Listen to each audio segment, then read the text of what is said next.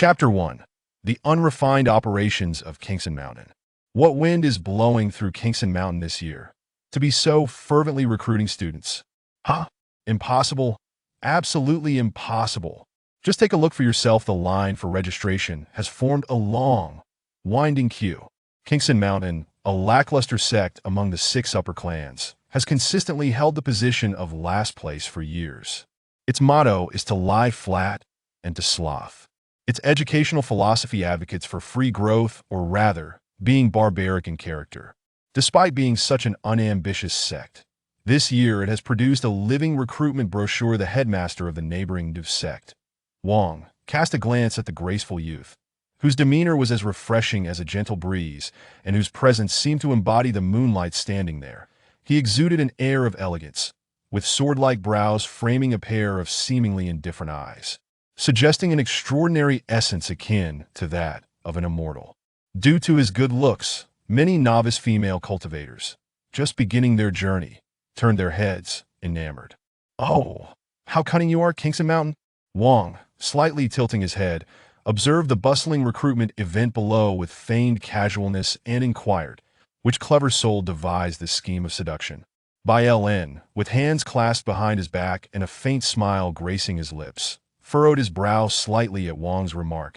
Discontented, he condescended to point his index finger at Wang and uttered 2 words. "Crude, vulgar." "Wang, you are so lofty." Bai Ln snorted softly, calmly watching his disciple's flirtations, or rather, recruitment efforts. After all these years, if Kingston Mountain did not recruit anyone, it would surely face extinction. As for who conceived this dubious idea? Achoo! The high-ponytailed youth clad in dark robes rubbed his nose. This individual, possessing strikingly handsome features and a hint of heroism in his brows, gazed up with evident disdain. Dressed as a male, yet actually a female. A sword cultivator's direct disciple wielding a shovel. Shi Qing, a modern individual, had initially resigned herself to her fate on a hospital bed, ready to embrace her destiny. Yet, upon her demise, instead of ascending to heaven or descending to hell, she awoke to find herself within the pages of a cultivation novel. Startled from her deathbed, it was hard not to go mad. "Heaven has not forsaken me. G. Upon awakening, Shi Qing was delighted as if possessed by a demon. The entire sect believed that sister she had gone mad, expelling her for 3 consecutive days, with the headmaster personally inspecting her mental state. Bai Ln, with a benevolent demeanor, graciously conducted a brain CT scan on her within the cultivation realm. "Disciple, Master Uncle means no offense truly. I do not doubt your intelligence." Shi Qing. After the examination, the headmaster was quite astonished as he reported to the other elders. "Her mind is surprisingly intact." Being newly arrived, she tolerated it, especially since this person was her headmaster, and she needed to survive in this cultivation world. Upon arriving, Shi Qing discovered her inner court desolate, her spiritual veins damaged, and her life still hanging by a thread. As the saying goes, a sword cultivator who cannot steal herbs is not a good sword cultivator. She spent 7 consecutive days digging for herbs, blissfully ignoring the impending entrance of the female protagonist at the recruitment event. "Senior brother, it's her. She dug up my final assignment." Turning around, Shi Qing saw 2 herbalists glaring at her indignantly, accompanied by an anxious-looking inner disciple. "The victim has come knocking?" Well, they think she would be afraid just because there are many of them? Though she was quite inexperienced, Shi Qing maintained her composure and straightened her posture. Showing no signs of fear, she gazed at the 3 with a distant look, gripping her shovel, exuding an air of unfathomable depth. The anxious-looking senior brother, sensing her extraordinary demeanor, summoned all his energy, pretentiously conjuring a talisman, and respectfully declared, "Please enlighten me." Shi Qing smirked, radiating an air of arrogance. Then, she turned on her heel and fled. The 3 were left utterly bewildered. Shi Qing dashed away with remarkable speed, pouring all her cultivation into her legs. She did not care for her reputation. Her sole desire was to survive. "Help! The herbalists are killing me. Where are your principles? Where is your bottom line? What about your face?" The trio was clearly unprepared for such shamelessness and were astounded by her escape skills. "Senior brother, Why do I feel like she looks somewhat familiar? Like Sister Shi from the Wind Pavilion? Impossible. Sister Shi is a direct disciple of Elder Fengxi. How could she engage in such despicable acts? Well, that's quite unfortunate for them. After a brief moment, Shi leaned against a tree, panting, unaware that she had darted halfway up the mountain. The family thief is difficult to handle. Oh, Sister Shi? The teasing tone rose, dripping with disdain. Shi shivered and looked up. The boy in the tree exuded a carefree arrogance, his coldness intermingled with a hint of mischief.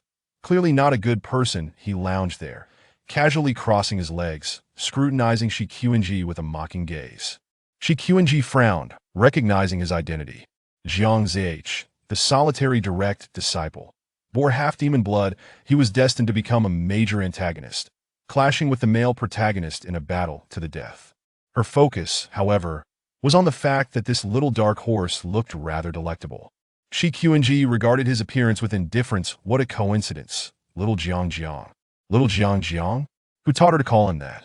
Jiang Zh's expression momentarily cracked. He jumped down, closing in on Shi his brows knitted, emotions inscrutable. Though merely a youth, he was exceptionally tall, towering over Shi Jiang Zh asked earnestly, "Have you lost your mind?" Shi who are you to say others are mad? The book's portrayal of Jiang Zh was indeed that of a lunatic. This boy led a tragic life. His demonic lineage scorned. He lived in Kingston Mountain, enduring a life shrouded in darkness, self-harming daily, suffering from severe mental illness, ultimately succumbing to madness, consuming human flesh and blood, leading a demonic uprising against the cultivation world. Having read the script, Shi viewed Jiang Zh as merely a rebellious, delusional youth, a fledgling demon. She truly had no reason to fear him. Shi sidestepped him and remarked with a light laugh, "Isn't the front a forbidden area? Did you just return from a bloodletting?" The forbidden area was home to a flock of crows, which Jiang Zh would feed with blood at intervals, gradually gaining sentience. He was always cautious. How did Shi know? Jiang Zh's pupils constricted as he suddenly seized Shi by the neck, his voice chilling. "What do you know?" Shi heart sank. "Are you sensitive to the atmosphere?" She momentarily found it hard to breathe, reminiscent of that cold, sterile hospital room, the sensation of having the oxygen tank removed. This reminiscence was rather exhilarating. In certain respects, she too was a dark individual. Shi smirked, gripping her shovel and thrusting it forward with intent. Let's just say, right at the vital point, Jiang Zh winced in pain, instinctively releasing Shi bending over. The situation took a sudden turn, further infuriating Jiang Zh. Despicable, Jiang Zh covered the afflicted area, grinding his teeth, sweat beading on his forehead from fury. Shi patted her chest, exhaling a sigh, looking down at Jiang Zh with an air of superiority, murmuring, "This feeling, now that's the real deal." In 7 days of transmigration, she had stabbed the antagonist in the groin. If Jiang Zh could still endure this, he would never become the antagonist. His long fingers trembled as he summoned the talisman, releasing a potent aura. In an instant, the bright yellow talisman bore blood patterns, and dark energy surged around him. The surrounding flora seemed to lose color, as if all spiritual energy had converged upon Jiang Zh's talisman. Shi observed keenly, steeling herself as she grasped Jiang Zh's hand, boldly declaring, "Come, kill me." "Jiang Zh," Shi demanded sternly, "have you memorized the mental techniques? Have you practiced the talismans diligently? Have you broken through your realm?" "Jiang Zh, what is this absurdity?" The talisman hesitated for a moment, its corner bending. "Every day you lie flat and slack off, only knowing how to feed birds and self-harm. How can you expect to compete with the male protagonist?" Ji Zion was the only disciple of Bai Ln, the sole diligent and aspiring youth in Kingston Mountain, often referred to as the hope of the entire sect. Jiang Zh. His hand trembled slightly, and the talisman flew out with a deafening boom. The nearby tree shattered into splinters, a massive crack splitting the ground, burning with black flames, boisterous yet oppressive. The fierce winds left Shi disheveled, profoundly shocked. The destructive power was astonishing. Thankfully, it hadn't struck her. Jiang Zh's expression darkened as he broke free from Shi grip, his lips twitching. "Are you afraid?" Can I tell you that? She QNG licked her lips, retrieving her shovel, and with a light-hearted smile, said, "Little Jiang Jiang, you set off quite the firecracker." The former Shi QNG would never have had the audacity to provoke him, always avoiding him like a plague, let alone reciting incantations to him. Jiang Zich, curious, inquired, "If you call me that, what do you call G Zion, Great G?" Shi QNG. What the hell is Great G? Chapter 2. One must repay their debts in the world of mischief. Jiangji remained unfazed by Xie Qing's speechlessness, retorting with a sardonic smile, "Aren't you all fond of him? Gu Xiaoyan is the best in the world. After all, this is the common consensus among the disciples of Qingxian Mountain." Xie Qing replied casually, "If you're jealous of him, then ruin him." Jiangji asked, "Do I really resemble a lawless rogue, embracing a spirit of revelry?" Xie Qing thoughtfully devised a strategy for Jiangji, leisurely suggesting, "Take Gu Xiaoyan to the Forbidden Grounds, bury a few explosive talismans in advance, and when the time comes, blow him to a state of 3 levels of disability. Your persona won't collapse either." Jiangji countered, "So it turns out you are the true lawless rogue." Just as he was about to speak, he heard Xie Qing let out a light laugh. "After all, you probably wouldn't stand a chance against him in a one-on-one fight." Jiangji admitted, "I must say, Xie Qing's ability to draw enmity is quite remarkable. The intent to strike down someone cannot be concealed. I heard that senior sister Xie is a delicate flower who cannot fend for herself." Jiangji raised an eyebrow, his eyes dark as night eye in the original text. Xie Qing was indeed portrayed as such, ultimately sacrificing herself for the female protagonist. Xie Qing smirked slightly and instinctively tightened her grip on the shovel. "Ah yes, I am indeed delicate and weak." Jiangji did not believe a word of it and, with a flick of his hand, produced 3 talisman papers. Xie Qing remarked, "You really are something. Found it, capture her." A fierce shout came out of nowhere. Startled, Xie Qing dropped the shovel and glanced around, only to discover it was those 3 inner disciples who had been pursuing her. The trio leaped out like bandits, their expressions twisted and menacing, creating a striking visual impact. Jiangji furrowed his brow. "Who? Reinforcements summoned by the monkeys." Xie Qing's voice floated past Jiangji's ear like the wind, and in the blink of an eye, she had already fled, leaving even the shovel behind. "How infuriating! She's getting away. I must uphold justice today." The most impatient disciple charged forward, clutching a talisman. Jiangji glanced at him indifferently before casting a distant look in the direction Xie Qing had fled, where not even a shadow remained. With a gloomy expression, he casually tossed 3 talismans, each aimed at a little child. Boom, boom, boom. 3 clusters of fireworks erupted, shaking the ground beneath them. Amidst the billowing black smoke, Jiangji picked up the shovel and departed. The inner disciples pursuing Xie Qing fell to the ground, tears in their eyes, utterly miserable. "Senior brother, who is this person?" The medicine disciple lay on the ground, exhaling a puff of black smoke. The senior brother, plagued by doubts, replied, "I don't know either."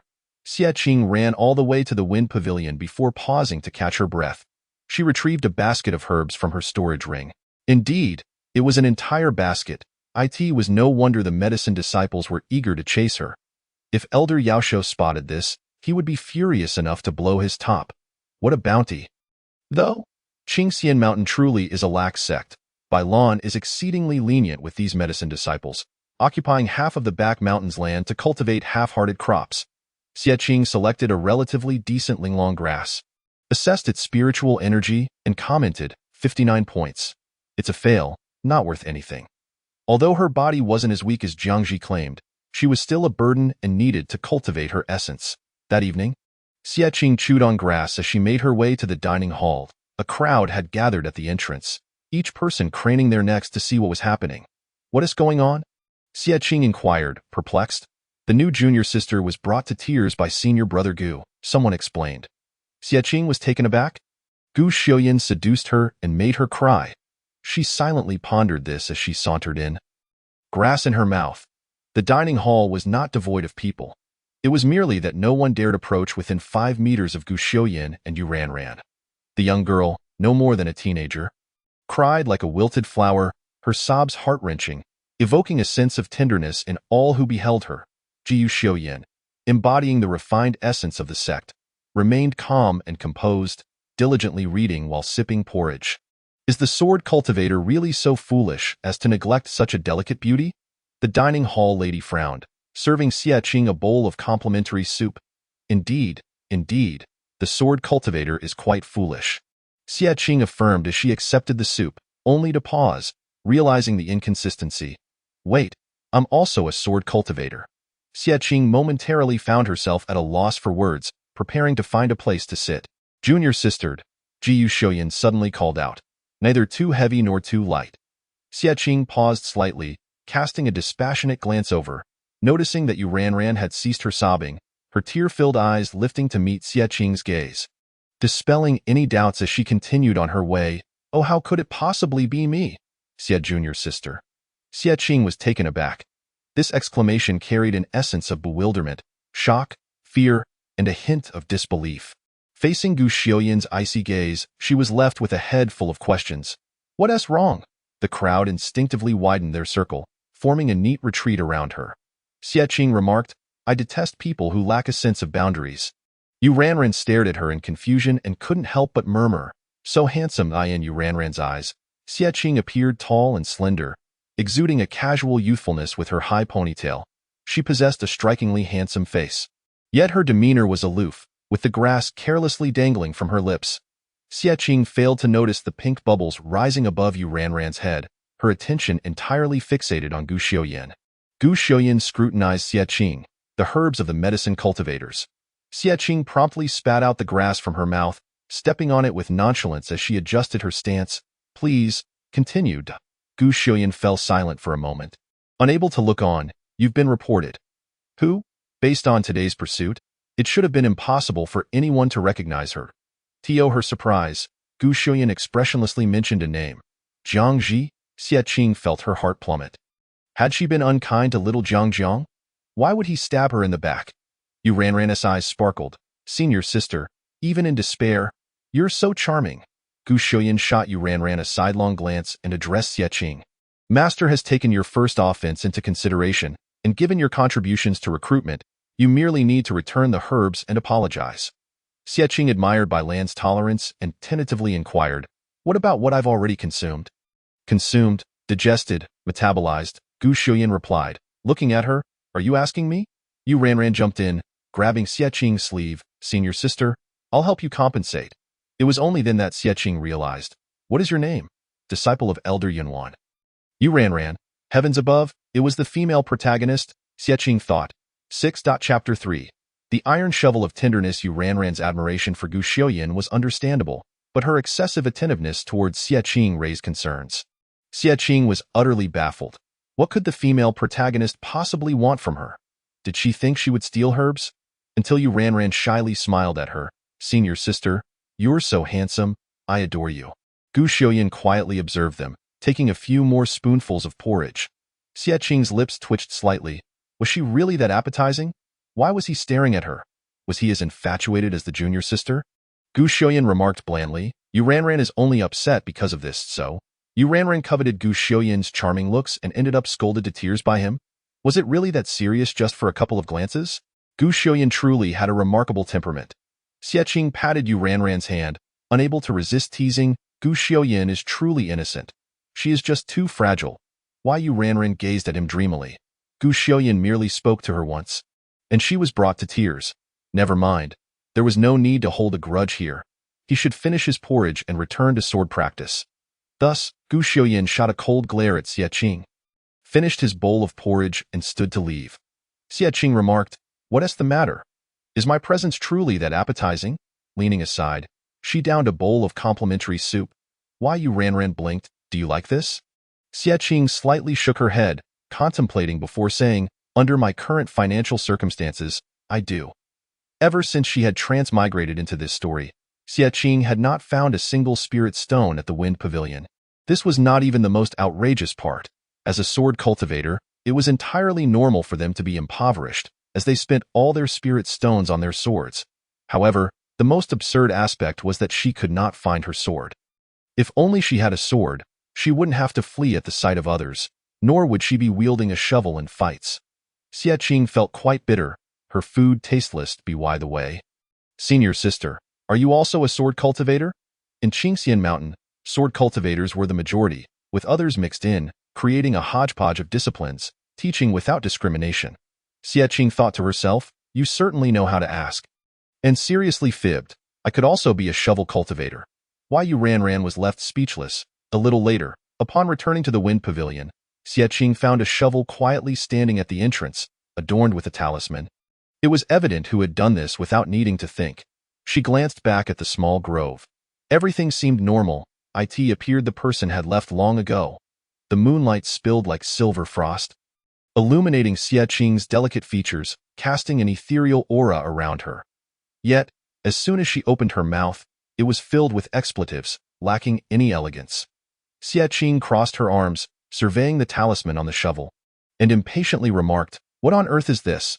How am I supposed to touch it? She feared that a careless mistake might lead to an explosion. In her heart, she cursed Jiang Zi's ancestors through 18 generations and resolved to seek out a professional talisman master for an inspection. The Wind Pavilion was quite distant from the talisman master's residence, so Xie Qing decided to stop near the idol pavilion. Not for any other reason, but for one person, Bai Lan, the 65th generation leader of the Qingxian sect. Wasn't this more useful than a talisman master? Bai Lan, clad in pajamas, appeared languid and nonchalant as he divined the heavens, sensing Xie Qing's arrival with a slight smile. Has my dear disciple come to unwind? Xie Qing, without pretense, called out, Senior nephew, come to my rescue. Bai Lan cast a puzzled glance in her direction and, with a hint of confusion, reversed the spinning of the divination orb. After completing a couple of gestures to conclude the divination, he spoke in a deep tone, tomorrow marks the master-disciple ceremony, and it is foretold that a torrential rain shall fall. As the headmaster, I have decided to cancel the rain. The decision to cancel the impending downpour was, without doubt, a commendable one, and Xie Qing couldn't help but admire it. Come now, senior nephew, how may your uncle master assist you? Everything is negotiable except for matters of coin. Bai Lan exuded the aura of a righteous immortal. Warm and affable, Xie Qing felt as if Bai Lan radiated light as she implored, Uncle Master, might I trouble you to escort me to the Wind Pavilion? A trivial matter indeed. Bai Lan replied with a beaming smile. Soon, Xie Qing was fortunate enough to board the headmaster's sword, soaring through the skies back to the Wind Pavilion.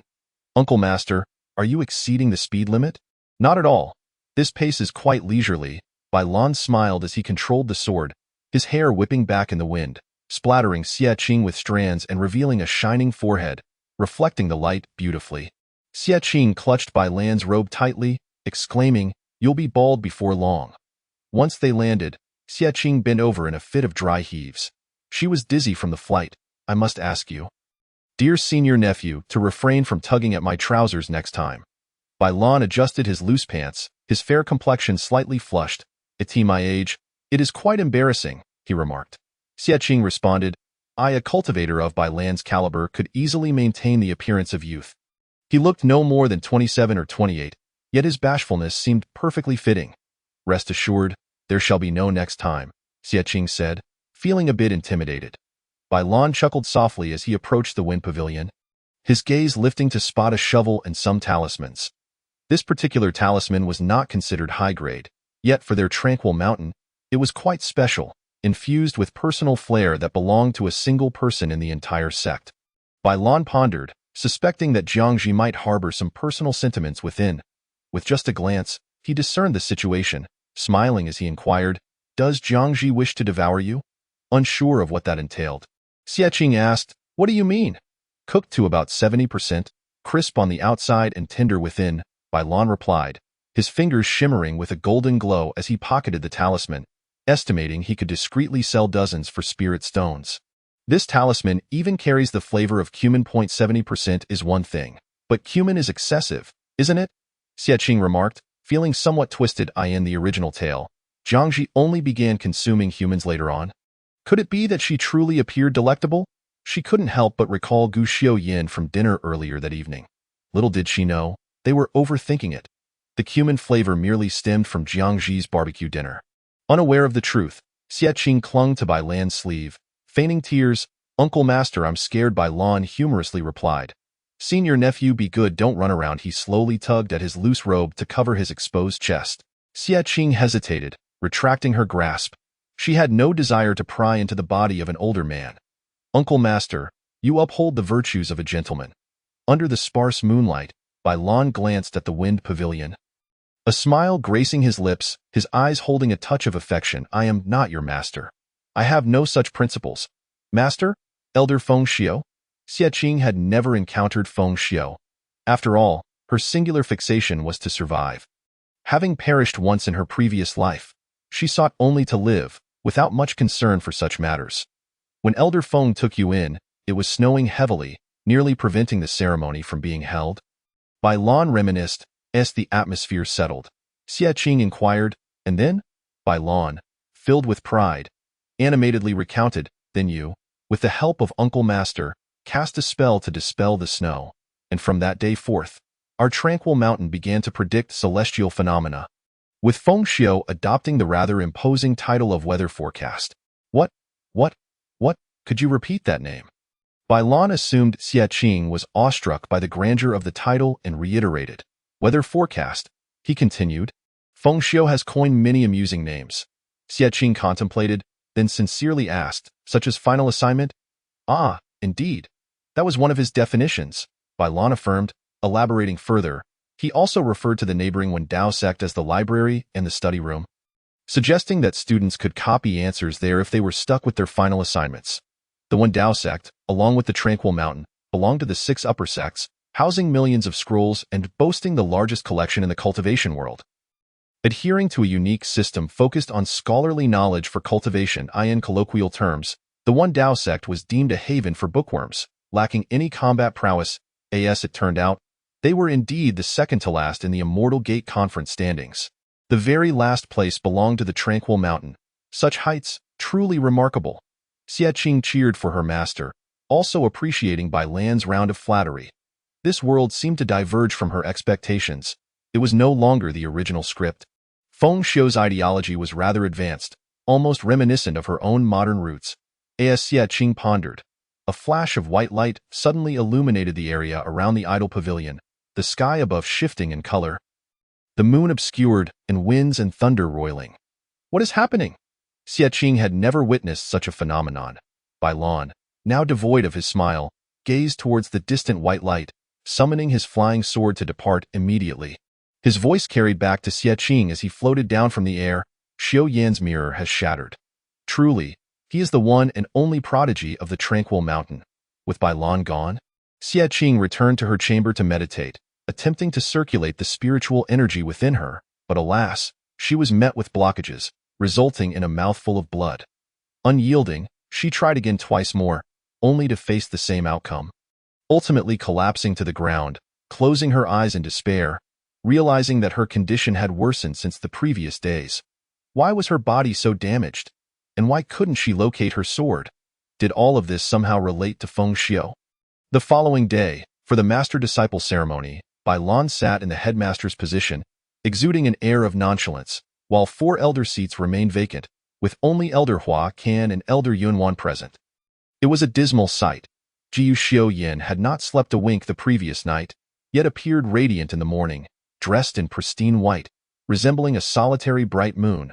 In contrast, Xie Qing looked rather disheartened, her dark hair hanging low, skin pallid and devoid of color. She softly inquired, "Is there a reason for the elder's absence?" The disciples within the sect regarded Gu Xiu Yin with awe, finding him distant and unattainable, rarely engaging in conversation. Such trivialities, Gu Xiu Yin replied, casting a dispassionate glance at Xie Qing, offering an unemotional explanation. "The vice headmaster is in seclusion, Elder Feng Xiu is off evading debts, Elder Fu Lu has poisoned himself, and the little uncle is perpetually missing." How could this all sound so implausible? Xie Qing stared at Gu Xiu Yin with bewildered eyes, feeling that there were no normal individuals within the Tranquil Mountain. Gu Xiu Yin glanced at Elder Hua Kan above, his expression unchanging as he stated, "Elder Hua Kan intended to take leave for a beauty treatment, but was coerced into staying by Master, who threatened to withhold her salary." Xie Qing remarked, suddenly, she felt as though Bai Lan embodied the essence of an empty nester, truly put upon. "Oh dear, pure-hearted Uncle Master." Online and lonely Gu Xiu Yin silently regarded her. puzzled that I can't shake the feeling that junior sister Xia has been acting rather erratically lately. Just then, Jiangji arrived, marking the commencement of the ceremony. Both Xie Qing and Gu Xiaoyin cast a glance at Jiangji, thinking to themselves how punctual he was, due to the unpleasant memories from the previous day. Xie Qing subtly inched closer to Gu Xiaoyin, distancing herself from the dangerous Jiangji. Jiangji noticed this. Smirking slightly, junior sister Xia, is that polite? Xie Qing replied coolly, junior brother, I am merely a piece of meat. Implicitly, she was saying, do not consume me. Jiangji, perplexed, furrowed his brow. Is it not possible for Gu Xiaoyin to gain weight? Gu Xiaoyin interjected, no, he cannot. Xie Qing sighed, in truth, I, your junior sister, have not long to live, and I harbor no wishes in this life, except to taste the blood of a half-demon. She then smacked her lips, as if it were a serious matter. Jiangji's expression darkened as he fixed his gaze on Xie Qing, and suddenly, he chuckled, deliberately rolling up his sleeve and drawing blood from his wrist. What are you doing? Xie Qing exclaimed at a round, dark red droplet of blood formed at Jiangji's pulse, which he extended towards Xie Qing's face, raising an eyebrow. Taste. The ceremony continued, yet the few direct disciples were engaged in absurdity. Gu Xiaoyin solemnly warned, Jiangji, don't be reckless. Jiangji dismissed the caution, finding it tedious. Just as he was about to retract his hand, Xie Qing unexpectedly seized his forearm and slowly took in that droplet of blood. Jiangji was taken aback, glancing at Gu Xiaoyin inquiringly, could you repeat that? Who's being reckless? Gu Xiaoyin was equally stunned, left speechless, and no one could guarantee whether Xie Qing's consumption of that blood would have repercussions. The two brothers had their eyes opened wide. Xie Qing released Jiangji's hand, licking her lips, calm and composed, I must say, quite revitalizing. The essence of the demonic blood was dark and domineering, spreading within her, enhancing her aura, a sensation both burning and prickling, yet invigorating her circulation. Little Jiang, I sense we share an ambiguous connection now. Xie Qing reveled in the exhilarating changes within her body. Jiangji pursed his lips. Do be quiet. Insanity? Truly insane. Gu Xiaoyin was at his wit's end. He could no longer maintain his stoic demeanor and could only gaze at Xie Qing in disbelief. Junior sister Xia, do you even realize what you are doing? Xie Qing lazily burped, casting a sidelong glance at Gu Xiaoyin. If you have the capability, why not bite me? Gu Xiaoyin was utterly exasperated, thinking, what manner of person is this? As long as Gu Xiaoyin feels unwell, Jiangji takes delight in it, a smile gracing his lips as he rubs his wrist. The stars twinkle softly, like the gentle flow of time. Xie Qing leisurely observes Yu Ranran, who is performing her master apprenticeship rites, and casually remarks, Little Gu, little Jiang, where does today's focus lie? Upon the cloud platform, the scenery is breathtaking. Dressed in the ceremonial robes of a direct disciple, Yu Ranran bows thrice to Elder Yunwan, and a myriad of spiritual energies awaken, bestowing her with destiny's favor. Xie Qing smiles gently, thinking to herself that it is no surprise that the female lead carries a certain aura about her. Suddenly, Yu Ranran turns, her ethereal grace marred as she steps on her long robe and unexpectedly falls. Elder Yunwan is startled, exclaiming in alarm, This is a grand ceremony, dear disciple. Please don't embarrass me. Jiangji watches calmly. Is the focus really on falling? Xie Qing is left speechless at his morbid sense of humor. The emphasis lies in the arrival of a prodigious young talent from Qingxian Mountain. A decade from now, at the Immortal Gate Conference, the name Yu Ranran will resonate throughout the realm of cultivation. Unfazed, Xie Qing, with the script in hand, then hears Bai Lan announce that the Immortal Gate Conference has been moved up to next year. Urging the direct disciples to prepare diligently, Xie Qing is internally shocked. What preparation? Are we just going to present ourselves as offerings? Bai Lan glances at Xie Qing with a smile. This is a request from Elder Fengxiu. Xie Qing retorts, Get lost? You're giving me thoughts of slaying my master. Chapter 5. Sword cultivators and dogs are not admitted. The serene valley of Qingxian Mountain serves as the dwelling place for the herbalists.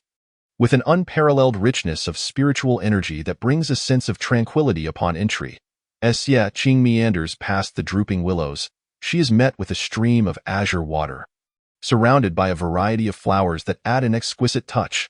Wooden cabins are scattered about, entwined with vines and wildflowers, creating a unique charm. Herbalist disciples wander about sporadically, casting curious glances at the two outsiders. Xiaqing and Yu Ranran. Senior sister, why are they all looking at us? Yu Ranran asks, tugging at Xiaqing's sleeve with wide eyes, recalling her promise to help Xiaqing compensate for the herbs lost the previous day. Xiaqing leads Yu Ranran further inside, ascending a small slope covered in grass, her demeanor relaxed. After all, we are outsiders here, surrounded entirely by herbalists. Having heard of the esteemed reputation of the herbalists from Qingxian Mountain within the cultivation realm, excitement glimmers in Yu Ranran's eyes. Are they all formidable? Xiaqing reflects on her previous encounters with the herbalist thieves and hesitates to commend the herbalist's strength, stating, "Only two are truly remarkable, Elder Fu Lu, who has poisoned himself into unconsciousness, and Master Mu Xian, who is as beautiful as a flower yet shuns power." Elder Fu Lu gained fame at a young age, single-handedly advancing Qingxian Mountain's herbal endeavors, with his spiritual plants being priceless. There was a time when Feng Xiao and Bai Lan wept and pleaded for him to spare just two plants. Master Mu Xian, a genius herbalist who could thrive on her beauty yet insists on relying on her skills, is young but highly accomplished, with various sects vying for her allegiance, though she dreams of a languid life. Of the three great herbalists in the cultivation realm, Qingxian Mountain boasts two, which is a testament to the sect's dignity. Yu Ranran is momentarily taken aback as she follows Xiaqing deeper into the valley. The further they go, the sparser the people become. They stop in front of a waterfall, standing with hands on their hips, their demeanor less than amiable. Xiaqing's eyelids twitch as she gazes at the sign before the waterfall, her lips curling in annoyance. No entry for sword cultivators and dogs. Why? Yu Ranran observes sincerely. Senior sister, he is insulting you. It is clear to her how poor the reputation of sword cultivators is. Xiaqing scoffs a few times, then nonchalantly disregards the sign, her expression unperturbed. I don't even wield a sword. Who would mistake me for a sword cultivator? Little junior sister, clear the way. With the water flowing so vigorously, entering would surely require a spell. Yet Xiaqing cannot perform it herself and must rely on Yu Ranran. Just 2 hours prior, Yu Ranran had just become a disciple and now slowly raises a question. Me? Xiaqing encourages her with enthusiasm. If you don't try, you'll never know your potential. This is the first lesson your senior sister teaches you. Go on, junior sister. Seeing Xiaqing's expression, Yu Ranran is puzzled, thinking, senior sister must have her reasons. The naive young girl takes a deep breath, positions herself, and begins to channel her energy, feeling an unprecedented sense of determination gather around her. With a powerful shout, she thrusts her palm forward, exclaiming, "Ha!" The force of her palm cuts through the waterfall, creating an entrance, while the rushing water around it gradually slows, sparkling softly as if welcoming her. Why? Yu Ranran stands there, stunned, before being pulled along by Xiaqing as if she were a little chick. Master Mu Hanmian stands aloof, retracting his hand as he regards Xiaqing and Yu Ranran with a calm gaze, his voice melodious. What brings you here? Yu Ranran is taken aback, for his beauty is unmistakable. Xiaqing, maintaining her composure, explains, I came to apologize for previous offenses. Mu Hanmian studies her attire, his gaze drifting back to her face, and after a moment of realization, he remarks, I recognize you, the disciple of that old ghost Feng Xiao. Xiaqing does not believe her master has a good reputation, especially upon seeing the sign prohibiting entry to sword cultivators and dogs, as anticipated. Mu Hanmian elegantly rolls his eyes, dismissing her with a wave as he enters the waterfall. Xiaqing smirks, leading the bewildered Yu Ranran to follow him inside. There are a total of 372 plants, 56 of which were lost. That I shall compensate you with 60 medium-grade spirit stones at market value. She states. Mu Hanmian gazes at the mound of wilted herbs in silence, a sight unbearable for such a divine figure. He averts his gaze to Xiaqing, saying seriously, let us make a deal. I'll give you 1 high-grade spirit stone, and you take these worthless herbs with you. Xiaqing responds incredulously, huh? Yu Ranran, confused, exclaims, Isn't this the final assignment for herbalist disciples? Mu Hanmian rolls his eyes again. Who wants the great assignments? Xiaqing's admiration for Mu Hanmian peaks, and she readily agrees, deal. 1 high-grade spirit stone would sustain her for half a year of indulgence. She sees no reason to refuse such a mutually beneficial arrangement. As the pile of troublesome herbs disappears, Mu Hanmian appears considerably more at ease, smiling warmly. I've had my eye on you since childhood. Xiaqing smiles back. I've admired you for quite some time. within the dimly lit cave. Mu Xian and Xie Qing resemble two shrewd merchants, while Yu Ran, the innocent flower, stands speechless. I have a matter to inquire. Xie Qing states earnestly. Mu Hanmian crosses his arms, looking at her leisurely. I want to assist with major issues. Nor will I be bothered by trivial ones. Go ahead. You certainly have a sense of humor, Xie Qing remarks. Being independent from any faction, seeking his help may be the safest option. You might want to examine my condition first. Xie Qing adds. Suddenly, Mu Hanmian steps back, frowning tightly. Why do you sound like your master, so promiscuous? I am not that kind of person. Xie Qing retorts. Oh please, your delicate flower of a herbalist mind is quite imaginative. Xie Qing stares at Mu Hanmian in disbelief. You're overthinking it. I simply want you to check my physical condition. With your meager physique, you're hardly enough to fill my teeth, Mu Hanmian replies. You re quite fierce. Xie Qing chuckles and turns to Yu Ran, advising, don't share this with anyone. Whether it's her conversation with Mu Hanmian or the subsequent events, they must remain confidential. Having inexplicably crossed into this story with a peculiar body condition, she cannot afford to draw too much attention. Why Yu Ran nods vigorously. Senior sister, don't worry, I will always be by your side. The female lead is commendable, far superior to those surnamed Gu and Jiang. Xie Qing smiles, her eyes sparkling as she looks at Mu Hanmian, her demeanor relaxing as she extends her hands. After you. Mu Hanmian pauses, reluctantly raising his hand to cast a spell, touching Xie Qing's forehead. Ice blue spiritual energy envelopes her, weaving in and out of her body. Xie Qing can feel the gentleness in Mu Hanmian's technique, which is somewhat pleasurable. This man indeed possesses a gentle heart. Yu Ran takes a couple of steps back, feeling a stir of emotions as she watches the spell being cast, wishing to grow stronger herself. Within her consciousness, Mu Hanmian's expression turns grave as he attempts to probe Xie Qing's spiritual veins, only to find the path blocked. And no poison, no curses, no hexes, just a drop of demonic blood dancing within her. Quite a spectacle, impressive. The silence that follows is deafening. After a brief moment, he retracts his hand in disbelief, ceasing the flow of energy as Xie Qing regains her senses. Yu Ran asks with concern. How is it, Master Mu? Mu Hanmian hesitates. It's a rarity. Rarely fragmented, he mutters. Xie Qing chuckles at his evaluation. Are you interested? Mu Hanmian replies. It's ineffably exquisite. Chapter 6. The Dog Master returns to evade debt based on Xie Qing's specific circumstances.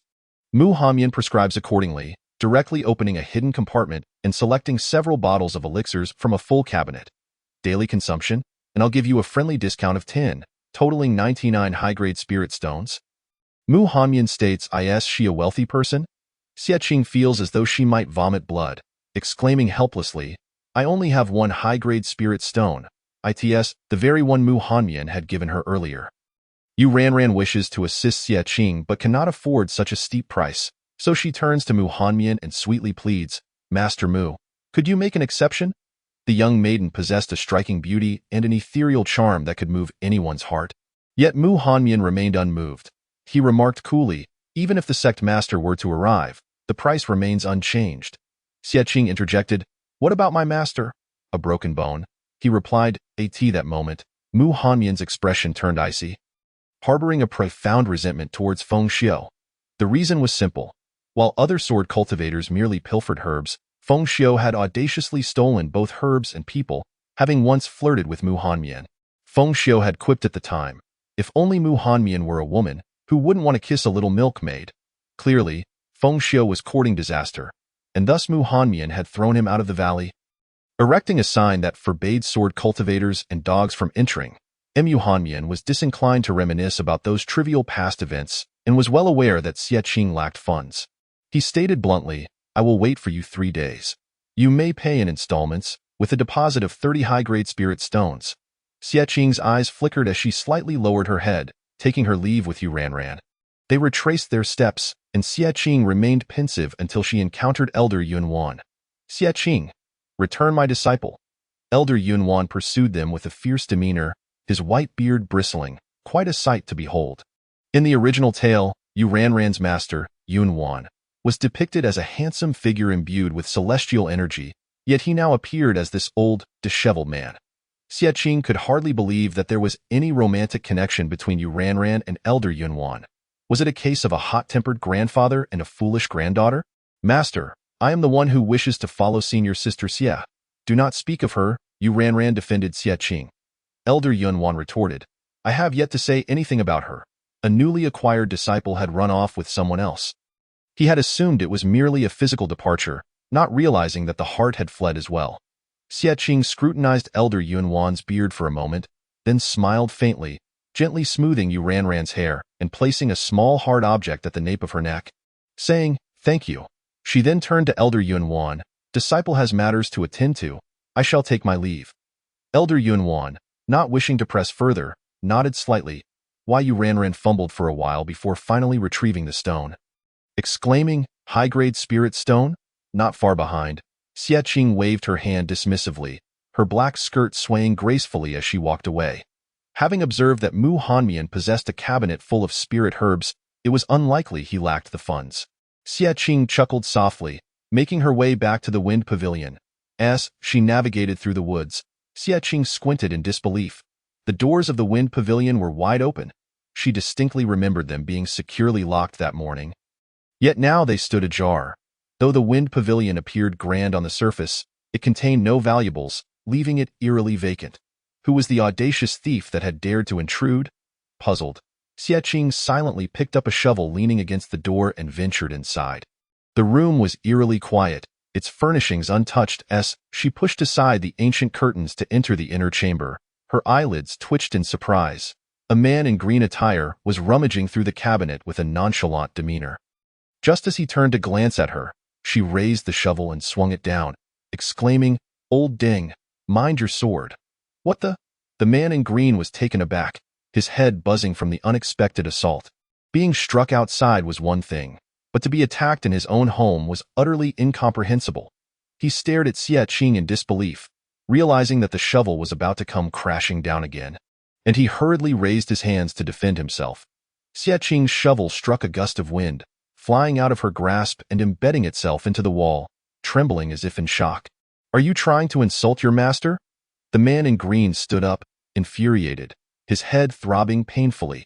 Upon closer inspection, he was tall and strikingly handsome, his complex emotions reflected in his captivating phoenix eyes, intense yet sentimental. Xie Qing rubbed her wrist, incredulity etched on her face as she asked, You are Feng Xiu.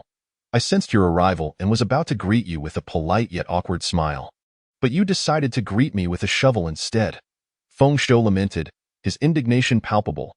The reunion between master and disciple was indeed a source of embarrassment. Xie Qing scratched her face, glancing up at the shovel lodged in the wall, and offered an awkward yet polite smile. Ha ha. Feng Xiu remarked, the initiation ceremony is yet to be held. Who could have anticipated your return would be like this? He then added, the sight of you rummaging through the cabinet is rather amusing. Isn't master out collecting debts? Xie Qing attempted to strike up a conversation. Feng Xiu rolled his eyes at her, circling around her before scoffing, not a single pair of undergarments left. Xie Qing was momentarily taken aback, then discreetly glanced at Feng Xiu's waist. He quickly produced a fan from nowhere, lifting her chin to redirect her gaze, saying, It seems my dear disciple has changed since the past. Coincidentally, Xie Qing felt the world had transformed as well. Their eyes locked, a subtle spark igniting between them, affirming their unspoken thoughts. Xie Qing placed her fingers on the fan, pressing it down forcefully, her proud brows tinged with a hint of playful mirth. The former Xie Qing was no more. The current disciple was Nugilu Xie Qing. This sense of youthful exuberance was unmistakable, and Feng Xiu fanned himself excitedly, invigorated by the moment. Hello, I am Eisen Jaro Feng Xiu. He shook Xie Qing's hand fervently, laughter morphing into tears, and tears back into laughter. Mountains may collapse, and the heavens may unite, yet I dare not sever my bond with you. Brother Feng, sister Qing, are we both losing our minds? The alliance of the Wind Pavilion had officially formed, bringing them one step closer to leading Qingxian Mountain into madness. Once a naive young man from a respectable family, Feng Xiu had endured significant tribulations over the years, his lamentations echoing dramatically. Xie Qing embraced Feng Xiu, comforting him as she stroked his head. The little boat has sailed through countless mountains. You have already lost your principles in the sect. Speaking of which, why is the back of your head uneven? Feng Xiu's sobs ceased abruptly as he glared at her, Wasn't it you who packed my things? Oh, I suppose that was the case. Xie Qing sheepishly licked her lips. Avoiding Feng Xiu's gaze, it was mainly because I couldn't find my sword, so I had to use a shovel to catch the thief. Feng Xiu's voice trailed off, and he took a step back. A slight smile gracing his lips. I sold your sword to pay off debts. Xie Qing exclaimed in shock. Suddenly, a cacophony of fighting erupted within the Wind Pavilion, accompanied by Feng Xiu's cries for mercy. Sister Qing, I am your brother Feng. The following morning at the early class, Bai Lan scrutinized the dark circles under Feng Xiu's eyes and smiled gently. Who have you offended this time? Feng Xiu coughed lightly, attempting to appear serious as he surveyed the disciples before him, making some absurd claims. In consideration of the sect's future, I formulated an educational policy overnight, burning the midnight oil. Bai Lan responded with an amused "oh," and continued, then why not implement it lightly today? I believe in you, brother Feng. Feng Xiu was taken aback. To be honest, today was Xie Qing's first day attending early classes. The sect had been preoccupied with recruitment lately, causing the early classes to be suspended for quite some time. I in the classroom for their direct disciples. A profound silence prevailed. Jiu Xiu Yin diligently studied, while Yu Ranran dozed off with her head resting on her book. And Jiang Ji was absent. Due to Bai Lan's mention of the Immortal Sect Conference, Xie Qing resolved to study earnestly and strive for improvement, especially with Feng Xiu as a fellow practitioner. Encouraging her to live positively. As she turned to the first page of her textbook, preparing to delve into her studies, an unexpectedly gentle yet compelling voice descended from above, catching her completely off guard. Everyone, prepare yourselves. We will begin the in-class examination. Bai Lan smiled as he stood before the three of them, Feng Xiu trailing behind him like an obedient shadow. Xie Qing lethargically raised her gaze, glaring at Feng Xiu. Feng Xiu shrugged helplessly, spreading his hands in a gesture of resignation. Good luck to you. Chapter 7. You speak with reason, yet we are audacious. In the vast classroom, there were only 3 candidates. Making the proctoring quite effortless, Jiu Xiu Yin had entered a state of complete immersion, sitting upright, diligently writing while unconsciously smiling at the corners of his lips. Yu Ranran had just awakened. Despite her protagonist aura, she had only just stepped into the Immortal Gate and was unable to answer the questions due to her limited knowledge. She exchanged puzzled glances with Bai Lan and Feng Xiu, who, unable to bear it, let her be. First-year students need not participate. Let her off the hook, Feng Xiu sighed, then turned his attention to his own disciple. Bai Lan followed suit, noticing that Xie Qing exuded a calm and natural demeanor. Much like Gu Xiu Yin, unperturbed by the situation. Nephew Xie is quite capable, he mused, recalling her past obedience and good behavior, and anticipated her performance to be commendable. The sect master remained as composed as ever. Feng Xiu gently waved his fan, neither affirming nor denying, secretly hoping for the best. The exam questions were pilfered from the Windazong, filled with unique knowledge of this world. No matter how proficient Xie Qing had been in her previous studies, no one had taught her about cultivating immortality. Feng Xiu recalled his own earlier experiences, where he had pondered, "Who am I?" and hoped for answers from dual pistols. "Can I submit my paper early?" Xie Qing inquired, placing her pen down and looking toward Bai Lan and Feng Xiu. Beside her, Gu Xiu Yin paused momentarily, glancing at her in surprise, as he still had half the questions left unanswered. Just as Bai Lan was about to speak, Feng Xiu interjected, moving to pick up Xie Qing's paper. "Let me take a look." He quickly scanned the paper, finding a few correct answers amidst a sea of fabrications. She had evidently written down everything she could recall. Feng Xiu cleared his throat awkwardly, chuckling, "Not bad. Go ahead and play." Bai Lan approached, casting a glance at Xie Qing's paper, astonished at how she managed to spout such nonsense, crafting tales more outrageous than the wildest legends of the cultivation world. It was simply astounding. Watching their reactions, Gu Xiu Yin was left in a daze. Had he become complacent? Was Xie Qing truly that remarkable?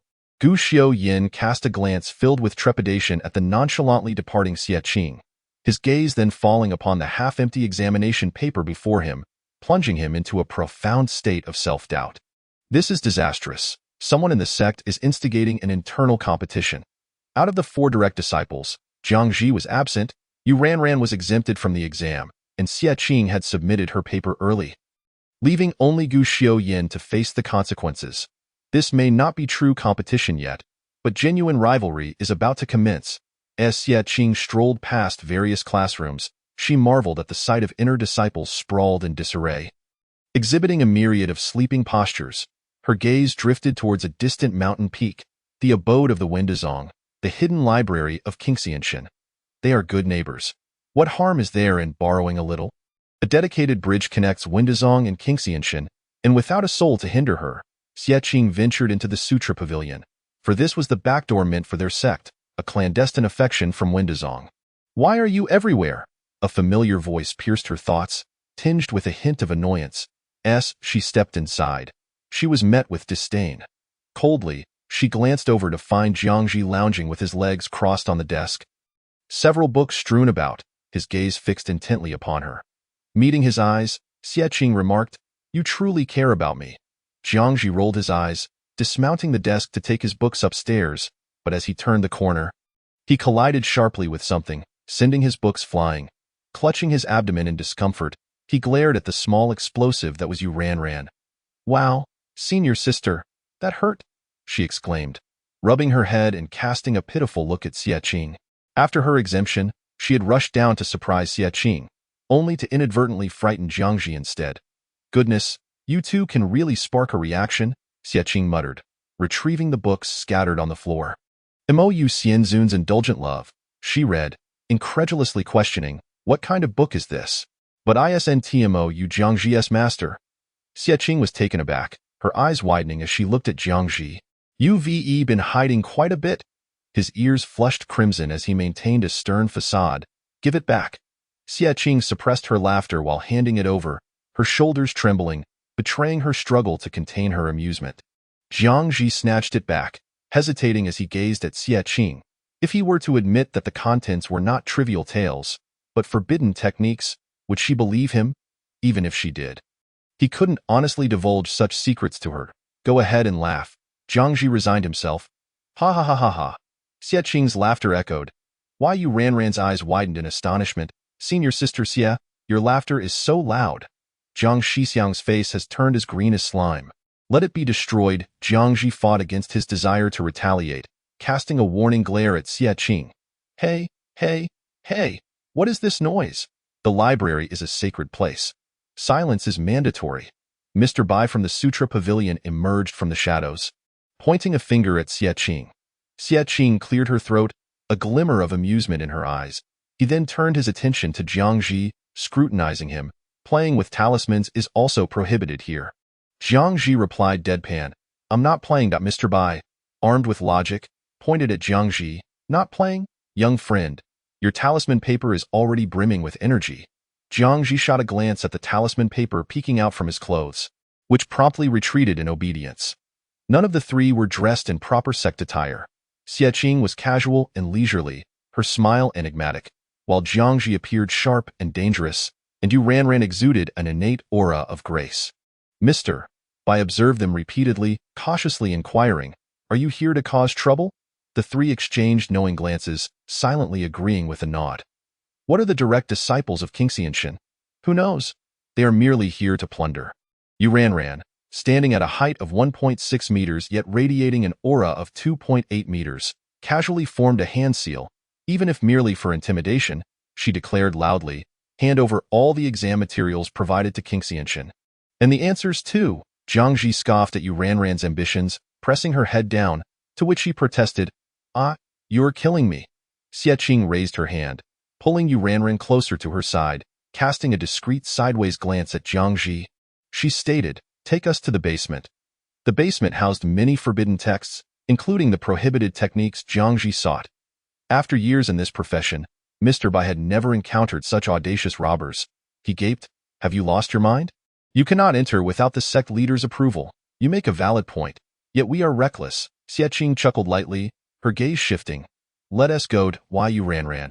"Well, Xie Qing and Jiangji."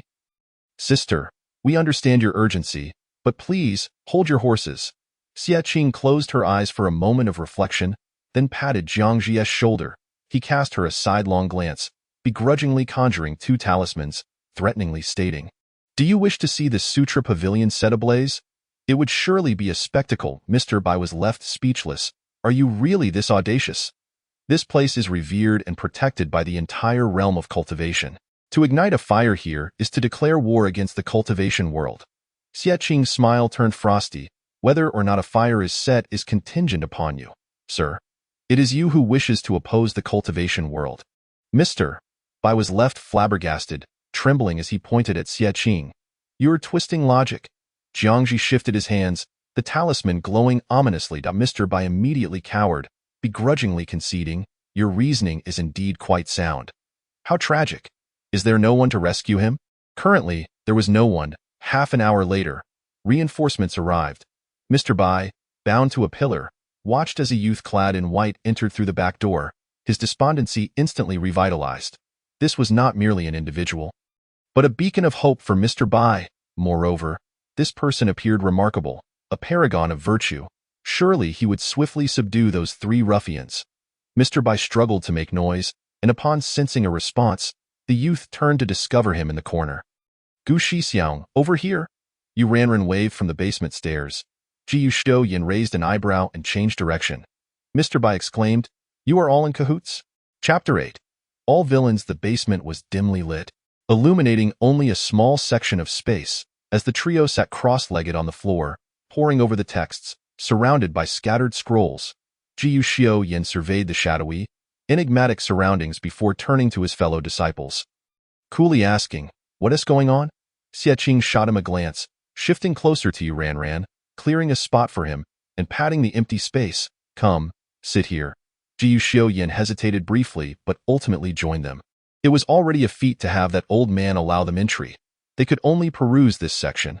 Should they stumble upon something of grave consequence, the sect leader would not hesitate to act against them. Even while perusing forbidden texts, one must exercise caution. Xie Qing was not foolish enough to challenge others' boundaries and invite her own demise. Listening to Xie Qing's calculations, Gu Yin casually picked up a book, stating, so this is a legitimate text? The Compendium of Poisonous Remedies, she replied. Health cultivation? Poison is akin to health cultivation. It's quite absurd. However, this was indeed the most legitimate text among them. If he were to discover that Zhang Ji was delving into the path of malevolent cultivation, or that Yu Ranran was learning perilous spells, would he not go mad? Ironically, Gu Yin had precisely that intent, his gaze fixed on Jiang Ji, eager to see what mischief they were capable of. Don't be annoying.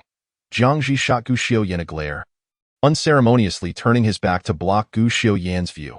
Even Yu Ranran grew wary, casting several glances at Gu Yin as if he were a villain of the utmost wickedness. You certainly are united, Gu Yin mused in silence, rising from his seat and heading towards the bookshelf behind him. This was the world Xie Qing desired. The four of them clutched forbidden texts, each engrossed in their own studies, not uttering a word. Good news. All direct disciples spent the day reading in the Sutra Pavilion. Bad news. They were all villains, having spent the day poring over forbidden texts. Gu Shixiang, do you remember what book I looked at today? Xie Qing inquired, lifting her gaze. Ji Yin replied, Health Cultivation. As night fell, the group prepared to depart.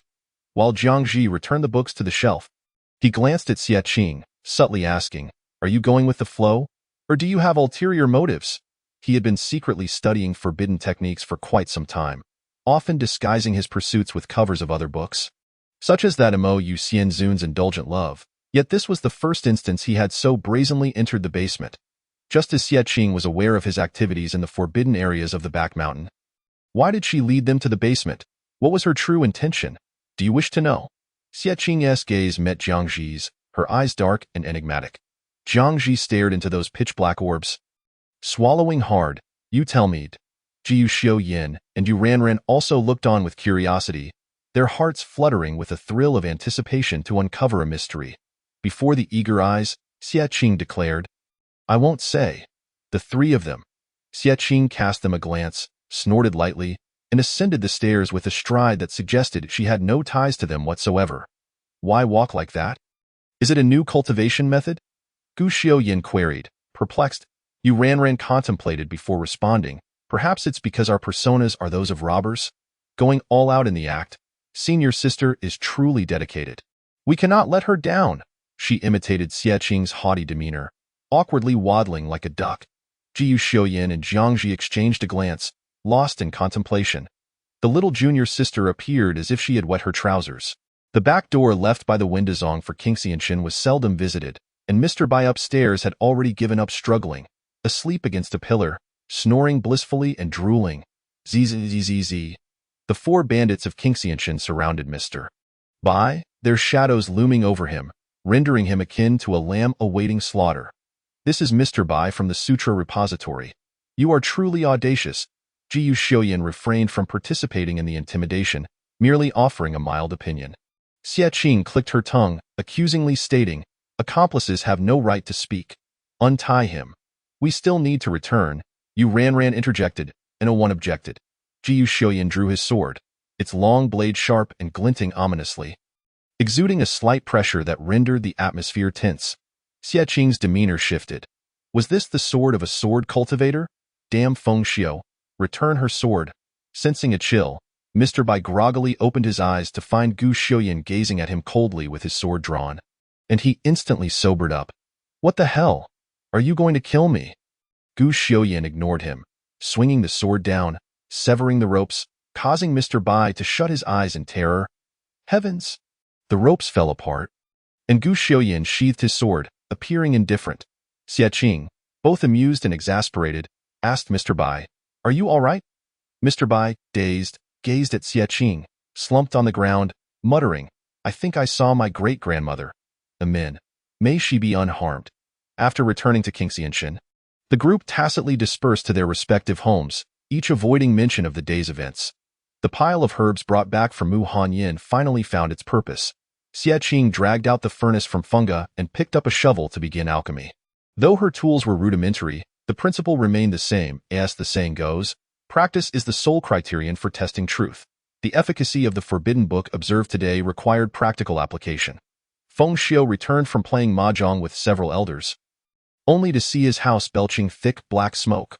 What the hell? Has the demon clan invaded? He rushed in with his sword, skidding to a halt before Xie Qing.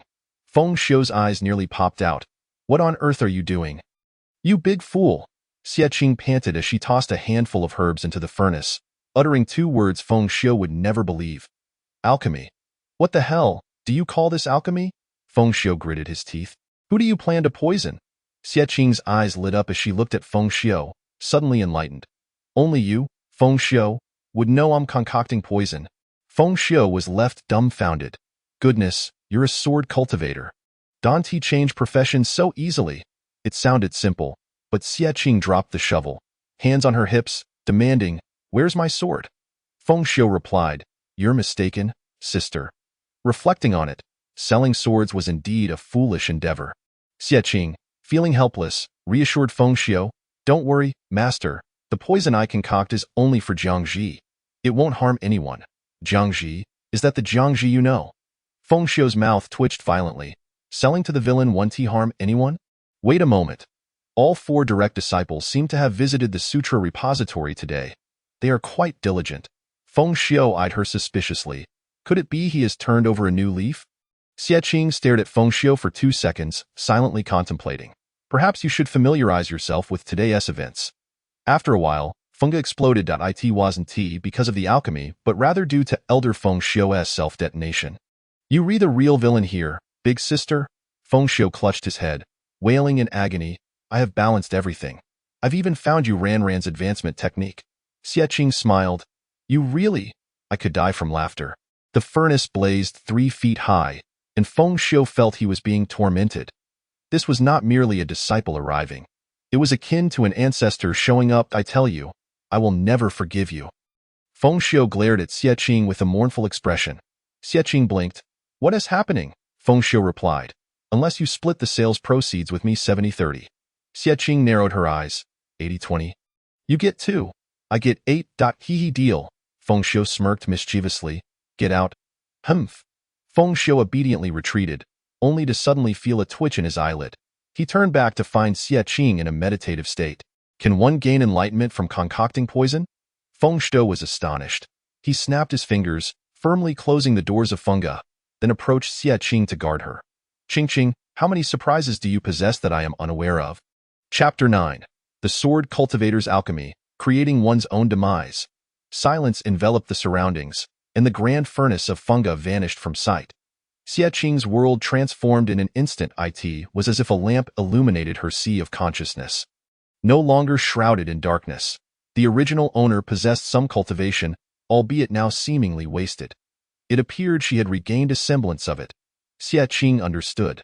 This was a path to dispel the gloom. She needed to reclaim the original owner's meager cultivation before progressing further. As the night passed, Xie Qing slowly opened her eyes, clarity washing over her. Behind her, the sound of rustling reached her ears, and Feng Xiu exhaled, rising from the ground. "How do you feel?" he inquired. Xie Qing assessed her state, gently shaking her head. Facing the extinguished furnace, she turned to Feng Xiu. "Where are my pills?" Feng Xiu raised an eyebrow, conjuring 3 pitch-black pills in his hand, unable to suppress a chuckle. "Your leg stretching, eye staring pills?" Though abstract, these were the fruits of her labor, and Feng Xiu pondered for a moment, striving to find the right words to praise. "Actually, they aren't too bad. They are quite dark." Xie Qing regarded Feng Xiu with curiosity as she took the 3 black spheres. "Jiangxi's blood has revitalizing properties. What about these poison pills?" After a moment's consideration, she popped one into her mouth. "Feng Xiu? Is this poison?" He felt a pang in his heart. "Can't you do something sensible?" Xie Qing choked slightly, covering her mouth and gesturing to him. "I am fine." Then, she spat out a mouthful of black blood, startling Feng Xiu to take a step back, flailing to help her induce vomiting. Xie Qing quickly frowned, struggling for breath as she frantically scrambled away from Feng Xiu. Cough, cough, cough. Seeing this, Feng Xiu grew even more anxious. Inducing vomiting for Xie Qing became urgent. Terrified, Xie Qing retreated while waving her hands. "I don't need it. Don't come near me." She fled. He pursued. She was like a bird with clipped wings. Ultimately, a toxin-ridden waste could not escape the grasp of the more powerful Feng Xiu, who pinned her down, ready to expel the poison, only for Xie Qing to involuntarily spray Feng Xiu with a faceful of black blood. "Feng Xiu, wah, is this easy? Enough. Let me help you recover." Feng Xiu raised his hand to cast a spell, and Xie Qing despairingly closed her eyes. Bai Lan pushed open the door to Funga, only to witness a grotesque creature doused in blood about to assault his dear disciple, his gentle expression shifting abruptly as he summoned wind and thunder to cleave through the air. "Divine thunder of 9 heavens, forge my sword intent, annihilate." He unleashed a devastating attack. A million bolts of lightning surged forth. Feng Xiu's pupils constricted as he hastily summoned his sword to defend. Bang! Feng Xiu was sent crashing through 2 walls. Collapsing amid the rubble, the sound of electricity crackling around him as he lamented. "What the hell?" Xie Qing was stunned, hoarsely shouting, "Uncle Master, that's my master." Bai Lan was taken aback, gazing at the scorched, smoking creature, slowly recognizing that the figure wielding the sword was indeed Feng Xiu's sword. "Oh," Bai Lan exclaimed, feeling a bit awkward. He had merely come to invite Feng Xiu for a game of mahjong, not to turn him into paste. "I hate you." Feng Xiu's lungs ached from anger, his body trembling as lightning crackled around him. Finally, a ceiling tile fell, thudding against Feng Xiu's forehead. "Feng Xiu, woo-woo. Even the strongest of men may shed tears." Poor fellow. Xie Qing could no longer bear to watch. Half alive like a zombie, she still rushed to help Feng Xiu. "Master, Another mouthful of black blood spewed forth. She was nearly anemic. Bai Lan frowned, remarking, "What a catastrophic scene." After such chaos in Funga, Xie Qing could no longer attend her morning class. In the classroom, Yuran frequently glanced towards Xie Qing's seat, and Elder Yunwan at the podium could no longer ignore it. Ran, do you like Xie Qing that much? What should I do if my disciple's heart wanders?" Urgently, he sought advice. Why Yuran looked at her master, smiling sweetly. "Disciple is merely concerned for my fellow disciple." "Why don't you care about Jiangxi?" Elder Yunwan scrutinized her. Why Yuran replied seriously, "Men and women should maintain their distance." She had little fondness for either of her senior brothers. None compared to her senior sister. Elder Yunwan huffed, "Focus on your studies. Xie Qing has taken sick leave." Upon hearing this, Gu Xiuyan finally raised his gaze, discreetly tapping his fingers on the table. Has she gone too far in her pursuit of health? Surely it cannot be that serious.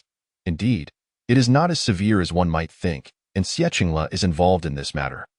The poison is rather potent, Yet aiding her in unblocking her meridians is undeniably exhilarating, a blend of pain and pleasure. Xie merely informed Bai Lan that she had taken the wrong medicine, refraining from disclosing the complete truth. Bai Lan, who usually adopts a laid-back attitude, did not pursue the matter further. He needed to contemplate how to apologize to Feng Xiu. Junior brother, I assure you, it was not intentional on my part.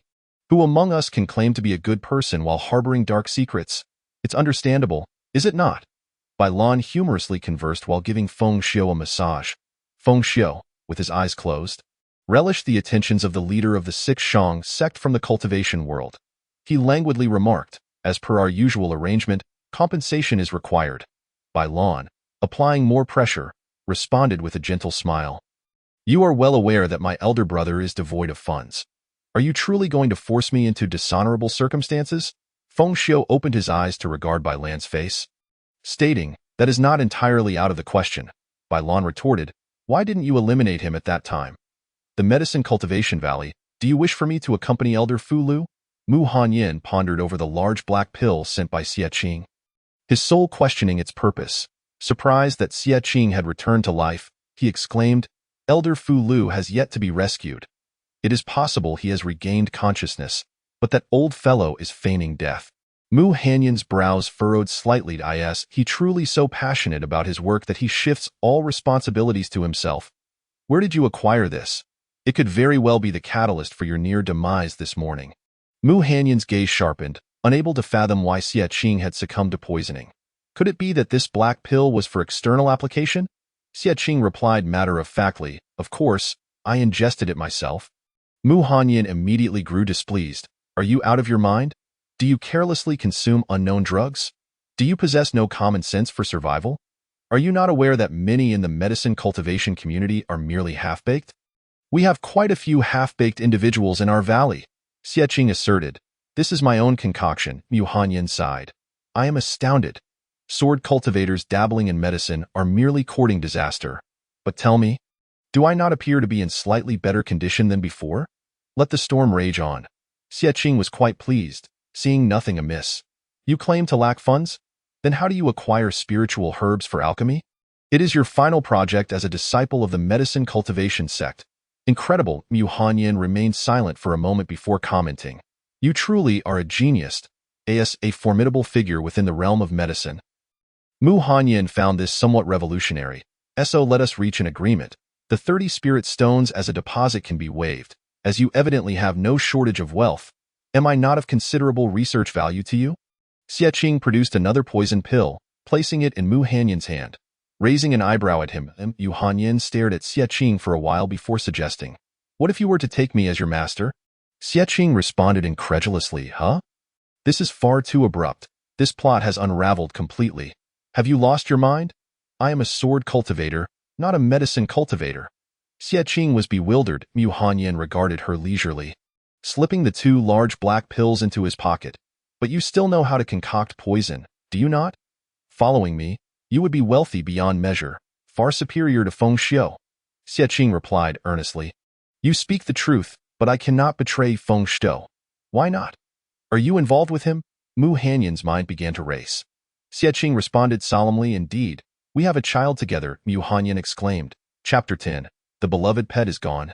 Do not insult my intelligence. His expression turned cold. He had never encountered such a rejection. Countless medicine cultivators sought to become his disciples, yet he had never taken interest in them after all this time. He had finally encountered an intriguing sword cultivator, and yet she refused him. Xie perceived Mu Hanyin's displeasure but remained steadfast in her stance, uttering the classic line. Mian, we are simply not suited for one another. Mu Hanyin chuckled, never imagining he would be outdone by Feng Xiu. The old Dog Mu Hanyin was not an inflexible person. He often expressed disdain verbally while being straightforward in action. He retrieved a delicate wooden box from his storage spirit ring, containing the medicine that Xie required. Take it and leave. I shall repay this favor later. Xie paused, smiling as she bowed. Thank you very much, Mu Hanyin snorted, rolling his eyes. After Xie departed, he examined the 2 poison pills she had left behind, contemplating how this heap of useless leaves could be utilized. Well, he had something to work with now. Just as Xie returned to the mountain, Someone suddenly pulled her aside from behind. Xie Qing. She looked up to find it was Jiang Ji. What madness is this?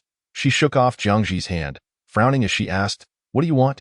Jiang Ji's expression was complex. He glanced around to ensure no one was watching before confessing, My book is missing. Huh? Xie Qing was perplexed. Jiang Ji hesitated to speak. The book on the forbidden techniques of the immortal you. He had initially intended to resolve the matter himself, but inexplicably thought of Xie Qing. Having been detached from his peers for too long, he found himself yearning for conversation with this senior sister and sought her assistance. Xie Qing stifled a laugh at Jiang Ji's awkward demeanor, managing to restrain herself as she coughed lightly. Is it the one containing forbidden techniques? Jiang Ji slowly nodded, his lips pressed into a thin line. I never imagined anyone would actually borrow it. Aren't the scholars of our Windazong all rigid bookworms? When did their minds become so open? This was his heartfelt complaint. Xie Qing looked at the exasperated Jiang Ji and paused. Have you checked the borrowing records? To view the borrowing records, one would need to consult Mr. Bai on that particular floor. Jiang Ji laughed in irritation. Have you forgotten what you did to that old man yesterday? That complicates matters. The fanfiction of Immortal You is inconsequential, yet it is not truly fanfiction. The contents have long been replaced by Jiang Ji. If someone with ulterior motives were to utilize it to learn forbidden techniques, it would spell chaos. I am truly exasperated. Let me return to Phone Pavilion to consume some medicine first, then I will head to the scripture repository this afternoon. Xie Qing rubbed her forehead. Consume medicine? Yes, the medication for mental illness. Jiang Ji scrutinized Xie Qing for a moment before smirking. No wonder. You really are unwell. Xie Qing retorted. I ought to stuff one of my large poison pills into your mouth. She shot him a glare, put her hands on her hips, and walked away, only to turn back and stomp on Jiang Ji's foot in frustration. Ouch! Jiang Ji gasped sharply, hopping on one foot in pain. Xie Qing strode away, feeling quite satisfied. Xie Qing, come back. As if I would. What kind of dream are you having? Before reaching Phone Pavilion, Xie Qing stopped by the cafeteria, feeling a bit peckish after the excessive blood loss. Auntie, please serve me a bit more. As usual, Xie Qing begged for food at the free soup station, still living a life of humble simplicity. The auntie had already recognized her and smiled. Another bowl is no trouble at all.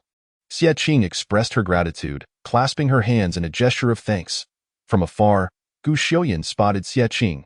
As a person known for his aloof demeanor, he hoped Xie Qing would notice him first instead of him calling out to her. Thus, Gu Xiuyan silently ate his meal, devoid of any excess emotion. Xie Qing filled her bowl with soup and scanned the cafeteria for an empty seat.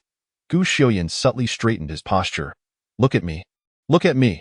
Xie Qing smiled brightly and approached Gu Xiuyan's direction. Is spring here? Gu Xiuyan pretended to nonchalantly glance over, ready to initiate conversation. However, Xie Qing walked right past him, calling out, Elder Yunwan. Gu Xiuyan turned abruptly, only to see Elder Yunwan sitting behind him, and Xie Qing naturally took a seat beside Elder Yunwan, her fair face adorned with a gentle smile at so, winter has arrived. Gu Xiuyan's expression turned awkward. Junior Sister Xie, you have left me feeling quite chilled. He bit his lip and moved his meal to a table further back. Gu Xiuyan, maintaining a neutral expression, sat across from Elder Yunwan and calmly stated, Elder, Junior Sister, what a coincidence. Xie Qing thought to herself, you sat back to back with Elder Yunwan for half an eternity and only came over when I sat down. What a coincidence indeed. She chose not to expose Gu Xiuyan, merely smiling. Elder Yunwan looked puzzled, wondering why everyone was gathering around him while he simply wished to have a meal. There's something you all need? Xie Qing smiled and inquired, Elder, you seem to have quite a bit of meat on your plate. This might affect your slender figure. Perhaps you should allow your disciple to assist you? Elder Yunwan replied. Just say you wish to eat. Gu Xiuyan interjected. So, you are merely coveting those 2 pieces of meat? Xie Qing licked her lips, while Elder Yunwan silently pushed his plate closer to himself, questioning, be honest. Am I slender?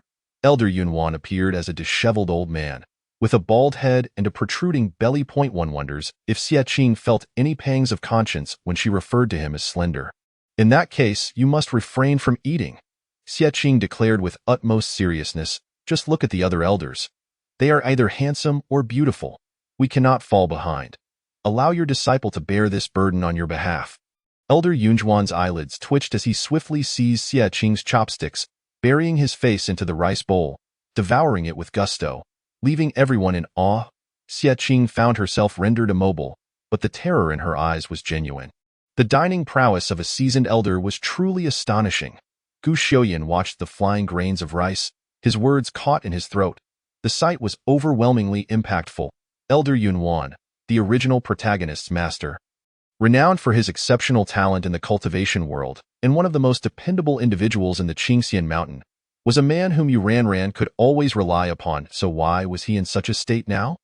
Could it be that the narrative has been altered by the readers? What influence has Feng Xiu had on Elder Yunwan? With a grin, Elder Yunwan lifted the spell he had cast on Xie Qing. Proudly raising his chin, "Disciple, do you think you can compete with me? You are still too young." Gu Xiaoyan gazed at the triumphant Yunwan, whose face was smeared with rice, and was so startled that he dropped his chopsticks. His expression strained. "Alas, help, there's something dirty." Xie Qing admired and clasped her fists, exclaiming, "Master Yunwan, you possess remarkable skills."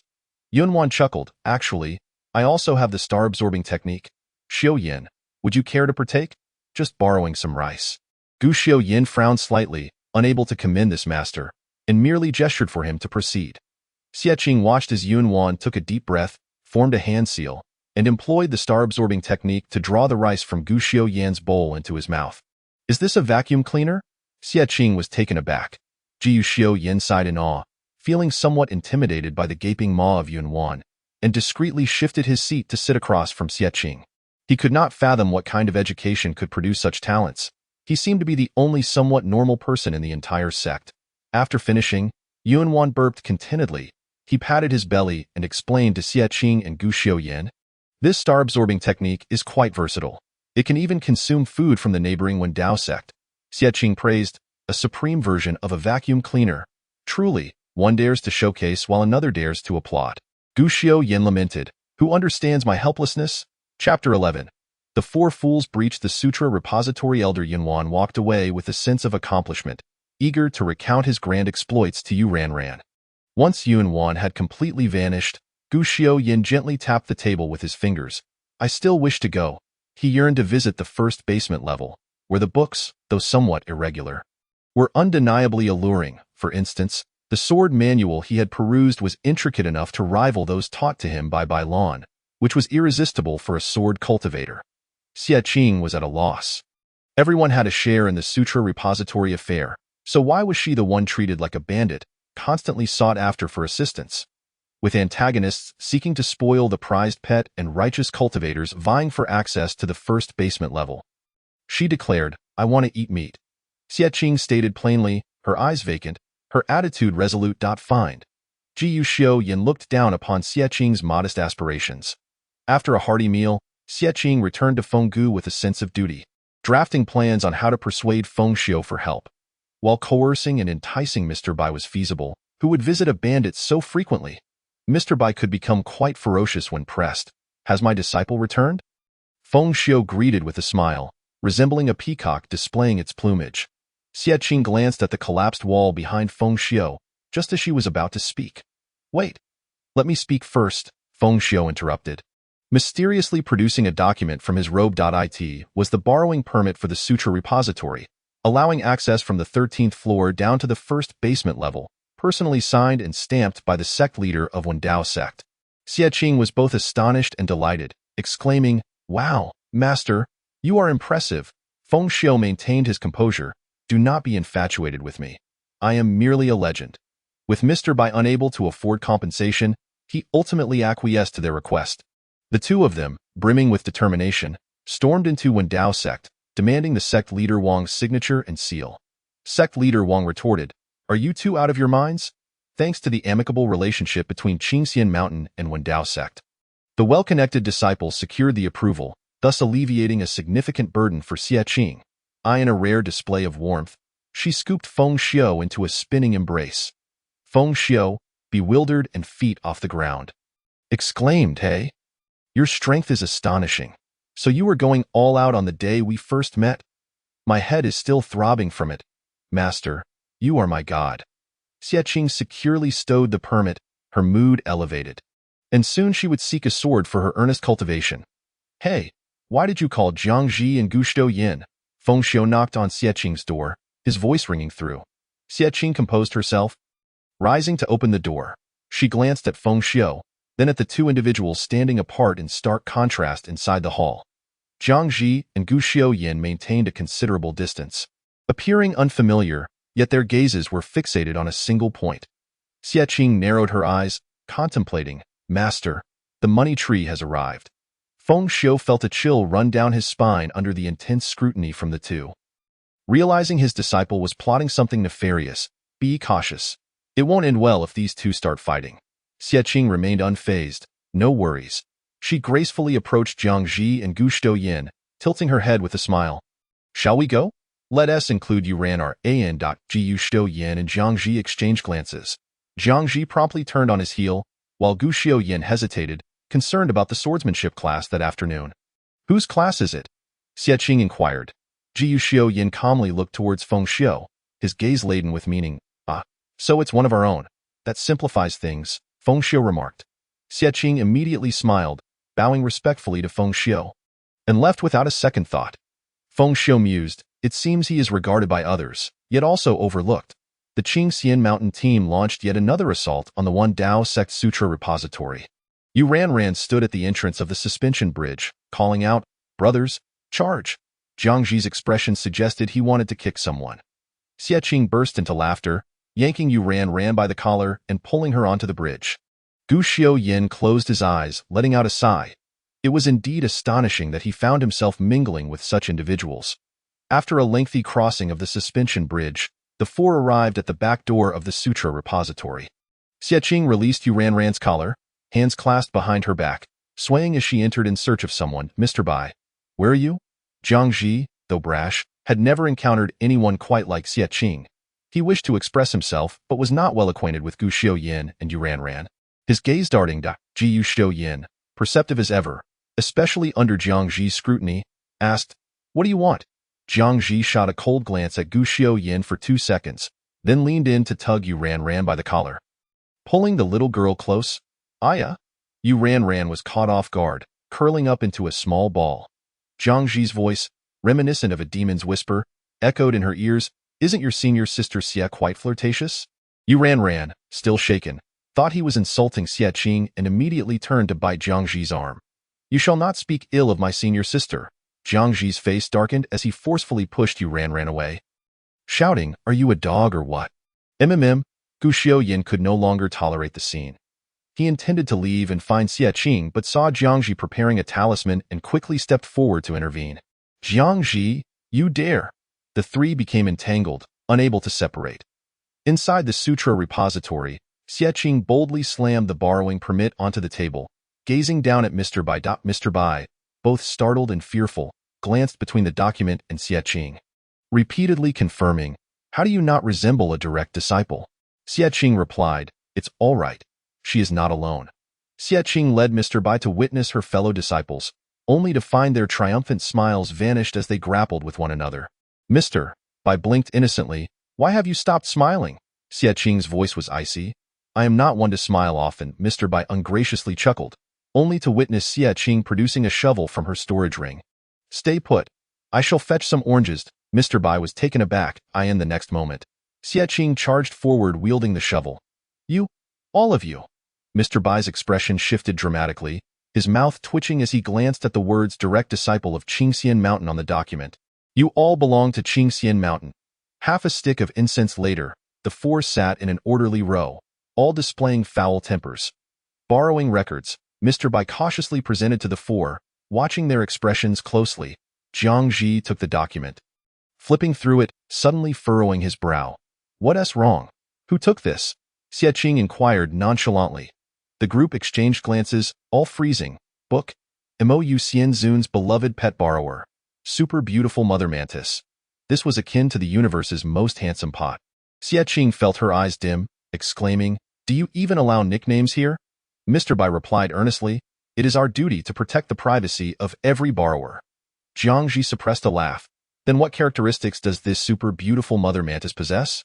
Female, the group replied in unison. Why Ran patted Gu Xiaoyan, saying, Gu Xixiang, draw your sword. Mr. Bai exclaimed in disbelief. Chapter 12. The Purple Mist Forest Part 1. The vacuum cleaner junior sister I assure you. She is covered so well that only her gender can be discerned, Mr. Bai clarified. Xie Qing asked, is this from when Dao sect or Qingxian Mountain? Mr. Bai hesitated, then slowly pointed towards the title of the borrowed book. Awkwardly smiling, forgive my bluntness, but this does resemble the style of your sect. It was a valid point, impossible to refute. The group exchanged glances, utterly perplexed. We'll discuss it later. Let's first sweep through the first basement level. Xie Qing decided. With serious business at hand, Gu Xiaoyin immediately felt invigorated. Drawing his sword and pointing it towards Mr. Bai, lead the way. How is it that one must always resort to cutting him down? Mr. Bai is infuriated. I truly begin to suspect that you all have been taught by the leisurely mountain. Xie Qing gazes up at the sky, casually standing there. How fitting this is I in the lower level. One first enters as a bandit, yet returns as a guest of honor. Regardless of the circumstances, sister will assist you. Xie Qing gently pats Jiangxi's shoulder and speaks softly. Jiangxi is taken aback, staring intently at Xie Qing, his eyes filled with complexity. For over a decade, he has been solitary. Even his own master feels like a stranger, neglected after being rescued in this world. No one seems to care for him. Thus he often seeks companionship with a flock of bloodthirsty crows in the forbidden area of the back mountain, reluctant to appear in non-essential situations, accustomed to solitude. However, he has recently conversed with Xie Qing more frequently, even engaging with Gu Xiaoyin and Yu Ranran. The fact that Xie Qing offers to help him evokes a rather delicate feeling. Jiangxi clenches his fists, silently surveying Xie Qing. 50 high-grade spirit stones. Jiangxi, Xie Qing maintains a calm demeanor. Compensation.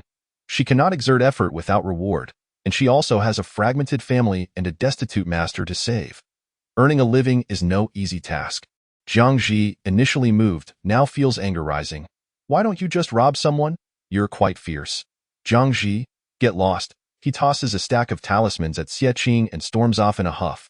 The talismans scatter on the ground, densely packed with someone's pride.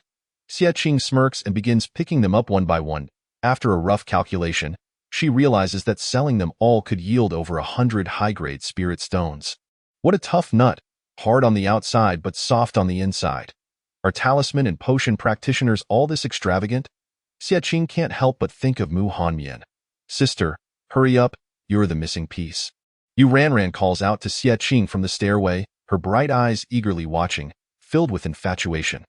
Xie Qing gathers all the talismans into her storage ring, changing her expression to one of a smile as she approaches. This time, everyone observes each other quietly, refraining from interruption. Until Gu Xiaoyin pokes Xie Qing with his finger, whispering, Junior sister, shall we practice together tonight? He hands over the sword manual. Xie Qing accepts it. Studying it earnestly, this shadow sword technique requires two individuals to practice together. It is her first encounter with a sword cultivator-s material, so engrossing that she loses herself in it. Come to the Wind Pavilion tonight. I will wait for you. Xie Qing's voice is slightly hoarse, imbued with a warm, hazy allure. Jiangxi and Yu Ranran. Upon seeing her agreement, Gu Xiaoyin rarely smiles, almost tenderly and with excitement. Good. Jiangxi and Yu Ranran? Xie Qing, feeling a bit shy, says, my skills are quite poor. Please bear with me tonight. Jiangxi and Yu Ranran? What are you two planning to do? Nevertheless, Yu Ranran frowns and leans into Xie Qing, exclaiming, oh dear, sister, I feel unwell. Her eyes are fixated on the sword manual in Xie Qing's hands. Let me see what has captivated my sister. Jiangxi subtly shifts his position, also peering over to investigate. Xie Qing, maintaining her composure, leans back, lowering the manual and arching an eyebrow. Do you two wish to become sword cultivators as well? After taking a good look, Yu Ranran scrambles off Xie Qing, awkwardly chuckling. Haha, I once dreamed of it. By the way, sister, your waist is so slender. Hemph. Xie Qing smiles lightly. At the beginning of the month. Clouds and frost linger.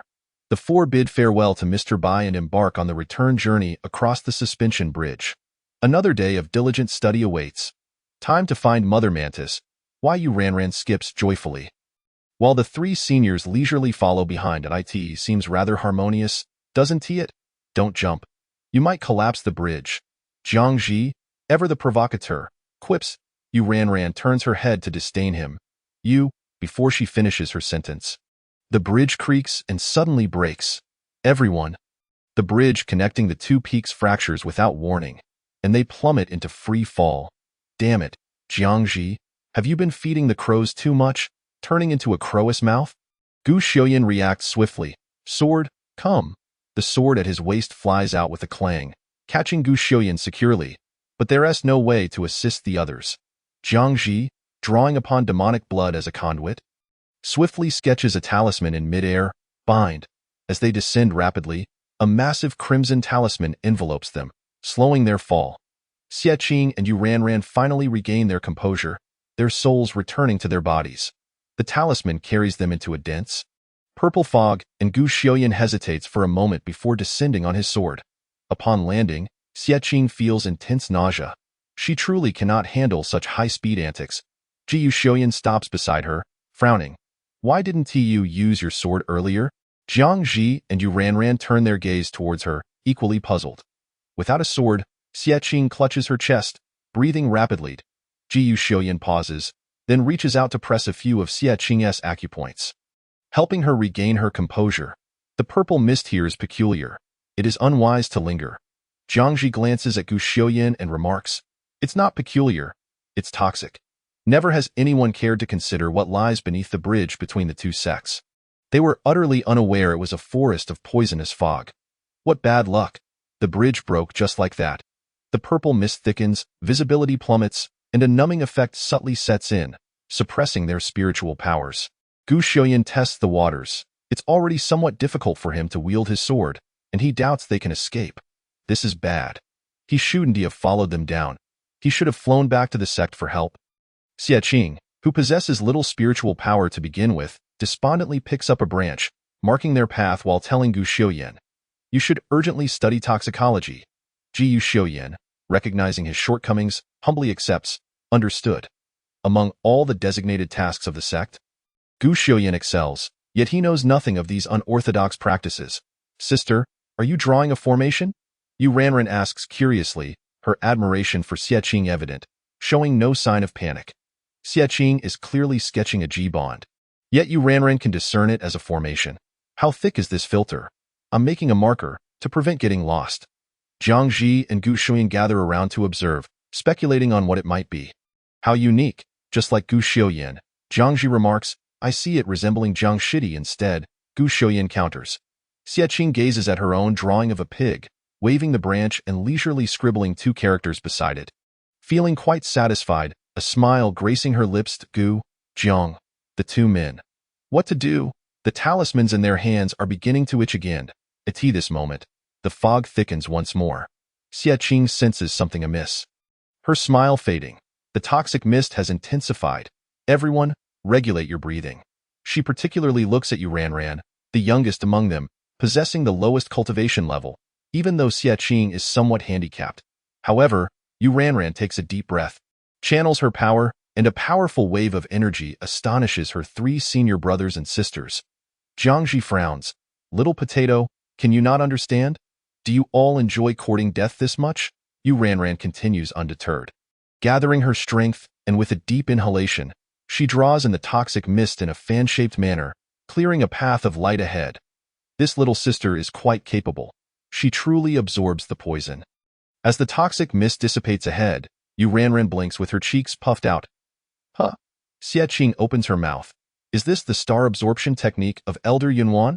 Having faced Elder Yunwan himself, Gu Xiaoyan is dumbfounded, speaking after a long pause. "Are you sure you'll be all right after absorbing so much?" Yu Ranran's eyes sparkle with vitality. "Brother, absolutely." She slowly turns around, channeling her power again, expelling the toxic gas, the star exhaling technique. This forest has for the first time experienced the influx of an 8th-level gale. After completing her actions, Yu Ranran innocently looks at her three senior brothers and sisters. The silence is more eloquent than words, filled with unspoken emotions. The three simultaneously give a thumbs up. Impressive. Chapter 13. The Purple Mist Forest Part 2. Collision with the Windazong. If let Yu Ranran absorb and exhale every so often proves too exhausting. They are not so inconsiderate. Xie Qing taps the branch, looking at Jiang Ji. "Do you have any tracking talismans? This is crucial. If they can track a living person, they could escape this dreadful place based on that individual's position." Jiangji indeed has one. Having just learned it over the past few days, I've seen that talisman. I've never drawn it before. He recalls and attempts to sketch out the talisman. Xie Qing watches him, feeling a sense of sentiment. It turns out Jiangji possesses innate talent even in his mischief. He succeeds on the first try, soul-chasing from 1,000 miles, seeking the living. The talisman flickers, separating into an identical talisman that flies off to an unknown destination. The soul-chasing talisman has many variations. Seeking the living, the dead, and the spirit. At this moment, they wish to find a direction towards the living. Do you think it will lead us to Mr. Bai? Yu Ranran suddenly suggests, as the nearest place to them is the scripture pavilion. Xie Qing ponders, then we truly are restless spirits, Mr. Bai. How unlucky. All right, let us hurry. Zhang Shidi's spiritual power won't last long, Jiyu Xiuyan urges. Although the purple mist has somewhat cleared, the oppressive force in this place has not diminished. Zhang Ji scoffs derisively. I don't use spiritual power. Knowing Zhang Ji's attributes well, Xie Qing is unfazed and remarks, cultivation of the evil path. Zhang Ji, your calmness makes me feel unaccomplished. This relaxed demeanor might lead one to mistakenly think they are part of some nefarious organization. Sister Xie, our sect is already lacking in reputation. Do not tarnish it further, Yu Xiuyan sincerely reminded. He had been driven to the brink of madness several times lately, and he no longer cared about Jiang Ji's right or wrong. Let it be destroyed. However, as the direct disciple of the sect leader, he found it necessary to defend the image of the sect. Xie Qing remarked, isn't Gu Shixiang also a part of the forbidden book play? What thunderous splash! Gu Xiuyan furrowed his brows in confusion, just about to inquire, when Yu Ranran excitedly exclaimed, Jiang Shixiang's curse seal has lit up. A crimson glow flickered upon the talisman, and Jiang Ji's eyelashes quivered slightly, a crimson hue rising in his eyes. He spoke in a deep voice. If you wish to live, follow me. With navigation in hand, the world was his to command. The path twisted and turned, as if the target were shifting, and Yu Ranran, the walking vacuum cleaner, had done her job a few times. Moreover, numerous small monsters emerged, brandishing their claws and launching attacks against them. Was this a quest for scriptures? I ask, is it? A small creature dangled from a tree, startling them. Xie Qing clicked her tongue, lifting a branch to sweep the unsightly little monster aside. With no magical attacks at her disposal, she resorted to physical means. The creature was sent sprawling to the ground, and Gu Xiuyan swiftly unsheathed his sword to finish it off. Yu Ranran's stomach growled, and she pressed her lips together. Shaji? Can we eat this? I'm so hungry. Xie Qing disdainfully glanced at the monster, saying, it's too ugly. Let's find something more appetizing. The little monster retorted. Are you even polite? My corpse is quite uncomfortable. After walking for half an hour, faint voices could be heard in the distance. Hang in there, Lin Shixiang. What do we do? Are we trapped? Xie Qing paused for a moment and asked Jiangji, you're not tracking them. Are you? Jiangji fell silent, as his talisman indeed sensed a stronger presence, indicating that the target was nearby. The group digested this information briefly before stepping into the uncharted mist. Underneath a tree lay a half-dead, purplish-lipped and dark-ringed cultured cultivator. Surrounding him were two men and a woman, all clad in identical attire, exhibiting almost no aura fluctuations. Jiyu Xiuyan recognized the clothing and stated calmly, disciples of the One Dao sect. The One Dao disciples glanced over, cautiously adopting combat stances, albeit lacking any intimidation factor. Who are you? Jiangji had chased them for quite some time, his brows furrowing as he extracted the curse seal from the fallen individual. Speaking curtly, disciples of Qing Xian Mountain. The One Dao disciples scrutinized the group. A cold-faced white-clad assassin, a cute and soft girl munching on roasted meat, a sinister-looking youth radiating malevolence, and a laid-back figure in black leaning on a branch. They all appeared quite pleasing to the eye individually, yet together they formed a rather bizarre ensemble. Xie Qing cast a glance at the deeply poisoned Wen Dao disciple and walked straight over. What are you going to do to Lin Shixiang? The Wen Dao disciple asked anxiously. The remaining three from Qing Xian Mountain followed suit, with Xie Qing pushing him aside, crouching next to Lin Shixiang, and casually plucking some poisonous herbs nearby, declaring, we must save him. The individual was taken aback. You're a woman? Xie Qing looked at him in confusion. Despite her lack of adornment and her constant black attire, was it really that hard to recognize her? Shixiang Xie, You can actually save people. Jiang Ji teased from behind her. Jiang Shimi, would you like to give it a try? Xie Qing smiled slightly, pried open Lin Shixiang's mouth, and dripped the herb juice into it. The One Dao disciple's pupils trembled. Anyone witnessing such a method of saving a life would be infuriated. What the hell are you doing? Don't touch Lin Shixiang. Exactly.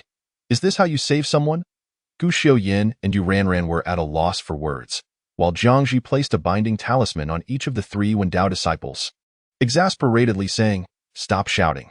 The scene had become rather awkward. Xie Qing scanned the enraged Wen Dao disciples and tactfully said, "For the sake of your effective recovery, I'll borrow your Shixiang for a moment." She seemed to summon an unexpected strength, lifting Lin Shixiang into a princess carry and slipping into the adjacent thicket. From that spot, muffled groans and various strange noises could be heard intermittently. The One Dao disciples exclaimed, "Enough!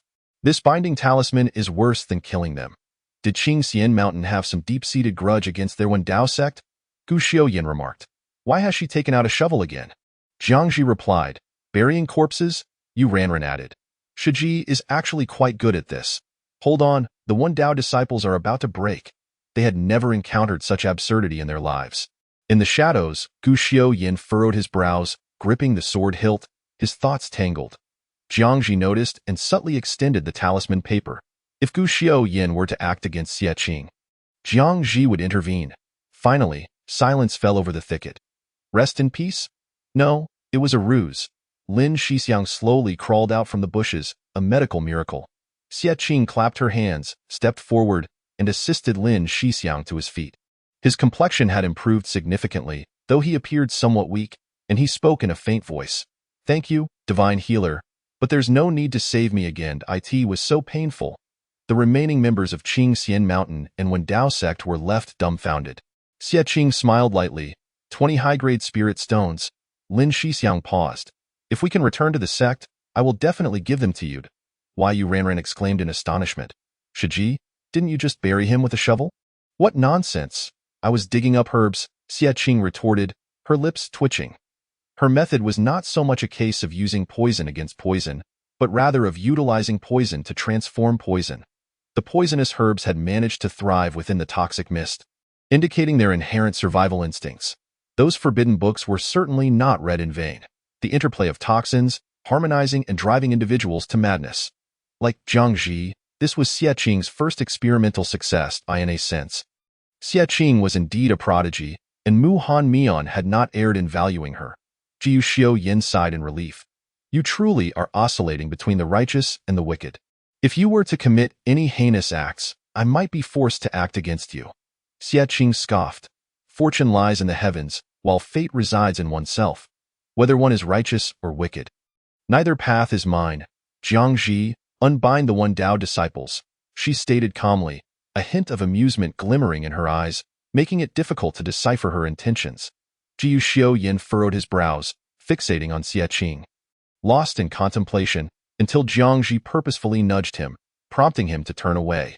After the talismans were removed, the 3 Wen Dao disciples felt as if they had been reborn.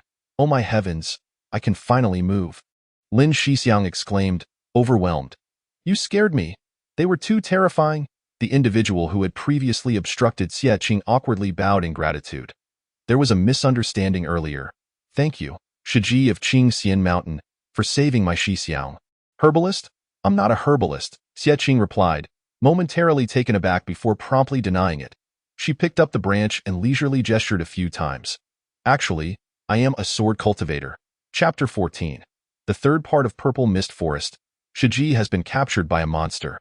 Due to the overwhelming toxic mist, after finishing her meat, Yu Ranran once again played the role of a vacuum cleaner. For a delicate and petite girl to engage in such activities was utterly detrimental to her image. Akin to Xie Qing's crude method of saving lives, the One Dao disciples found it incomprehensible, shattering their perceptions of Qingxian Mountain. Was this still the notorious sect acknowledged in the cultivation world? They were all oddities, not particularly strong, merely flamboyant. Xie Qing, fatigued, sat cross-legged and declared, "Let us rest for a moment. Please share your story." The One Dao disciples exchanged glances, gathering closer. Why Yu Ranran cast a minor spell, igniting a fire before them, creating quite an atmosphere. Upon learning more, It was revealed that these individuals were inner disciples of the Wan Dao sect, with Lin Shixiang being a direct disciple of the sect leader. Akin to Gu Xiaoyan's status, originally, there had been 5 of them, but they had ventured into the purple mist forest in pursuit of a butterfly demon, only to realize too late that something was amiss, with their Meng Shiji being swept away by a gust of strange wind. Thus, time had dragged on, and Lin Yunluo had succumbed to poison while protecting his junior disciples. Chiwe is my beloved. I must save her even at the cost of my life. Xie Daoyu, please lead them out. I will stay behind, Lin Yunluo stated resolutely. Chiwe was the missing Meng Shiji. His junior disciples protested vehemently, insisting they would not abandon him. Lin Shixiang, we will never leave you behind. Xie Qing struck the branch against the ground, impatiently saying, Silence! Do not put on a display of brotherly affection here. The Wan Dao disciples fell silent, resembling quails. Why Ran tentatively asked, Shiji, what should we do now? Xie Qing gazed into the boundless purple mist, reasoning. We are uncertain of the butterfly demon's level, and the purple mist is suppressing our spiritual energy. Our immediate priority is to exit and inform the sect elders to rescue them. What Shiji says is correct. In this situation, we should not act recklessly. Gu Xiaoyan acknowledged, aware that his current strength was barely 2/10 of his usual self within the purple mist. However, they had witnessed the terrifying nature of romantic obsession. Lin Yunluo insisted, No way. Chiwe needs me. Every moment of delay increases her danger. I must save her. Saying this, he stood up, exuding a formidable aura as he prepared to rescue her. Xie Qing, infuriated, grabbed the branch, intent on striking him down, while Ran and Gu Xiaoyan desperately restrained her. Don't stop me. Let me kill this infatuated fool. Shiji, calm down. You're the one who just saved him. Better not to save him at all. One whiff of the toxic mist could take you down, and you still want to confront the butterfly demon? Lin Yunluo was resolute, bowing in gratitude to Xie Qing before turning to leave. Jiang Ji calmly tossed a talisman, freezing Lin Yunluo in place. Did you think you could leave? Lin Yunluo found herself immobilized, her eyes pleading for assistance from the disciples of the Wendazong, who hesitated before approaching to help her remove the talisman. The moment they made contact, they were met with a searing pain. One disciple let out a cry, his fingers emitting smoke as flesh burned away, and he swore never to touch it again, his fear of Jiangji deepening. Xie Qing settled back down, steadying herself. Jiangji, the seeker of souls and life. What if he pursued the soul to Meng Qiue? Ran inquired. Lin Yunluo's eyes sparkled for a moment, but Xie Qing shattered her hopes. 2 incantations, one for seeking life and the other for seeking the spirit. Lin Yunluo's eyes dimmed, her heart heavy with sorrow. The spirit-seeking spell could trace the butterfly demon. If the 2 incantations pointed in the same direction, it would indicate that they were not at an exit, but rather at the locations of the butterfly demon and Meng Qiue. Following the instructions, Jiangji first inscribed the Seeking Life talisman. Then, gritting his teeth, he drew the Seeking Spirit one, beads of sweat forming on his forehead. As he completed the final stroke, his fingers froze, his eyelids flickering suddenly. Be careful, Jiangji shouted. A dark wind surged, withering all vegetation, an oppressive force bearing down the demon's aura rampant and unrestrained. Xie Qing's vision blurred in the chaos, swept into the tempest. Her spiritual power utterly bound, her body rendered numbed. It was over. She was doomed. The butterfly demon appeared out of thin air, toying with them as if they were mere playthings. Unexpectedly, a sword sliced through the wind, surprisingly managing to cut the force itself. With her spiritual power suppressed to such an extent, how could one still strike back? The butterfly demon cast a curious glance at Gu Xiaoyan, unleashing another gust that forced him back, before turning to flee with the wind. The residual winds remained fierce, continuing to exert their force. Once the storm subsided, Gu Xiaoyan coughed up blood, kneeling with his sword in hand. If he could escape this purple mist forest, the butterfly demon would undoubtedly be no match for him, but it was precisely this weakness that the demon exploited, leaving him utterly helpless. Ran, feeling dizzy, burst into tears. Senior sister, I want to return to the sect. Jiangji, pale-faced, rose from the ground, scanning the others. After a moment, his eyes sharpened, and he and Gu Xiaoyan spoke in unison. Xie Qing is missing. Ran's cries abruptly ceased, her tears held back as she became serious. Senior Sister Xia was taken by the butterfly demon? The disciples of Wendazong, feeble as they were momentarily stunned by the news. Lin Yunluo, still clinging to her resolve, declared, "Then we should search for the butterfly demon." Search for what? Did you not see? Aside from the one surnamed Gu, who could retaliate, who else was not toyed with? Jiangji roared, veins protruding from his neck, his expression a terrifying mix of anger and despair. Seeing Jiangji erupt, the others fell silent, while Gu Xiuyan stared fixedly at Jiangji. "Are you out of talismans?" Jiangji fell silent, his voice darkening. "If I had talismans, I would not have allowed the butterfly demon to take her." During his time in the scripture pavilion, he had given all his talismans to Xie Qing, leaving only a few immobilizing talismans to tease her, all of which had been wasted on the Wendazong disciples. The 3 uses of the soul-seeking forbidden technique had depleted much of his energy, and he currently lacked the strength to contend with the butterfly demon. Jiyu Xiuyan also fell silent, unsure of what to say. "Are you both so useless at a critical moment?" Yu Ranran scorned her 2 senior brothers, brushing off the dust from her skirt as she approached Jiangji, her expression serious. "Senior brother Jiang, take me to find senior sister." The center of the purple mist was a pure land, devoid of any toxic gas. Vibrant flowers bloomed across the land, with a pond in the center, the lair of the butterfly demon. Xie Qing, bound by vines, took a long while to regain consciousness, her head spinning. She moved slightly and discovered another woman tied beside her, likely Ming Chiyue, whom Lin Yunluo had been concerned about. The butterfly demon gracefully approached, transforming into a half-demon, half-human form, landing before Xie Qing, its voice high-pitched. "Awake?" "No, let me die a little longer," Xie Qing replied, still feeling a headache, her eyes squinting shut. The butterfly demon scrutinized her for a moment, raising its antennae. "Stop," Xie Qing warned, her eyes snapping open. "Why have you captured me? If we are to speak of cultivation, you should have captured Gu Xiuyan.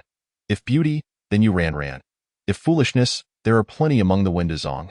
So why me? There must be a reason. Otherwise, I will truly die with grievances." "Because you are sick," the butterfly demon stated bluntly. "Xie Qing, that was not something I expected. Considering her physical condition, she indeed had a bit of an ailment." "I am sick. What does that matter to you?" Xie Qing replied bitterly. "You are sick, so what is wrong with me killing you?" Chapter 15. In the Purple Mist Forest, Part 4, you all fight first. "I'll take a break. Is she also sick?" Xie Qing glanced at the unconscious Ming Chiyue, attempting to engage the butterfly demon in conversation, subtly testing the strength of her bonds. The butterfly demon pondered for a moment, thinking she was fishing for information. "Why should I tell you?"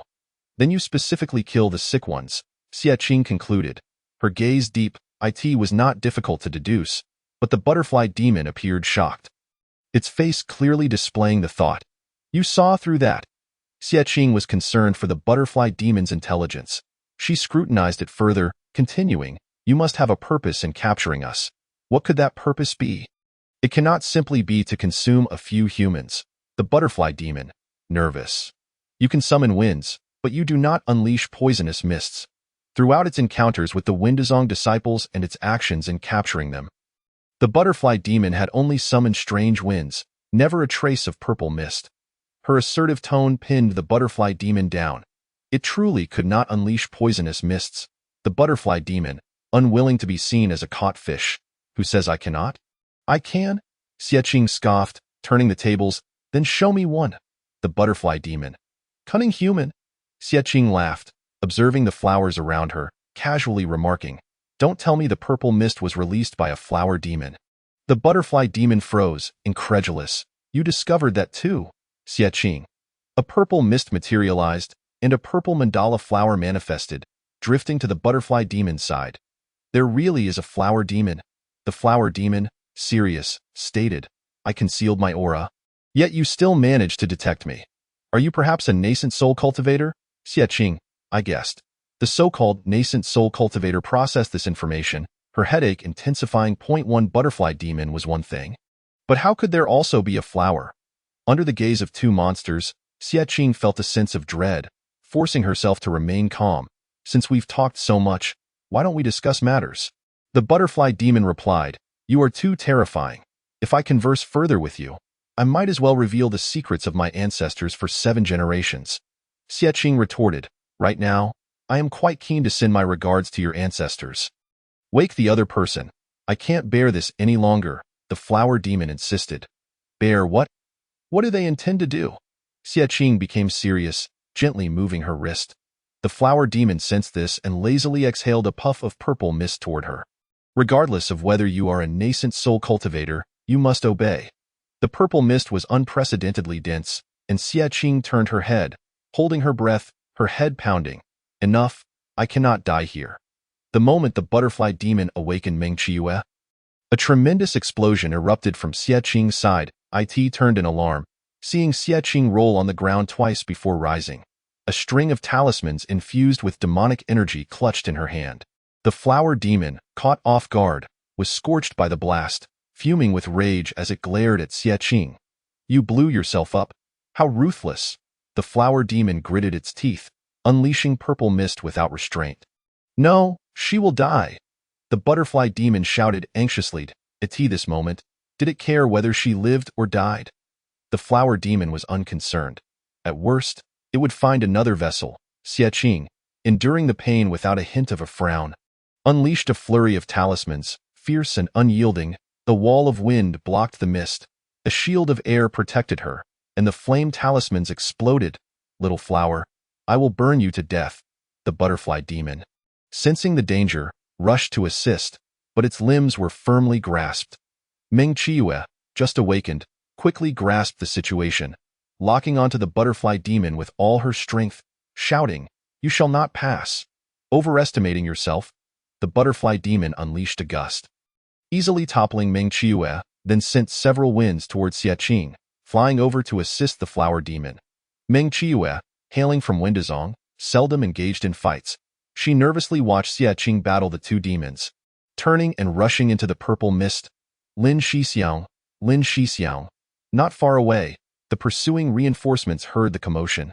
Lin Yunluo, filled with excitement, exclaimed, It is Qiue's voice. What a joyous occasion. Did you not hear her in a panic? Yu Ranran scolded, quickening her pace. Meng Qiue, seeing the group approach, nearly burst into tears, speaking incoherently. A talisman practitioner is fighting with 2 demons. Talisman practitioner? 2 demons? Everyone was momentarily taken aback, but Jiangji grinned in relief. Let us go. At least she was not foolish, using his talismans. Xie Qing's ears rang, her vision darkening as the talismans flew out as if they cost nothing, her body paying the price. How much longer can you hold on?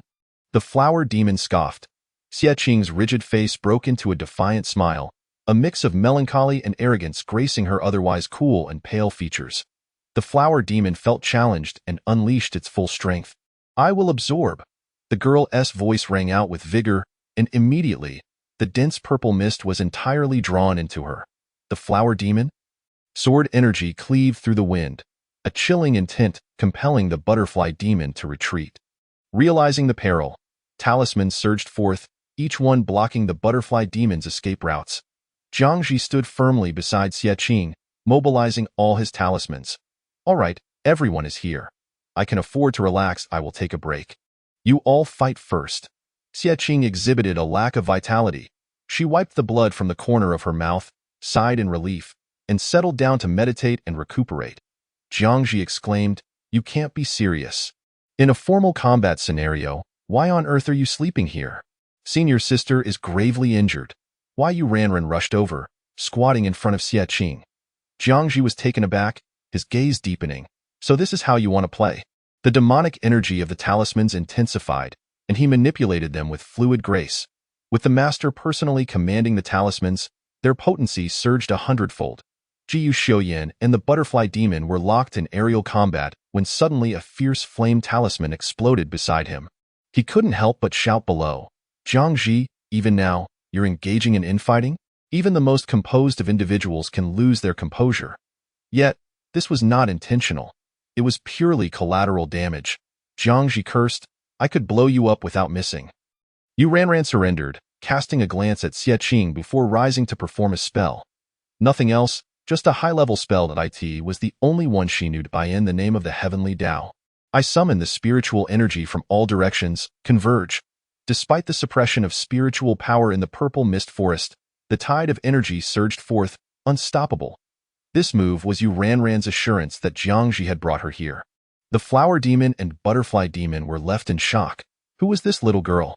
They attempted to attack Yu Ranran to interrupt her incantation, but were met with either sword strikes or talismans. Unable to approach, the senior brothers had the potential to act as bodyguards.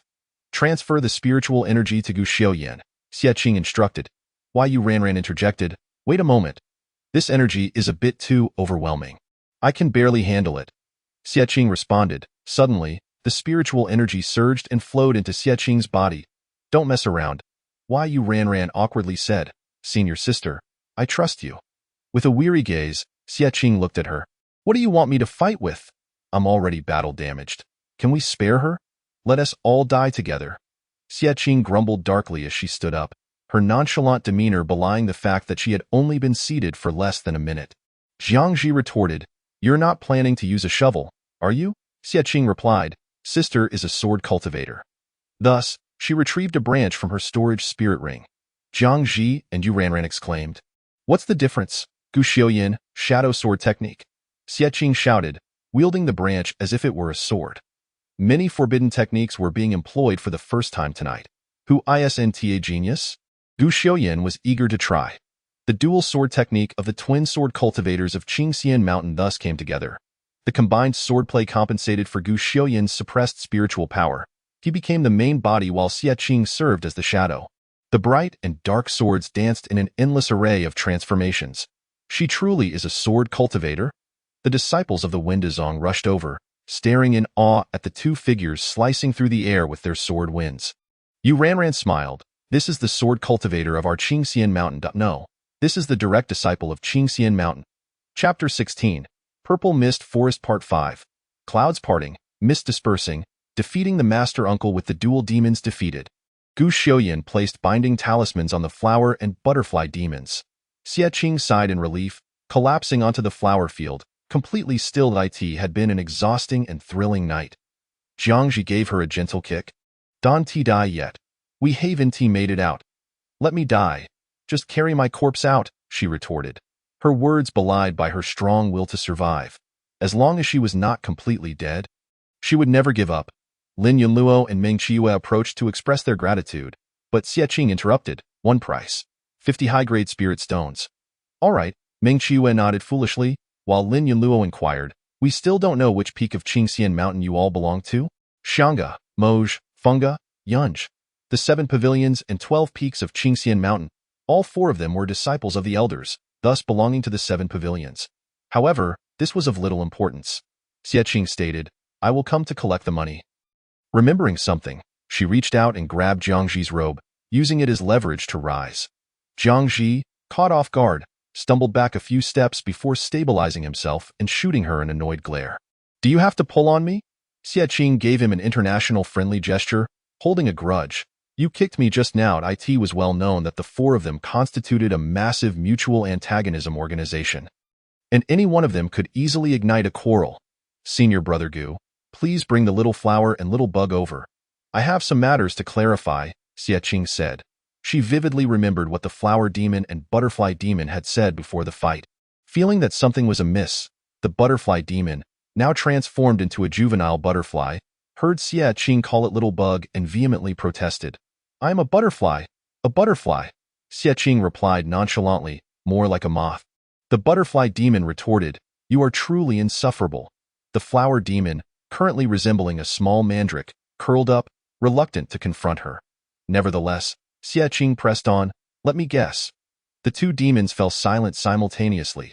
Gu Xiaoyan and Yu Ranran drew nearer, eager to hear Xie Qing's reasoning.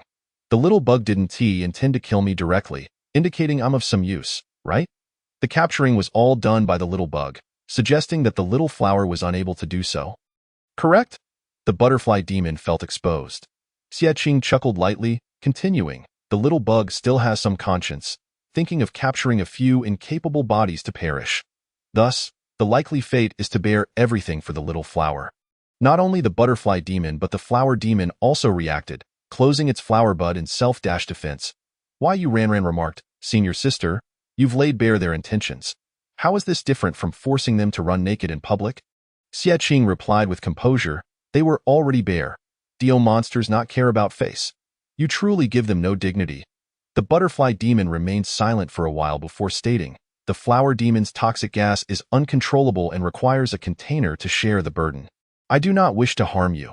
The group exchanged glances. Gu Xiaoyan remarked, isn't the entire purple mist forest sufficient to contain it? The flower demon spoke up, there are too few spiritual entities capable of absorbing my toxic gas. You should be aware of how barren this place is, Purple Mist Forest. I am called Purple Mist Forest for a reason. You can imagine how much I have endured. Thus, these two demons had no choice but to harm humans. Their nature was not inherently malevolent. At least the non-toxic butterfly demon was not evil. Xie Qing grasped the situation, feeling relieved, and comfortably lay down. Jiangji exclaimed in shock, sleeping again. Gu Xiaoyan shook his head helplessly, gazing at the sky. The purple mist still obscured everything, rendering day indistinguishable from night. Yu Ranran also looked up, murmuring, is that a star? Gu Xiaoyan questioned. Huh? Following Yu Ranran's gaze, he indeed spotted a glimmering point. Particularly dazzling, Yu Xiaoyan focused his senses and remarked lightly, oh, that is the sword radiance of the little master uncle. Yu Ranran, unfamiliar with the reference, responded, huh. In the next moment, a gale swept through, and the purple mist shattered. A beam of sword light descended from the heavens, cleaving the ground, creating a gaping fissure several dozen meters long. What the heck? Xie Qing lay there, and suddenly a great rift opened beside her. The sword energy threatening to expel her very soul. The disciples of the Wendazong were equally horrified. What on earth was this? A heavenly blade descending. They beheld a figure descending on a sword from above. Silhouetted against the light until it landed, revealing its appearance, a transcendent and tall young sword cultivator, strikingly handsome, with peach blossom eyes occasionally glimmering with a subtle smile, dressed neatly in attire, a deep blue headband trailing behind. Yi Xiao, one of the outstanding sword cultivators. Little Master Uncle, Gu Xiaoyan respectfully called out. Yi Xiao nodded with a smile, then surveyed the surroundings. Yu Ranran's eyes widened. Were all the members of their sect this attractive? No kidding, that's your future romantic interest. The carefree little master uncle, full of vitality, is adored by the little junior sister. This Yi Xiao was someone who could make the male lead draw his sword. Xie Qing thought to herself, wiped her face, and reluctantly stood up, approaching Yi Xiao. I didn't know you were here. You weren't hurt, were you? Yi Xiao glanced at the destruction around him, then at the group. Pausing momentarily. What a familiar sight, Gu Xiaoyan, Jiangji, and Lin Yunluo from the Wendazong. And is that the utterly disheartened Xie Qing? Wow, senior sister, you look terrible. Yu Ranran was startled upon seeing Xie Qing approach, her attention abruptly shifting back to Xie Qing rather than Yi Xiao. Xie Qing merely responded with a sound, stabilizing Yu Ranran and concealing her intentions behind a gaze that held a hint of menace. Yi Xiao commented, feeling a chill on your back? The purple mist had been cleaved apart by Yi Xiao, allowing the disciples of the Wendazong to return.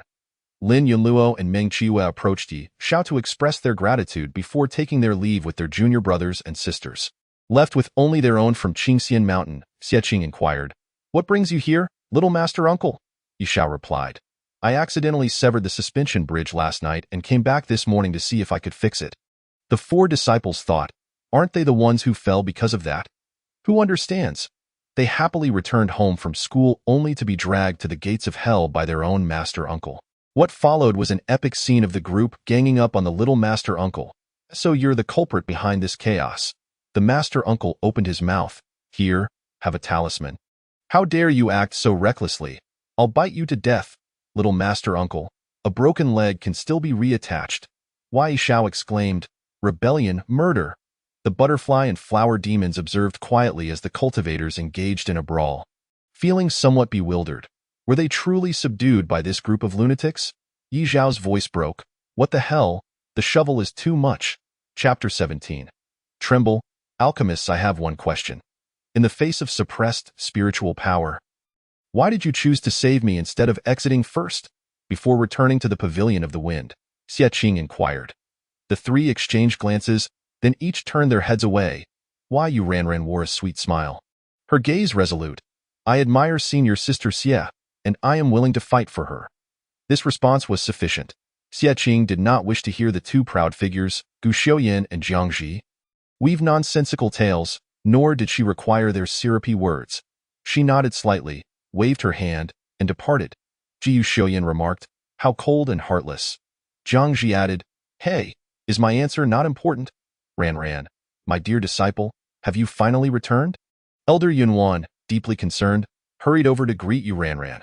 Soon after, an inner sect disciple informed Gu Xiaoyan that Bai Lan was looking for him. With everyone gone, only Jiang Ji remained.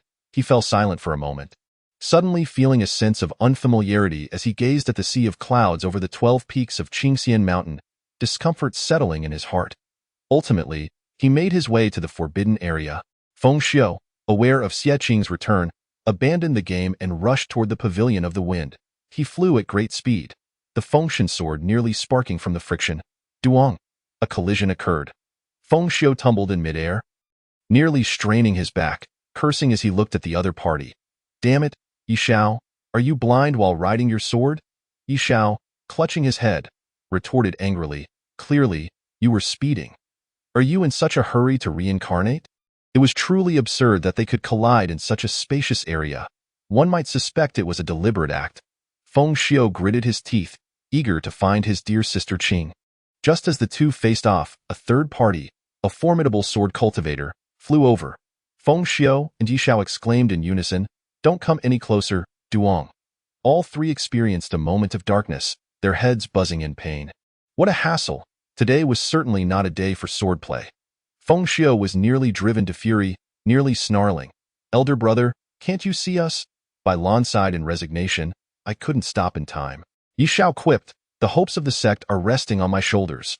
All three sword cultivator elders had collided. It was evident that their swordsmanship was indeed from the same lineage. After a couple of rounds of bumper cars, Feng Xiu returned home in tears, Qing sobbing. As soon as Xie Qing returned, she heard this mournful sound and rushed to the door without even changing her clothes. Upon opening the door, she inadvertently forced Feng Xiu's tears back. He widened his eyes in astonishment, questioning, "Did you blow yourself up while concocting poison?" How could she appear so disheveled, as if she had crawled back from a gutter? Xie Qing scratched her face and replied, "I just got back. I haven't concocted anything." Feng Xiu pressed on, "So were you slashed by Gu Xiaoyan or blown up by Jiang Ji?" Xie Qing furrowed her brow, contemplating before saying, "I think it's more likely that I inflicted harm upon myself." "Indeed, you are a werewolf."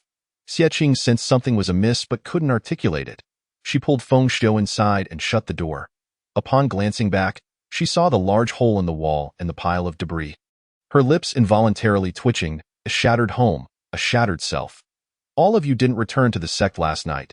Elder Yunwan was nearly at his wit's end. Feng Xiu remarked, "It was perfectly natural for Elder Yunwan to be concerned about you, Ran. Xie Qing shot him a glance, "And you?" Feng Xiu chuckled awkwardly. "I ran into Yi Shao on the way back and had a bit of a scuffle with him at Xinjiang Peak. Then went to play cards." Xinjiang Peak is the one connecting to the Sutra Pavilion suspension bridge. Xie Qing pondered, her gaze fixed on Feng Xiu. Yi Shao severed that bridge, and you had a hand in it too. Feng Xiu, thinking she was upset for not coming to find her, hastily added, "I knew you were with you, Ran, which put my mind at ease. The moment I heard you returned, I flew back on my sword, nearly causing an accident." It was evident he was quite anxious, and Xie Qing, with a kind heart, decided to let him off the hook. "Master, please protect me." Feng Xiu, of course, complied, grinning as he approached her, taking a moment to observe. Xie Qing's aura had significantly improved, her spiritual energy flowing smoothly, indicating a commendable recovery. Feng Xiu was slightly astonished, discreetly channeling a stream of refreshing spiritual energy into her to alleviate her fatigue. In this world, if he did not cherish Xie Qing, no one else would understand her. The unknown path ahead, riddled with scars, within the ethereal realm of cultivation. "I in the valley of medicine cultivators, could you repeat that?" Mu Hanmian glared fiercely at Xie Qing, as if intent on dissecting her brain to uncover her secrets. Xie Qing replied with righteous indignation, "I am sending you 2 teaching assistants. Is there a problem?" Under normal circumstances, there would be no issue with the teaching assistants, and Mu Hanmian graciously accepted and expressed immense gratitude. However, Would you care to examine what you sent? Mu Hanmian pointed at the flower demon and the butterfly demon. Laughing in disbelief. Those two? Teaching assistants? Xie Qing remarked. I see your condition has worsened in just 2 days. The flower demon and the butterfly demon blinked innocently, looking at Xie Qing. Old buddy, you seem to be struggling. How about you both demonstrate your charm? Xie Qing suggested, glancing at them. How do we do that? The butterfly demon threw a flirtatious glance, while the flower demon blew a kiss. Xie Qing squeezed her eyes shut in agony. Mu Hanmian's expression darkened, compellingly stating, Take your little bugs and flowers and get out of the valley. At this critical moment, Xie Qing stepped in personally. She tugged at Mu Hanmian's collar, pulling him close, pressing her finger against his thin lips, gazing intently at him. The butterfly and flower demons exclaimed in awe, while the dashing sword cultivator has charmed the beautiful medicine cultivator. They were so close that they could count each other's eyelashes. Mu Hanmian swallowed hard, gently pushing Xie Qing away, frowning in confusion. You, Xie Qing interjected, do not look away. Observe the finished product. Mu Hanmian was taken aback, and then Xie Qing introduced him to the scene of 2 demons wreaking havoc in the Valley of Medicine Cultivators. Amidst the purple mist and fierce winds, the disciples of the medicine cultivators struggled to plant herbs, with only the strongest surviving. What kind of hellish mode is this? Feng Xiu winced. He recalled that the last time he was thrown out by Mu Hanmian. This place was a paradise. How had it transformed into a survival scenario? Ming Qiue blinked in confusion. Elder Feng, did we take a wrong turn? She seemed to have spotted the 2 monsters in the purple mist forest. Feng Xiu wiped his face and, with a resilient demeanor, declared, There is no mistake. Simply follow me inside. He led Ming Qiue all the way to the waterfall, where the sign forbidding sword cultivators and dogs from entering remained steadfast. Ming Qiue remarked, Your Qingshan mountain is indeed quite unique. A Mian beauty darling, Feng Xiu called out playfully. If Xie Qing were present, she would have immediately understood why Mu Hanyan wished to eliminate Feng Xiu. And not just Mu Hanyan. She might have taken it upon herself to rid the world of this nuisance. The water from the waterfall transformed into a colossal dragon's head, ferociously charging towards Feng Xiu. Quick-witted, he shattered it with the wind god's sword, chuckling softly, You are truly enthusiastic, as the water curtain parted. Mu Hanyan stepped forth from her cave, her icy gaze fixed upon Feng Xiu. Do not act like this. I am aware that the herbs on the back mountain have been plundered, but it was certainly not our Feng Pavilion's doing. Wei Xiao has returned. Go seek him for an explanation. Mu Hanyan rolled her eyes at Feng Xiu, then turned to Ming Qiue. Is this a disciple of the Windasong? Under the gaze of the formidable figure, Ming Qiue stammered nervously, I am Ming Qiue. Go find someone else. Do I appear to be a person of leisure? Mu Hanyan coldly issued an eviction order, returning home, though in truth, she was quite a leisurely individual. Ming Qiue felt a twinge of disappointment, while Feng Xiu comfortingly placed a hand on her shoulder. Hey, Xie Qing asked her to seek you out, and you sent her away. Now my disciple will surely come to trouble you. After a moment of silence in the cave, a reluctant yet mournful voice rang out. Come in. Ming Qiue gasped as she entered, greeted by heaps of medicinal herbs and a bubbling cauldron of green soup.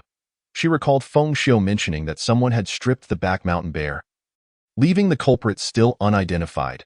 Could it possibly be Mu Xianshi? That scoundrel Mu Hanyan. How could they pilfer their own disciples' herbs? Xie Qing, leaning on a shovel, gazed at the barren back mountain with a sense of helplessness akin to a eunuch visiting a brothel. Sister Yu, how do you know it was Mu Xianshi? Yu Ranran inquired, puzzled. I sensed the remnants of his spiritual energy. Mu Hanyan had once infused her body with spiritual energy, probing her consciousness and spiritual veins. She was thoroughly familiar with it. The two had skipped class to embark on a grand adventure, only to find themselves confronting a desolate mountain. Nevertheless, they were reluctant to return to class, for Bai Lan's lectures were dreadfully tedious. With only Gu Xiuyan managing to stay awake and spirited, as Xie Qing's head began to nod off, Yu Ranran was already dreaming of what to have for dinner. The last bastion of perseverance belonged to Gu Xiuyan. Shouldn't you two be attending class? Xie Qing and Yu Ranran simultaneously gazed skyward, witnessing Yi Shao leap from his sword, landing gracefully amidst the wind, his face aglow with a carefree smile. Why Yu Ranran's eyes sparkled. So handsome, however, Yi Shao unexpectedly twisted his ankle and fell flat, inadvertently bowing to his 2 junior disciples. Why Yu Ranran's expression turned flat, History. Indeed, within this sect, no one could successfully maintain a suave demeanor. Xie Qing burst into laughter. I apologize, G. Yi Xiao lamented. I want to escape. Rising from the ground with an embarrassed countenance, he spat a few times, heartbroken. My once illustrious name is ruined. Where did this fool come from? All of you elders must be jesters, right? Little Shirshu, your image is just as lacking, Yu Ranran retorted. Why Yi Xiao shot back. You are quite ruthless. Xie Qing found amusement in the situation. Yu Ranran had actually managed to retort against Yi Xiao, indicating that deriding the male lead could be anticipated. Not merely deriding the male lead in the future, Yu Ranran might even sharpen her blades to take him down. As a loyal lackey, Xie Qing would point, and she would strike. What is male beauty? Were her two senior brothers not enough to behold? Yi Xiao coughed repeatedly, attempting to clear the awkwardness, striving to regain his dignity. Are you two skipping class? Xie Qing hesitated. Before she could finish, Yi Xiao's piercing gaze interrupted. No need to argue. You are both doomed. As someone who had been through this, he knew full well. Having been rained upon, he felt compelled to tear others' umbrellas apart. He had firmly grasped them, demanding they write self-reflections and face confinement. Xie Qing concocted a fib, declaring earnestly, We are not skipping class. We came to catch those who do. Yi Xiao raised an eyebrow. Then what does my million-word self-reflection amount to? Yu Ranran chimed in. Do we have that identity? Thus, the door to the forbidden area on the back mountain was flung open with a loud bang. A chilling, dark aura surged forth, accompanied by a hint of blood. Xie Qing furrowed her brow and hissed softly. If anyone were to be found here, it could only be one person. Jiangji sat upon a stone platform, bewilderedly looking at the three aggressive figures approaching him. What on earth? What a foolish victim. Xie Qing pointed an accusatory finger onward. Yu Ranran lunged fiercely. Awua. Are you insane? Jiangji muttered under his breath, evading the dogged assault of his junior sister while deftly avoiding the violent strike of his senior sister's shovel. Jiangji retaliated without reservation, casting talismans. These were not the benign binding talismans but explosive ones. The ferocity of the confrontation belied any pretense of playfulness. The cold, desolate forbidden area erupted into chaos, leaving Yi Xiao astounded. Xie Qing found the shovel cumbersome, switching to a branch instead, as the sword cultivator's self-restraint surged, pressing Jiangji's throat. Jiangji's heart trembled as he raised his hand to cast a talisman. But Xie Qing suddenly seized his wrist, her cool gaze fixed upon him. A small wound marred the delicate skin of his wrist, the blood stark against the pale white. Jiangji stiffened, yanking his hand away. But before he could strike again, he was unexpectedly drawn in by Yu Ranran's star-sucking technique, sprawling on the ground. Xie Qing lowered her gaze momentarily, then brandished the branch against Jiang Zhecha. Be good. Little Jiang. Yi Xiao clapped his hands in applause. What a thoroughly enjoyable assault against fellow disciples. Truly worthy of emulation. In the classroom, for the first time, for direct disciples had gathered. Bai Lan gazed in disbelief, pondering, is it possible that my Qingshan mountain has a chance for salvation? Gu Xiuyan surveyed the trio of slumbering deities, some lying on their backs, others face down or curled up on their sides. He coldly remarked, there is absolutely no possibility of that. Chapter 19. The incredibly beautiful Mother Mantis Bai Lan had modest expectations for her disciples and rarely punished anyone.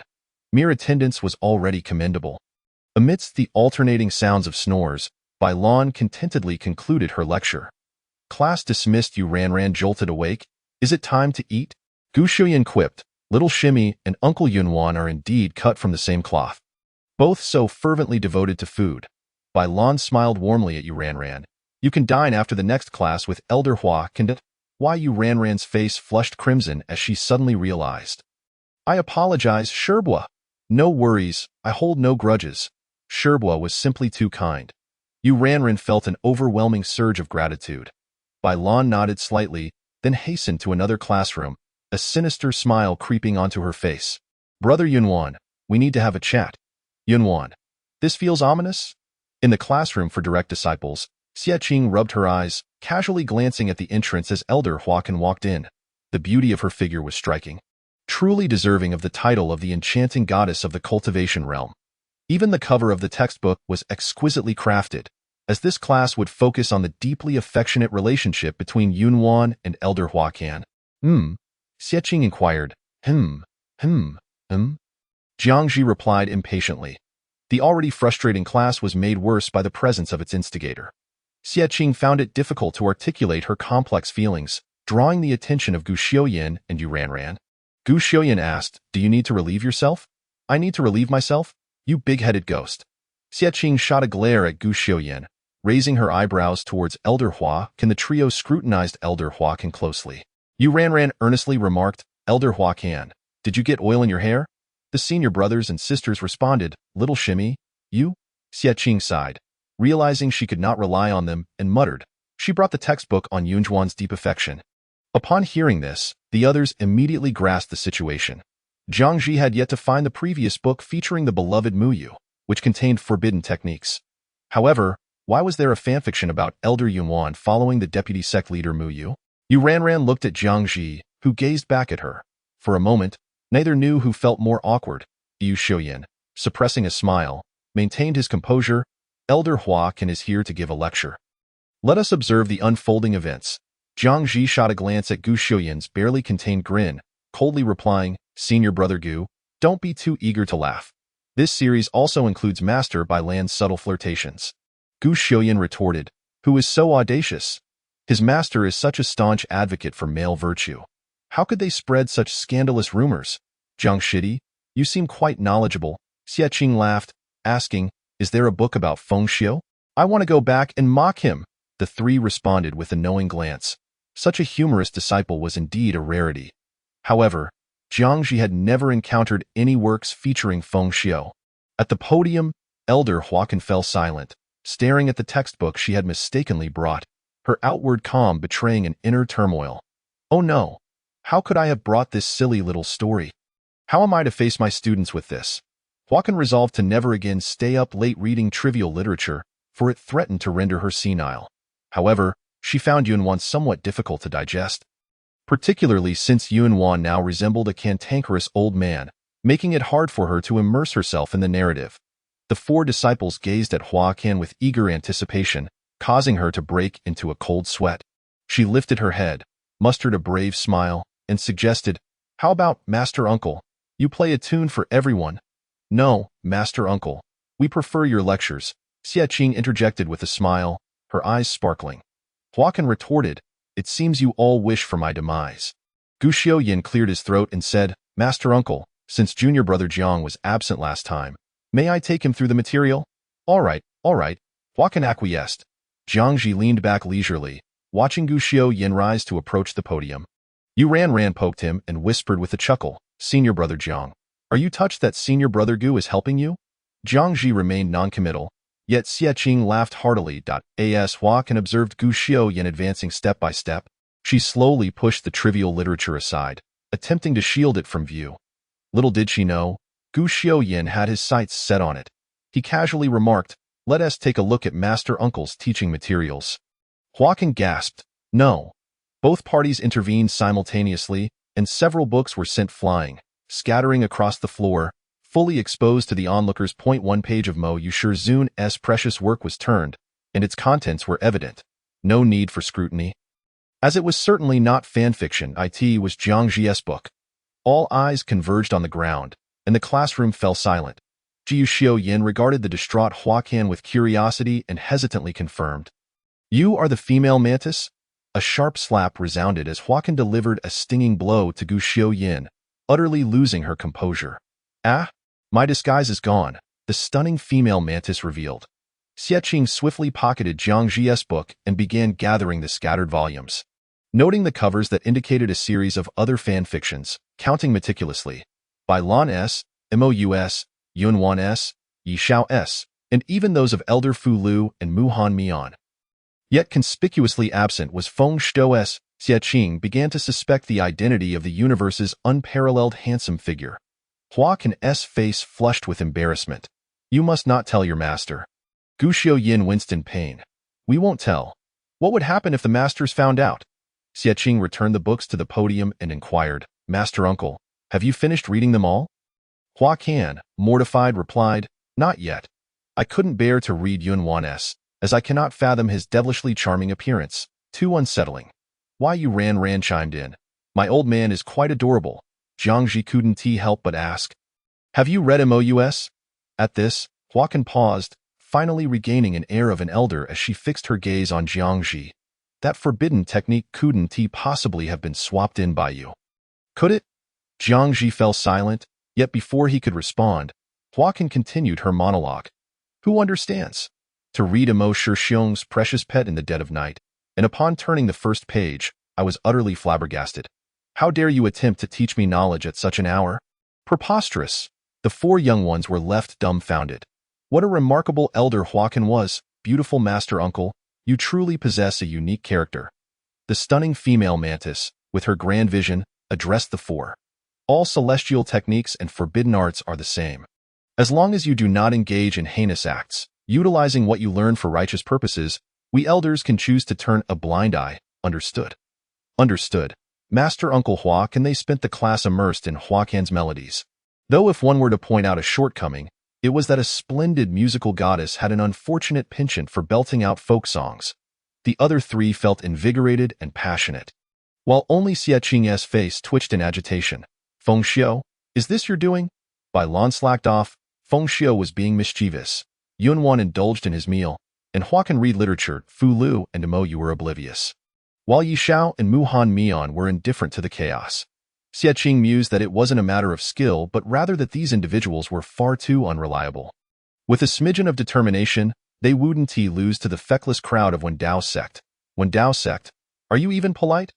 Mo Shixiong, hurry and emerge from your seclusion. I've forgotten what he looks like. Huacan declared, intending to borrow another one of Mo Yu's works to read late into the night. Xie Qing's eyes brightened as she looked at Jiangji. What is it? Jiangji asked. Concern for left-behind children, Xie Qing replied. Chapter 20. Almost sent off the deputy sect leader after class, Yu Ran clung to Xie Qing, persistently whining, Senior sister, are we going to the suture repository? It had only been a few days, and she was already yearning for it. Xie Qing questioned. You can go any time. Mr. Bai would certainly recognize you. Why Yu Ran replied. Without you, it lacks that audacious feeling. Xie Qing responded, Little girl, you have truly learned to be mischievous. Focus on your cultivation, and I will take you to dominate the cultivation world at next year's Immortal Gate Conference. Xie Qing painted a grand picture.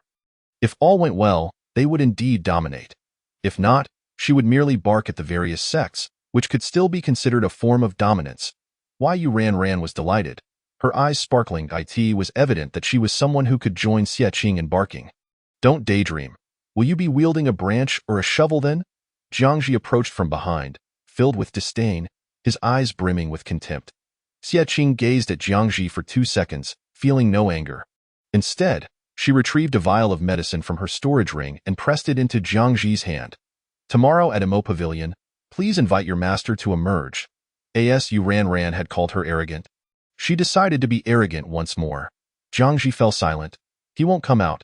Xie Qing frowned at Jiangji, noting that he was in dire need of affection, while he was still young. There was hope for him to change.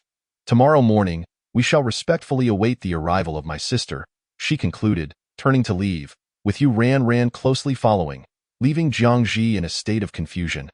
Mo Yu would seclude himself for months, shrouded in darkness, claiming to be in seclusion, while insiders knew he spent most of the time sleeping.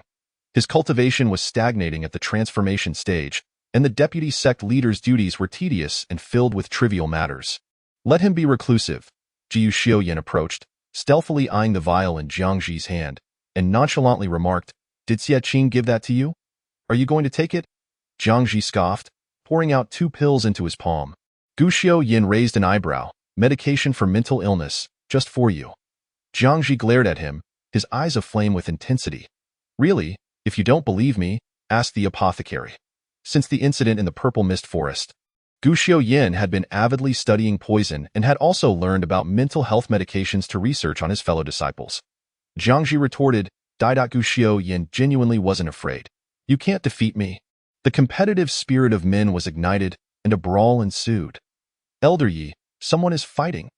Elder Yi glanced at the two engaged in a fierce clash and chuckled. Just remember how much public property you destroy, and make sure to have them reimburse the costs. Feng Xiu, is Ting Ting back? I've repaired the wall. Come see. Xie inspected the new wall and found it satisfactory, teasing, "It seems the universe's unparalleled handsome figure excels not only at writing but also at wall construction." Feng Xiu. Of course. What did my obedient disciple just call me? Feng Xiu looked at Xie in horror, flustered. Have I been exposed? How did I get exposed? Do Bai Lan and the others know? Should I flee the mountain gate? He had concealed these books in Dao sect. How could anyone guess his true identity?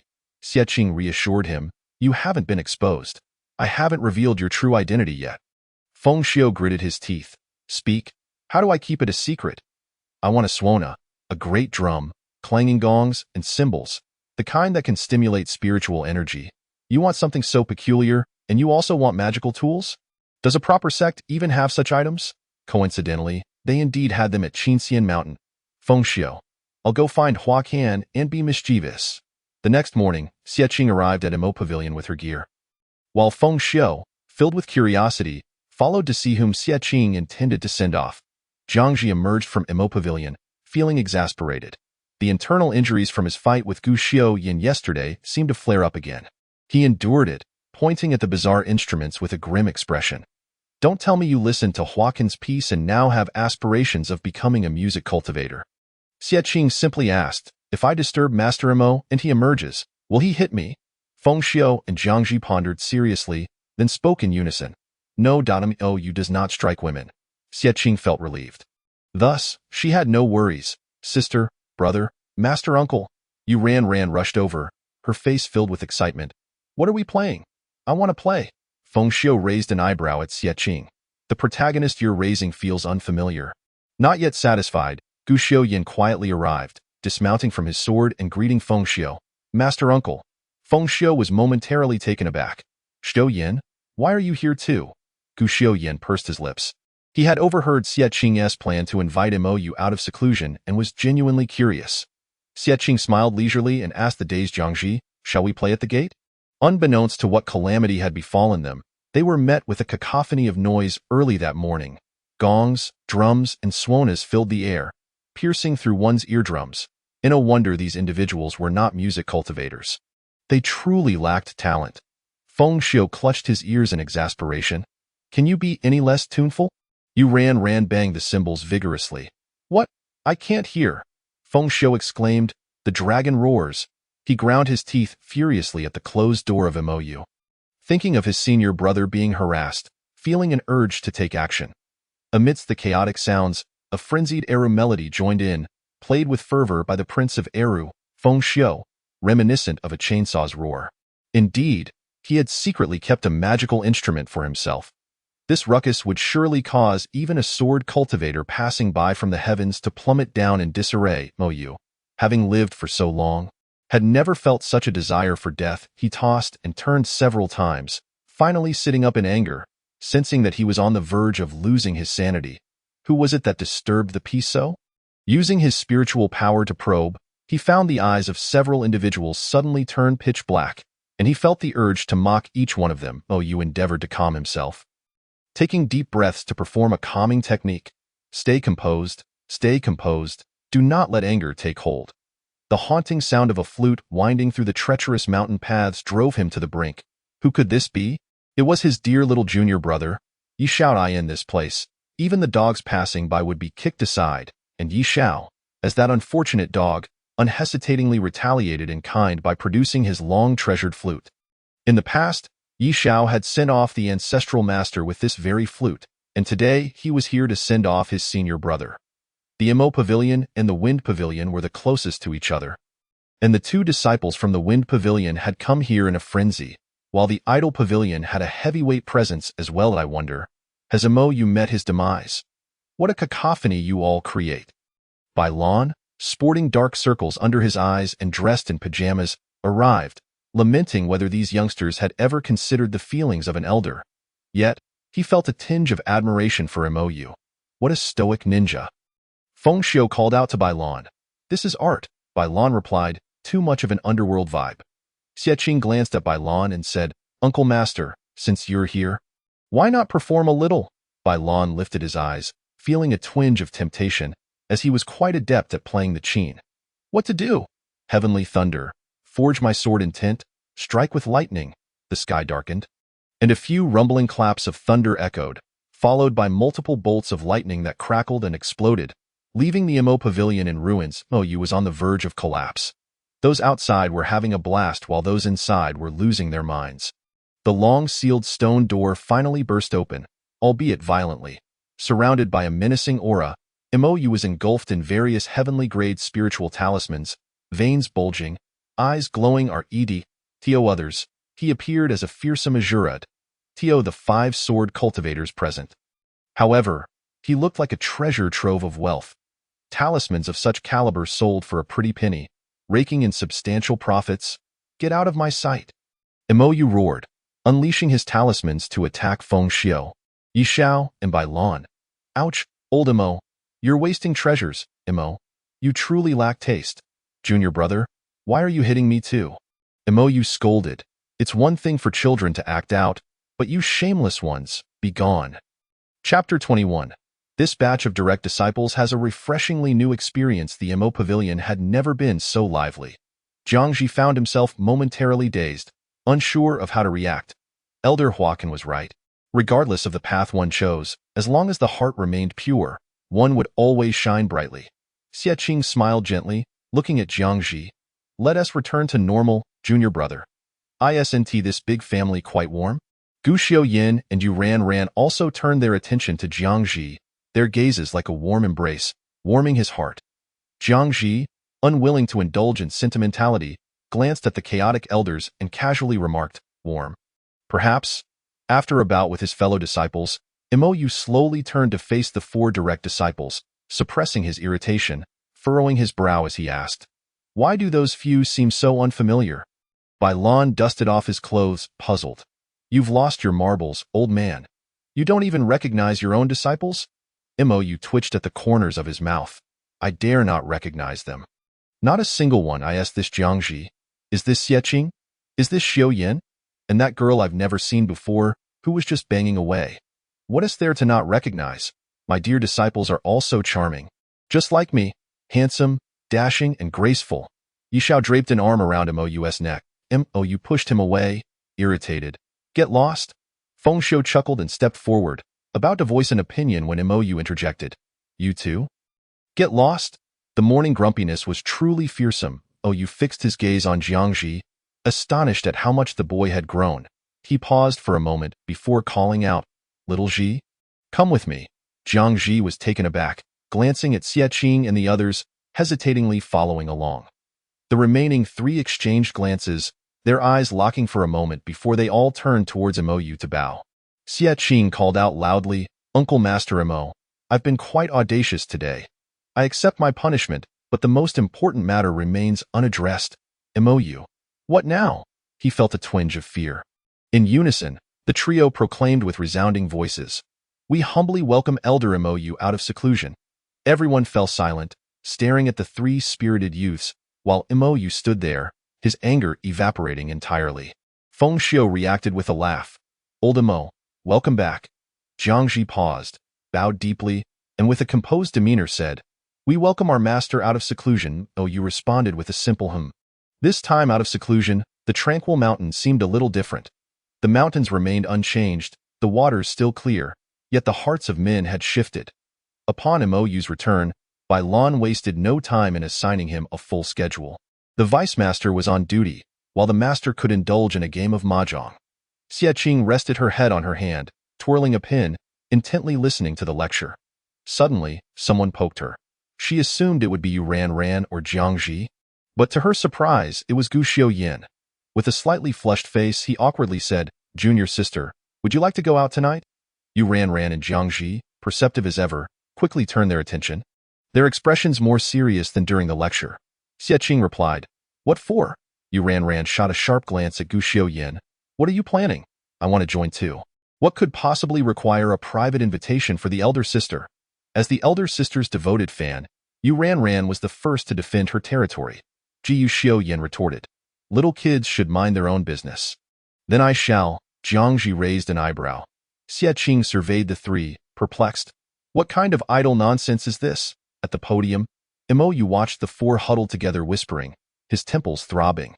Perhaps this class is necessary. Each of you write out the book 10 times and submit it before leaving. The four widened their eyes. What? Imoyu grinned slyly, his eyes gleaming like a cunning wolf that had just succeeded in its scheme. Xie Qing gazed at the thick tome of historical texts in silence, truly having paid attention this time, not uttering a word. The wheel of fortune turns. One who deceives others may soon find themselves deceived. Wow, Uncle Master Imo is terrifying. Where is my master uncle? Yu Ran wailed, feeling as if her life was at stake with 10 repetitions. If he'll write 10 times, she would practically be living here for the month. Unaware of Bai Lan's true worth, they mistakenly regarded Imoyu as a treasure.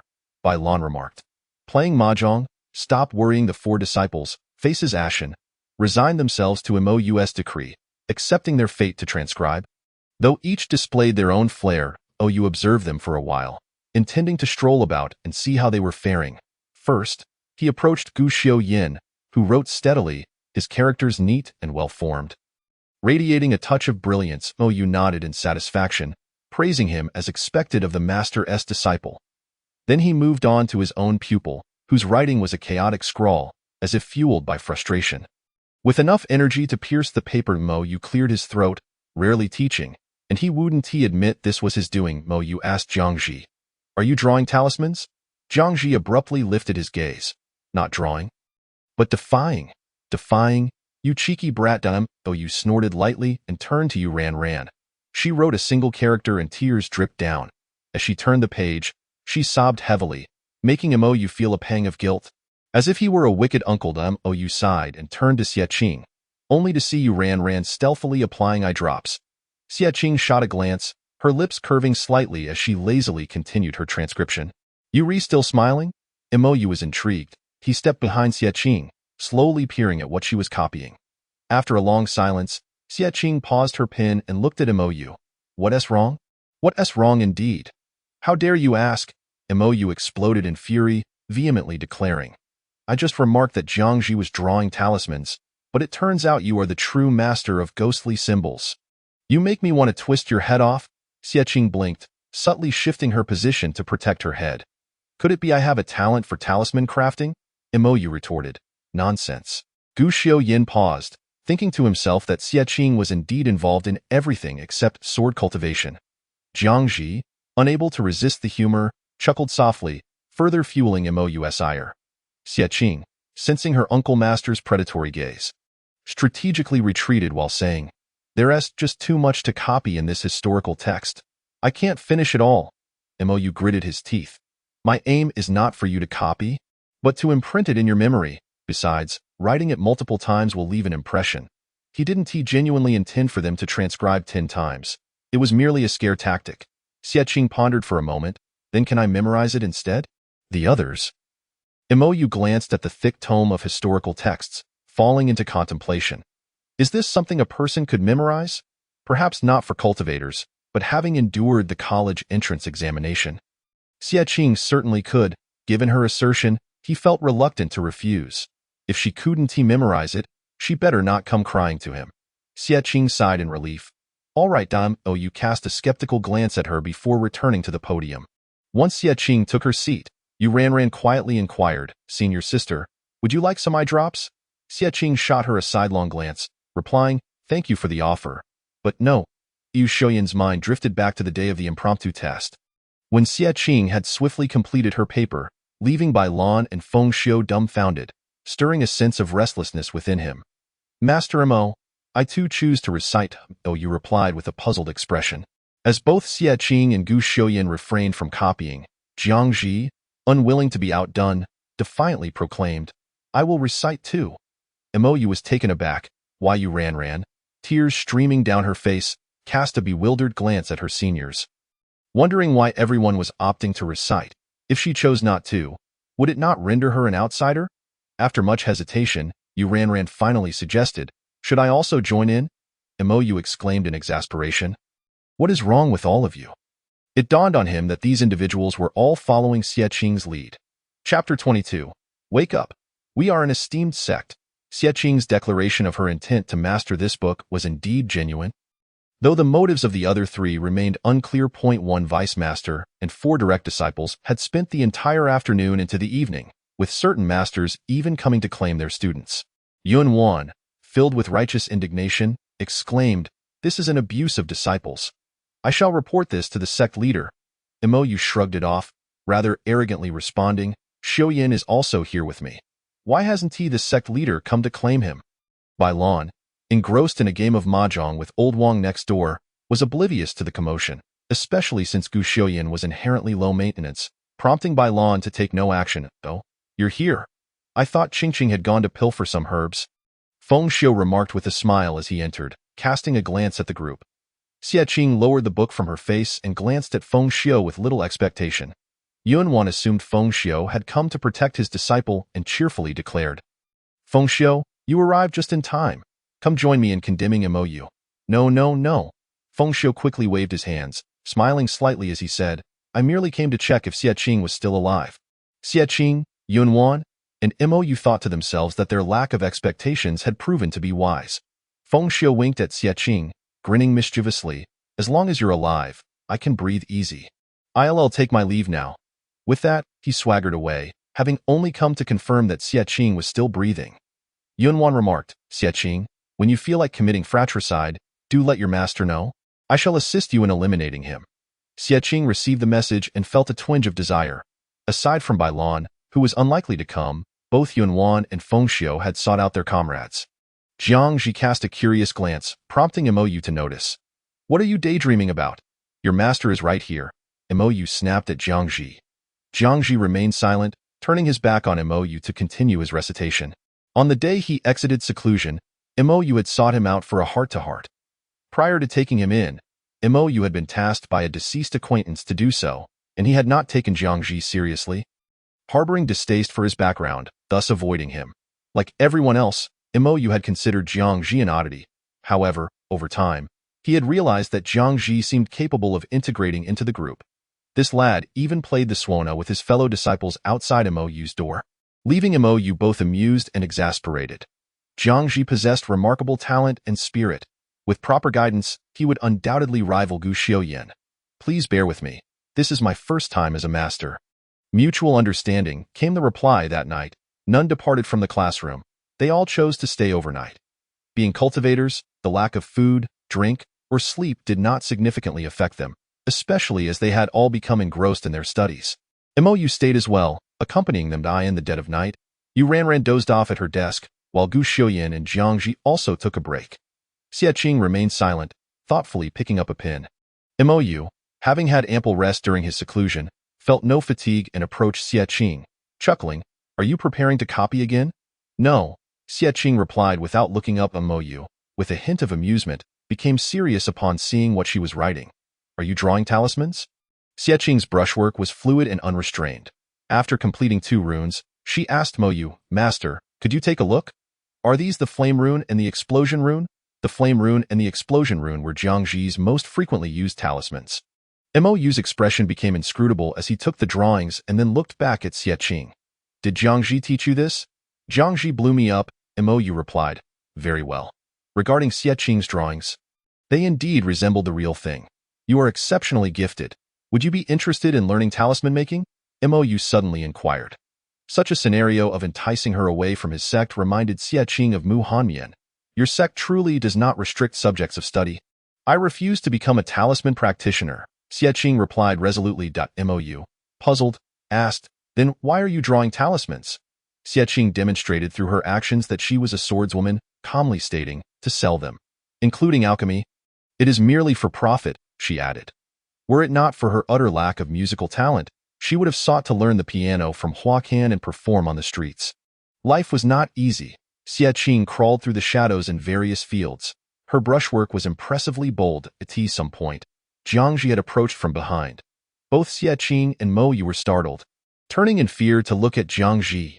"Your expressions are the real horror," Jiang Ji remarked. "Oh, what if we are bold?" Xie Qing retorted. Jiang Ji cast a nonchalant glance at Mou, saying, "Like me, you are suited for the unorthodox path." Mou shot back, "Rebellious disciple, you amuse me. I find this very interesting." Xie Qing chuckled, pondering seriously. Do you think selling evil talismans is illegal? Are you truly considering it? Mo exclaimed, alarmed. Jiangji interjected, the black market is an option. The prices are quite steep. Xiaqing nodded, then I shall give it a try. You all have gone too far, Mo scolded, vexed as the vice master. He was still present, and yet these two troublemakers casually discussed evil talismans and black markets, utterly disregarding him. Ever since Mo emerged from seclusion, he had never felt at ease. Xiaqing and Jiangji looked at Mo innocently, leaving him momentarily speechless. After a brief moment of calm, Mo stated solemnly, our Qingxian Mountain is a reputable sect with a name, one of the 6 top sects in the cultivation world. We are neither a cult nor a den of thieves, understand? I understand, Xiaqing replied. So we must not disclose our identities when visiting the black market, Mo sighed. Let him continue in seclusion. He does not wish to confront this world. I ask you all, can you not exhibit a semblance of propriety? Xiaqing responded. Then we shall eradicate the black market and earn accolades from the Immortal Alliance. Jiangji stifled a laugh. You had nothing further to say. He could only sulk in silence, allowing his disciples to speculate. Xiaqing was not oblivious to Mo's intentions, but since they were already cultivating, why not indulge in something thrilling? Their loud conversation roused Gu Xiaoyan, and Yu ran from their slumber. Just as Mo squatted in the corner, reflecting on his educational methods, he heard Gu Xiaoyan telling Xiaqing to include him in the black market venture. Wasn't Gu Xiaoyan the most normal of us? Who else on this mountain cannot go mad? After 3 days and nights of concentrated study, Xiaqing returned with her well-worn tome to recite. Before she began, Mo stated, I am eager to see what you are capable of. After she finished, he remarked, good child, come learn talisman making from me. Xiaqing hesitated, truly reluctant. There could be countless uncles and masters, but one could have only one true master. If I learn talisman making from you, I will not address you as master. Would that bother you? Mo replied, not at all. Xiaqing slowly raised an eyebrow and bowed to Mo. Thank you, master, for your guidance. I shall learn talisman making to protect myself and others, and I will not stray down the wrong path. Seeing her sincerity, Mo was moved. Then why do you still draw evil talismans and consider the black market? Xiaqing smiled faintly, her eyes bright, and replied, this does not contradict one another. Chapter 23. The surge of sect-wide recitation. You are out of confinement. Feng Xiu looked at Xiaqing, astonished. Xiaqing glanced around, pulling Feng Xiu into a corner, pinning him against the wall. In the narrow space, Feng Xiu stared blankly at the woman before him. What? So desperate, willing to take any offer? Xiaqing ignored his teasing, her expression serious as she stated, get me a sword. Having dabbled in alchemy, talisman making, and weaponry, she still lacked a sword of her own. Feng Xiu scratched his face awkwardly. A regular sword wouldn't suit a disciple of Qingxian Mountain, but a spiritual sword is beyond my means. Seeking help from the sect would only lead to embarrassment if Bai Lan discovered he had sold his disciple's spiritual sword. After much deliberation, he suggested, why not use a branch? It's environmentally friendly and can be procured in bulk. Xiaqing retorted, what use are you to me? Feng Xiu quipped, I could sell you some cuteness. If anyone were to ask why Xiaqing insisted on having Feng Xiu as her master, she would undoubtedly reply, because my master knows how to be adorable. But rest assured, during finals, I will lend you the Feng Shan sword. Feng Xiu, fearing Xiaqing might strike his handsome face, quickly raised 2 fingers in a vow.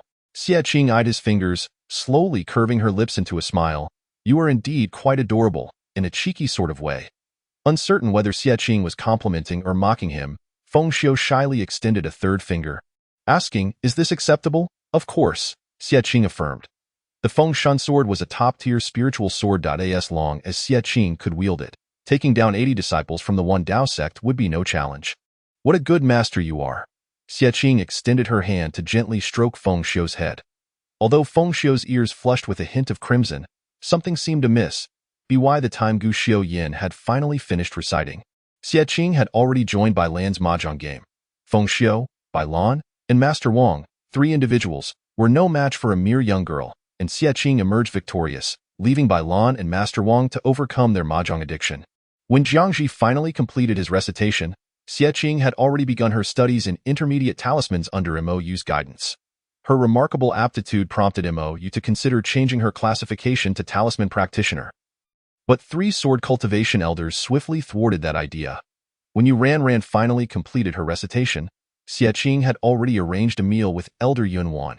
With her homemade spicy hot pot, sour and spicy noodles, and rice noodles, Xie Qing won over Elder Yunwan's palate, and the two became meal companions, raiding the cafeteria daily. Life had become exceedingly indulgent. Disciple, when will you develop that spicy strip you mentioned? Elder Yunwan inquired, slurping on her noodles. Xie Qing pondered for a moment. In a few days, perhaps. I've been inundated with talisman assignments lately, and Master Mo has been pressing me. Internally, Yunwan cursed Mo but soon resigned. We must prioritize your studies. Suddenly, a thought struck him. Since you are learning such a diverse array, why not also try your hand at spell cultivation? Xie Qing sputtered her soup in surprise, causing Yunwan to hastily evade.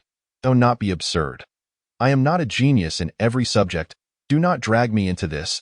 Xie Qing waved her hands in refusal, her expression one of defiance.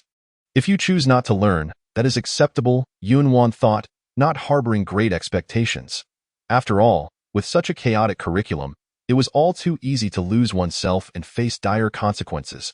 He certainly did not wish for his meal companion to perish due to reckless experimentation. Yu Ran returned to Yungu only to find Yunwan absent, and upon visiting Fenggu, she found Xie Qing missing as well.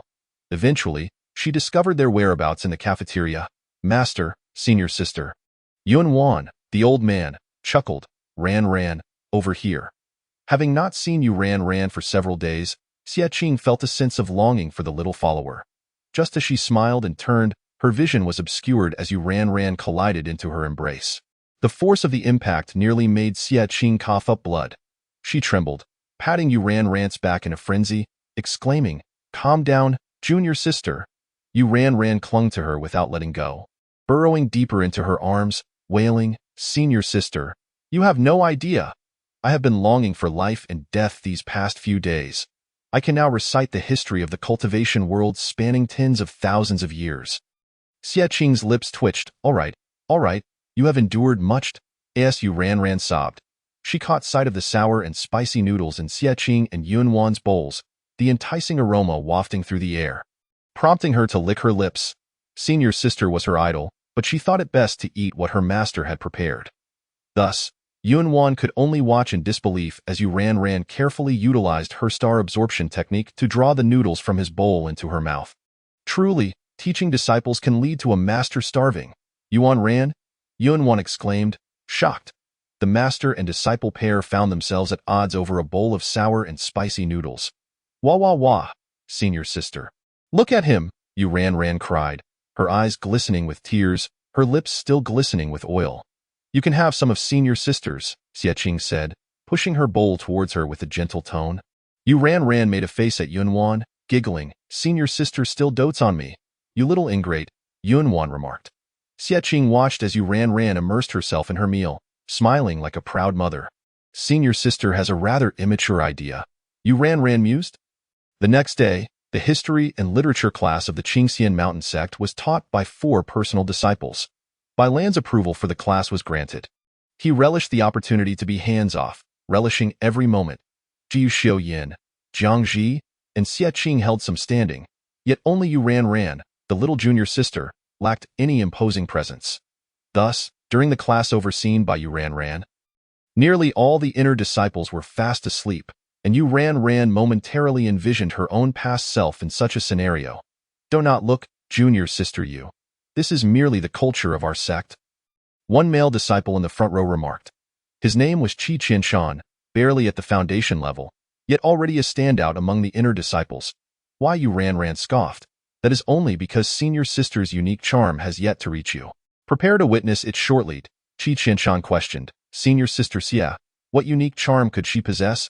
Unbeknownst to him, it was indeed a remarkable charm. To support Yu Ran and establish authority, Xie Qing had summoned the 2 mischievous assistants from the medicine cultivation valley. The flower and butterfly spirits employed in the valley had shown remarkable effectiveness, awakening the entire valley and compelling the disciples there for the first time to confront the grim realities of society. Crying as they diligently cultivated herbs and refined pills, Qi Qianshan found himself momentarily speechless, and other disciples gradually began to awaken. Why Yu Ran locked the door. returning to the podium with the two formidable spirits as her guards. She boldly declared, "From this moment on, if you do not finish the first 30 pages, you shall not leave. Should you suffer from poison, I will send you to the Medicine Cultivation Valley for treatment." The inner disciples gaped in horror at this diminutive junior sister, shocked at her frightening demeanor. This was their first encounter with such a version of Ran, and they wailed, begging to switch classes.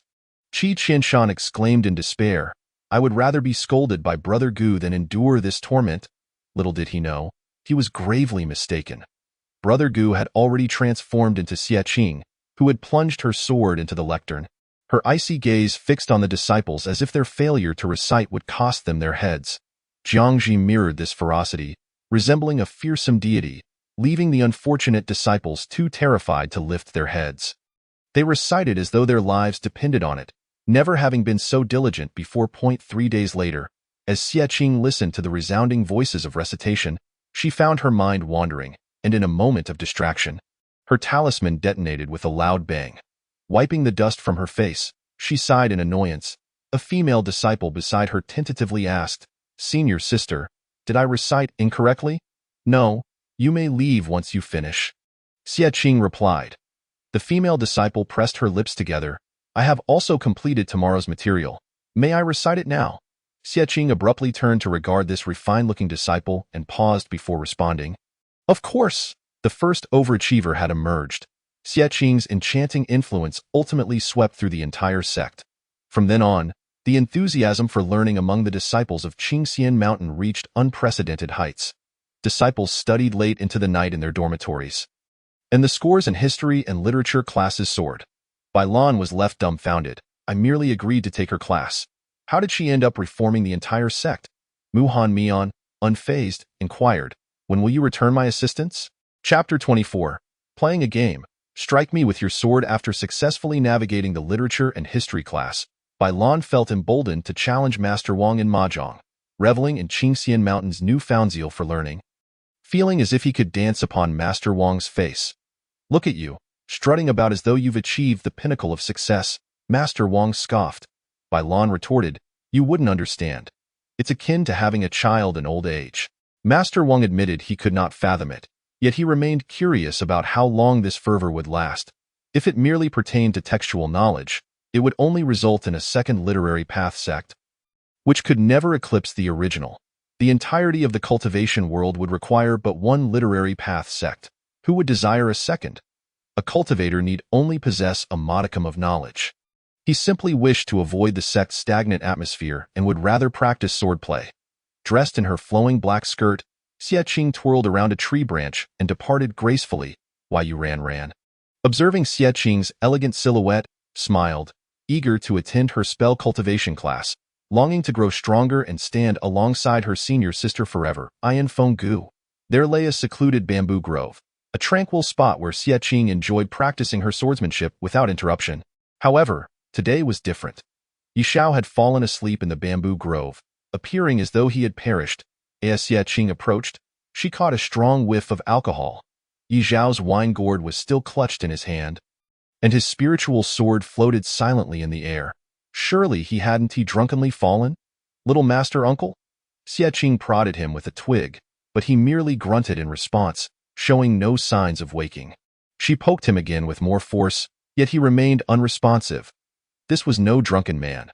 This was a lifeless pig. At that moment, the spiritual sword could no longer tolerate the scene and gracefully descended to hover before Xie Qing. A voice emanated from the sword, languid and relaxed. "If you strike him with me, he might awaken." What was this? A sword spirit? Yi Xiao seemed to possess a rather long-standing sword spirit.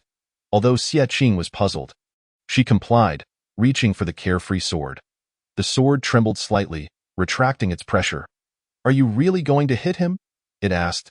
"You suggested it. Strike him," Xie Qing replied with a smile, devoid of any malice, appearing exceedingly benevolent. The sword spirit responded with uncertainty, questioning, "What kind of dangerous game is this?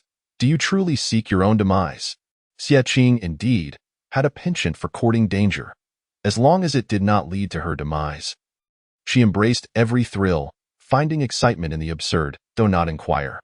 "If you do, You might suspect her sanity. Xie Qing lightly tapped her left hand with the twig from her right, stating earnestly, "Will you strike or not?" "I will," the sword spirit exclaimed. With a tremor of the Xiaoyao sword, Xie Qing released it, and a flicker of divine light emerged, revealing a male sword spirit. He raised his hand to grasp the Xiaoyao sword, and a formidable aura swept through the bamboo forest, stirring up a flurry of scattered leaves. "I am Zhu Yao, the spirit of the Xiaoyao sword," he declared. "I am Xie Qing, your junior, and I seek your guidance."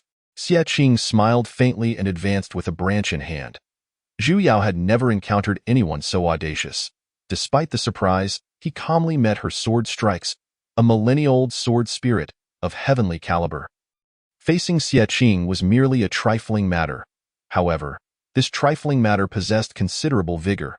The branch snapped, and she switched to a bamboo sword. She was thrown into the air but climbed back, repeatedly battling and repeatedly suffering defeat. Yet each return brought new insights, persisting just a little longer, even if only by a fraction. Willpower was indeed formidable. Zhu Yao smirked, sending Xie Qing flying once more. Rising from the ground, Xie Qing caught her breath, quietly reflecting on her previous moves, and selected another bamboo branch. Practical combat was eternally the finest teacher, surpassing the efficiency of solitary practice. Zhu Yao, no longer tormenting her, decided to gauge her level. "You are at the peak of the foundation establishment stage. I shall match your cultivation for our spar." Through medicinal practices, her spiritual veins were nearly restored, confirming her cultivation at the foundation establishment stage. Yet she still lagged behind Gu Xiuyin and Jiangji. "If you employ golden core cultivation, I relish the challenge." This stubborn temperament elicited a chuckle from Zhu Yao. "You are truly amusing. Do you not fear pain? Having faced death once, how could she fear pain?" She shook her head lightly, devoid of emotion, and approached with her bamboo sword once more. As the sun dipped below the horizon, painting the sky in hues of dusk, Xie Qing tossed aside her last bamboo sword and settled beside Zhu Yao. Facing the unmoving Yi Xiao, as the battle progressed, Xie Qing even managed to wound Zhu Yao, earning his respect. "You possess remarkable talent, is that so?" "I wouldn't know." She merely dared to be bolder, fiercer, and a touch madder than others. Summarizing experiences and learning from lessons without taking unnecessary detours. Zhu Yao regarded her appreciatively. "Yi Xiao is the master I personally selected. He is highly suited for the Xiaoyao sword. Should your cultivation match his, you would be my second consideration." Such praise was not insignificant. Although Yi Xiao slept soundly, he was indeed a rare talent in the sword Dao, with the former sect leader adamantly wishing to take him as a disciple even as he approached the end of his life. Moreover, as an important supporting character in the original narrative, Xie Qing understood the magnitude of his prowess. "Thank you, Senior, I almost forgot that my junior uncle has yet to awaken." Xie Qing rose. "You intend to rouse him?" Zhu Yao squinted, warily warning her. "Do not harm him." Xie Qing replied, "Do not rush. I will first set my own bones." She had been battered all afternoon and had yet to tend to her injuries. "Crack, crack, crack," Zhu Yao exclaimed, explosive. His admiration for Xie Qing had shifted into genuine respect. Xie Qing gritted her teeth, letting out a pained gasp, beads of sweat dotting her forehead. She retrieved a vial of potion from her storage ring.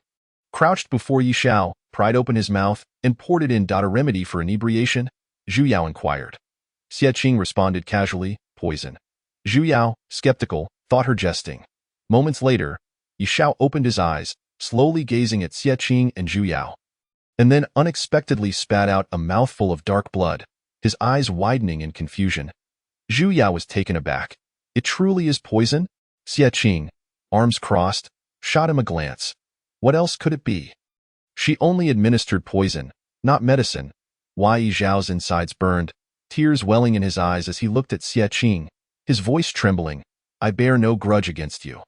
Xie Qing chuckled awkwardly. "It was merely to hasten your awakening. A little blood is all. What kind of person are you?" Zhu Yao remarked with a hint of melancholy. "Fortunately, I am only measuring swords." Yi Xiao, bewildered, tucked away his wine gourd and unsteadily rose, asking, "What have you two been up to behind my back?" Xie Qing replied honestly, "Zhu Yao's techniques were exceptional. We had quite the enjoyable afternoon." With a thud, Yi Xiao plopped back down. Chapter 25. Xie Qing and the sword partner find delight according to the story's progression. After returning to the mountain gate, Yishao should have developed a relationship with Yu Ranran. Yet, Yu Ranran, always mingling with Xie Qing and the others, paid Yishao no mind, leaving their paths barely crossed. This only furthered Yi Zhao's carefree existence, indulging in drink and merriment, becoming the most carefree rogue in Qingxian Mountain. This time, he simply drank a bit too much, awakening to find his sword spirit and female disciple in a passionate entanglement. With his disciple having force-fed him poison, I can explain, Zhu Yao stated. Wai Yishao transformed into a sorrowful figure. I refuse to listen. You are already tainted. How could you engage in such shameless acts while I slept? If you refuse to listen, then leave. Xie Qing firmly dismissed him. Wai Yishao paused, surveying his surroundings and realizing they were indeed in the bamboo grove near the wind pavilion, though the fallen bamboo bore a certain aesthetic reminiscent of dismemberment. Witnessing such evident signs of conflict, Yishao was shocked to think they had something more than mere camaraderie, yet he found it astonishing. You both are so fierce? While he would allow Zhu Yao and Xie Qing to share a secret, he felt they had gone too far. Isn't that the thrill of it? Xie Qing responded with indifference. Zhu Yao chuckled. Next time, I shall be gentler. Wai Yishao retorted. What a predatory statement. He found them both excessively brazen. Yet he was deeply puzzled. Xie Qing could have taken advantage of him while he was inebriated. Yet she chose Zhu Yao, indicating that he lacked the allure of a sword spirit. Gazing at the couple, he muttered, You two are beasts in human guise. Xie Qing frowned. What nonsense is this?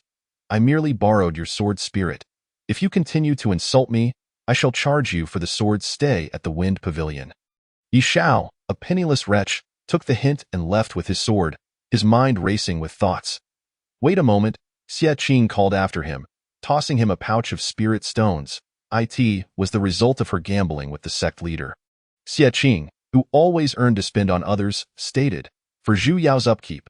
He worked hard today. Wai Yishao weighed the pouch, his expression shifting faster than turning pages, and he gratefully clasped his hands. Thank you. Sister-in-law Zhu Yao and Xie Qing exchanged bewildered glances. With the money in hand, Yishao hastily left, as if fearing Xie Qing would change her mind. On the way back to the Xiaoyao pavilion, Zhu Yao asked Yishao, Is Xie Qing your brother's partner? I have no biological brother. Rest assured, Yishao replied, having faith in her ability to generate wealth. Zhu Yao pondered. Something seems off. After bidding farewell to her junior uncle, Xie Qing returned to the wind pavilion, utterly exhausted and ready to collapse. She had never exerted herself so fiercely in her previous life, where she lay bedridden for 3 years, waiting for fate's decree. But now, it felt entirely different, and she found solace in this feeling in the hot springs of the wind pavilion. Xie Qing, clad only in a black robe, soaked while her long hair cascaded down, lending her an air of femininity. After merely a quarter hour of enjoyment, a silent shadow loomed over her. Junior sister, it was Gu Xiuyan's voice. Xie Qing opened her eyes in annoyance, leaning against the stone edge to meet his gaze. What momentous occasion brings you to the wind pavilion to watch me bathe? She was in a hot spring. What if she were not dressed? Gu Xiuyan, somewhat oblivious to such matters, maintained a composed demeanor and stated earnestly, To practice swordsmanship. Is that the reason for your visit? Xie Qing replied incredulously. The time, place, and individuals involved seemed entirely misaligned. Gu Xiuyan, noticing her silence, continued, I have invited you twice. Junior sister, you are quite elusive. Xie Qing shot him a complex glance, tugged at her hair, and rose. The wet robe clung to her form, accentuating her alluring curves. Gu Xiuyan composed himself, his lips moving slightly. You might want to change into some clothing first. No need. I cannot be so presumptuous. Xie Qing dried her body with true essence, her expression neutral as she queried, What are we practicing? The shadow sword technique. Aside from the shadow sword technique, she could not fathom what strength she possessed to warrant Gu Xiuyan's personal visit. Why the reluctance on your face? Gu Xiuyan frowned. Xie Qing summoned a branch from the air, took a deep breath, and adjusted her mindset. Come on, nurturing every little sapling is a mother's duty, Gu Xiuyan replied. Passion belongs to the disciples. The masters merely gather to play cards and mahjong. At Xingchen Peak, in the Moon Tower, the conference hall buzzed with activity. 3 against 1. King Bomb, Feng Xiu, Bai Lan, and Mou surrounded the conference table, playing Do Di Zhu with Feng Xiu seated atop the table. Yunwan cracked sunflower seeds, commenting, "Feng Xiu is cheating. Do not slander me," Feng Xiu retorted. Huacan laid out an entire set of cosmetics. Conducting evening skincare while directing Yi Xiao. "Junior brother, raise your sword higher." "I cannot see it." Yi Xiao lazily lifted the Xiaoyao sword a bit higher to serve as a mirror for Huacan. Mu Hanyan had come to substitute for Elder Fu Lu at the meeting, even bringing the comatose Elder Fu Lu along in a small cart. He patted Fu Lu's face, saying, "Listen carefully. I know you can hear me." Fu Lu responded silently. With everyone down, they still brought him along to conduct a meeting. It was as if they had harvested all the bamboo shoots on the mountain. "No more games. Let us commence the meeting." Bai Lan cast aside the cards in her hand, adopting the demeanor of a sect leader. The others promptly ceased their tasks, swiftly returning to their respective positions, their expressions turning grave and serious. Bai Lan cleared her throat lightly and solemnly announced that this time, they had been invited by the Wanjian sect, and the two from the Feng Pavilion had practiced swordplay throughout the night. Their excitement unabated. "Junior sister, you are truly remarkable." Jiu Xiu Yin couldn't help but smile. It had been a long time since he felt such unrestrained joy, and his comprehension of sword intent had ascended to new heights. Xia Qing curled her lips, slumping onto the ground as she adjusted her bathrobe, no longer concerned with its cleanliness, her body drenched in sweat. The night had undeniably been a mutual victory, with both of them gaining insights. Xia Qing mused that practicing like this daily didn't seem so bad after all. In the morning class, Xia Qing and Gu Xiu Yin both buried their heads in deep slumber, leaving Mou somewhat incredulous. He inquired in a somewhat mystical tone to Yu Ranran, "That S. Xiu Yin, right? Not Jiangji?" Beside them, Jiangji remarked, while Yu Ranran blinked, "It's senior brother Gu. Senior brother Jiang doesn't sleep so gracefully." Jiangji replied, "Junior sister, your sharp tongue grows ever sharper. I might just slip a blasting talisman into your snack bag." However, what was going on between Gu Xiu Yin and Xia Qing? Mou fixed his gaze on them and unleashed a roar. "Did you two sneak off last night?" Xia Qing and Gu Xiu Yin jolted awake, their expressions a portrait of despair. Jiangji came to Xia Qing's defense, stating, "Senior sister Xia only knows how to pilfer medicinal herbs." Xia Qing protested, "The back mountain has been stripped bare by Mu Han Mian. I'm now reduced to begging small flowers and insects." Mou interjected, "You two stand at the back and pay attention." The two senior brothers and sisters complied, not daring to contradict, and calmly made their way to the back of the classroom. Jiu Xiu Yin fixed his gaze on Xia Qing, asking, "Shall we go to your place tonight or mine?" Yu Ranran and Jiangji exchanged puzzled glances. Chapter 26. Not a single serious one. You two. Refrain from any underhanded antics. How can I trust you to go to Wanjian sect in 7 days like this? Mou returned to the podium, casting a disappointed look at Xia Qing and Gu Xiu Yin. The Wanjian sect is the second most prestigious sect among the 6 upper sects, colloquially known as the Old Second. The direct disciples will represent the sect, and if they appear this lackluster at Wanjian sect, how will they hold their heads high? Oh, right, they never had any face to begin with. Zhang Ji queried, "What's the purpose of going to Wanjian sect?" Before Mou could respond, Xia Qing spoke up, "Wanjian Tide." The Wanjian Tide is a signature event of the Wanjian sect, where they summon spirits for sword cultivators, a spectacle of grandeur. Even those with their own spiritual swords are encouraged to experience the sword intent amidst the Wanjian Tide, which is extraordinary for sword cultivators. In the original narrative, Yu Ranran accompanied Yi Xiao and Gu Xiu Yin, where she encountered her destined partner, So Xia Qing, was to witness the fateful encounter of the male and female leads. You two sword cultivators must attend. The Wanjian Tide is a once-in-a-lifetime opportunity. Who knows when the next will come. Mou, a talisman cultivator, places great importance on this event. Xia Qing and Gu Xiu Yin nodded in agreement. Mou urged, "So show your flair. Do not bring disgrace to our sect." Gu Xiu Yin nodded, while Xia Qing hesitated, shaking her head and then nodding. She candidly admitted, "Master, I've always been shameless. I can't guarantee that." Mou replied, "You needn't be so brutally honest." After pondering, Xia Qing suggested, "I could use Ming Qiyu's name when the time comes." Mou, puzzled, asked, "Who is Ming Qiyu?" He had never heard of such a person in the Qingxian mountain. Yu Ranran clarified, "Ming Qiyu is a disciple of the One Dao sect, as is Lin Yun Luo, who is also a direct disciple of the sect leader." Jiu Xiu Yin glanced at Xia Qing, then at Mou, and nonchalantly stated, "Then I'll use Lin Yun Luo's name. If you all impersonate disciples of the One Dao sect, Who will represent Qingxian Mountain? Jiang Ji and Yu Ranran replied in unison. I will go. What the heck? What do you two have to do with this? The genuine sword cultivators' direct disciples couldn't hold their own, while the talisman and spell cultivators rushed to join the fray. Yu covered his face, thinking perhaps it was better not to go to the Wanjian tide. Jiangji pointed at his own master and said to the three, look, he can't afford to play. The rebellious disciple made Yu's chest ache with indignation. He couldn't scold the children of others, but could he not discipline his own? Moreover, Yu had already turned the master and disciple into a mess. So what was the harm in blowing up a classroom? Fuming, Yu threw a blasting talisman at Jiangji, who deftly dodged it. The old geezer is blowing me up again. Jiangji scoffed lightly, moving to stand beside Xie Qing stared at the large black hole in the floor, wide-eyed. Is this how your talisman cultivators interact? Yu has finally gone mad. Run, Yu Ranran screamed. The four of them fled, leaving their books behind. Yu's face darkened. He was driven to madness by them. Subsequently, the classroom for the direct disciples was obliterated by a mysterious talisman cultivator. Who could it be? The answer remained elusive. Questions are forbidden to be spoken. The vice sect leader values his reputation. After a collective ditching of class, Jiangji glanced at Xie Qing, his tone unreadable. I'm going. Go, go, go. I won't stop you. Xie Qing replied dismissively. She felt a twinge of intuition and turned to Yu Ranran, ruffling her hair, saying, and you, if you want to go, go ahead. Why? Yu Ranran jumped up in excitement, exclaiming, yay! I'll go tell master and the sect leader that I love senior sister.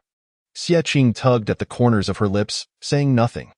Not far away, Mu Han Mian silently stood, casting a distant glance at Xie Qing, his expression impassive. This busybody Xie Qing, engrossed in her studies, sword practice and talisman crafting, occasionally ventured to the scripture pavilion to pilfer a couple of forbidden texts, spent her leisure researching new snacks, and even tricked Yunwan out of 2 meals. She would sometimes play mahjong with Bailan, yet never visited the medicine cultivation valley. When she did come, it was merely to procure medicinal materials from the butterfly demon and flower demon, rarely seeking out Mu Han Mian. What a cold-hearted, ungrateful woman. Not spotting any acquaintances, she decided to leave. Xie Qing paused for a moment, bidding farewell to her fellow disciples. Ji Xiu Yin noticed Mu Han Mian, and seeing Xie Qing walk away with him, he was quite curious. How can she cultivate poison while following Mu Xianshi? It was well known that Mu Han Mian never used poison. Why? Yu Ranran, being Xie Qing's staunch admirer, pursed her lips and mused.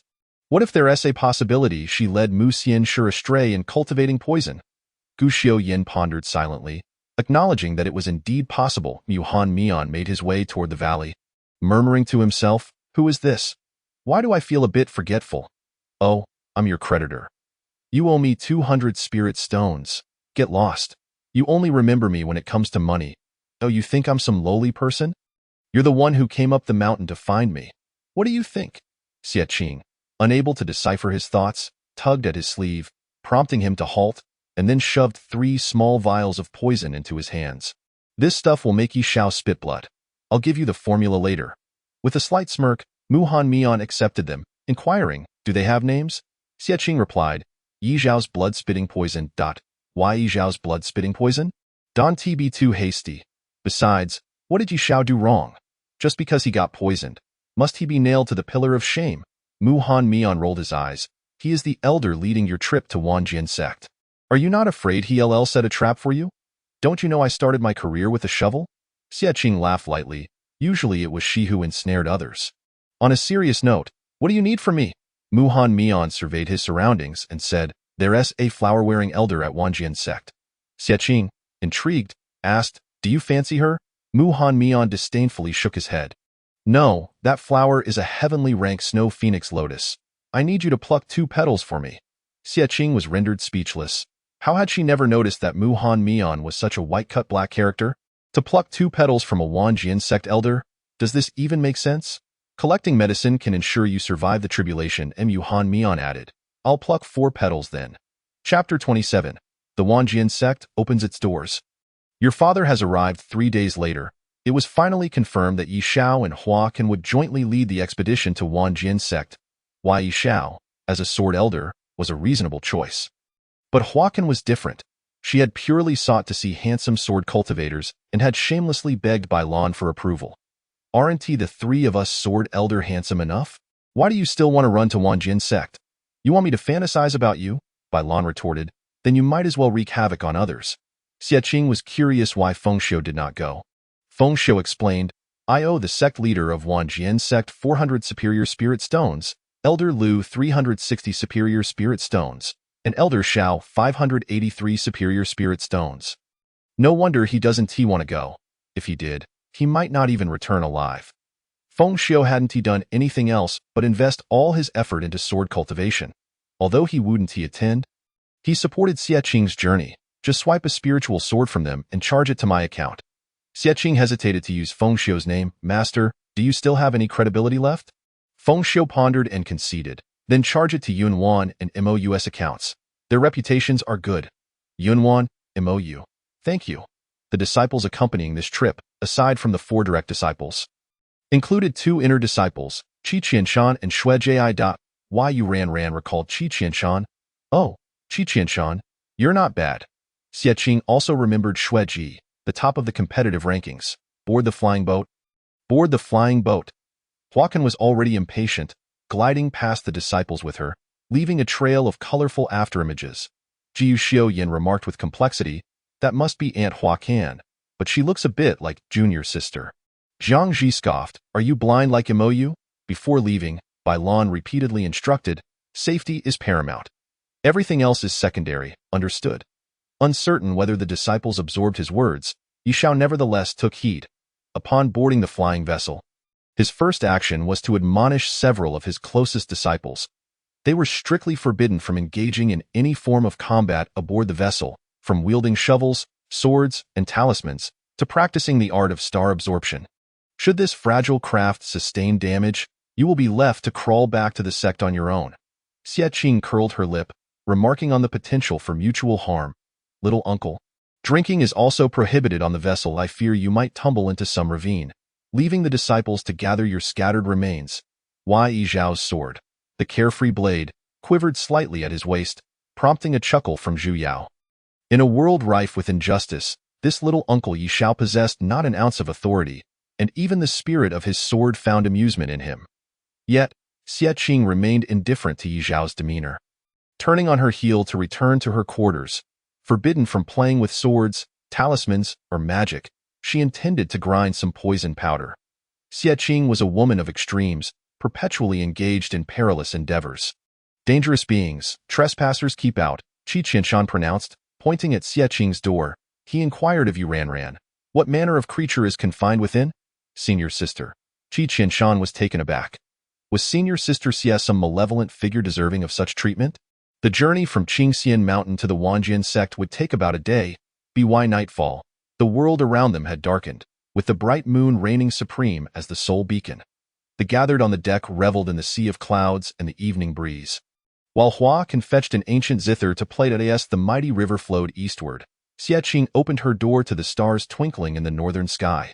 She removed her dust mask and approached her fellow disciples. Senior sister, look at the moon. It's as large and round as a pie, Yuranran remarked, her eyes sparkling with mirth. Xie Qing merely hummed in response, the cool breeze brushing against her, a touch chilly. Under the watchful gaze of the others, she leisurely settled at the bow of the flying vessel, resting her chin in her hand as she contemplated the intricacies of life in this vast universe. She felt a profound sense of alienation. Upon reaching the Wanjian sect, she would encounter the male protagonist. At this moment, Xie Qing's original self had already perished, yet here she sat, well and truly alive. Her damaged body nearing the golden core stage. Senior sister seems rather melancholic, Xue Ji murmured. Jiu Xiaoyan observed Xie Qing's silhouette, puzzled. Could it be that she felt disheartened due to not practicing swordplay together that night? Jiang Ji cast a glance their way and directly approached Xie Qing, taking a seat beside her, casting a fleeting glance in her direction, yet saying nothing. Yuranran's expression shifted, and she too sat beside Xie Qing. Leaning against her, such a fine son and daughter. With the atmosphere thus, Gu Xiaoyan felt it would be impolite not to join in. The 4 of them formed a neat row, 2 inner disciples exchanging glances. Inquiring of the elders, shall we join as well? Huacan plucked the strings of her zither and said, "What use is a windbreak? Let us return to our slumber." Qi Qianshan and Xue Ji obediently retreated, while Yi Shao quietly approached Huacan, whispering, "I've discerned that Xie Qing is their core." Huacan chuckled lightly. Indeed, the invincible and charismatic figure in the universe has released a new book. Xie Qing, kiss me, she is utterly enthralled. This journey with the sword cultivators is no different from doing it for Xie Qing, is it? With the reference of the original, it becomes even more irresistible. Except for the clouds, the day waned, and Xie Qing remained seated throughout the night. Ahead, the Wanjian sect was faintly visible, majestic and imposing, its peaks sharp and dignified, demanding respect. As dawn broke, Xie Qing rose to greet the morning light, exclaiming, "The rock soars above the northern sea, the phoenix greets the sun. With book and sword, the path ahead is uncertain." Jiang Zi's eyes reflected disdain, his talismans peeking from his garments as he calmly remarked, "Just blow it up." With that, Yu Ran assumed a stance, fingers forming the required gestures. "Where shall we strike? Let them witness the prowess of a genius in talismanic arts." Gu Xiuyan was momentarily bewildered, silently grasping his sword. "Enough of this. We are here as invited guests to observe the Wanjian tide, not to declare war on the Wanjian sect." Yi Shao bellowed from the rear. Xie Qing, her expression impassive, pondered for a moment before picking up a branch, pointing it resolutely at the Wanjian sect, and calmly uttering 2 words, "Attack it." Yi Shao finally comprehended why you would go mad while teaching them. Couldn't they appoint someone else to lead? He felt inadequate for the role. Another elder in charge, Huacan, exuded a commanding presence as she stepped onto the vessel's railing, clutching her zither and grinning broadly. He, young gentleman, your sister has arrived. Control yourself. Your tongue is almost out." In Qingxian Mountain, Yuan calculated with a flick of his fingers. They must have arrived. Bai Lan, anxious for the children on their journey, inquired, "Is everything all right?" Feng Xiu, beaming, waved his fan, dismissing parental concerns. "Fear not, with Qingqing here, all is well." You retorted. "Isn't it precisely because of Xie Qing that things are not well?" Chapter 28. Wanjian Sect Part 1. The original male protagonist appears, and he is indeed a person of substance.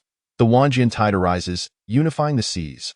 This is the hallowed hall of sword cultivators, the renowned domain of the contemporary sword god, Li Jishan, the only sect capable of contending with all other celestial sections. Among sword cultivators, Li Jishan ranks first. "Who do you suppose is second?" Yi Shao asked, a smile gracing his lips as he surveyed the disciples, brimming with vitality. "Why, Yu Ran chimed in, "It can't possibly be you." "Right? Correct." Yi Shao beamed with pride. A decade ago, Yi Shao had burst onto the scene, showcasing his talents. He had bravely challenged sword god Li Jishan. Though he lost after a fierce 3-day battle, Li Jishan had left behind a statement. Among contemporary sword cultivators, only Yi Shao can defeat him. One sword, carefree, one thought, ascension. Yu Ran remained skeptical. Why Yi Shao's external persona? The prodigious young sword god. Why Yi Shao's internal persona? A narcissistic drunkard with a penchant for humor. The opinions regarding Yu Ran were mixed. The only individuals privy to the truth, including Huacan, did not come to Yi Zhao's defense, merely watching with amusement. Little uncle truly lacks any semblance of authority. Xie Qing remarked. As they exchanged banter, the welcoming party from the Wanjian sect had already arrived. Real Master Yi, Real Master Hua, and friends from Qingxian Mountain. "I am Wanjian sect disciple Chen Ku, here to receive you," announced the leading upright young man, flanked by disciples clad in light blue robes. Xie Qing glanced at her own colorful and eclectic group, pondering that this was perhaps the disparity between sects. The Wanjian sect exuded an air of seriousness. Elder Huacan licked her lips and cheerfully approached Chen Ku, playfully patting his shoulder, her fingers dancing lightly over him. "Wonderful, wonderful.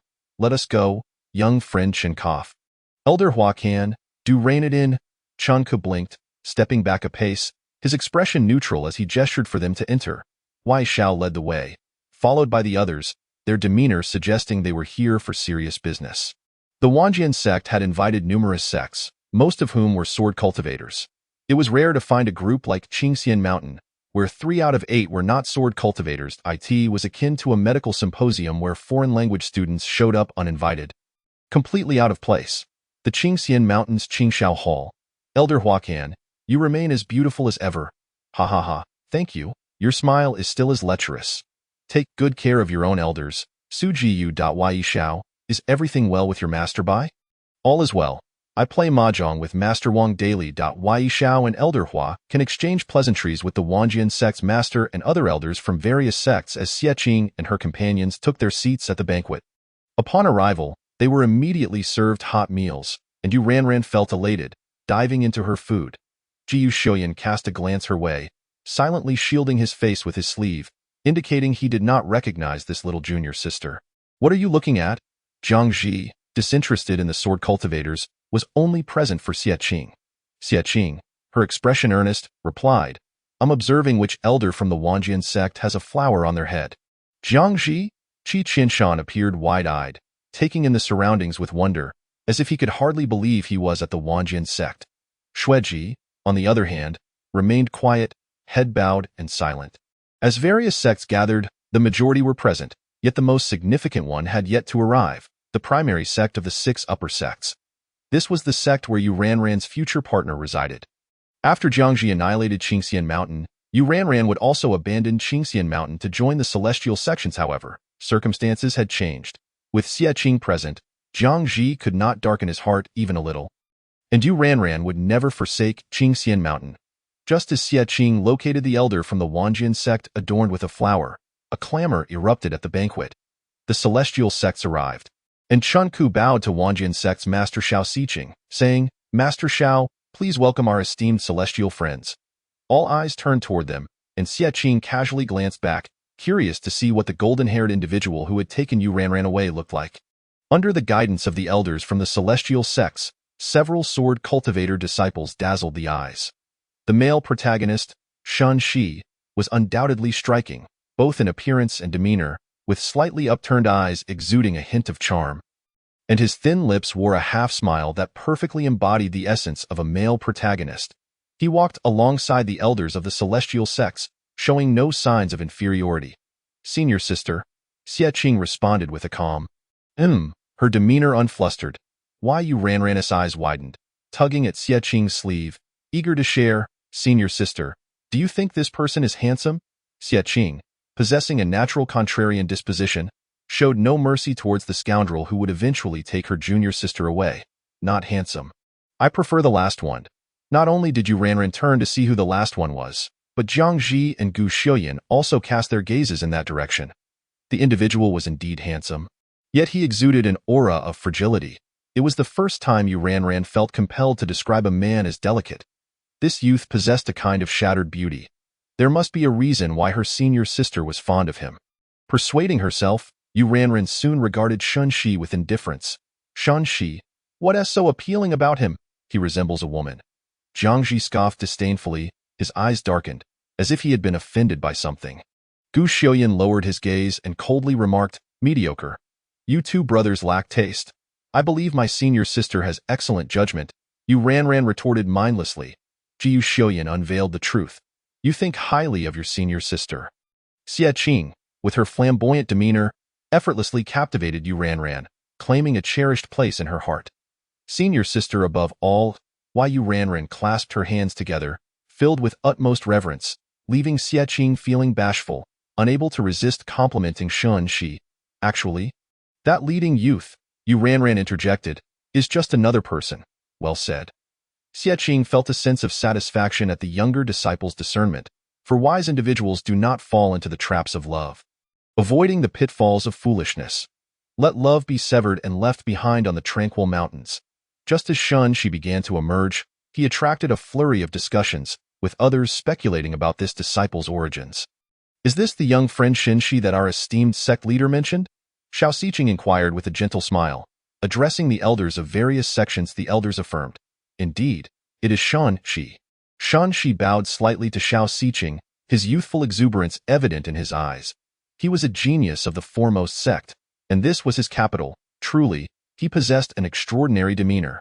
Shao Xiqing nodded slightly, maintaining a facade of calm while her thoughts remained inscrutable, inviting the guests from various sects to take their seats. Wei Shao had been fixated on Shan Shi throughout, and upon observing Xiao Siqing's recognition of him, he felt an oddity to this. Xie Qing remained unperturbed. After all, it was merely that the various sects wished for Li Jishan to take Shun Shi as his apprentice. How the plot unfolded was of little concern to her. As long as Yu Ranran and Shun Shi did not engage in romance, she would scarcely encounter Shen Shi again in her lifetime. Xie Qing poured herself a cup of clear wine, swirling it in her hand, her gaze meeting that of a certain individual, none other than the sword cultivator disciple she had expressed admiration for. She had little recollection of this character. Ling Su gazed intently at Xie Qing, his clear, bright eyes blinking as if casting flirtatious glances. Xie Qing licked her lips, raised her cup in salute to him, and then drained it in one gulp, continuing to enjoy the feast with a carefree demeanor. Ling Su was momentarily taken aback, a faint blush gracing his ears. The source of all mischief, Xie Qing, remained oblivious, while the three senior siblings observed keenly. Shueji asked weakly, "Why does everyone seem so unhappy?" Qi Qianshan remained silent. Perhaps Xie's senior sister had done something? Yu Ranran clicked her tongue. "I now agree with my two senior brothers' views. This is a new rival, Xie Qing." Chapter 29. The 10,000 Sword Sect Part 2. Identity is self-assigned. Outside the banquet was filled with insipid chatter, leading Xie Qing to feel quite fatigued, even yawning. Many men and women, experiencing the world for the first time, began to scrutinize one another. Although this was the domain of sword cultivators, one never knows when they might meet again at the next sect conference. "Friend, which sect do you belong to?" A female cultivator approached, her eyes glued to Xie Qing's face. Xie Qing replied dismissively, "I am from the Literary Dao sect." "What brings the Literary Dao sect here?" The female cultivator expressed momentary confusion but nodded respectfully, showing no disdain for scholars, acknowledging that the Literary Dao sect was quite commendable. Soon, word spread among the guests. There was a striking female cultivator from the Literary Dao sect, and those around her were equally remarkable. "The Literary Dao sect has sent someone, and several at that." The neighbor was taken aback. "How could Yi Shao not know?" Xie Qing believed it best to be conservative. She feared that you would think her embarrassing. Identity is self-assigned outside. After all, I have no particular attributes, so others cannot discern my sect. Yi Shao countered, "But you are being too disingenuous. The Literary Dao sect hasn't sent anyone. Next time, I'll cosplay as Shun Shi." Xie Qing playfully shifted her goal to Yi Shao.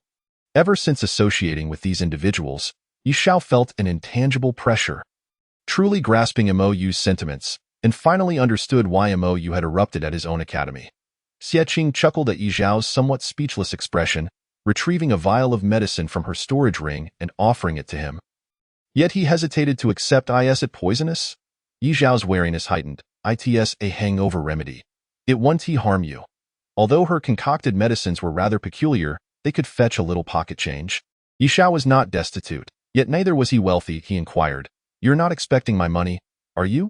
Xie Qing smiled. "Of course not. If you wish to return a favor, simply help me find a spirit sword that I admire." Through her experiences, Xie Qing had learned to survive on a meager diet, dabbling in talisman drawing and alchemy. She could even earn money playing mahjong with the sect leader, with her meals covered by Yuan, making her quite affluent. Now, Yi Shao was uncertain about what the 10,000 sword sect lacked, yet he knew they were not short on swords and sword cultivators. He confidently promised Xie Qing, "A small matter. I will ensure you return satisfied from this journey." With this camaraderie, Xie Qing generously gifted him a box of powder, which Yi Shao accepted with curiosity, opening it to inhale. Xie Qing smiled innocently. "This is poisonous. The specific effects are unknown. Yi Shao." All sects had now gathered and settled in. In 3 days, the 10,000 sword tide would commence, allowing them to explore the 10,000 sword sect and observe the sword pavilion in advance. Most attendees were eager to visit the sword pavilion, but many were equally drawn to the 10,000 sword sect's dual platform. Who wouldn't be excited to witness sword cultivators from all corners of the world competing? They were all fervently eager to spar. While Xie Qing had no intention of wielding a branch to duel, she accompanied others out of curiosity. "What is this?" Xie Qing pointed to a large, smooth ice crystal board displaying a list of names along with their sect affiliations and scores. The one explaining was Chen Ku from the 10,000 Sword Sect, who recognized Xie Qing and clarified. The master said, "Everyone gathers to forge friendships through swords. The top 3 on this list will receive a free Earth-grade spirit sword."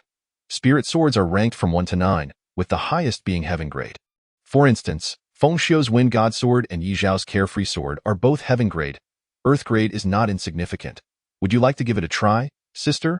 Yu Ranran, linking arms with Xie Qing, looked up and asked, knowing that her sister had no sword.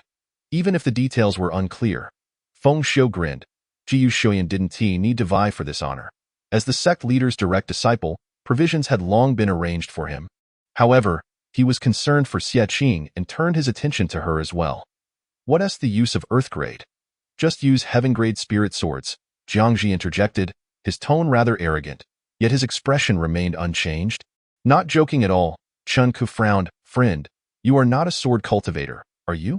Do you know how rare heaven grade spirit swords are? Firstly, heaven grade swords are difficult to obtain, being exceedingly scarce. Secondly, spirit swords require a master. If they possess a sword spirit, they become even more challenging to wield that I am not. But I find them beneath me. Jiangji glanced at Xie Qing, uncertain whether he deemed the earth-grade spirit swords of the 10,000 sword sect unworthy or felt they were unfit for Xie Qing. Only those who could elevate his gaze were worthy of the best. His arrogance knew no bounds, dismissing the laws of heaven and earth. You? Chun Ku had never encountered such a person and retorted with displeasure. If you all look down on it, you may leave. There is no need to waste your breath. We want it, we want it.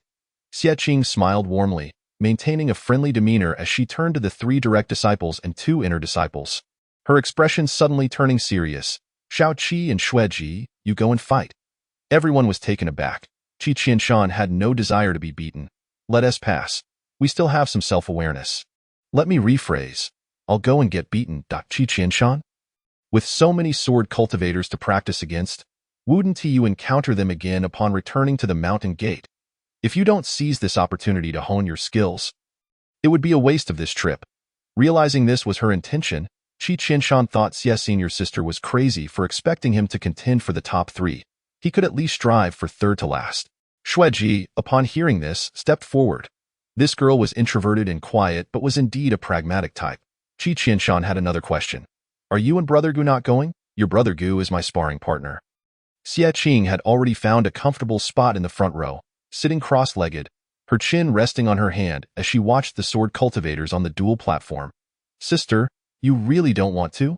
Yu Ranran frowned slightly, then lowered her gaze, muttering to herself, when I grow up, I will definitely help you find a heaven-grade spirit sword. Xie Qing suddenly glanced at Yu Ranran and smiled. This matter is left to fate. It is not strictly necessary to have heaven grade. Mainly, I wouldn't place in the top 3 even if I participated. Jiyu Shoyan casually remarked. I'll compete. If my junior sister needs, I can assist. It was undeniable that Gu Xiuyan possessed that strength. Aside from Shen Shi, there was no one he could not surpass. Zhang Ji leaned against the side, idly watching Xie Qing, stating, there are swords in the forbidden area. If you wish, I can help you try to draw one. Is it really that good? Xie Qing was taken aback, feeling as if she had become the center of attention. Greetings, your kind intentions are duly acknowledged. However, I was suddenly enveloped in darkness as an individual stepped before Xie Qing.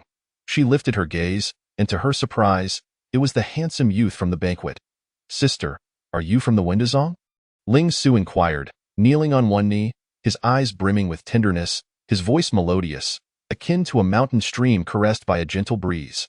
The moon-white sect robe he wore was adorned with golden embroidery, signifying him as a direct disciple of the esteemed sections behind Xie Qing. The 3 companions exchanged bewildered glances, all referring to one another as fellow cultivators. Yet this person addressed her as sister. What on earth is Windazong? They hailed from Qingxianshan, Chapter 30, Wanjian Sect, Part 3. No males allowed. I shall castrate myself. Xie Qing chose not to respond to Ling Su's query regarding Windazong. Instead, she scrutinized the youth, smiling as she retorted, Is there something you desire? Ling Su, with a sparkle in his eyes, glanced at Xie Qing's 3 companions and, with a hint of resignation, remarked, Sister, it seems your fellow disciples are not particularly welcoming towards me. His gaze was captivating, his tone lilting. Wow, you are quite the actor, Yu Ranran exclaimed, her ire igniting. This boy was more delicate than she. Was he targeting her senior sister? Who are you? And what business do you have with our senior sister? Yu Ranran demanded, arms crossed, her expression far from amiable. Ling Su frowned, somewhat intimidated by Yu Ranran. Sister, your junior sister seems rather fierce. Do you think she might strike me? Jiang Ji, unable to contain himself, coldly warned. If you continue to speak like that, I might just hit you. Ha ha ha ha. Xie Qing found amusement in the exchange, leisurely rising to her feet, prompting Ling Su to follow suit. The youth, strikingly handsome, was not short. Standing half a head taller than Xie Qing, the fresh face like that of a little green tea boy was quite intriguing. Though she was not easily swayed, she found herself quite curious about Ling Su. Why do you keep calling me sister? What is it that you truly seek? Ling Su replied, Sister, please do not misunderstand. I merely wish to inquire about your Windazong. The eyes of Xie Qing and her companions darted about, contemplating how to fabricate a response. From the neighboring Qingxianshan, they mused, well, this is quite the alignment. Xie Qing cleared her throat a couple of times, pondering, we do possess a modicum of understanding regarding Qingxianshan. Ling Su's eyes sparkled momentarily as he inquired with a smile. Sister, do you happen to know the entry requirements for your sect? In truth, there were no stringent requirements. New disciples were often lured by Gu Xiuyan's charm. Could they not discern the impoverished nature of the direct disciples? Xie Qing's expression turned serious. As far as I am aware, Qingxianshan's entry conditions are rather stringent, requiring a fee of 360 high-grade spirit stones. Ji Yu Xiuyan. Above golden core, Jiangji. No sword cultivators. Yu Ranran. No males. How did things become increasingly absurd? Ling Su's expression turned peculiar. Is that truly the case? The four nodded in unison, their demeanor grave and earnest. If by Lan and Mo you were to discover how they were promoting their sect, they would surely be infuriated, for such conditions might very well lead to the sect's extinction. Yet, Ling Su displayed the potential to join Qingxianshan, smiling with relief. That is not particularly difficult. I can meet all these requirements. Xie Qing, incredulous, asked, You are willing to pay such an exorbitant tuition? Qingxianshan is worth it. What a breathtakingly grandiose statement. Even the legitimate direct disciples of Qingxianshan fell silent. Ji Yu Xiuyan furrowed his brow, scrutinizing the slender figure before him, skeptically asking, You are at the golden core stage. I just reached it before coming here. Indeed, he was a golden core practitioner among the esteemed sects, unlikely to be weak. Jiangji raised an eyebrow at the sword hanging at Ling Su's waist. You are a sword cultivator. Ling Su shrugged nonchalantly. I have switched paths to become a music cultivator. Why Yu Ranran's eyes widened in disbelief, incredulous that it could become any more outrageous. What if you are male? Ling Su replied with calmness. I shall castrate myself. The four were left speechless. What more could they say? Yu Ranran whispered. Senior brothers and sisters, how about we take him in? Senior brothers and sisters.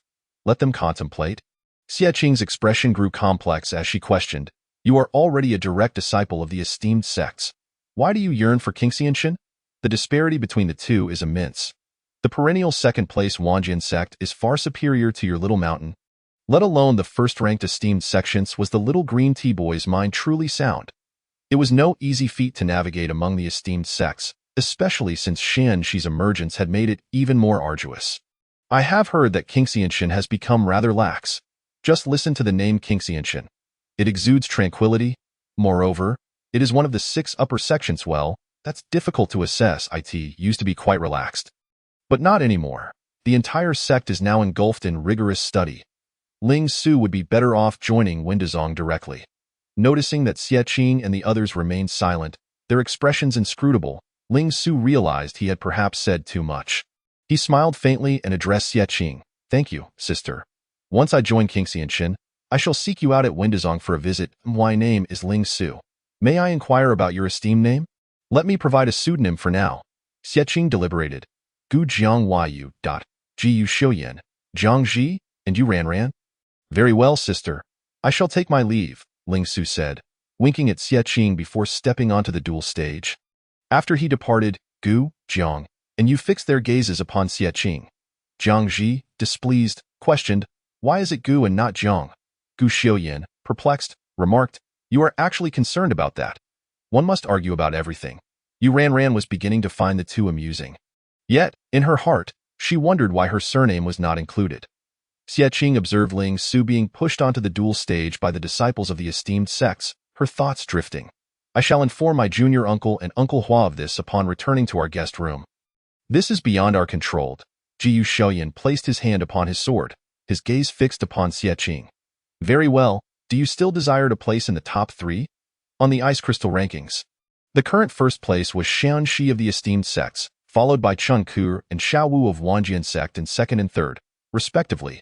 Windazong and Jingshan Temple had not sent any representatives. Xiugu mainly comprised law and medicine cultivators, with few sword cultivators present. This ranking was still quite achievable, but Xie Qing could not surpass it. You should go. It could earn the sect a spirit sword of the lower grade. She referred to the sect, not to herself. Yu Xiaoyan regarded her with a lingering gaze before taking his sword and stepping up. Fi Qianshan faced off against Shinixei. Yu Ranran suddenly pointed towards the leftmost stage. Exclaiming, Xie Qing cast a glance but quickly turned away, for the sight was indeed quite pitiful. Qi Qianshan was thoroughly defeated by Shinixei. Yu Ranran was astonished. Shun Shi is that formidable? A genius of the sword path, his talents rival Gu Xiaoyan's. Xie Qing sighed and then glanced towards Gu Xiaoyan, a slight smile gracing her lips. Yet one must not solely rely on talent. Effort is equally essential. You sword cultivators are truly uninteresting. I shall return to my training. Jiang Ji turned to leave, while Xie Qing raised an eyebrow. Yu Ranran pondered briefly before racing after Jiang Ji. I too shall train. What a toxic pair you two are. Xie Qing observed her departing junior brothers and sisters, then turned her gaze back to the duel stage where Gu Xiaoyan, Qi Qianshan, and Xue Ji were engaged, momentarily at a loss for words. She contemplated sneaking away to pilfer petals for Mu Hanmian, but with those two leaving, would it not seem heartless if she were to follow suit? Just as she hesitated, Qi Qianshan concluded his match. Is this the extent of Qingxianshan's strength? The esteemed sects truly deserve their title as the #1 sect. Xindao Yu has a promising future ahead. Xie Qing furrowed her brow, pausing in her tracks as she approached Qi Qianshan and Shan Shi, making her way through the crowd, calling out his name. Qi Qianshan, having just faced Shan Shi, trembled as he stepped down from the stage and approached Xie Qing. Blood trickling from the corner of his mouth. Upon seeing his senior sister, his eyes glistened with unshed tears, a fierce spirit and unwillingness hidden within. Sister. Chapter 31. Wanjian Sect, Part 4. By day, a good senior sister. By night, a flower thief. Xie Qing's expression remained stoic as she wiped the blood from his lips with her finger, speaking softly, "Let us depart." The onlookers whispered amongst themselves, one disciple from Shugu laughing heartily. You should withdraw from the 6 upper sects sooner rather than later. Is this the extent of your abilities? Qi Qianshan froze, unable to meet Xie Qing's gaze. Boom. A talisman exploded upon the mocking disciple from Shugu, causing him to cry out in agony as he collapsed to the ground, spewing forth billowing black smoke. Xie Qing cast a calm yet piercing gaze at the scene, her voice low and cold. And how do you assess our abilities? The crowd fell silent. This talisman cultivator appeared truly formidable. The disciple from Shugu, unaware of Xie Qing's true strength, felt an overwhelming pressure and a terrifying aura, daring neither to retort nor to speak. Xie Qing nonchalantly swept her gaze over the crowd, gently reassuring Qi Qianshan by patting his tense back as she led him away on the duel stage. Shan Shi observed the entire exchange, raising his voice to inquire, "What is your name, esteemed sister? Might I engage in a bout with you?" Having just defeated Qi Qianshan, he felt that this black-clad female talisman cultivator was no simple opponent and likely possessed considerable skill. Engaging her directly would be ill-advised. Xie Qing had only recently recovered her strength through medicinal means, and her talisman techniques were not yet fully developed. Xie Qing feigned ignorance and continued to walk away with Qi Qianshan. Being disregarded, Shan Shi's irritation grew. He had never been treated in such a manner before. Since his entry into the Tao, he had always been revered, respected, cherished, and feared. It was his first time being treated as if he were invisible. So, Qingxianshan, is it? Just wait. On the adjacent duel stage, a victorious young woman gazed intently at Xie Qing, inquiring of her opponent. Is that your senior sister from Qingxianshan? She is even more handsome than the men. Xue Ji, having risen from the ground, nodded awkwardly. The young woman beamed. If I let you win a round, could you share her room number with me? Xue Ji, it is not acceptable, for that is Sister Xie. Xie Qing paused as she passed by Gu Xiaoyan, her demeanor still fierce, resulting in a rather poor complexion. What's wrong? Gu Xiaoyan knelt on one knee, sword in hand, locking eyes with Xie Qing on the stage. Fight well, and do not hold back, Xie Qing commanded. Ji Xiuyan smiled and nodded. Upon rising, he faced his opponent, who bore an icy expression, dressed in white as snow, devoid of any emotion. Danger, the opponent declared. Xie Qing, feeling reassured, found a secluded spot with Qi Qianshan and urged him to sit down first. Qi Qianshan lifted his blood-red eyes, choking on his words, "Sister, I feel so useless." "Take off your clothes," Xie Qing said bluntly. Qi Qianshan gasped, bewildered, but complied, his face aflame. Xie Qing scrutinized the sword marks on his body for a moment, then retrieved 2 medicine vials, one large and one small, from her storage ring. The large one is for external use, and the small one is for internal consumption. Qi Qianshan earnestly inquired, "Is it poisonous?" Xie Qing's lips twitched slightly. "It was prepared by Mu Hanyan. He shouldn't harbor such hatred for me," Qi Qianshan exclaimed. "Oh," then suddenly realized that he was fortunate enough to use medicine personally refined by Master Mu, a figure so esteemed even the sect leader would show him deference. Xie Qing then muttered in a low voice, "Does that man, surnamed Mu, give me so much trauma medicine because he fears I might die outside? My storage ring is filled to the brim. I genuinely envy you." Qi Qianshan remarked. In truth, there was no need for envy. Mu Hanyan's generous provision stemmed from a desire to prevent Xie Qing from being killed by the people of the 10,000 Swords sect while attempting to thieve. "Enough. Stop looking at me with starry eyes. Focus on practicing your swordsmanship and your studies. The inner disciples rely on you and Xueji." "Yes," Qi Qianshan vowed, determined to live up to her expectations. Xie Qing, the master of brainwashing, then inquired, "So, when shall we steal the flowers?" The evening arrived. Clad in night gear and a monster mask, Xie Qing pushed open her door, ready to set off with her branch. "Who are you impersonating this time?" Startled, Xie Qing turned to see Yi Shao by the door, who was equally startled by her mask. "What sort of monster are you?" "Silence." Xie Qing jabbed her branch into his abdomen, stating earnestly, "Tonight, I am a flower thief." Yi Shao grasped the branch, looking at her curiously. "Have you been infected by Huacan? Have you taken a liking to the handsome men of that sect?" "Flower theft, in the literal sense." Xie Qing coldly pulled back the branch, seriousness in her tone. "I see. I shall lend you the Xiaoyao sword." After saying this, Yi Shao truly retrieved the Xiaoyao sword and handed it to Xie Qing. "Are you drunk, little master uncle?" Yi Shao shrugged nonchalantly. "Zhu Yao misses you. Enjoy your time with him and just return it by morning. You two should spend a romantic night together. It has been quite some time, and it's only natural to feel a bit pent up. He is a considerate man who ought to support the bond between sword spirit and disciple." Xie Qing suspected he had lost his mind, but without evidence, she saw no reason to refuse the heavenly-grade spiritual sword offered to her. "Little master uncle, should I succeed tonight, I shall treat you to drinks." Xie Qing expressed her immense gratitude, accepting the Xiaoyao sword. Yi Shao laughed. "That sounds splendid. I shall not disturb you further with that." Yi Shao left in high spirits, leaving Xie Qing to take to the rooftops with the Xiaoyao sword. Zhu Yao's voice emerged. "Where are you going?" While seeking her path, Xie Qing replied, "Elder Shulian's quarters." Zhu Yao recalled who that was. She was the wife of the sect leader of the 10,000 Sword sect. His shock was palpable. "You wouldn't dare to disturb the wife of Shao Xiqing. Indeed, they are a couple, and I believe they have a daughter as well." When Yi Shao challenged Li Jishan at the 10,000 Sword sect, there was a little girl beside Shao Xiqing, to whom Yi Shao had once given candy. As Xie Qing evaded the defenses of the 10,000 Sword sect and approached Elder Shulian's quarters. She asked Zhu Yao, "Is this the right person?" Not far away, a young girl in a cerulean skirt stood holding a sword, facing them. Zhu Yao remarked, "Though I have never seen the grown-up Xiao Wu, I recognize that sword. It is one of the treasures of the 10,000 Sword sect, so I doubt I am mistaken." "What kind of luck do you possess?" Zhu Yao couldn't help but scoff. After evading people and spirits throughout the night, they unexpectedly encountered the daughter. Xie Qing pursed her lips, meeting the girl's gaze from afar. In an instant, the young girl's sword glimmered, and she charged at Xie Qing.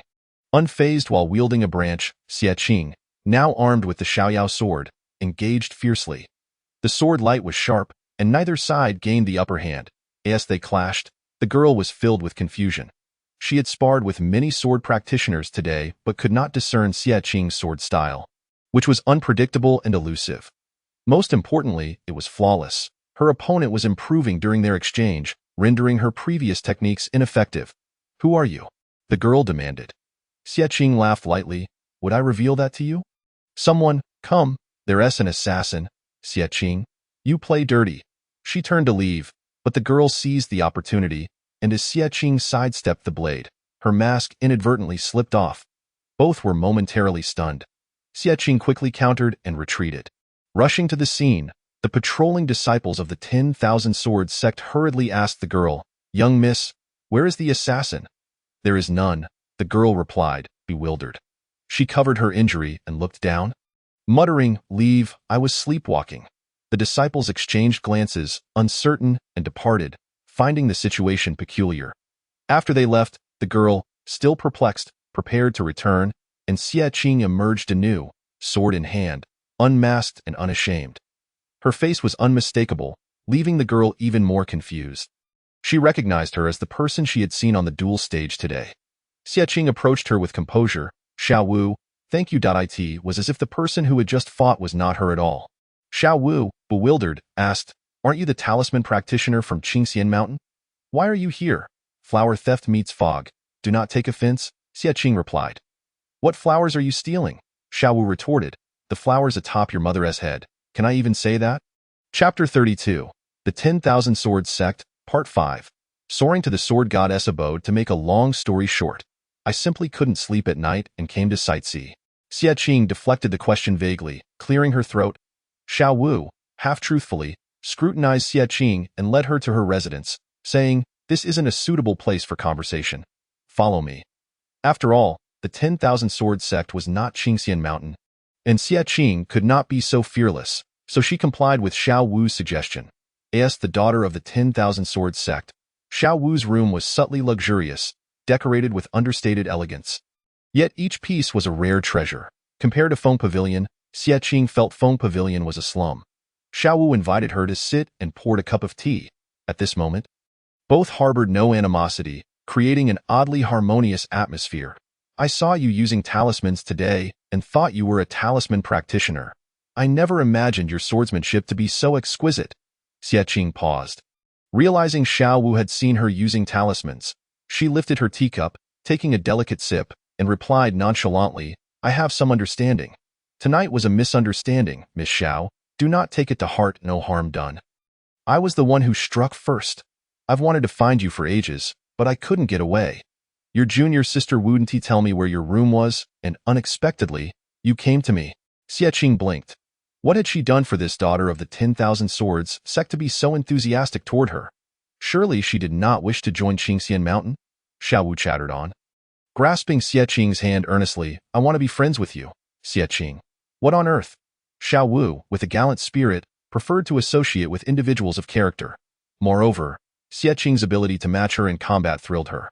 Xie Qing contemplated mentioning that all of this was due to Zhu Yao's influence, and that she was merely a weak chicken in the foundation establishment stage, but Xiao Wu would be none the wiser.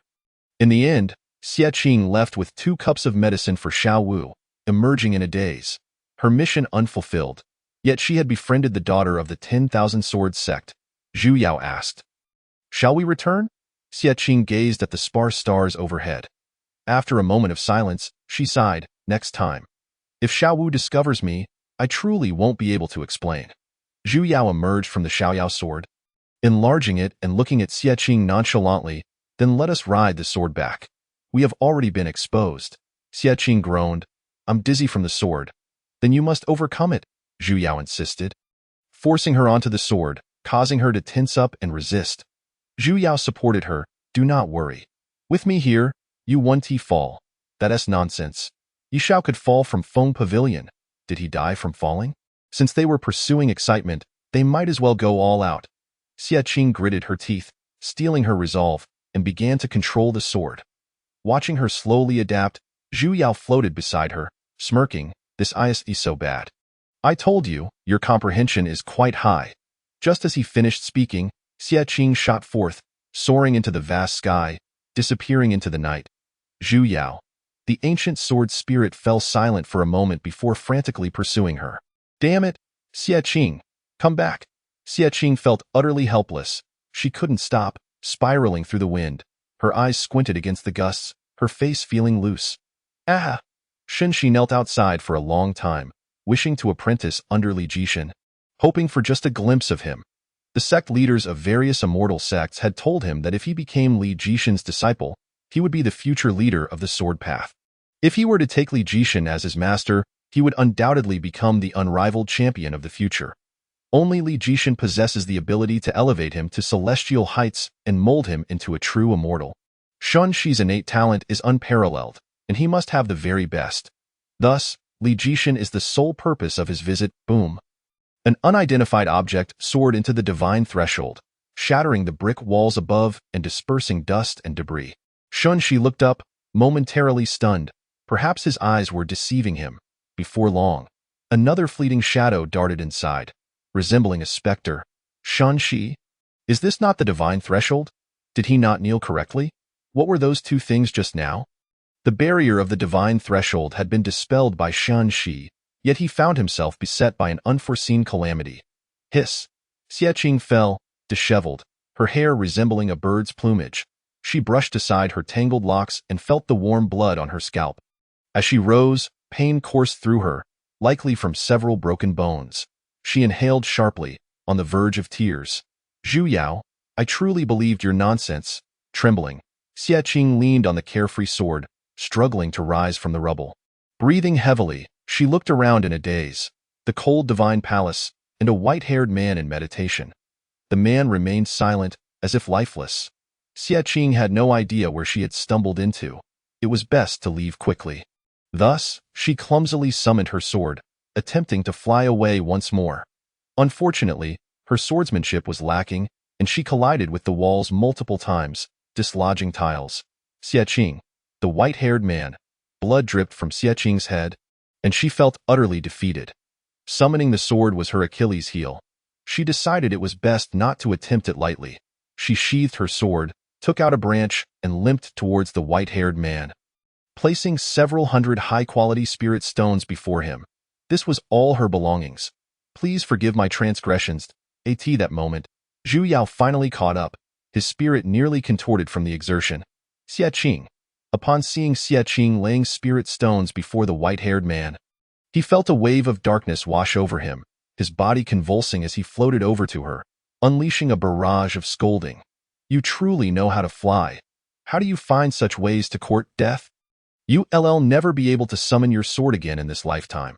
Xie Qing was taken aback, left speechless. The white-haired man narrowed his elongated eyes, casting a casual glance at them, his voice carrying a chilling weight. Have you had enough of this commotion? Zhu Yao's face shifted between green and white, his lips moving several times before he bowed to the white-haired man. The child is ignorant and has offended the ancestor. I will ensure she is properly educated upon our return.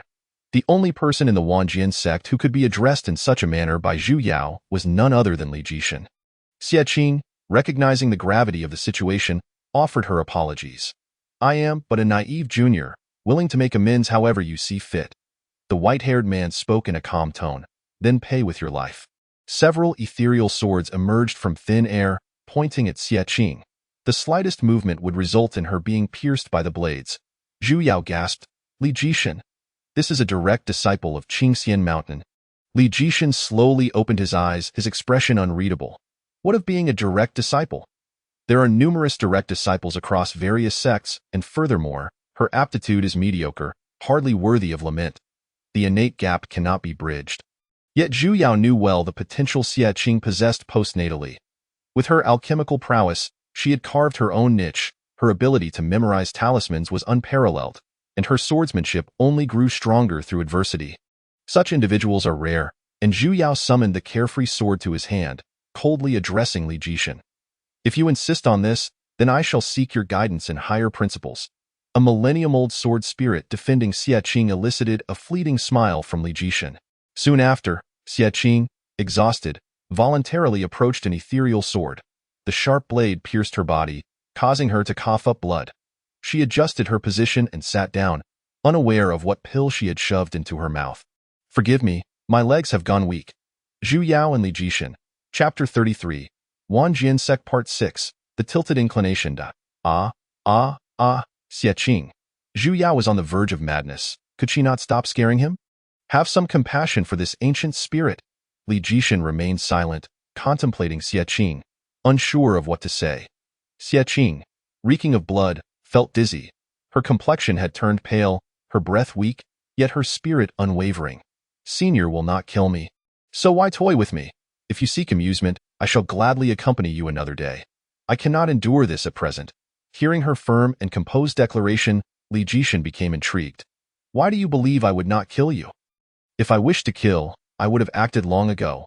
Why wait for Zhu Yao's arrival? To slay me would only incite the displeasure of Qingxian Mountain. You possess far more ways to punish me. Years ago, Yi Xiao, a brash youth, audaciously challenged Li Jishan, yet he did not grow angry. She merely made an unintentional offense. Why would he truly hold a grudge? Zhu Yao finally calmed down, taking a moment to steady his breath.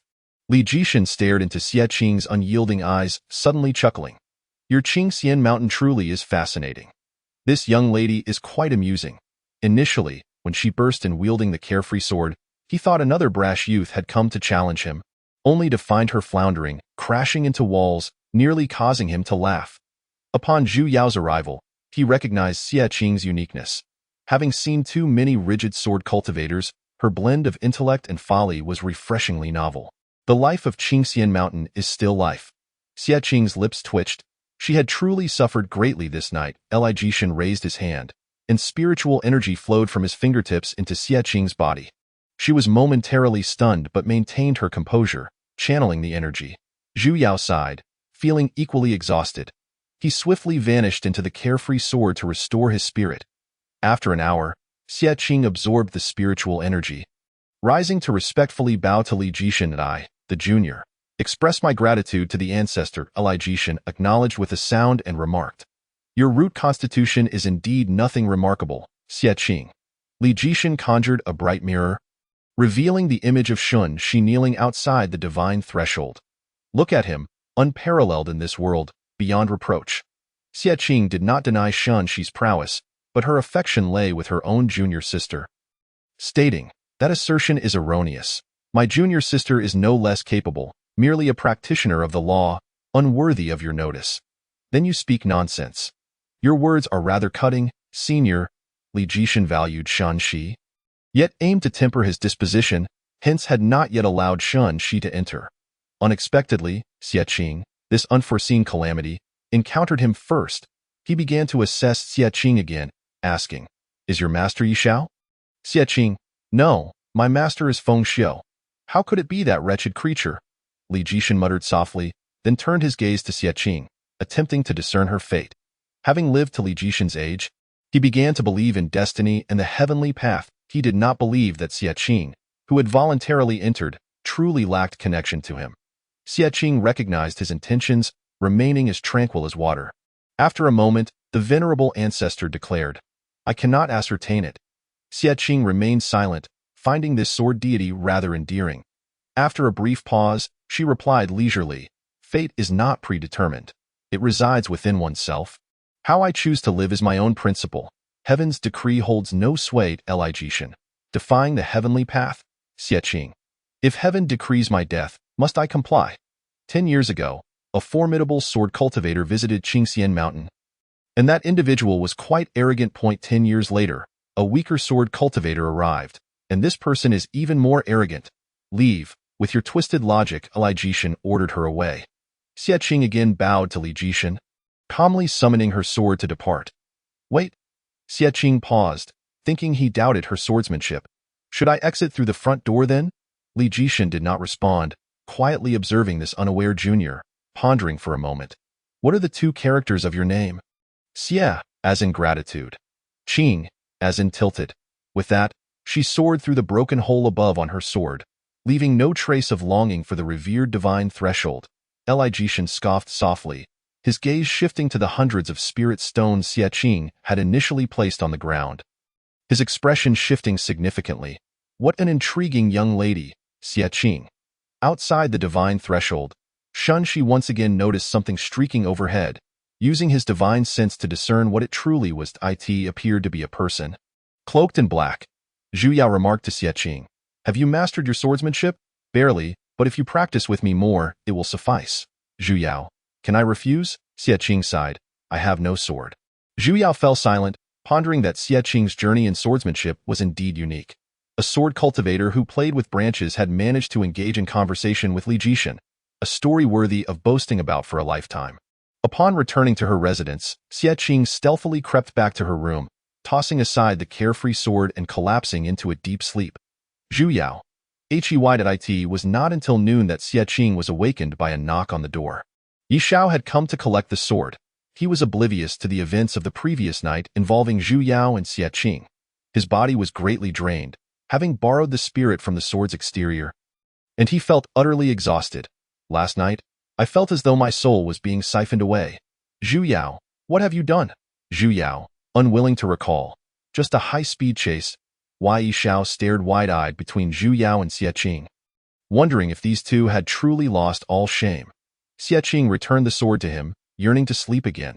I am truly exhausted, junior uncle. Allow me to rest a bit longer, Yi Shao. His misunderstandings regarding Zhu Yao and Xie Qing deepened. Were they to live together as three in the future? Senior sister? As Xie Qing was about to close the door, she heard Yu Ranran's voice and turned to look again. Yu Ranran hurriedly ran in front of her. Flustered and at a loss for words. That Ling Su is looking for you, Yi Shao asked. Who? Xie Qing had not yet had the chance to inform Yi Shao. She was so focused on stealing the petals that she had forgotten about the little green tea. The matter of the sect's job change was neither too big nor too small. It all depended on how the two parties negotiated.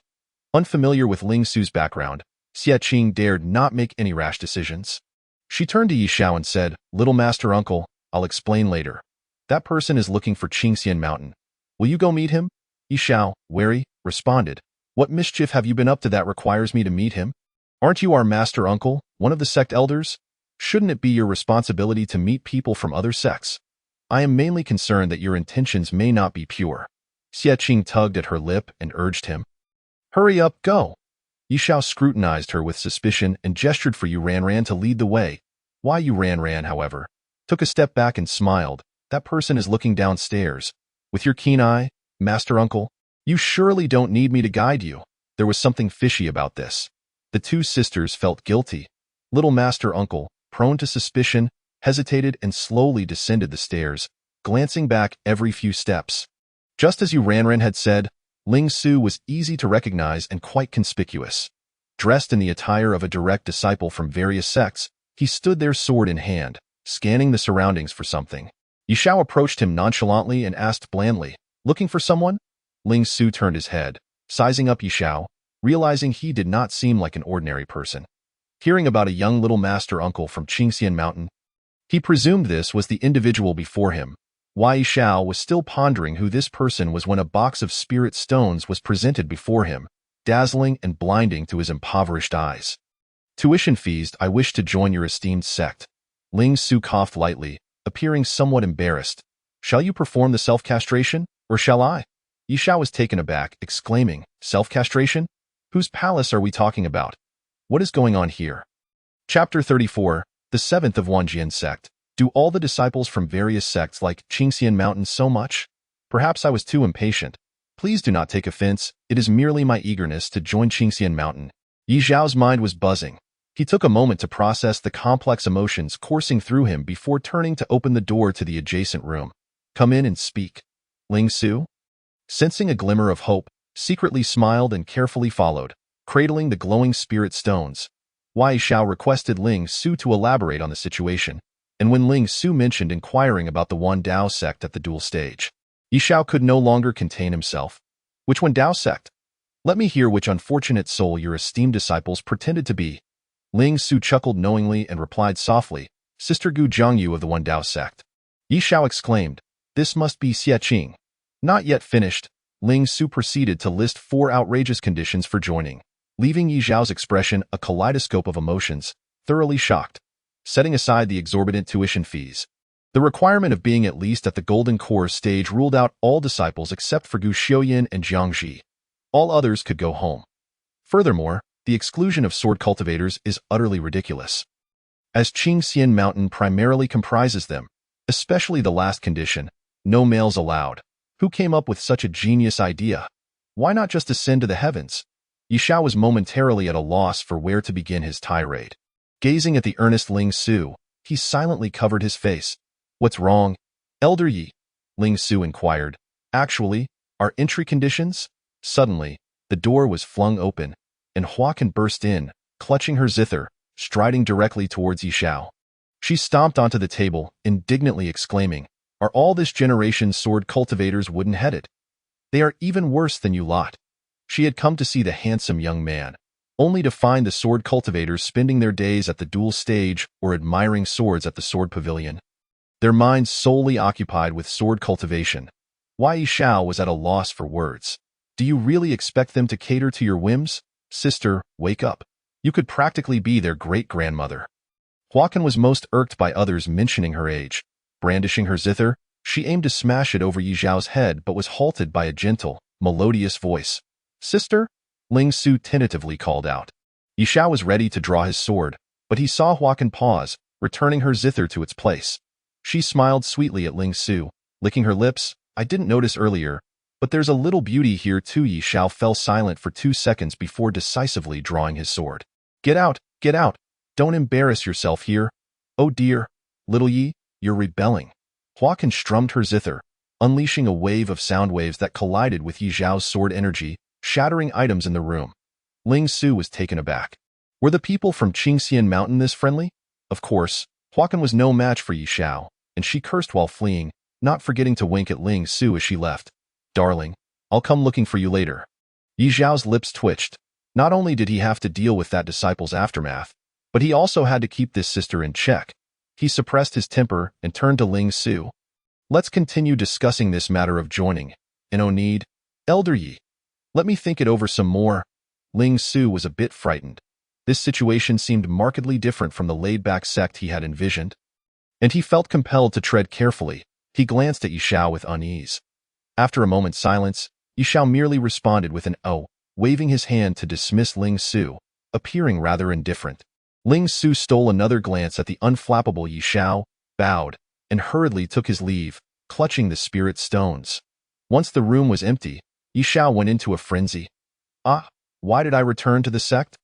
Why did I agree to come here? I don't want to manage anything. Zhu Yao, exasperated, remarked, it's only been a few days, and you can't stand it already? Yi Zhao thumped his head against the wall. I don't want to. Accustomed to a leisurely life, being thrust into the role of a decision-maker was utterly uncomfortable for him. Even though he hadn't done much yet, he felt deeply resistant. Zhu Yao advised, don't rush into madness. You still owe Xiaqing a sword. Wai Shao halted his self-destructive antics, regaining his composure as he stood up, contemplating, do you think I could shamelessly ask Wanjian sect to let Xiaqing pick a sword from the sword pavilion? Zhu Yao recalled the events of last night involving Xiao Wu and Li Jishan, saying that shouldn't be a problem. Outside, just as Ling Su exited Yi Zhao's room, he encountered Shan Shi, and they exchanged cautious glances without speaking. Ultimately, it was Ling Su who broke the silence with a smile. Hello, junior brother Shin. Who are you looking for? That should be my question. Why aren't you at the duel stage? Sneaking around all day? Shan Shi narrowed his eyes, harboring no goodwill towards Ling Su. Having been recognized by the masters of various sects at a young age, Ling Su was brought back, hoping he would inherit their teachings. However, he had no interest in sword practice and was thus seen as the least accomplished among the disciples. In contrast, Shan Shi excelled at everything, basking in the admiration of everyone.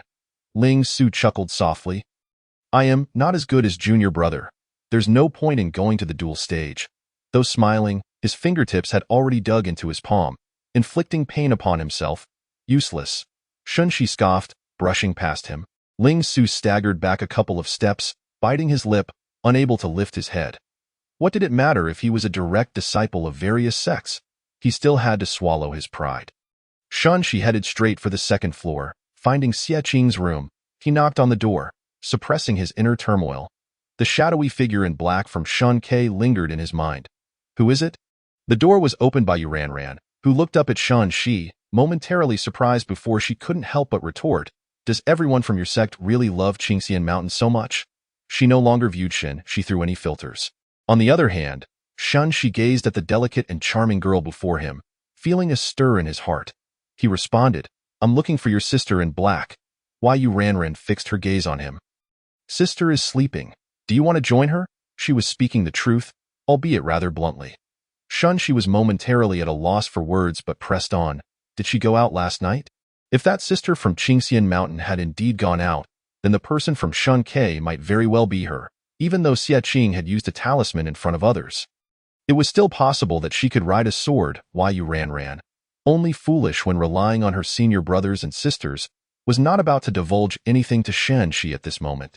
No visitors, please leave. We still need to rest. Yu Ran began to close the door, but Shun-Shi swiftly blocked it, exclaiming, It's already past noon. Are you still sleeping? Is this how you treat your guests?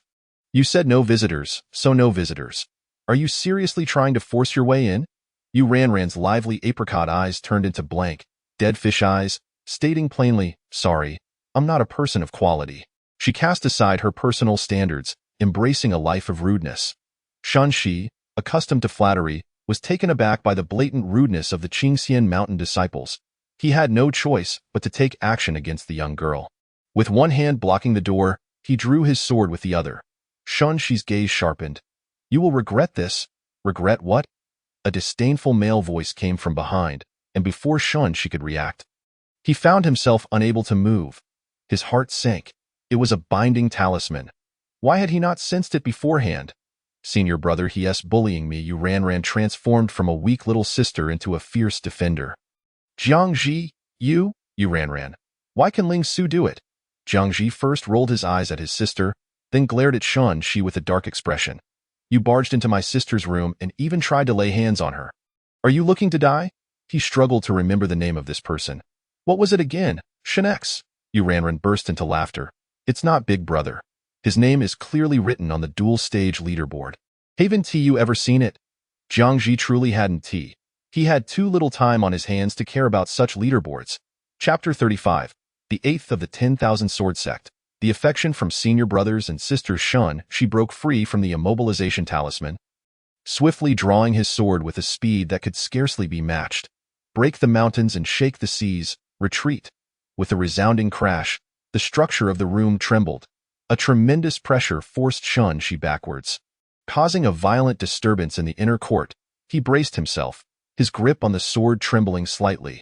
Jiangji's malevolent nature surfaced once more as he taunted, You're nothing but this. Oh my, senior brother. You've finally become human, Yu Ran exclaimed, nearly brought to tears with joy. Jiang Shixiang had finally moved beyond merely bullying her to assisting her in bullying others. Shun-Shi gritted his teeth. Since the fight had commenced, there was no need for further words. He would strike decisively. Jiangji was already prepared to confront him, but unexpectedly, a piercing gust of wind rushed past his ear. A branch shot through the air, intercepting Shen-Shi's sword strike and shattering into two pieces that fell to the ground. What are you doing? The three turned to see Xie Qing, draped in a nightgown, standing within the room with an icy expression. Her gaze unwavering, Yu Ran rushed towards her first, exclaiming, Sister, you're awake. Xie Qing gently patted Yu Ran's head and approached Shun-Shi with a cold demeanor, asking, What brings you here? Shun-Shi straightened his appearance, assuming an air of superiority as if he were of nobler birth, and inquired, Were you not in your room last night? I visited Xiaowu. If you don't believe me, feel free to ask her. Shun-Shi, intruding upon my residence, how audacious of you. I merely have urgent matters to discuss. I was a bit hasty. Shun-Shi replied, but Xie Qing merely scoffed, then opened a powder box in her palm. Blowing a puff of powder towards Shun-Shi, the fine mist caught him off guard, and he inhaled a couple of breaths before erupting into a fit of coughing. What is this? Xie Qing closed the box. Her tone indifferent, a paralyzing powder. You ought to hurry back and expel the poison. Shun-Shi indeed felt something amiss within his body, his spiritual energy disrupted. His expression shifted as he glared fiercely at Xie Qing before hastily retreating. What poison? Jiangji furrowed his brows, fanning away the floating dust. Paralyzing powder, merely to frighten him. Its principle is akin to the purple mist of flower demons. Xie Qing remarked, Is she truly a good person? Shouldn't she be lenient with Shun-Shi? He is a prodigy, after all, with several admirers surrounding him. Shun-Shi felt a pang of jealousy towards Xie Qing for being the first to encounter Li Jishan. But what of it? He could strive for his own opportunities without troubling others. No more sleep. Time to work. Xie Qing stretched lazily before retreating to change her attire. Jiangji self-consciously stepped outside, closing the door behind him to wait. Dueling platform Qi Qianshan grew increasingly emboldened. Although he was far from the likes of Shun Shi and Gu Xiuyan, he found it easy to overpower ordinary sword cultivators. Next, next, Qi Qianshan urged excitedly, his fighting spirit surging. A graceful, black-clad female cultivator approached leisurely, causing Qi Qianshan's exuberance to wane, replaced by a hint of fear. Sister, are you going to unleash domestic violence? Xie Qing curved her lips into a smile and effortlessly produced a branch. With a gentle smile devoid of any hostility, she said, "Come on, let us make it an even match." Qi Qianshan hesitated, eyeing the branch in her hand. His sister's cultivation was not far above his own. If she only wielded a branch, it shouldn't pose much of a threat, right? With this thought, he approached with a flicker of confidence. Xie Qing smiled faintly, twirled the branch, and her gentle gaze transformed in an instant. Below the platform, Yu Ranran nudged Jiangji, questioning, "What did little Qi do to deserve such torment from sister?" "I wouldn't know," Jiangji replied. Ji Yu Xiuyan, having noticed their approach, observed Xie Qing's one-sided beating of Qi Qianshan with intrigue and inquired, "Where is Xueji?" Yu Ranran asked in confusion. "Are you two planning to give them devil training?" Gu Xiuyan smiled faintly. "Why not? Competition among sect members wasn't T-scored. It was purely for honing their skills." Yu Ranran suddenly felt grateful that she wasn't a sword cultivator. Her senior brothers and sisters were far too fearsome. Even the elders did not strike with such severity. One Xie Qing, one Gu Xiuyan. Neither were known for their leniency. As Yu Ranran watched the cold-blooded killer Gu Xiuyan approach the innocent little rabbit Xueji, she too was seized and lifted. A shiver ran through her as she trembled, meeting Jiangji's teasing gaze. "Little junior sister needn't be envious. Brother Jiang will keep you company," he jested. Why Yu Ranran cried out in panic, "Help! They're killing me!" The flailing little lamb was dragged away by the big-tailed wolf, her cries only spurring him on further. Xie Qing cast a distant glance, cautioning, "Don't break anything." Jiangji tossed Yu Ranran onto an empty platform without regard for her plea. "Senior sister, you are not being gentle at all." Qi Qianshan lamented, on the verge of tears. "Is this truly my biological sister? If you dislike me, just swap me out for Gu Xiuyan." Xie Qing remained unfazed, expressing that her usual sparring with Gu Xiuyan was far more intense. Without the drive for life and death, how would one discover their limits? Gu Shixiang wouldn't joke around. He would simply cut him down. Qi Qianshan could discern the difference. "No, no, no. I like my sister. Please unleash your full wrath upon me." His words seemed strange, and Xie Qing shot him a bewildered glance before raising the branch once more. While other sects focused on scoring points in fierce competitions, Qingxianshan was embroiled in internal strife. Did they harbor grudges within their sect? I have no idea, but they are truly fierce. Chanku observed the members of Qingxianshan fall into silence. They were brazenly using their venue for military training. No wonder they are friends with Xiao Wu. Even branches are wielded with such flair. A familiar voice sounded from behind. Chanku turned his head, regarding Xiao Wu with curiosity. "Dio, you know her?" Xiao Wu smiled brightly, unabashedly declaring, "I admire people of character. I enjoy making friends." She then cheerfully approached Xie Qing. "Sister," Chanku called out, unable to stop her, and hurriedly followed to ensure her safety. Thus, what began as a display solely among the disciples of Qingxianshan gained two exceptional talents from the 10,000 sword sect. "Xie Qing, where is your heavenly greatsword? Let us have a match. I am itching to see it," Xiao Wu exclaimed, brimming with enthusiasm. Qi Qianshan rose from the ground, incredulous as he watched Xiao Wu and Chun Kuvai to join in. How can this be? Even while being beaten, people are clamoring to join. This simply wouldn't do. He had finally found enjoyment. Xie Qing, without a moment's thought, rejected, "No, I lack a heavenly grade sword. It wouldn't be meaningful. A single strike could fell me." Xiao Wu gasped, feeling regretful. That sense of encountering an equal was hard to replicate. After all, Xie Qing was her friend, and seeing her friend reduced to wielding a branch stirred her sense of loyalty. She generously offered her sword to Xie Qing. "Here, don't waste your swordsmanship on a branch. Since you wish to spar with your junior brother, my mist frost sword is yours to use." What kind of hellish king is this? Qi Qianshan couldn't hold back any longer. "Miss, she could take me down with just that branch. Won't the sword just obliterate me?" "There's no need to trouble, Miss Xiao. came Gu Xiaoyan, having approached from the side. Brother, you're saving the day. Qi Qianshan felt touched. Jiyu Shixiang is right. There's no need for the Mist Frost Sword. Gu Xiaoyan pushed aside the Mist Frost Sword offered by Xiao Wu, placing his own spiritual sword into Xie Qing's hands, while taking away the branch from her. Sister Xie, just use mine. Xie Qing glanced at the spiritual sword now thrust into her hands. Feeling no aversion, she slowly smiled. Qi Qianshan buried his face in despair. What difference does it make? There is a difference. My sword is familied. Jiyu Xiaoyan crossed his arms, clutching the branch, a smile lingering in his eyes. Chen Ku, having sparred with Gu Xiaoyan before, thought better of it. He figured it was pointless. His spiritual sword recognized no one but its master, cold and unyielding. Yet, in Xie Qing's hands, it seemed to truly become obedient. Chapter 36, the ninth of the 10,000 Sword Sect. No money, no power, but illness. What can I assist you with? Xiao Wu's warm-hearted nature remained unyielding. She was always chivalrous towards the friend she recognized. Qi Qianshan felt a strong sense of foreboding, instinctively sensing that something troublesome was about to unfold. Of course there is. Xie Qing smiled gently, her wolfish demeanor surfacing. Help me train him. Find a substitute. Chen Ku, what right does our 10,000 sword sect have? All right. I will spar with him at 40% of my cultivation. Chen Ku. Xie Qing smiled with satisfaction, then turned to Chen Ku. Does Brother Chen wish to give it a try?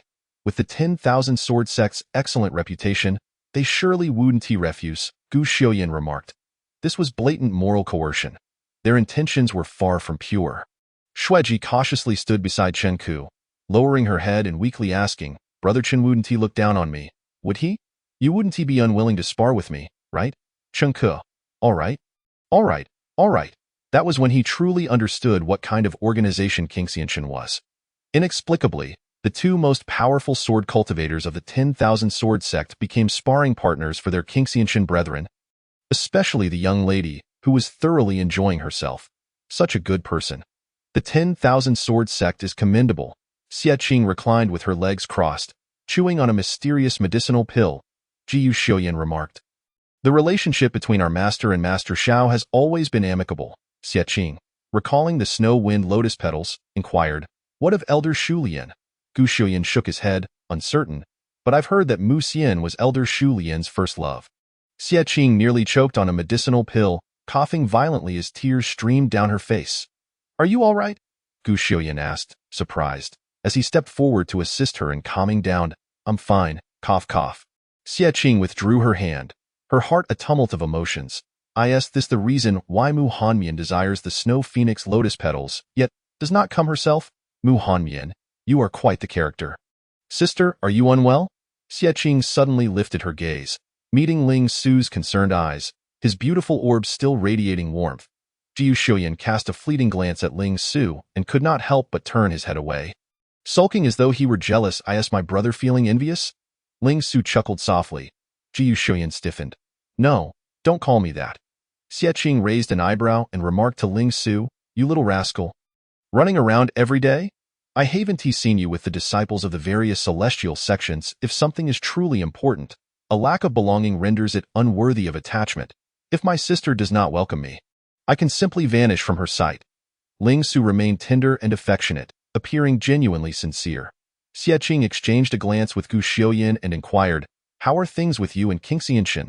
Ling Su paused. I seek a tranquil place to cultivate in peace. Having tasted the offerings of the world's foremost sect, I find myself struggling to breathe in a realm that venerates strength above all. I harbor no extravagant desires, merely a wish for simplicity. Xie Qing scrutinized Ling Su, gesturing towards the direction of Qi Qianshan and the others. Qingxianshan is neither tranquil nor stable. The elders are unreliable, the disciples act erratically, and its teaching methods are inhumane, often leading to harm among peers. Not only did Ling Su feel a certain way, but Gu Xiaoyan chuckled at the absurdity. No money, no power, but a plethora of issues. Are you still willing to go? Ling Su fell silent, sincerely asking, Is this truly Liashangzong? It resembles a cult from the common folk. Xie Qing confirmed. The sect harbors both demons and spirits, and the direct disciples even study forbidden arts. Ling Su's expression shattered further, his perception reshaped. He mused that it would be better to take refuge in Buddhism than to venture to such a wretched place. In a wonder the two elders of Kingxianshan would come to blows. It appears to be a characteristic of theirs. Did the junior master and Master Huacan get into a scuffle? Was it due to the junior master's drunkenness or Master Hua's folly in love? Xie Qing suddenly felt a surge of curiosity. Sister, your Wendazong's reluctance to report Kingxianshan is quite benevolent. Too bad I have no interest in Wendaos and cannot go. Ling Su sighed regretfully, disillusioned with the world. Perhaps I should just become a monk and seek solace in a temple. Xie Qing and Gu Xiuyan neither confirmed nor denied.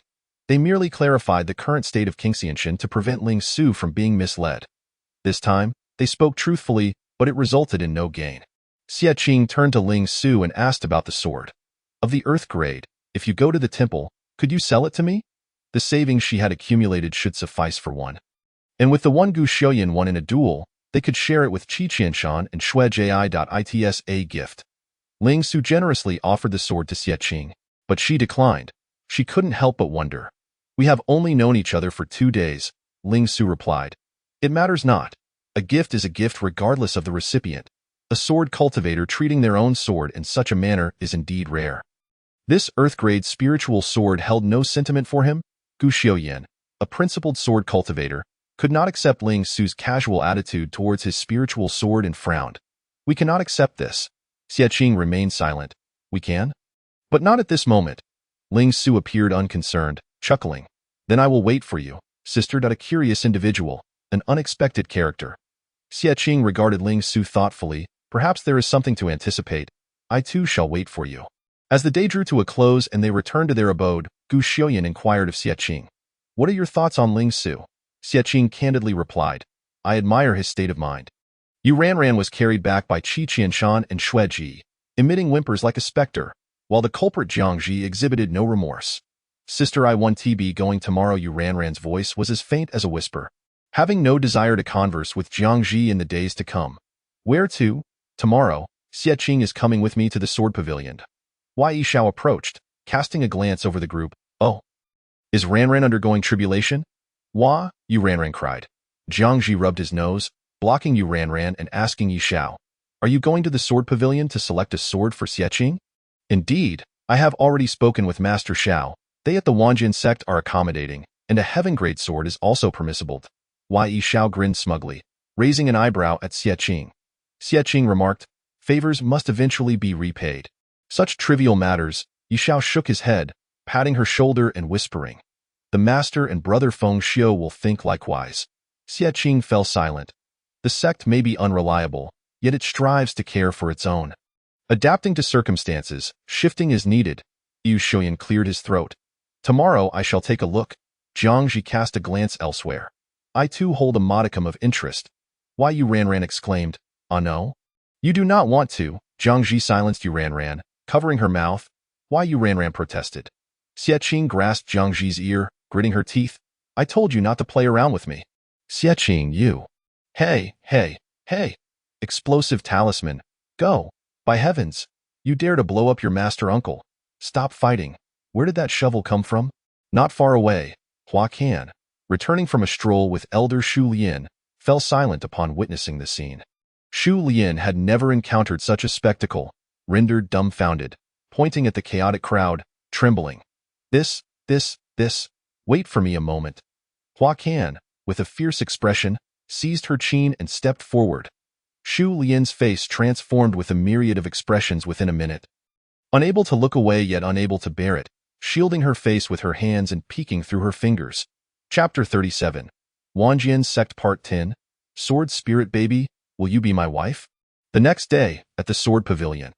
After a night passed, the disciples of Kingxianshan were now exceedingly harmonious, chatting and laughing.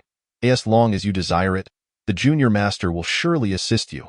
Xie Qing rubbed her ribs, nodding with a smile, before stepping into the imposing and solemn sword pavilion.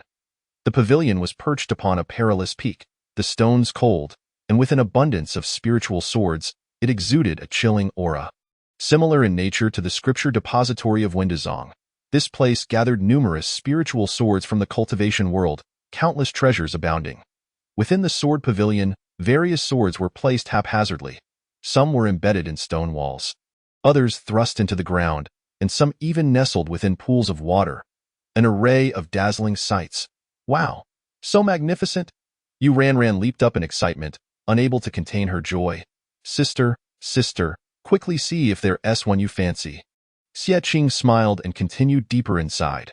Sparse crowds of disciples from other sects were also present, here to admire. Xie Qing scanned the spiritual swords scattered throughout, attempting to find one that caught her eye, yet felt that something was amiss with each. Yi Xiao, accompanied by 3 direct disciples, followed closely behind her, quietly strategizing for Xie Qing. Half an hour passed. Further ahead are the heaven-grade swords. Your taste is indeed discerning. This remark came from Zhu Yao, who could accurately sense the grade of spiritual swords. Perhaps I am fond of sword spirits. Xie Qing pondered. Yi Xiao opened his mouth to say something but ultimately closed it. Perhaps it was best for the 3 of them to live together. Zhang Ji recalled the vicious sword from the Forbidden Land. It must also possess a sword spirit, right? If Xie Qing truly could not select one, it would not be impossible to have her tame that demonic sword. Just imagining it was exhilarating. Alas, it was not meant to be, for Xie Qing indeed found one. This sword's blade gleamed like snow, its hilt black, with golden dragon patterns swirling, exuding a restrained yet imposing aura. The spiritual energy was remarkable, radiating a ghostly glow, suspended atop a stone platform. Xie Qing's eyes widened with intrigue as she approached, only to be preempted by another. Shan Shi, Yu Ranran exclaimed. Shan Shi stood before the stone platform, glancing back at them with a disdainful smirk. Apologies, but this sword belongs to me. His arrogant demeanor provoked displeasure among the group, prompting Xie Qing's eyelids to twitch. In the original text, after Shun Shi became a disciple of Li Jishan, he was gifted a dragon candle sword. Could this be that very sword? With Yi Xiao present, he would not allow his disciples to suffer indignities, releasing his pressure and coldly stating, "You speak too soon. Even in fair competition, one must compete to know the outcome. Little friend, your arrogance is rather excessive." Despite Shun Shi's exceptional talent, he was not at Yi Xiao's level at that moment, and he was overwhelmed, kneeling on one knee in protest. "This is enough, junior master. I do not want this sword." Shun Shi conceded. Xie Qing spoke up, unwilling to contest with Shun Shi, knowing full well that the dragon candle sword was beyond her reach. Yi Xiao hesitated. Though unwilling, he complied. He was about to inquire about the reason for yielding when Shun Shi, in an arrogant display, retrieved the sword sheath of the dragon candle sword. The sword sensed its master and, with a flicker of mysterious light, returned to the sheath. Yi Xiao remarked. Shun Shi smirked as he admired the dragon candle sword. Striding past the 5 from Qingxianshan, his eyes filled with derision. "My sword, do you think you are worthy? We shall not covet your sword, but your insufferable arrogance is impossible to endure." Zhang Ji was the first to express his discontent. Flinging several talismans, Shun Shi was taken aback, deflecting them while scolding. "Fighting is prohibited in the sword pavilion. Cease this, ignore him." Xie Qing halted Zhang Ji. Shun Shi scoffed, rolling his eyes as he departed. Yu Ranran fumed. Ugh, why is he so detestable? Unbeknownst to her, in the original narrative, Yu Ranran initially fell for Shan Shi's handsome visage, only to be captivated by his haughty demeanor, believing it a mark of strength. Shan Shi's cruelty made her feel inferior. Xie Qing twitched momentarily, then said, "Perhaps it is the sheath gifted by Li Jishan, specifically for him to retrieve the sword." Jiyu Xiuyan, keenly perceptive, queried, "The sword god?" Xie Qing emitted a soft sound of acknowledgement, for there was little to say. What could she do about Li Jishan's pretentious act towards Shan Shi? After all, the sword deity was an esteemed ancestor of the Wanjian sect and the cultivation world. It was no wonder her discerning eye had fallen upon the Long Zhu sword, which unbeknownst to her had already been reserved for the male protagonist. Yi Xiao found himself at a loss and could only tell Xie Qing, "Continue your selection. I refuse to believe that the next sword will meet with misfortune." "Very well," Xie Qing replied. Jiyu Xiuyan and Zhang Ji exchanged glances, feeling a sense of imbalance within. What was amiss? Was it merely due to superior innate conditions? Xie Qing, however, remained unfazed and resumed her selection, her mood entirely unaffected. It was only when she reached a dead end that her gaze became intensely fixated on a plain and unadorned sword. This sword was embedded in the mountain rock, its appearance utterly common. resembling the face of an average sword. Jiang Zi's lips twitched.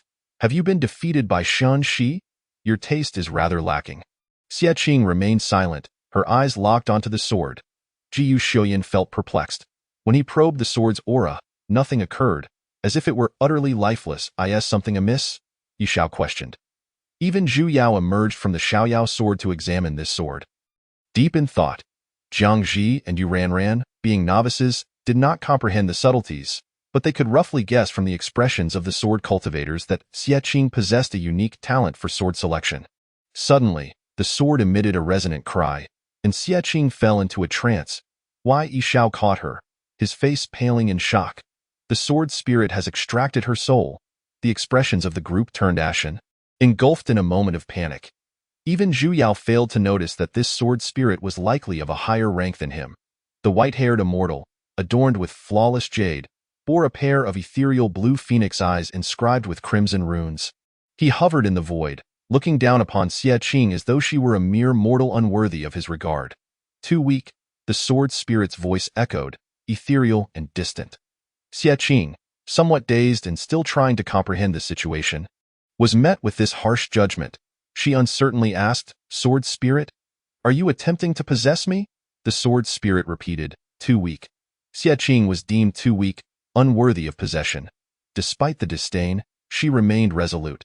This sword spirit exuded an aura that suggested he could extinguish her life with a mere breath, dangerous yet captivating. In this precarious dance between life and death, she thought it better to embrace her own demise. Clearing her throat, she brazenly declared, You may not find me appealing, but I find you captivating. Will you be my wife? The sword spirit remarked, It has been ages since I encountered such a reckless human. If ever. How audacious! The sword spirit closed his eyes, and the void began to tear, causing Xie Qing to fragment. It was all too abstract. Why must a spirit possess such strength? Suddenly, light broke through the darkness as Yishao used his consciousness to retrieve her, realizing her soul was on the verge of dissipating, prompting him to hasten his efforts. Sensing her little master uncle's approach, Xie Qing's despair reignited, and she implored the sword spirit, being my wife would not be a loss. Please consider it. The sword spirit slightly narrowed his eyes and expelled her forcefully. Within the sword pavilion, Xie Qing awoke with a start, her chest heaving violently, her gaze unwaveringly fixed on that unassuming sword, gradually regaining her composure. Yishao obstructed her line of sight, his lips still pale, and sternly stated, Do not look any longer. Do you dare to gaze upon it again? Indeed, senior sister, you frightened us to death. Yu Ranran sobbed, burying her face in Xie Qing's embrace. Xie Qing wrapped her arms around Yu Ranran, glancing at the others surrounding her, and inquired of Zhu Yao and Yishao, What is the cultivation level of that sword spirit? Zhu Yao replied with complexity, 10,000 years, comparable to a deity. Xie Qing felt a tingling sensation coursing through her, closing her eyes and collapsing, overwhelmed by the revelation of such a formidable sword spirit. You nearly scared me to death. Thank you, little master uncle. Yishao, perceiving none of her fear, retorted, Weren't you just insisting on having him as your wife? Chapter 38. The Tides of 10,000 Swords. The sword spirit seeks to kill me, yet he fancies me. Her bravado faltered, yet the desire for the sword remained genuine. Rising from the ground, Xie Qing sighed deeply.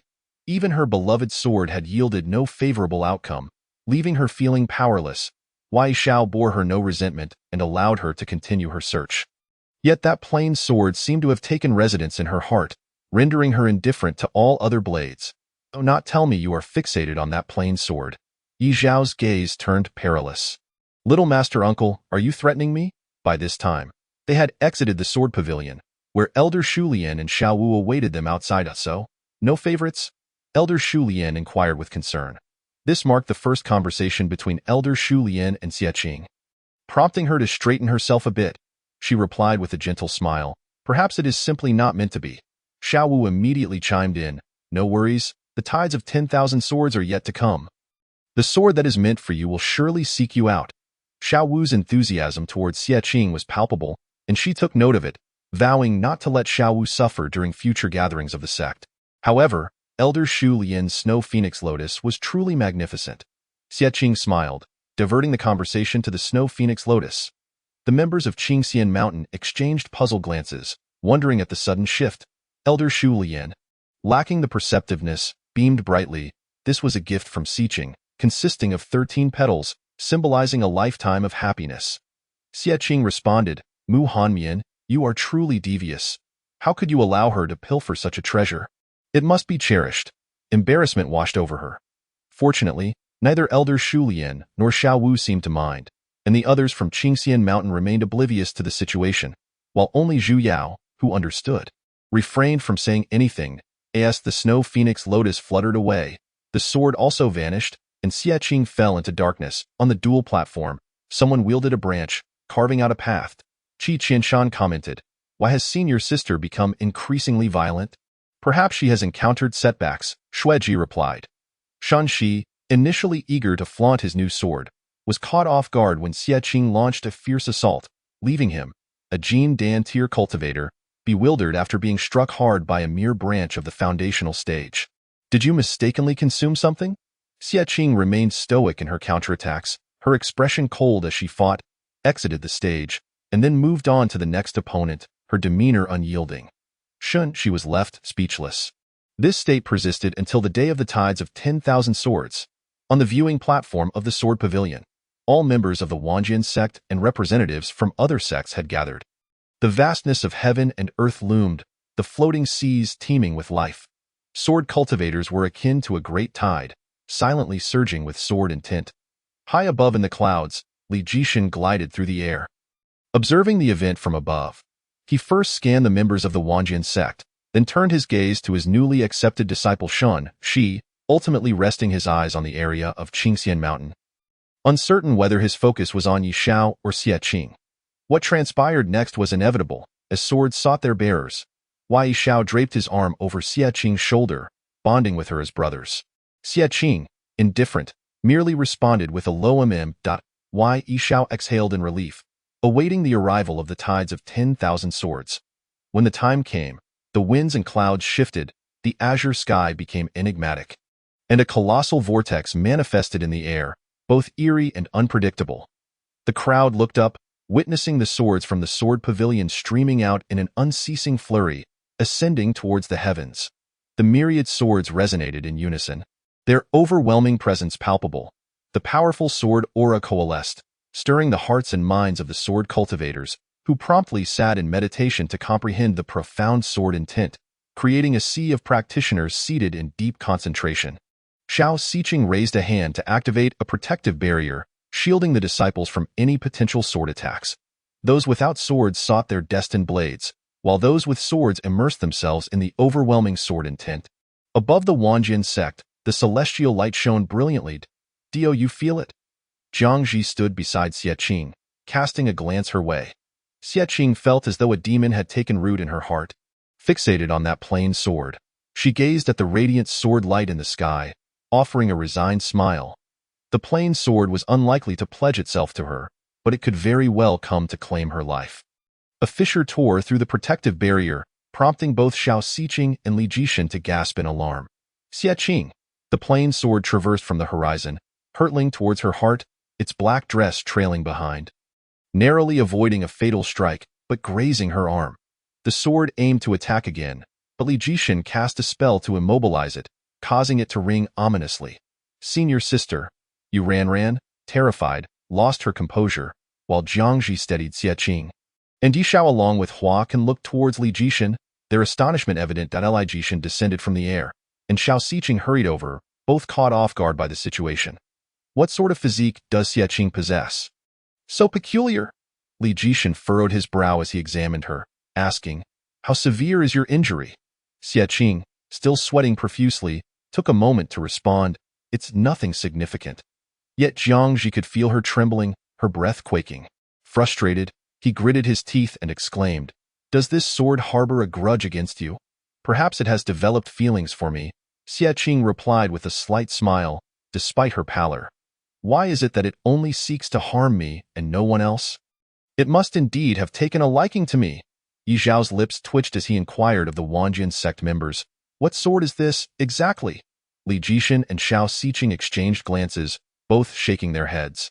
This plain sword had remained inconspicuous in the corners of the sword pavilion for years, and aside from its peculiar spirit, no one knew its origins. Chi Su, why do you seek to kill her? Li Jishan focused on the plain sword, attempting to converse with its spirit. Chi Su's voice was hollow, echoing Xie Qing's words, perhaps I have come to like her. The crowd was taken aback. Xie Qing chuckled, very well, Chi Su, my dear wife. The crowd was left bewildered. Was this a mutual affection, a love-hate relationship? In that moment, those from Qingxian Mountain felt that Chi Su and Xie Qing were rather well matched. Li Jishan, the sword deity of a generation, had never felt so speechless at the hands of sword cultivators and spirits. His expression remained unyielding as he said, Chi Su, return to the sword pavilion. Should you strike again and harm anyone, I will disregard our past ties and have you reforged. For he had nurtured this 10,000-year sword spirit as a good luck charm, never anticipating it would resort to violence.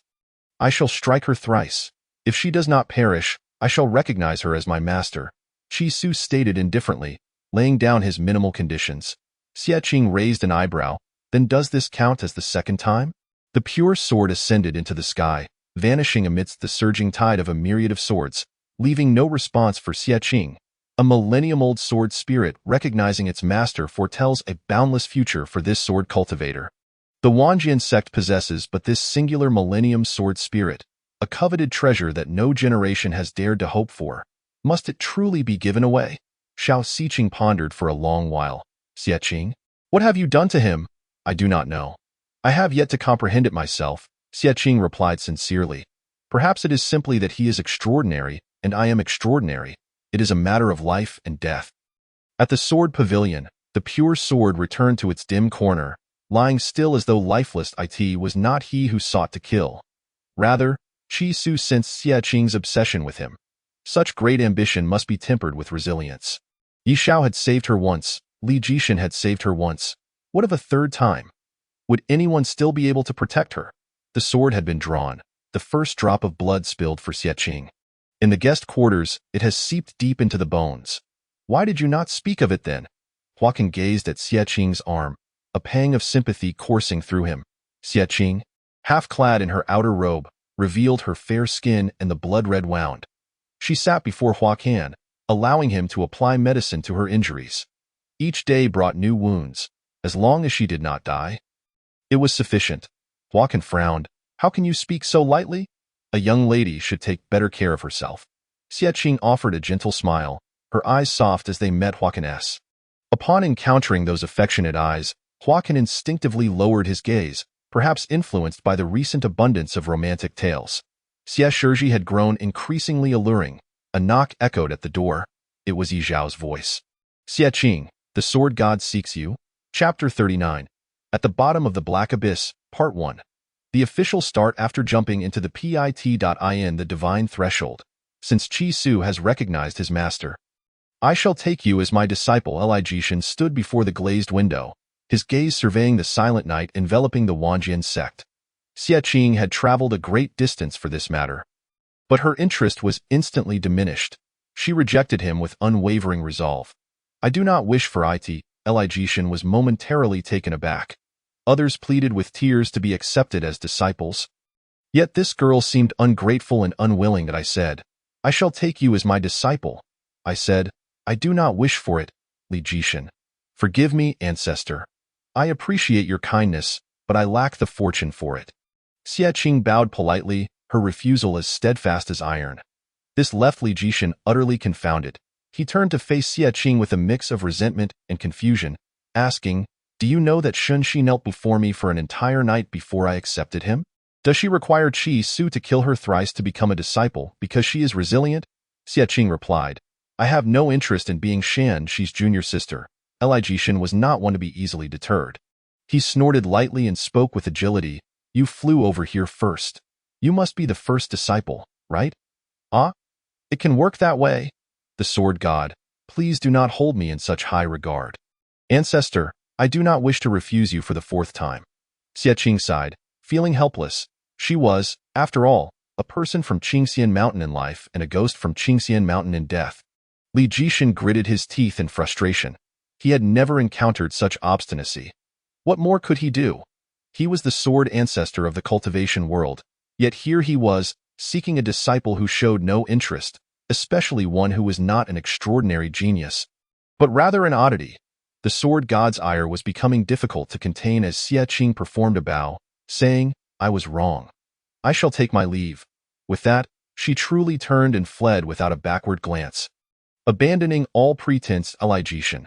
That night, he could not sleep, consumed by a desire to take action.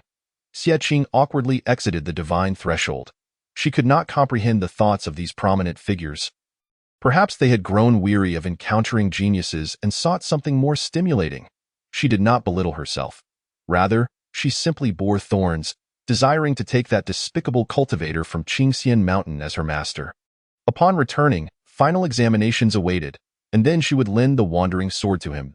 Wai Yishao smiled, patting Xie Qing's back, urging her to rest well, little Shirshu.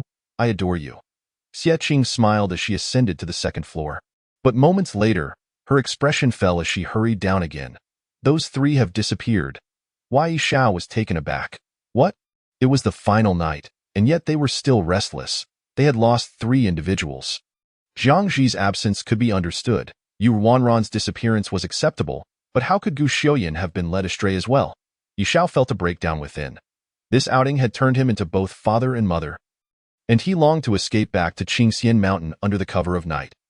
Huacan went to inquire at other sects, while Yishao sought out Shao Xiqing, Qi Qianshan, and Xue Ji headed to the dual platform, and Xie Qing set off in the direction of the sword pavilion. Ji Yu Jiangyu? Ling Su stood at the railing, observing the flustered Xie Qing below, and then another figure rushed out to follow her. It was Shan Shi. How could Gu Jiangyu be connected to Shan Shi? Ling Su was filled with uncertainty, but ultimately followed down the stairs. Are you unwell? Why do you haunt me every day? Xie Qing found herself trailed all the way to the sword pavilion by Shan Shi, unable to shake him off no matter how she tried. Are you too close? He asked, persistently interrogating her. Shan Shi remained glued to her side, his gaze fixed. Why did the master and sect leader surround you during the Tide of Swords? What brings you to the sword pavilion at this late hour? Xie Qing, eager to find someone, dismissed him with a curse, calling him crazied. As she stepped into the sword pavilion, it was indeed unusual, ominous, and filled with vengeful energy. Shan Shi hurried in behind her, stunned. What is this situation? Xie Qing's expression turned serious. With the Tide of Swords extinguished, the killing intent within the sword pavilion is overwhelming. More likely, the Millennium Sword Spirit, driven by bloodlust, has triggered some formation.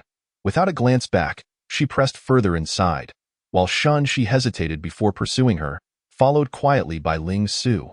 Surrounding the pure sword, the black abyss churned, the sword spirit with white hair and snow-like eyes flickered in and out of sight, the blood-red mark on its forehead emitting a blinding glow. Xie Qing's pupils constricted as she noticed the residual talismans scattered on the ground. The demonic blood was drawn with a wild hand, a style she recognized. Her lips trembled. Qi Su, what is happening? This was the first time Xie Qing had exhibited fear. Not of the black abyss but of Jiang Ji and the others. Qi Su glanced at her, speaking slowly. I have summoned the spirits of the myriad swords, bringing calamity. Someone has already fallen into it. She was still in shock. Xie Qing had already advanced.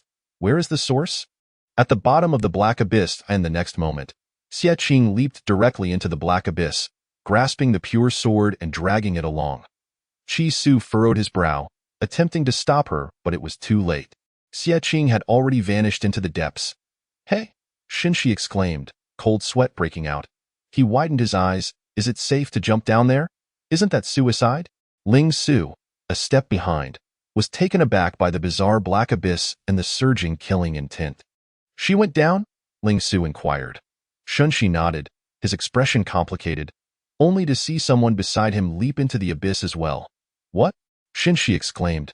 Is there no one to stop them? Why are there so many lunatics in this world? His legs turned to jelly at the thought of jumping, and only when he saw the black abyss nearly vanish did he relent, trembling as he fled from the sword pavilion. Xie Qing landed in an unknown, dimly lit environment, resembling a dark version of a secret realm. The pure sword in her hand relentlessly attacked her, causing her right hand to throb with pain. Xie Qing warned Qi Su, if you kill me, you will never escape. Qi Su replied, You might not be able to escape either. Xie Qing showed no fear, retorting, if I die, you will absolutely not get out. Xie Qing secured the pure sword at her waist, shedding her usual frivolity. Once we are out, you may kill as you wish. For now, you will listen to me die in this eerie place. Xie Qing observed for a brief moment before a spell seal activated upon her, allowing her to breathe a sigh of relief as she sat down heavily on the ground. Qi Su could not help but question, what do you mean by that? To seek the living from the dead? My family is coming. Xie Qing smiled with contentment, sensing that the real drama was just beginning. In less than a quarter hour, 3 figures found her, their expressions composed, devoid of any surprise. Why you Ruanran dove into Xie Qing's embrace, sweetly and softly whining, senior sister, I knew you would find us. Jiangji lifted Yu Ruanran and tossed her aside, saying, her arm is injured. I advise you to behave. Jiu Xiuyan, sword in hand, looked at Xie Qing with a profound gaze. You really did jump into the pit? Indeed, I even dragged someone down with me. Xie Qing stood, brushing off the sword at her waist, unafraid. Qi Su, perhaps we should just kill her? Xie Qing leisurely stretched, her spirit restored, and asked the 3. What brings you out at this hour seeking excitement? Yu Ruanran, her eyes clouded, replied. Senior brother Jiang said there is evil energy in the sword pavilion, so senior brother Gu and I followed him, and then the 3 of us ended up tumbling down together.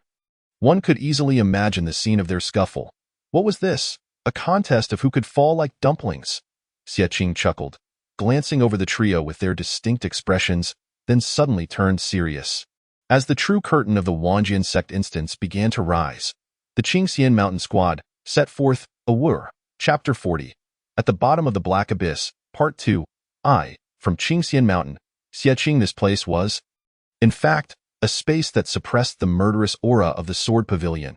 It once harbored celestial treasures, but sadly, most were lost, leaving only the finest behind. Xie Qing, armed with a shovel, dug eagerly, intent on extracting all that could be salvaged. Gu Xiuyan cautioned Xie Qing, we are currently in a predicament. The predicament lies with the people, not the heart. Having entered hell, why concern myself with worldly affairs? Xie Qing plunged the shovel into the earth. Turning to Gu Xiuyan and sizing him up, why not join me in digging? Gu Xiuyan, thank you for the invitation, but I must graciously decline. It was originally a matter that required our collective resolve to address. Yet the simplicity of Xie Qing's actions has rendered it somewhat hasty. Is it true, then, that my senior sister appears so spirited because she can plunder the spiritual plants here? Yu Ran inquired earnestly, her bright, watery eyes fixed on the 2 senior brothers. The 2 senior brothers. Subsequently, Yu Ran gazed intently at Xie Qing for a moment, exclaiming, as expected of my senior sister, calm and composed in the face of danger. The 2 senior brothers. Shadows swept across the vast sky, accompanied by a chilling laughter that sent shivers down one's spine. Everyone looked up, and Xie Qing finally ceased her actions. Ghosts? She furrowed her brow, her hand instinctively resting on her plain sword, seeking information from the sword spirit. Qi Suo, unwilling to heed her, was even less inclined to linger here. After a moment's hesitation, he said, the souls beneath the sword. I know not what transpires here, only that this is a place that suppresses these spirits. We may leave, but we cannot release them. That moment, Xie Qing truly entered her element. She retracted her shovel and took up a branch instead. After all, it was remarkable enough that the plain sword wasn't slicing her, let alone expecting it to harm others. This place must be under the influence of a formation. We ought to find its core. Gu Xiuyan remarked, in terms of logical reasoning, the immediate priority was to devise a means of escape. This place, neither fully human nor entirely ghostly, posed an unknown danger the longer one remained. Jiangji was particularly concerned about the malevolent energy present, thus he shifted his focus to the souls. Do we even need to search? These souls likely wish to escape as well. We should simply follow them. Xie Qing scrutinized the 2, noting that neither had heeded her. She calmly proposed a bold idea. What if we were to destroy this place? Is it not sufficiently hellish? What more chaos do you desire? Qi Suo's demeanor grew increasingly grave. How foolish he must be to place his hopes in this eccentric individual. Perhaps mutual destruction would be preferable, a voice echoed from not far away. Causing the group to instantly tense, their attention sharpened. Jiu Xiao Yin identified the source and signaled to the others. They silently crept forward, their stealthy demeanor evident, reflecting their team's characteristic style. Why you ran ventured a bit too far, prompting Xia Qing to swiftly pull her back, concealing them in the grass. Why you ran, startled, met her senior sister's cool gaze and whispered, "Sister, your thieving antics are incongruous with your imposing image." Xia Qing pondered briefly before responding, "Then let my image shatter. I am merely a rogue, bold in action and proud of it." Jiu Xiao Yin and Jiangji exchanged glances, silently defining her as sister rogue. The source of the commotion lay ahead. It was indeed human, though indistinct and unclear. "How amusing. A fool has fallen," Jiangji remarked, addressing the unfortunate stranger they had yet to meet. Xia Qing squinted, straining to discern the figure fleeing from the pursuing spirits. Countering Jiangji, "Do not speak so lightly, Jiang. It sounds as though you are condemning us as well." The four of them observed the fifth fool darting from east to west, only to return again, seemingly running in circles that a horde of spirits chased him, reminiscent of a game of eagle catches the chicks, which was strangely amusing. Well, someone so foolish is likely a teammate, not an enemy. Sighing, Xia Qing ultimately rose to rescue the individual. With talismans leading the way, she wielded the branch afterward. These mere spirits posed little threat, aside from their eerie appearance and unpleasant laughter. As Xia Qing took action, the others ceased their voyeurism, each emerging to join in the fray, resulting in a cacophony of sounds. Sword lights, talismans, and seals struck the spirits unawares. The branch, imbued with lethality, pierced the spirit attacking Ling Su, eliciting a cacophony of wails. Ling Su, in shock, turned to Xia Qing, his eyes brimming with emotion. Excitement? Astonishment? Joy? Regardless, Xia Qing was momentarily taken aback. Having previously been distanced from the chaos, recognizing him now made her lips twitch. "Aren't you a direct disciple of the esteemed sect? A golden core swordsman wielding a low-grade spiritual sword." "I wield but a mere branch, yet I am more formidable, sister." Ling Su began to approach, but Xia Qing swiftly drew a circle beneath his feet, commanding, "Do not move, just wait a moment." Ling Su hesitated, digesting her words for a second before obediently remaining within the circle. He observed the valiant figures around him, each exhibiting remarkable prowess, wondering if the one Dao sect's lethality was a bit excessive. After the skirmish, the spirits were reduced to ashes, leaving only a trace of residual malevolence. Jiangji, perceptive, licked his lips, while Xia Qing adjusted her grip on the branch, looking at him calmly. "If you wish to absorb it, feel free. I will not stop you, just do not let it corrupt you." Jiangji cast her a strange glance, torn, while Yu Ran eagerly stepped forward, grinning. "Jiang, let me teach you the stellar absorption technique. It is highly efficient." "No, your method is far too unrefined," Jiangji retorted disdainfully, pushing Yu Ran's face away as he turned to absorb the malevolent energy, prompting Yu Ran to grit her teeth and raise her middle finger behind him. Gu Xiao Yin offered a faint smile, then turned his gaze to Xia Qing, his expression suddenly serious. "Your wound has reopened?" Xia Qing, clad in black, had not noticed. She only felt a sharp pain in her arm. Upon his remark, she realized her garment bore an indistinct blood stain. Taken aback, she sat cross-legged. "Sister, are you injured?" Ling Su finally emerged from the circle, approaching with concern. He had descended for Xia Qing. Should she be harmed because of him? It would be quite embarrassing. "It's nothing serious," Xia Qing replied casually, unperturbed as she laid out a collection of vials and jars, casually plucking dried grass to dip in medicinal liquid. With her back to them, she used one hand to pull aside her garment and remove the binding, while the other pressed the herbal remedy onto the wound. "It hurt?" "Yes," but Xia Qing gritted her teeth and quickly donned her clothing again. It appeared haphazard, rather careless. Jiu Xiaoyan frowned. "Is that all?" Xia Qing, puzzled, replied, "What else should I do? Do you question my medical ethics, or the quality of Mu Han Mian's medicine?" Xia Qing, Gu Xiaoyan, not in the mood for jest. Ling Su, bewildered, asked, "What's Xia Qing?" The members from Qing Xian Mountain were initially taken aback, followed by a silence. It seemed they had yet to reveal her true name to him. In Ling Su's eyes, they were still merely Gu, Jiang, and you from the One Dao sect. Xia Qing paused, contemplating. "Perhaps we should reintroduce ourselves, Ling Su. I am from Qing Xian Mountain." Xia Qing, Chapter 41. At the Bottom of the Black Pool. Part 3. The Suicide Squad heads straight for the boss's lair. After the introductions, Ling Su's expression became quite complex, filled with incredulity. What is real and what is false? I somewhat regret coming down to find you. Ling Su felt disheartened. These individuals had deceived him terribly, nearly leading him to self-impalement. A few more spirits flew overhead, prompting Xie Qing to toss talismans to explode them. She calmly asked Ling Su. What did you say? Ling Su. Nothing. He could still differentiate between descending into the abyss and into hell. Nothing more needed to be said. He simply had to cling to Xie Qing's leg and call her sister. For this sister could easily take on 10 foes. Enough. Why are you attracting so many spirits? Xie Qing questioned, scrutinizing Ling Su. The four of them had traversed for quite some time without being attacked, while Ling Su seemed to be constantly pursued, which was illogical. Ling Su explained, I possess a slight bloodline of the spirit race. This was somewhat akin to Jiangji, though the demon race thrived on slaughter while the spirit race cultivated purification. If Ling Su were indeed of the spirit race, it would make sense, given his appearance and traits. Xie Qing's expression grew peculiar. What exactly was their eclectic composition, including Ling Su? Sister, the sky over there has completely darkened. Ran suddenly exclaimed, redirecting Xie Qing's wandering thoughts above them. A thick darkness spread like ominous clouds, soon to envelop their vicinity. Qi Sua transmitted, at the moment of annihilation, I shall slay you. Xie Qing clicked her tongue, addressing Jiangji. Can you identify the direction with the most malevolent energy? Without hesitation, Jiangji drew blood to inscribe a spell, the oppressive demonic energy surging forth to form symbols.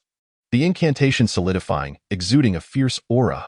While they were here for amusement, when necessary, true skills must be displayed. Jiangji slowly opened his eyes, coldly stating, Southwest, a Yuan Ing level evil spirit. Yuan Ing? Ran gasped in alarm. Is there no one to oversee the safety of new cultivators? Her innate talent had hardly surfaced, and under Xie Qing's guidance, she had barely managed to survive.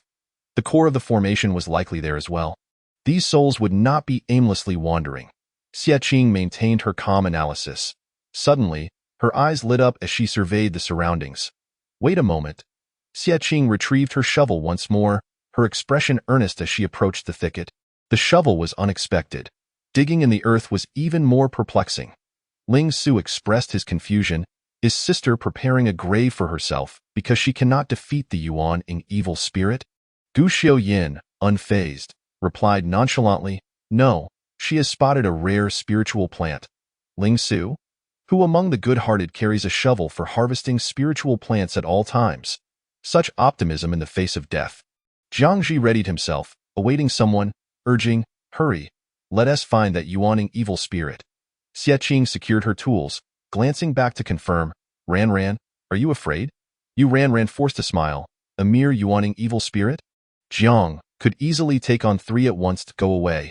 I refuse to accept it. I understand now. Xiao Jiang, 8 and 1 go. 5 individuals, unyielding and undaunted, ventured toward the deepest shadows, filled with laughter and banter, occasionally playfully jostling one another. It was unclear whose talisman had inadvertently struck another or whose sword had faltered.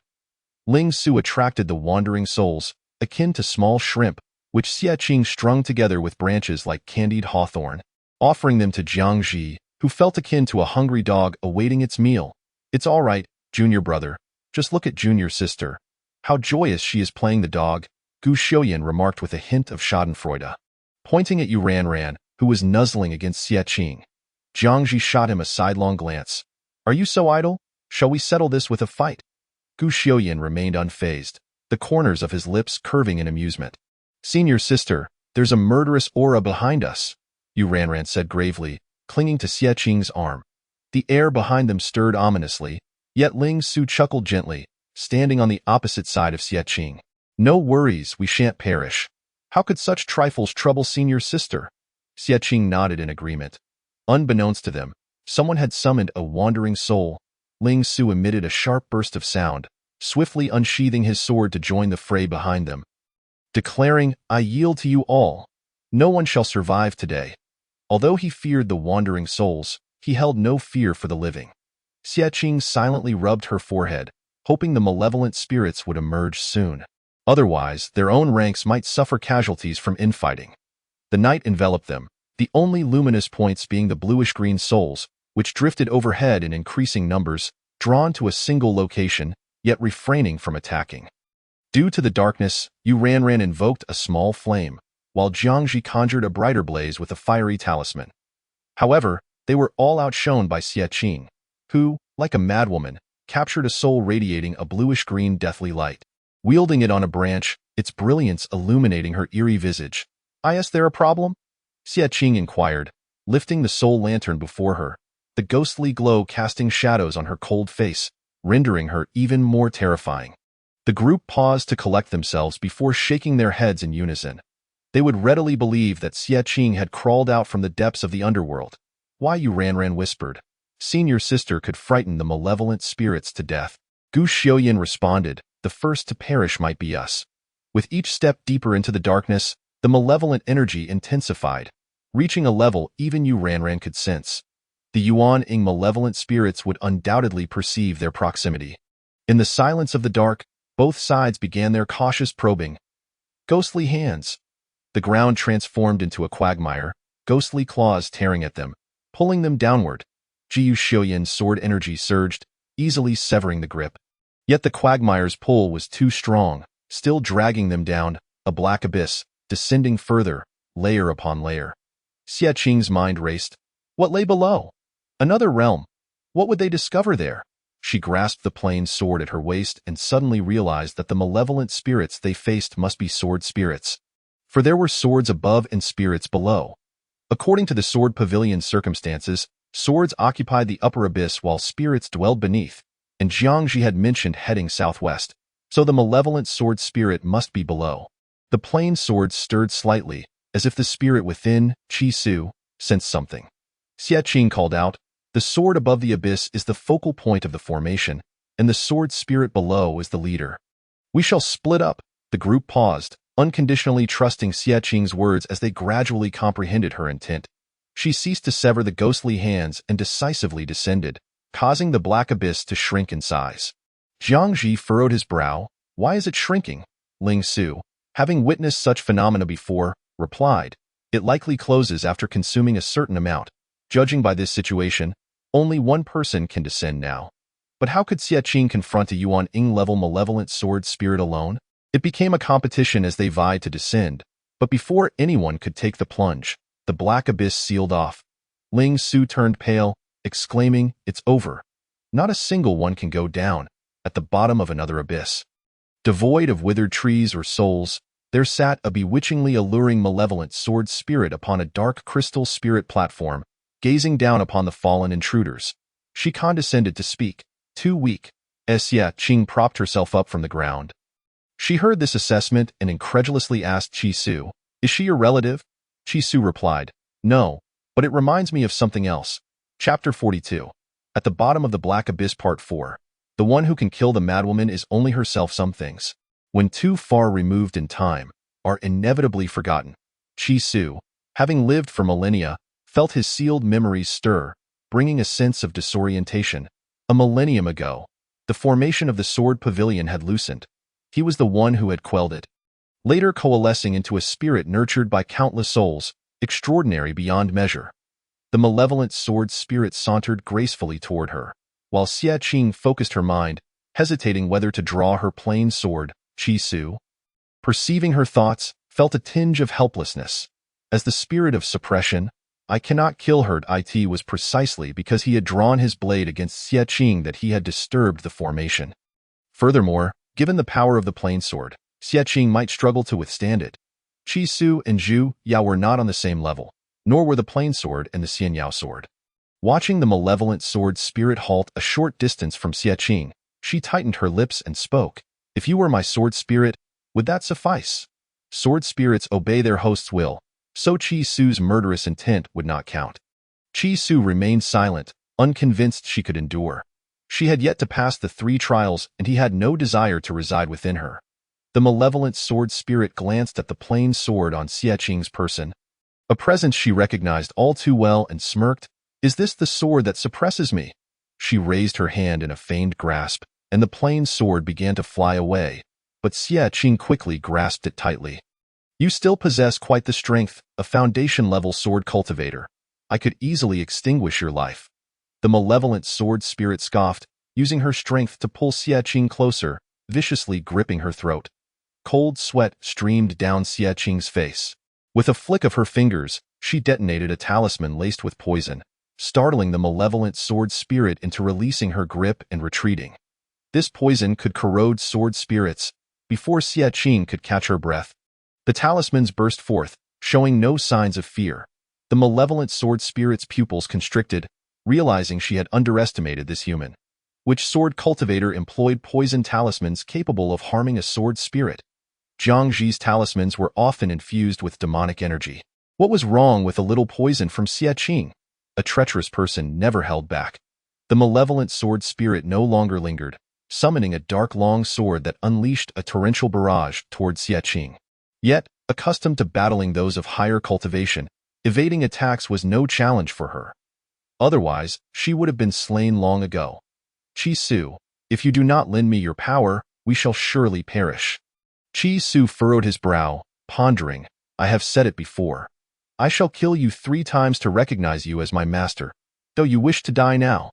As Xie Qing maneuvered through the onslaught of dark long swords, a smirk crept upon her lips. To put it bluntly, the old sword spirit still did not believe in her. The burial ground of swords. The 4 found the malevolent sword but could not approach it. A barrier separated them.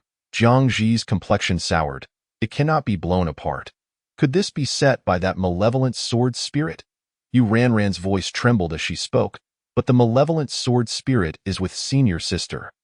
Ling Su gently patted Yu Ranran's head in consolation, sighing in resignation, those in drought perish of thirst, while those in flood drown. Who knows how it fares below? The thought was terrifying. One girl facing a malevolent sword spirit. Surely she wouldn't be toyed with and killed right away? They wallowed in despair for a while, particularly Gu Xiuyan and Jiang Zi, regretting that it was Xie Qing who had descended into the abyss. Ling Su, though not as emotionally invested as the others, still held Xie Qing in regard. He comforted the youngest, Yu Ranran, while asserting, I have faith in senior sister. The trio fell silent, praying for Xie Qing to turn the tide. Then, the barrier behind them rippled. Is there truly a miracle? Seizing the opportunity, Gu Xiuyan unleashed a powerful strike, breaking through the barrier, and the loosening barrier genuinely collapsed, leaving them exchanging glances in astonishment. What had Xie Qing done? Xie Qing had not done anything extraordinary. Qi Su refused to kill her. She had resorted to self-sacrifice. The long sword pierced her body, and as she spat out blood, she clutched the hilt of the plain sword tightly, her gaze unwavering. Qi Su and the malevolent sword spirit were aghast. What was she doing? Have you lost your mind? Qi Su separated from the plain sword, his icy blue eyes aflame with anger. Staring at the indomitable female cultivator before him, unable to channel his resentment. Xie Qing's eyelashes fluttered slightly as she deftly withdrew the plain sword, blood spilling from the corner of her mouth. As though on the brink of death, yet for her, this was merely the beginning. Qi Su, recognize me as your master. Her voice was cool and calm, yet the pressure she exuded felt irresistible. Qi Su, with no other choice, resigned himself to enter her body and forge a contract. From that moment, the plain sword changed its hue, the bloodied blade emanating a fierce aura, reverting to its true form. The white sword arched like a rainbow, a divine yet deadly presence. The malevolent sword spirit sensed the shift and desperately attempted to halt it. The chaotic rain of swords fell like a torrential downpour, each strike carrying the weight of death in the void. Qi Su, clad in white, cast a calm glance at the malevolent sword spirit, quietly forming a barrier to protect Xie Qing. I recognize my master. How dare you create chaos? With the heavens above as witness and the divine as proof, the sword spirit Qi Su proclaimed, I serve Master Xie Qing. The malevolent sword spirit summoned her host's sword phantom, her malevolent power surging as she aimed to seal Xie Qing's throat in a flash of white light. Xie Qing broke free from the blade's grasp, gliding past the malevolent sword spirit, positioning herself behind her without hesitation to strike.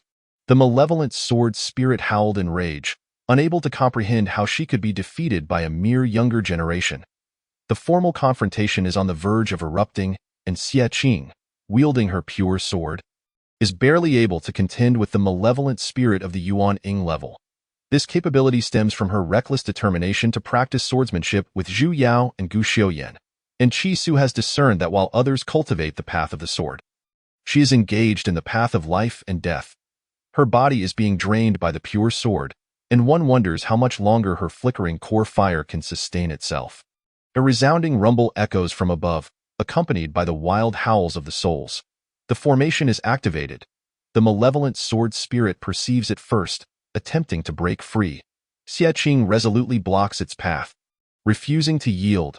The malevolent sword spirit bellows, "If we do not escape now, we shall both perish here and never rise again." Qi Su interjects, "If the malevolent spirit escapes, countless souls will surge forth, throwing the outside world into chaos."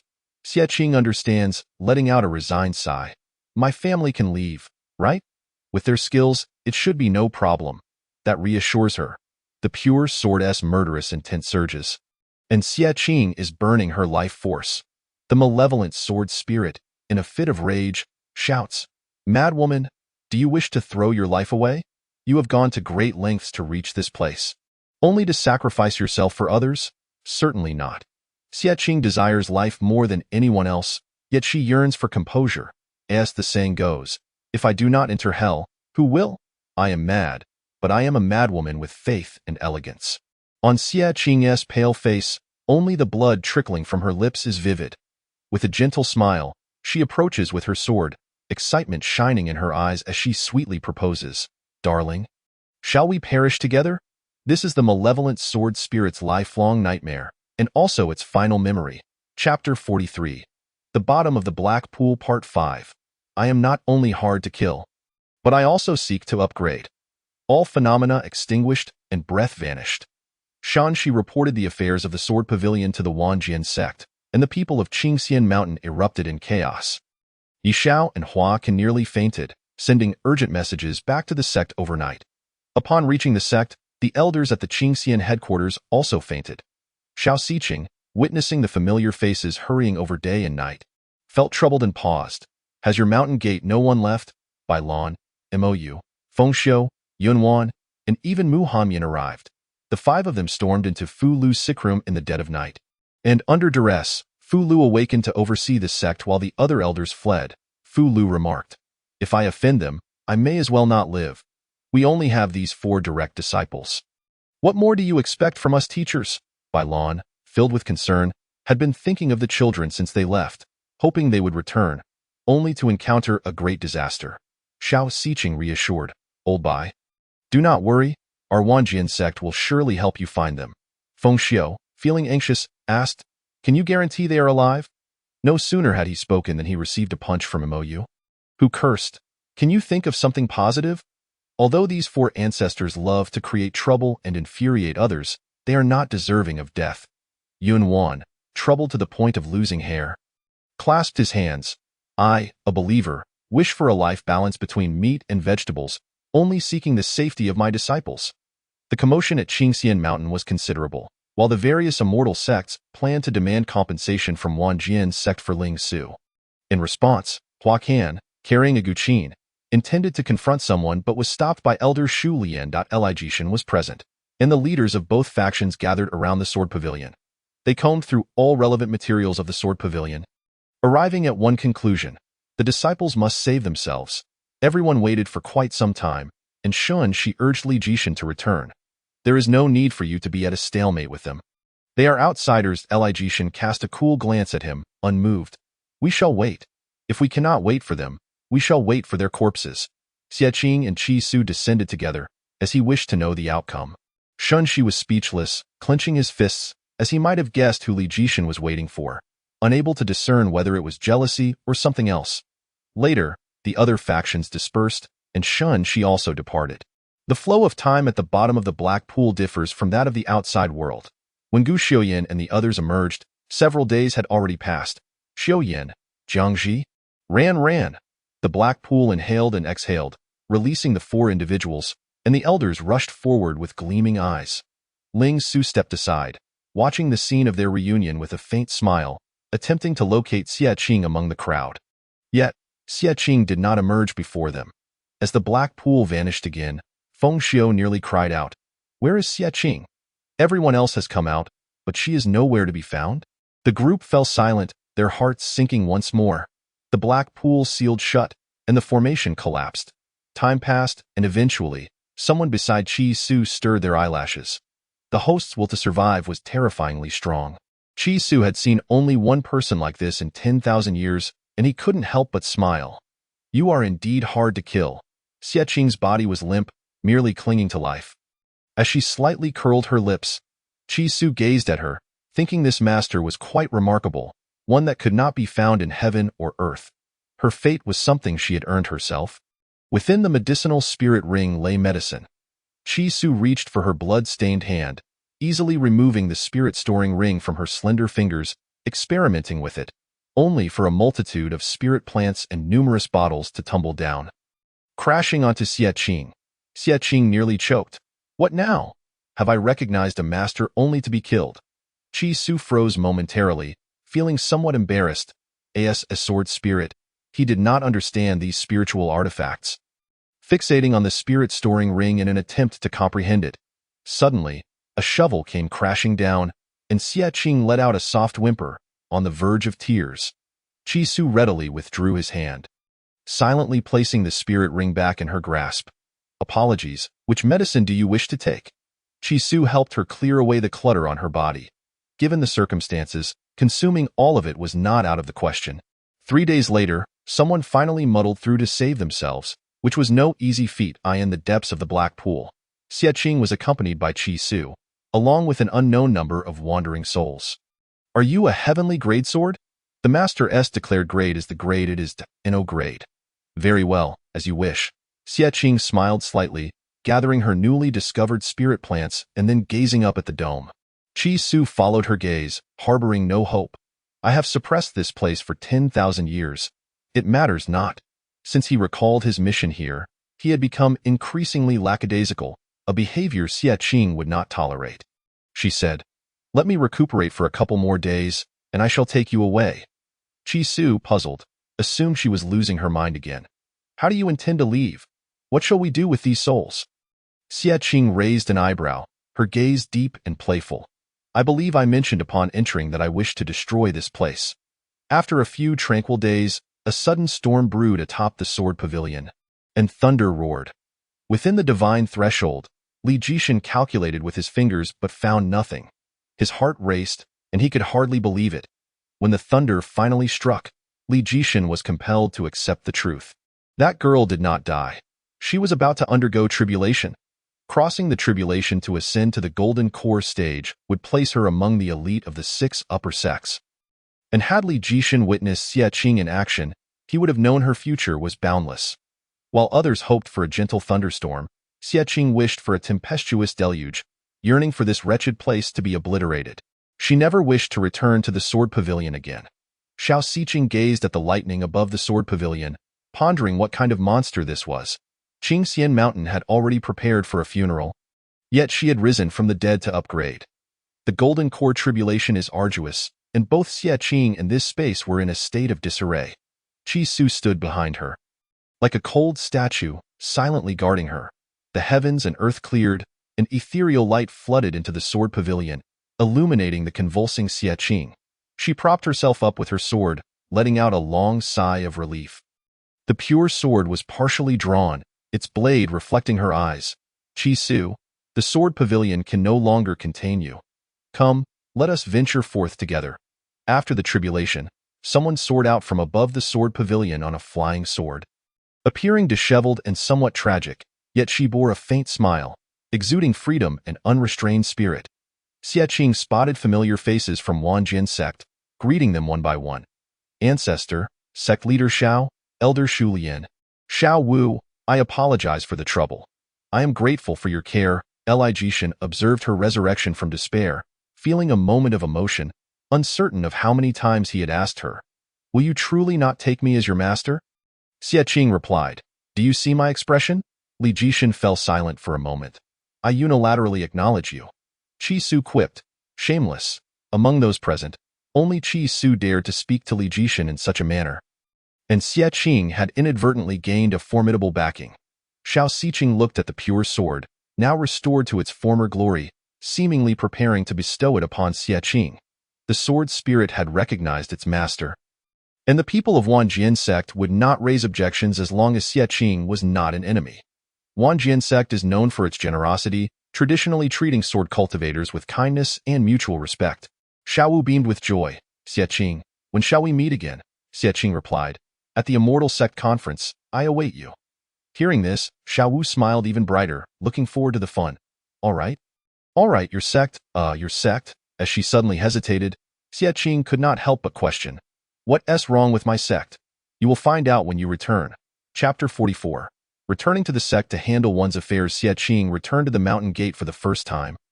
Standing at the entrance, gazing silently at the high-hanging white silk. This is Qingxian Mountain, isn't it? Xie Qing spoke with a complex tone.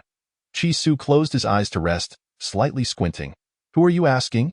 Xie Qing furrowed her brow, staring at the white silk for several seconds, mustering her courage to step inside. Yellow paper, mourning garments, the sound of weeping. Why does it feel so wrong?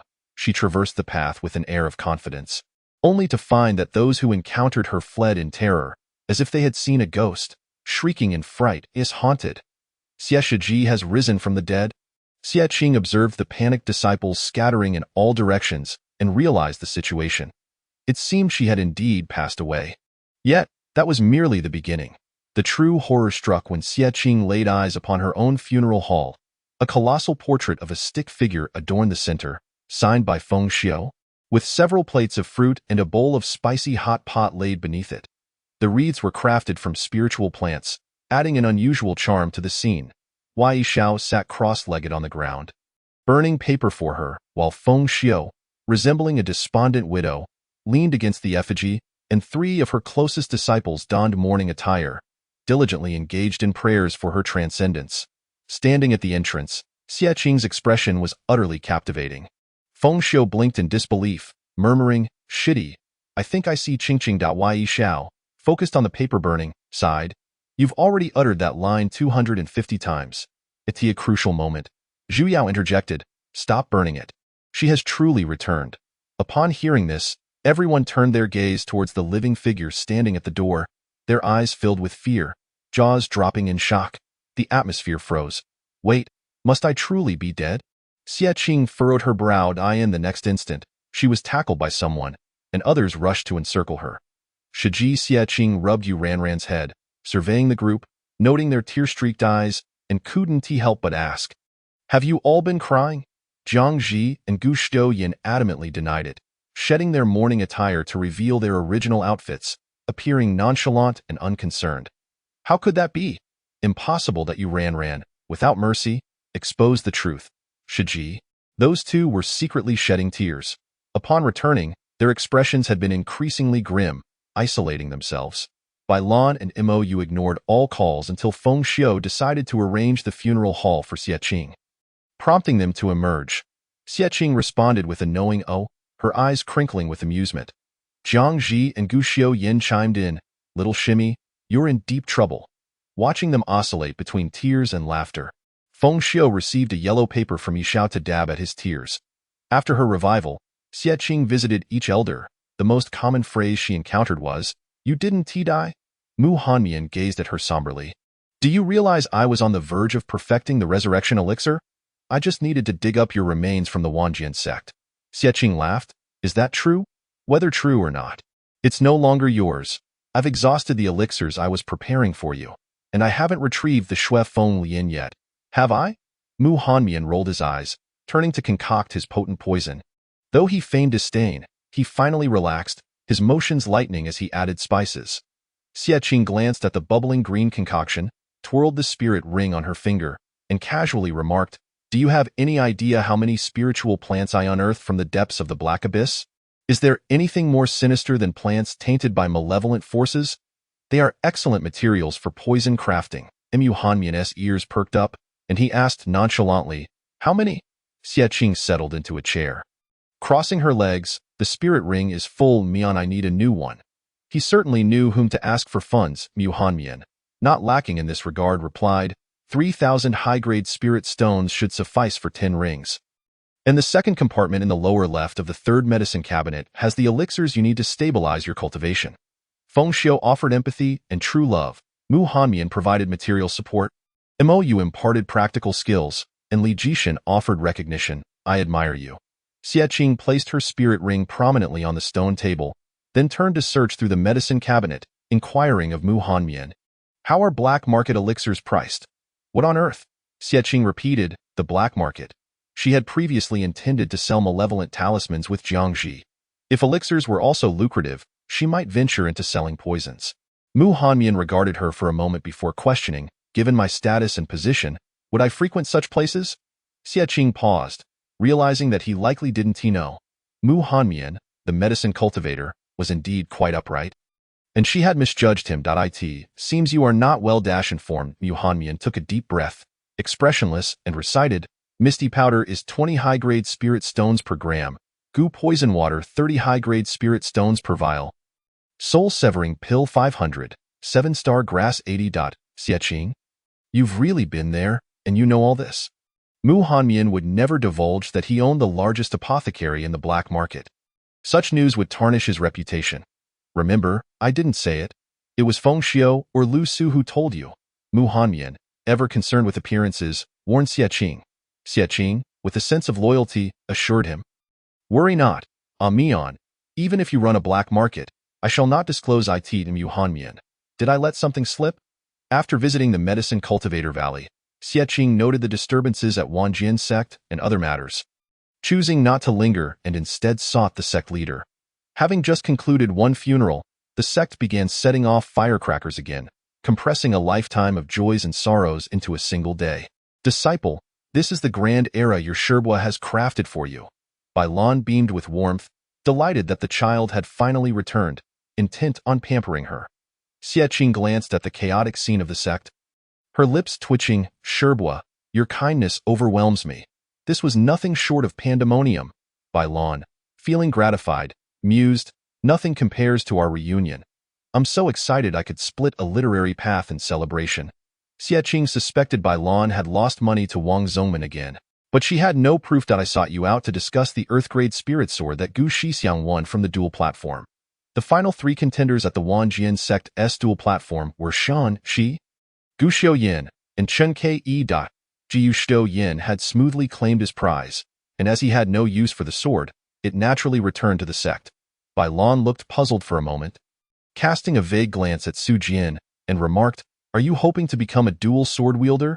Xie Qing responded, Let us not get carried away. She isn't that extreme. Clearing her throat, she added solemnly, My family Chi Su 1T engage in matchmaking. I merely wish for you to allocate the sword to Qi Qianshan and Xue Ji. Bailan appeared perplexed, There's only one sword.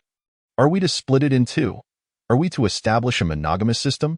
Why was the sect leader's imagination so vivid? Had he played too much with Feng Xiu?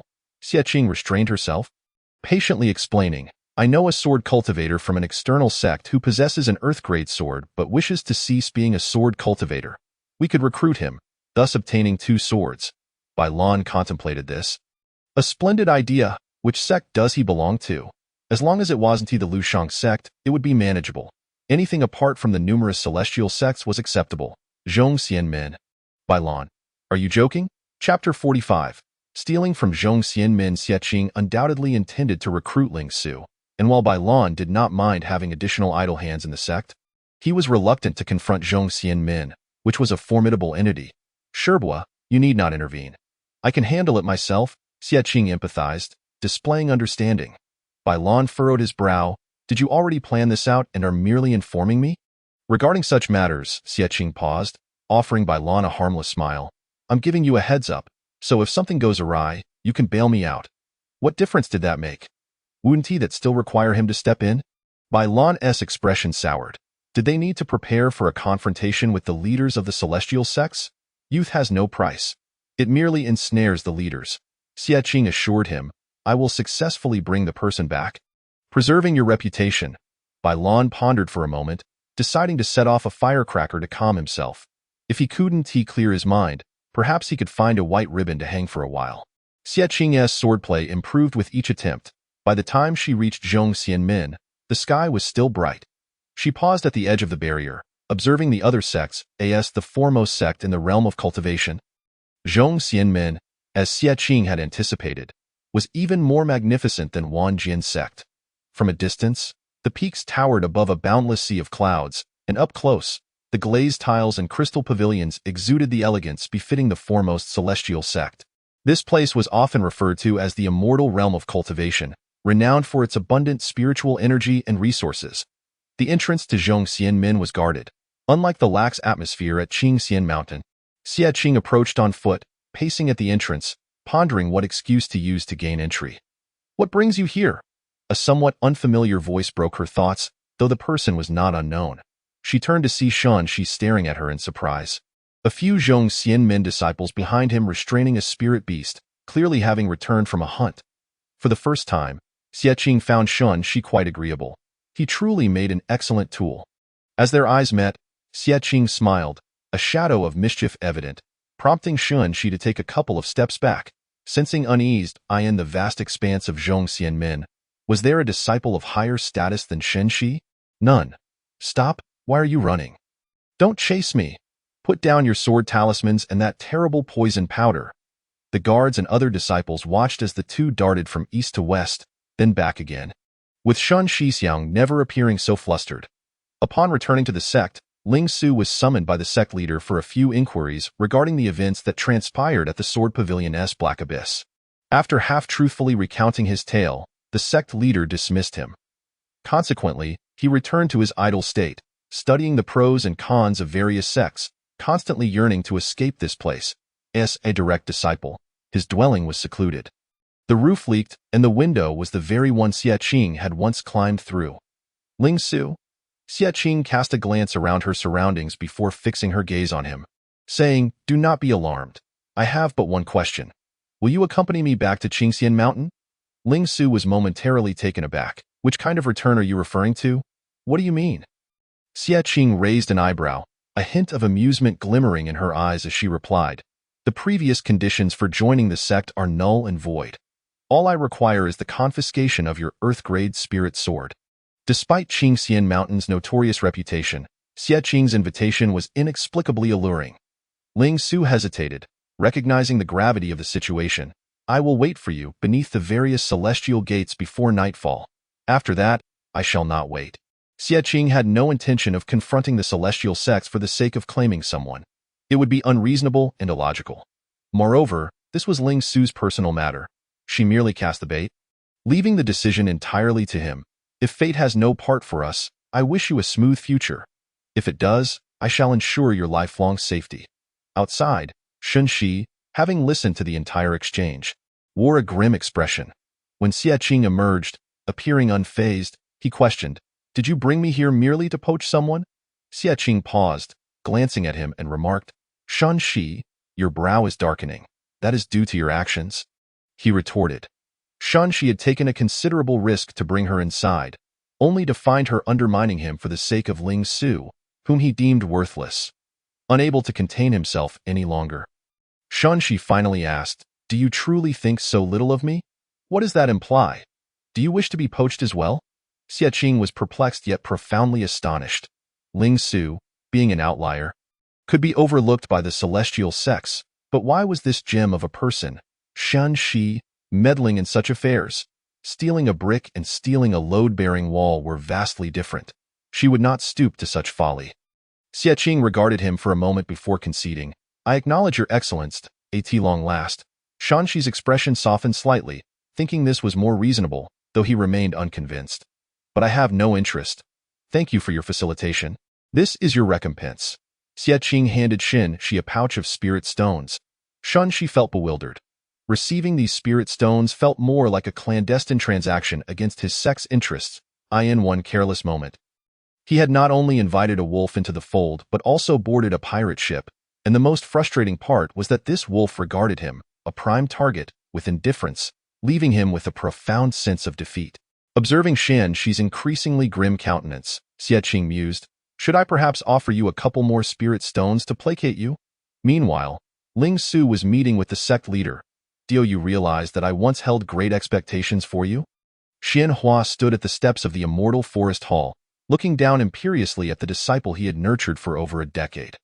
Ling Su replied, "Are you aware that I have chosen the wrong path for over 10 years? While he could not voice this sentiment, his heart was filled with grievances, as once he delved into the profound depths of swordsmanship, he found himself lost and consuming dust. Despite appearing fragile, he had endured the pressure of being a sword cultivator for over a decade. Master, my aspirations lie elsewhere. Please allow me to leave." Ling Su's sincerity was palpable, his snow-like eyes fixed earnestly on Xian Hua. Xian Hua found Ling Su of little practical use. Losing a disciple was inconsequential, and his desire to retain him was minimal. Yet, he would not allow another sect to benefit from him. After all, he was a golden core cultivator. While the celestial sects might not be greatly affected, the consequences could be dire if he fell into the hands of lesser sections. Qingxian Mountain, just report my name. Xian Hua remained silent for a moment before stating his conditions. Sever your spiritual veins and forfeit your spirit sword. Ling Su was taken aback. What? This is no different from a complete annihilation. Xian Hua is being excessively ruthless. For a cultivator, this could be a devastating blow. Xian Hua's decree brooked no refusal. In an instant, an oppressive aura enveloped Ling Su, rendering his blood cold and extinguishing any lingering attachment he had to the celestial sects and their leader. After a moment, within the immortal forest hall, Ling Su lay on the ground with closed eyes. As Xian Hua's cold voice reached his ears, "You may leave. Your life or death shall henceforth be of no concern to the celestial section." Suddenly, tears streamed down his face, a bittersweet release. Yet, having been rendered useless, how would he face Xie Qing? Down the mountain, Xie Qing had been waiting for quite some time, idly picking up a branch. Qi Su frowned slightly. "Why do you need a branch? Ancestor, do you realize how much spiritual energy you consume? I cannot rely on you for everything." It was not that she could not afford the plain sword, but rather that the branch was more cost-effective. Xie Qing glanced at the sky. The sun was setting, and the clouds were dimming. If Ling Su did not arrive soon, she would indeed leave. Behind her, a clear yet slightly husky voice called out, "Sister." Chapter 46. The fifth disciple has been recruited. "Sister, my spiritual veins are severed. Do you still want me?" Ling Su raised his eyes to Xie Qing, his gaze glistening with moisture, a bittersweet smile tugging at the corners of his lips. Whatever the answer, he could accept it. Xie Qing surveyed him once over, responding nonchalantly, "It's all right. I've been through that as well." Ling Su blinked in surprise. "What?" Then Xie Qing's attention shifted to his Earth-grade spirit sword. Shaking her head in disappointment, "The celestial sects waste resources. I wonder if my uncles and aunts possess any swordsmanship skills." Ling Su thought to himself, how could he still feel anxious when Xie Qing appeared so unfazed? What manner of unorthodox sect is Qingxian Mountain, that it produces someone so unique? Ling Su hesitated, watching as she tossed the plain sword into the air, which, just before it fell, soared back up as if startled. Clearly shocking Qi Su. "Draw your sword. Return to the mountain gate," Xie Qing commanded with a flick of her fingers. Initially, Xie Qing had struggled to ride a sword, but after some minor success at the 10,000 Sword Sect, she had now mastered it, soaring at such speed that only an afterimage remained. Would Li Jishan and Zhu Yao feel a sense of pride? "Sister, is it truly necessary to hasten so? I have never learned to go slowly." At Qingxian Mountain, Yu Ranran and Gu Xiuyan returned from the scripture pavilion, and from afar on the suspension bridge, they spotted a streak of sword light slicing through the horizon towards the mountain gate. Yu Ranran rubbed her eyes. "Did I see it wrong? Or did I just witness the sister and that Ling Su being draped in white silk?" Gu Xiuyan replied. "Perhaps the reading has made your eyes play tricks." "No, I am not mistaken. They truly are draped in white silk." At the mountain gate, two figures dangled precariously, swaying in the wind, while the sounds of firecrackers echoed from within the mountain gate. Xie Qing dismounted from the white silk, coughing violently as if her lungs might be expelled, realizing that her ability to ride a sword with a passenger was still lacking. Ling Su was indeed quite the surprise. Was it always this exhilarating upon arrival? "Why have these things not been removed yet?" Xie Qing muttered, feeling numb. "Because the white silk is not inexpensive." Listening to the booming firecrackers from within the sect, Ling Su cautiously inquired, "We did not go the wrong way, did we?" "No, let us go." I shall introduce you to the sect leader. Xie Qing cast a talisman, vengefully incinerating the white silk before striding into the inner sanctum, her sword in hand. The atmosphere was surreal. As the somber ambience of Qingxian Mountain enveloped them in contemplation, yet the disciples igniting firecrackers were all joyously carefree. Which demon has passed away? Xie Qing inquired incredulously, glancing back at Ling Su. It cannot be me, can it? Ling Su responded, this is truly a bizarre sect. It is enough to make one hesitate.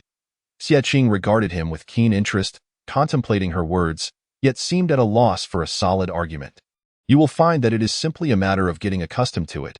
Our sect has always been somewhat eccentric, yet the spirits are quite vibrant. Bai Lan had been waiting for Xie Qing for some time, and upon seeing her return safely, he let out a long sigh of relief. You have finally brought someone back. The term brought back had an intriguing ring to it. Xie Qing replied, Master, your words may frighten people away. It is all right. Ling Su has already endured quite a bit of shock. Master Bai, Ling Su respectfully addressed with a gentle smile, though internally he felt quite apprehensive. Bai Lan appraised him, recognizing him as the youth who had emerged from the sword pavilion with his own children. Thus softening his demeanor slightly, there is no need for excessive formality. Welcome to Qingxian Mountain. Observing Master Bai, one could not help but compare him to Xian Hua of the celestial sects. The difference was striking. Ling Su smiled politely. Thank you, Master. He was quite easy to please. A single candy would suffice to win his genuine affection. In the dead of night, as it was inappropriate to disturb further, Xie Qing aimed to complete the handover swiftly so she could rest.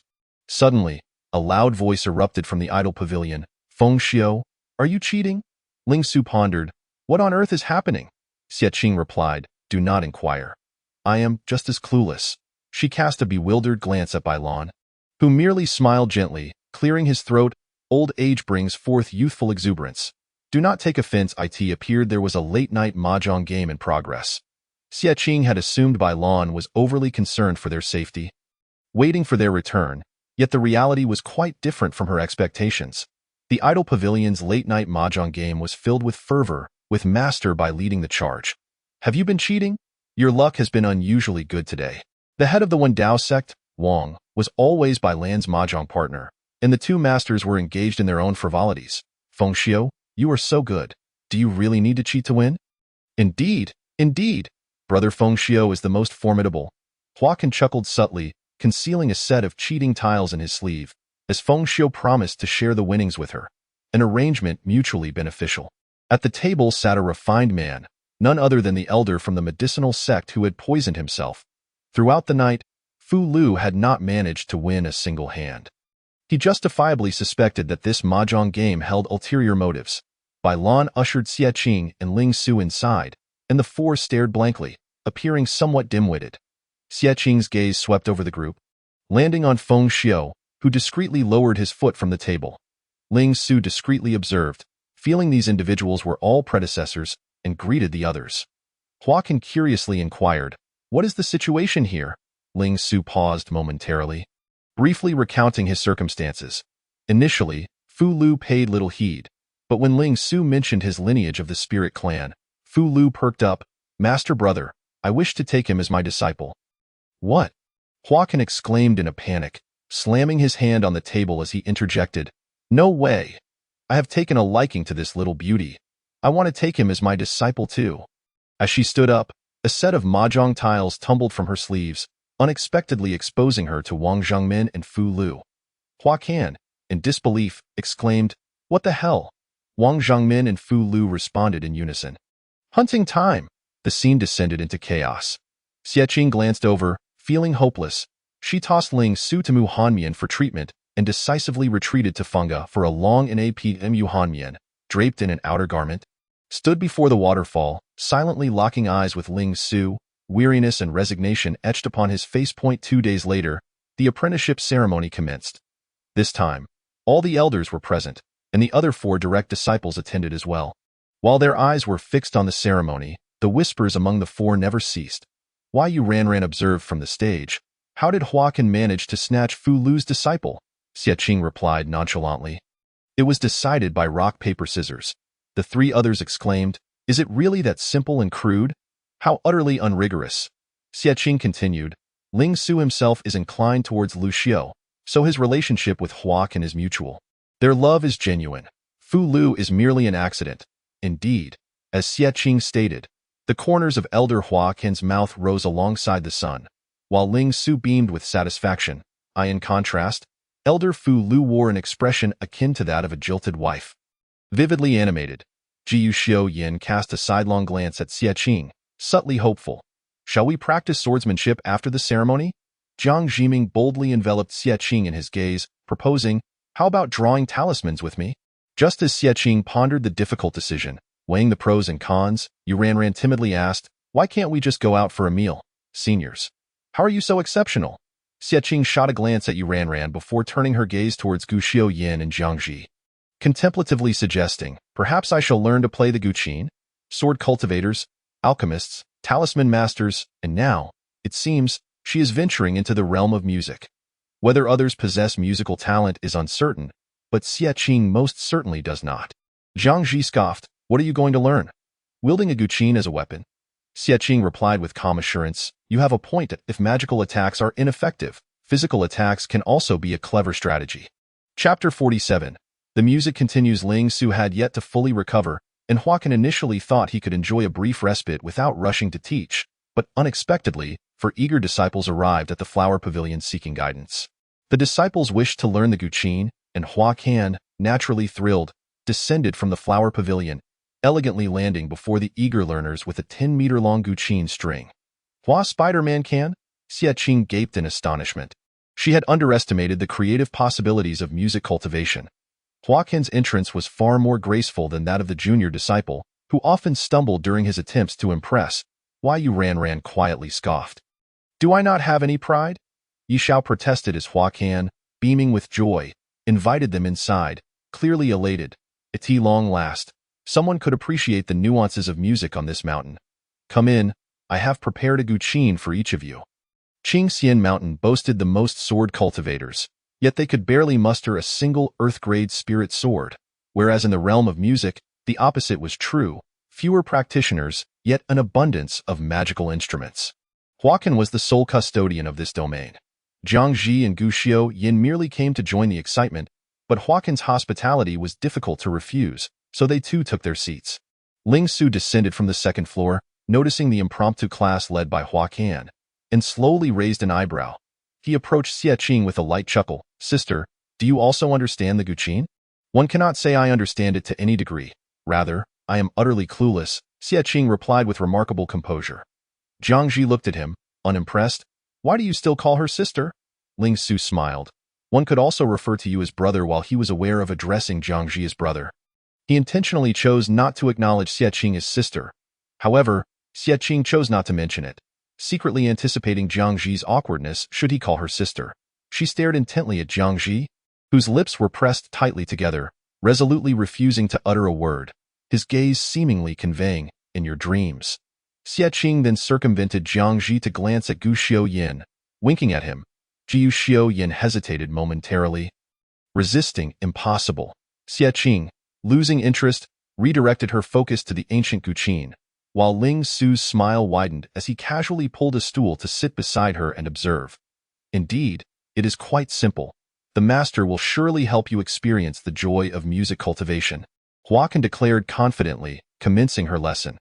Half an hour later, even the birds soaring above the flower pavilion seemed on the verge of crashing down from the cacophony, as if offering their lives in tribute.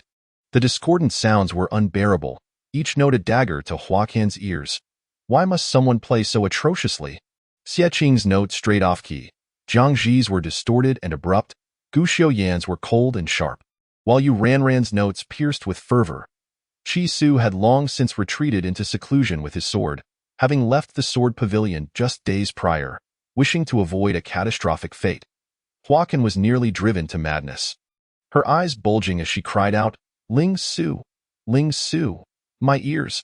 Ling Su had already moved his stool to the farthest corner, relishing in what could only be described as a thrilling lesson in music cultivation.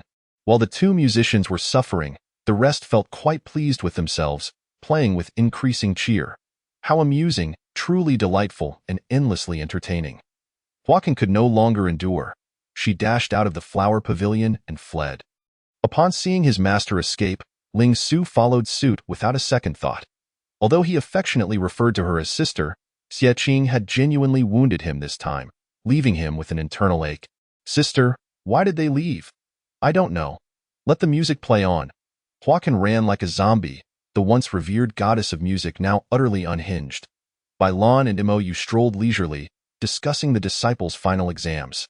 When they were startled by Huacan's frantic escape, Huacan seized Bai Lan by the collar with one hand and Mo with the other, her bloodshot eyes glaring as she hoarsely demanded, "Bring your disciples back to me."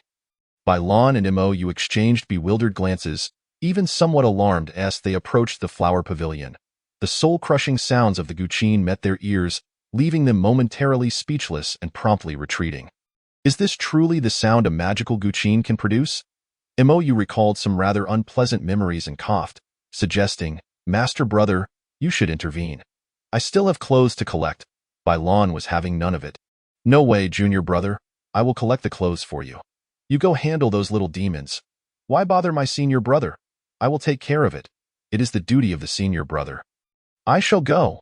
The two argued, retreating step by step, maintaining a brotherly camaraderie as they distanced themselves from the chaos. From that day forth, Qingxian Mountain instituted a new rule. Direct disciples were forbidden from touching musical instruments, except for those dedicated to music cultivation. "Do you know what the original rule of Qingxian Mountain was?" Feng Xiu chuckled as he observed Xie Qing. "The original rule was that one must not betray the sect." Xie Qing pursed her lips. "How does playing a guqin equate to betraying the sect?" Feng Xiu laughed. "Indeed, you do not betray the sect, but if the effects of your actions spread further, it could lead to the sect's demise." Xie Qing retorted, "Why must one who wields a sword adhere strictly to the rules of elegance? Will no one play swordsmanship? Do you know who in the sect can still wield a sword?" Ling Su's earth-grade spirit sword was rendered unusable by Xian Hua. "Would you rather repair a broken sword than spend a fortune on a new one?" Feng Xiu exclaimed, astonished, then promptly offered his approval. "Only my beloved disciple would do so, as for who possessed the ability to repair it." Feng Xiu grinned mischievously. "Guess who in Qingxian Mountain can repair swords? Yi Shao? Wrong. Bai Lan? Still wrong." Xie Qing furrowed her brow in contemplation, analyzing each individual, finally uttering a name that Feng Xiu had never anticipated. "Elder Fu Lu." Feng Xiu raised his voice. "He is an alchemist. He saves people, not swords. Moreover, Fu Lu is not adept at saving people. He is skilled in administering poison. You might as well ask him to poison a spirit sword." Xie Qing questioned, "Are there no other formidable sword cultivators in the sect?" "Gu Xiao Yin can't do it either." Feng Xiu appeared numb, his heart aching, pointing at himself in confusion. "Am I not enough?" "You are, but you don't look the part." Xie Qing fell silent, awkwardly licking her lips. Feng Xiu declared, "I despise you." Xie Qing paused. "Would you accept 500 spirit stones?" Feng Xiu countered, "I love you." "What is the limit?" "Who knows? A disciple who can generate gold coins is certainly desirable." Xie Qing did not require his affection, only his skill in repairing the spirit sword. She retrieved the broken sword and handed it to Feng Xiu, inquiring, "Are you certain there will be no issues?" Feng Xiu inspected the broken sword meticulously. Boasting, "Rest assured, I repaired the damaged swords of Bai Lan and Yi Shao. I am a professional." Although his hidden talent was somewhat peculiar, commonly referred to as a blacksmith, and more sophisticatedly as a forger, Feng Xiu's earnest demeanor while engaged in sword repair was undeniably impressive. As he worked tirelessly throughout the night, Qingxian Mountain does not harbor idlers. It is a place of patching and mending. Chapter 48. The malevolent final exam sister, is your funga developing some nefarious contraption? The commotion is quite loud, Yu Ranran inquired, unable to contain her curiosity as she observed the distant funga. Feng Xiu, seemingly eager to prove himself, was making quite the racket, leaving Xie Qing unable to sleep soundly through the night. She replied wearily, "It is not that they are developing something sinister. Rather, it is the malicious individuals performing their craft." Yu Ranran was slightly startled. "Is that you, Brother Jiang?" In Yu Ranran's perception, Jiang Ji, who had always bullied her, was nothing short of a malicious individual. Xie Qing, rendered speechless, asked, "Are you suggesting that Jiang Ji is wreaking havoc in funga? Does it not seem so?" Xie Qing replied, "It truly does. If Jiang Ji dares to attack her stronghold, she would certainly twist off his head and bury it with a shovel." This dangerous thought lingered in Xie Qing's mind, refusing to dissipate in class. Jiangji felt an inexplicable chill at his neck. Like Mou, Fu Lu was also directly assigned teaching duties upon his return. Except for Yishao, all the elders had classes to conduct. Fu Lu, being rather indolent, only managed to show up, and his classes were entirely self-study sessions. Jiu Shoyan remarked, "Martial uncle, with the finals approaching, are you truly not going to teach?" "Please don't," Fu Lu, appearing refined and affable yet harboring a rebellious spirit, replied, "I was heartbroken when I was rejected for accepting disciples a few days ago, so I have no desire to teach." Ling Su commented, "Such a willful elder." However, Ling Su was not overly concerned about the final exams, as he felt quite at ease with his empty head. Xie Qing casually flipped through the introduction to spiritual plants, recognizing everything at a glance. Goodness, she had dug them all up. There were no techniques involved. Only emotions. "The empire I built." Xie Qing sighed softly, reminiscing about the days of hard labor across various mountains and valleys. Before she could dwell on her nostalgia for long, Fu Lu extinguished her confidence of passing with a single sentence. He stated, "Xie Shizi, you need to participate in the exam for the medicinal cultivators." Xie Qing?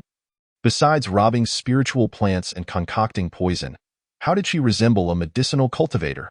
Fu Lu, unsure of the reasoning himself, kindly reminded her, "This is a list compiled by Master Mu Xian, which the sect master has approved." It felt as though she had been ambushed, and by the medicinal cultivators no less. Jiangji chuckled. "Now that the medicinal cultivators list is out, how far behind can the talisman cultivators be?" Xie Qing stiffened. "What do you mean?" The implication was that her name was also on the talisman cultivators list, and she would have to undergo the assessment for talisman cultivators as well. The head count was included by Mou, and the list had the sect master's tacit approval. Could her martial uncle refrain from such assumptions? Was she not a legitimate disciple of the sword? While Xie Qing could engage in research, she had no desire to take exams. Jiu Shoyan smiled faintly. "So you still have the most critical sword assessment, which does not require the sect master's approval. It is a foregone conclusion." Xie Qing. "May it be obliterated. Even the cows of the production team are not this fatigued." Yet, her fellow disciples, relishing in the spectacle, continued to encourage her to challenge the law and music cultivators. Truly, being a direct disciple was not in vain. She had learned it all. Xie Qing quipped, "You are all malicious individuals. For tonight's mission, incapacitate Mu Hanmian with poison, blow up Mou, and fell by lawn." The assessment lists of her companions exuded a certain beauty, disregarding human life. Jiangji inquired, "How do you plan to proceed?" Xie Qing paused and replied, "I intend to take a nap first." Upon saying this, she genuinely rested her head on the table, devoid of any tension. Life had already imposed enough pressure. Why trouble herself further? With a good sleep during the day, she could enjoy a game of mahjong with Bai Lan at night. For the next few days, Xie Qing had no desire to return to Funga. That night, in the leisure pavilion, Xie Qing, Bai Lan, and sect master Wang turned their gazes toward Gu Xiuyan, their eyes earnest and full of expectation. They were short one player. Jiu Shoyan questioned, "What does playing mahjong have to do with him?" "Shoyan, care to join us for a few rounds?" Sect master Wang eagerly invited. Jiu Shoyan struggled internally, feeling reluctant.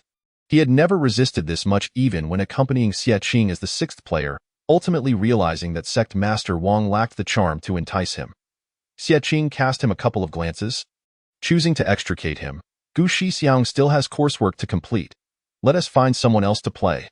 Bai Lan was about to mention that the other elders were busy and could not be summoned, only to see Xie Qing releasing her sword spirit. The ethereal figure appeared before them, exuding an icy demeanor that suggested disdain for everything. Truly, a rare specimen. Xie Qing, in a down-to-earth manner, asked, "Wife, care to play some mahjong?" "Chi Su, is it reasonable to summon a millennia-old sword spirit to play mahjong?" Xie Qing was no ordinary player. Sect Master Wang seemed akin to a gullible sheep lured to slaughter.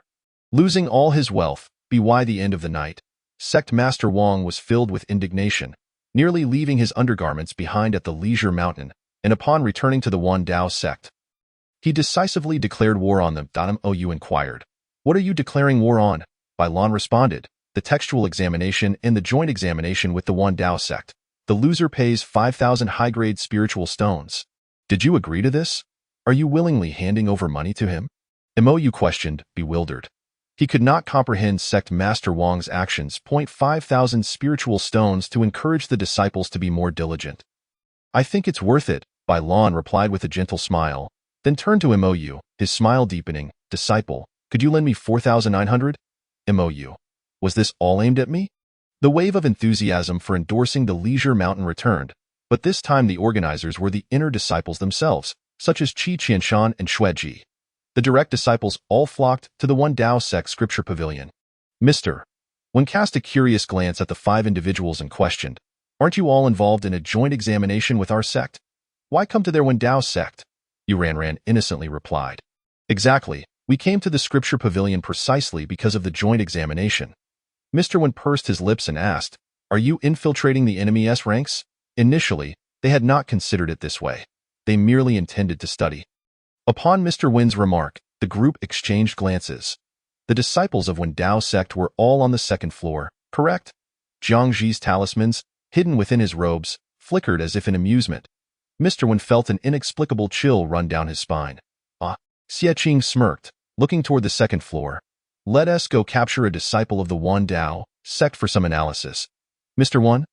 He could not intervene in time, as a talisman immobilized him, and fine threads bound him like strings of a zither, almost pressing a sword to his neck. Just consider it as being coerced by us. This way, it will be easier for you to explain to sect Master Wang. Xie Qing addressed him with understanding. Mr. Wen's forehead twitched. I was already being coerced by you. Ling Su scrutinized Mr. Wan and said to the others, he doesn't seem surprised. Have you tied him up before? UVE hit the nail on the head. This is not the first time. Mr. Wan closed his eyes, realizing the dangers of his profession. He contemplated resigning. The direct disciples of Leisure Mountain invaded the second floor, randomly selecting a hapless individual. They avoided crowded areas and headed toward a corner where a disciple in direct disciple attire was searching for books. They affixed the talisman, bound him, and drew their swords in a seamless sequence. He was dragged into the shadows, and Yu Ranran covered the man's mouth, examining his face, puzzled. Why does this person look so familiar? Is he just a common face? Lin Yunlu. Chapter 49. 2 Foolish sects engage in joint examination. Lin Yunlu naturally remembered them, but what was this operation? The One Dao sect was merely conducting a joint examination with Leisure Mountain. It was unlikely they would send someone to assassinate a candidate.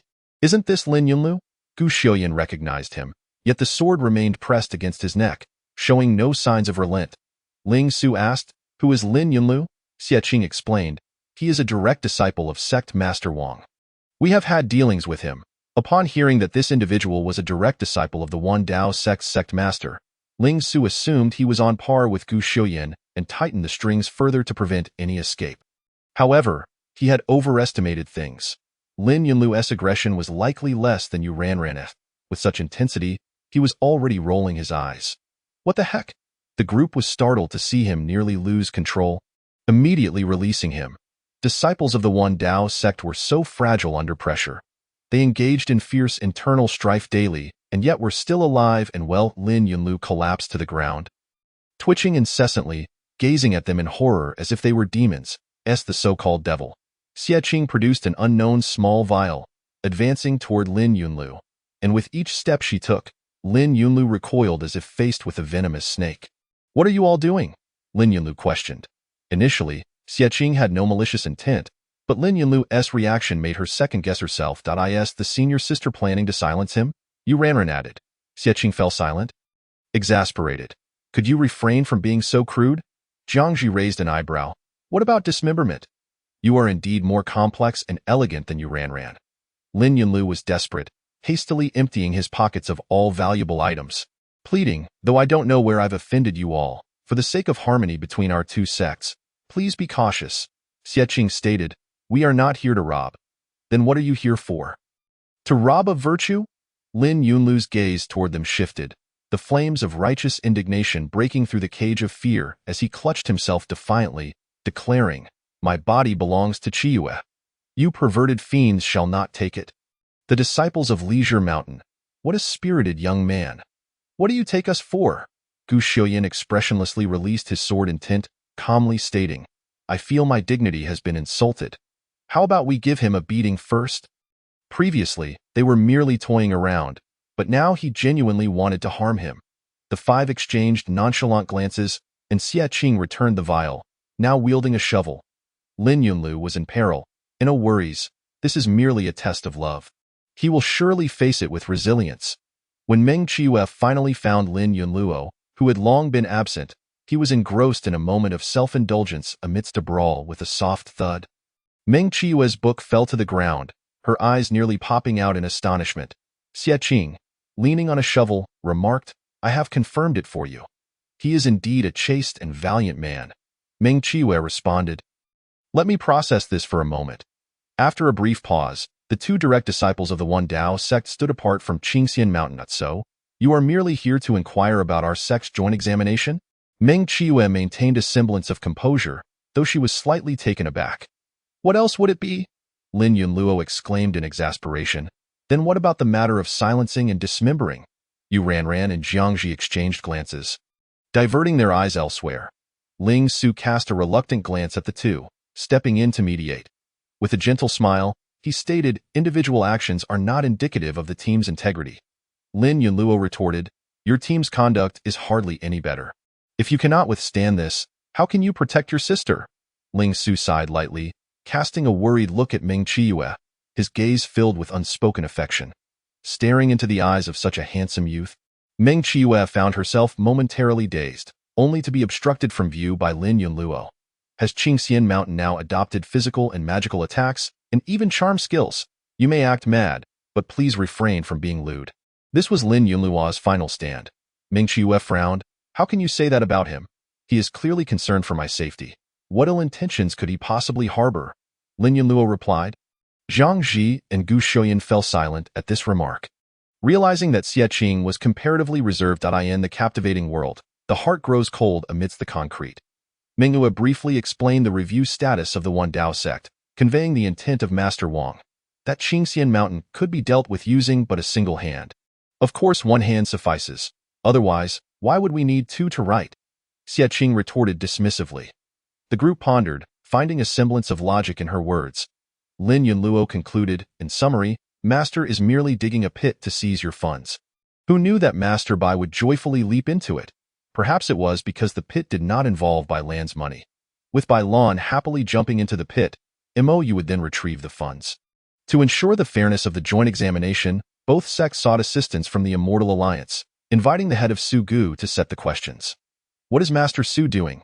Yi Shao, seeking individuals in the Immortal Alliance's territory, encountered the head of Su Gu and curiously approached Su Baiyin, renowned alongside Hua Kan, and somewhat familiar with Yi Shao, lifted her gaze and said, I am drafting questions for two sects. Yi Shao, who generally disregarded sect affairs, was oblivious to their joint examination and scoffed, which two foolish sects? How dull to seek the Immortal Alliance. Su Baiyin fixed her gaze on him, a slight smile gracing her lips. Qingxian Mountain and Wen Dao sect. Yi Shao, momentarily at a loss for words, retracted a curse. Just as he was about to leave, he turned back, withdrawing a brush from the pen holder, casting a mischievous glance at the paper, and smirking.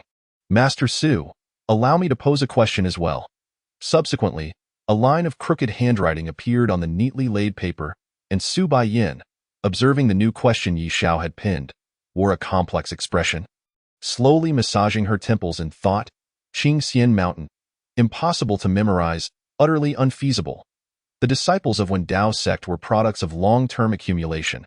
Their entire sect indulged in sloth. How could they possibly compete? Yet, it was reassuring that the inner disciples' resolve to excel surpassed that of some direct disciples. Yu Ranran, with an air of weariness and sorrow, gazed at Yunwan, exclaiming, If I have to memorize any more, I will leap from here. Yunwan replied nonchalantly, By all means, jump. Indeed, are all men drawn to novelty? Now, Master no longer sought to retain her. If that is the case, she would jump in a fit of despair. Yu Ranran leapt from a 10-centimeter high step, landing steadily. You might as well worship the ancestral master and bring back some delicacies for the teacher since no one else will eat them. Yunwan strolled over leisurely, patting her belly, while Yu Ranran took the hint. The tomb of the ancestral master of Qingxian Mountain rested atop the highest peak. Yu Ranran had initially assumed it would be deserted. only to discover a multitude of disciples kneeling and a plethora of fresh offerings. Xie Qing stood at a distance, munching on an apple. Yu Ranran approached and asked her senior sister if she would not pay her respects. Xie Qing replied nonchalantly, Feng Xiu said the ancestral master was illiterate and asked me to bring back some offerings for us to eat. Ancestral master. What bad luck. Chapter 50. Even if you recklessly sprinkle poison powder, you still lack the antidote. The joint examination finally commenced. Bai Lan and Mo Yu gathered around the exam paper drafted by Su Baiyin, nodding frequently in approval.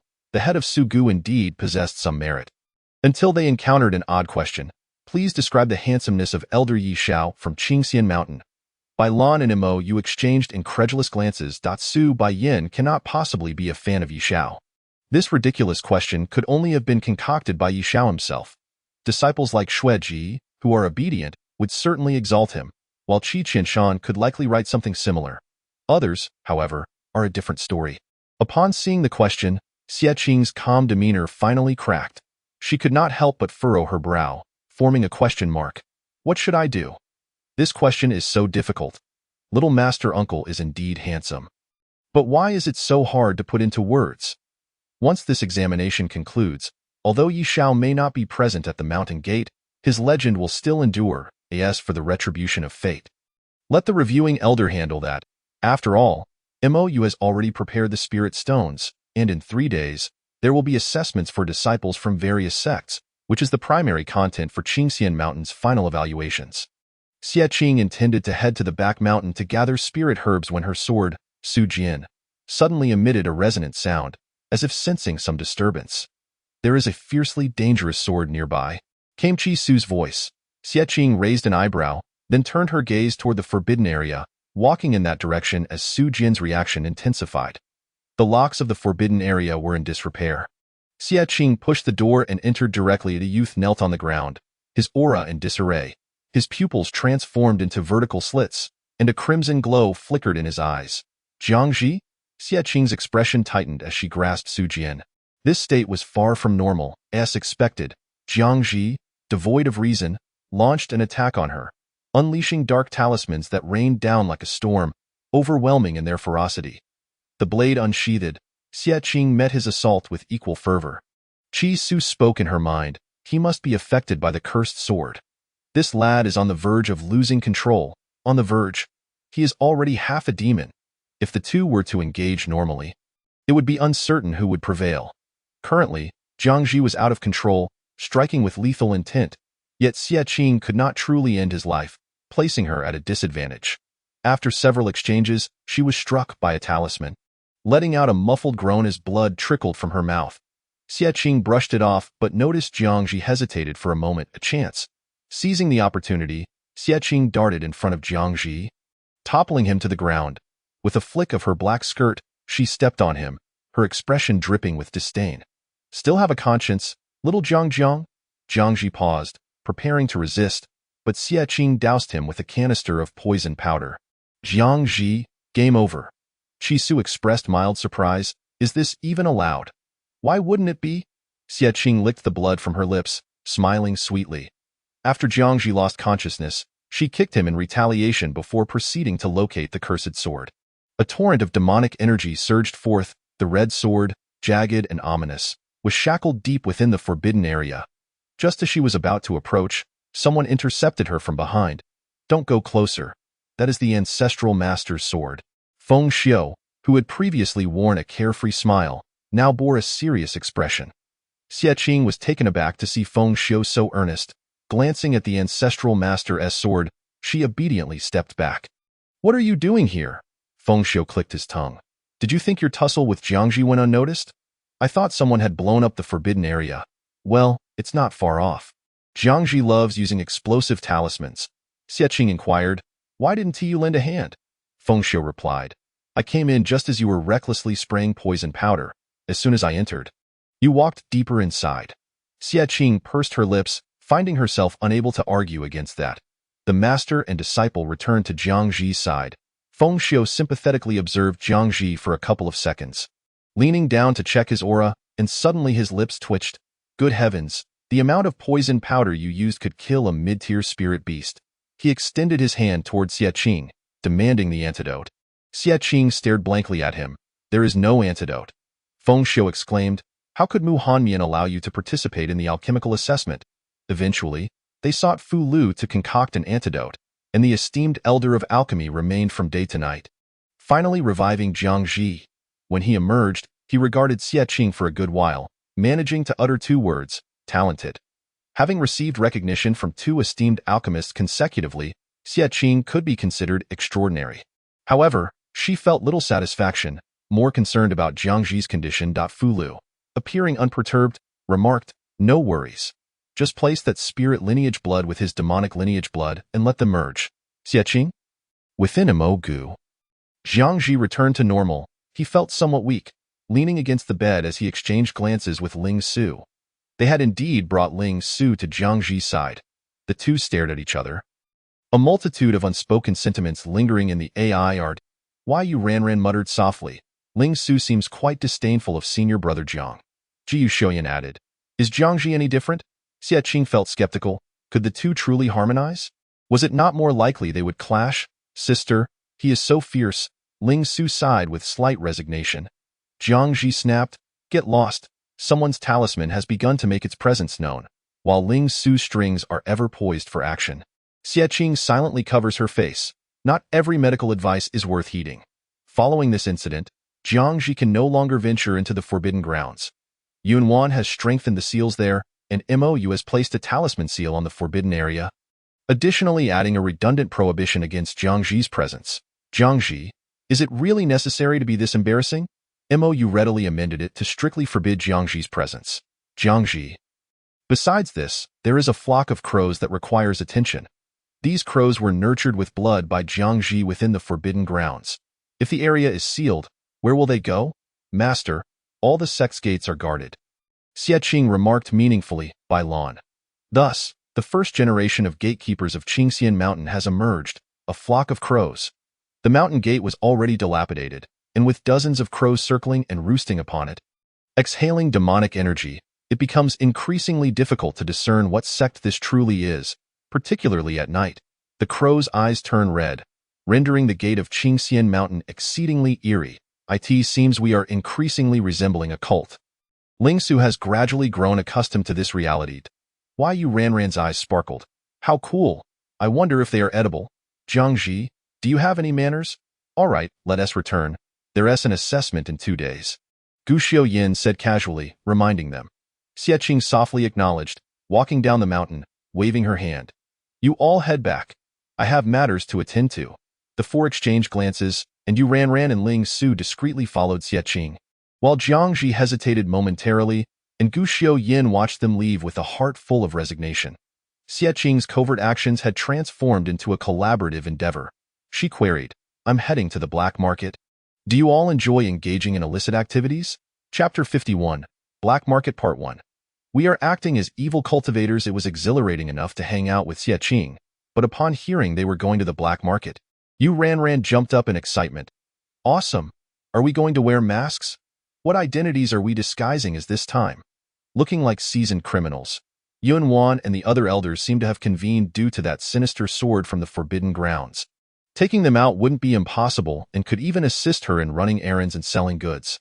Xie Qing glanced back at the crows flying across the mountain gate, stating earnestly, this time we will impersonate evil cultivators. In such a place as the black market, who even needs a legitimate identity? After all, it's all black against black.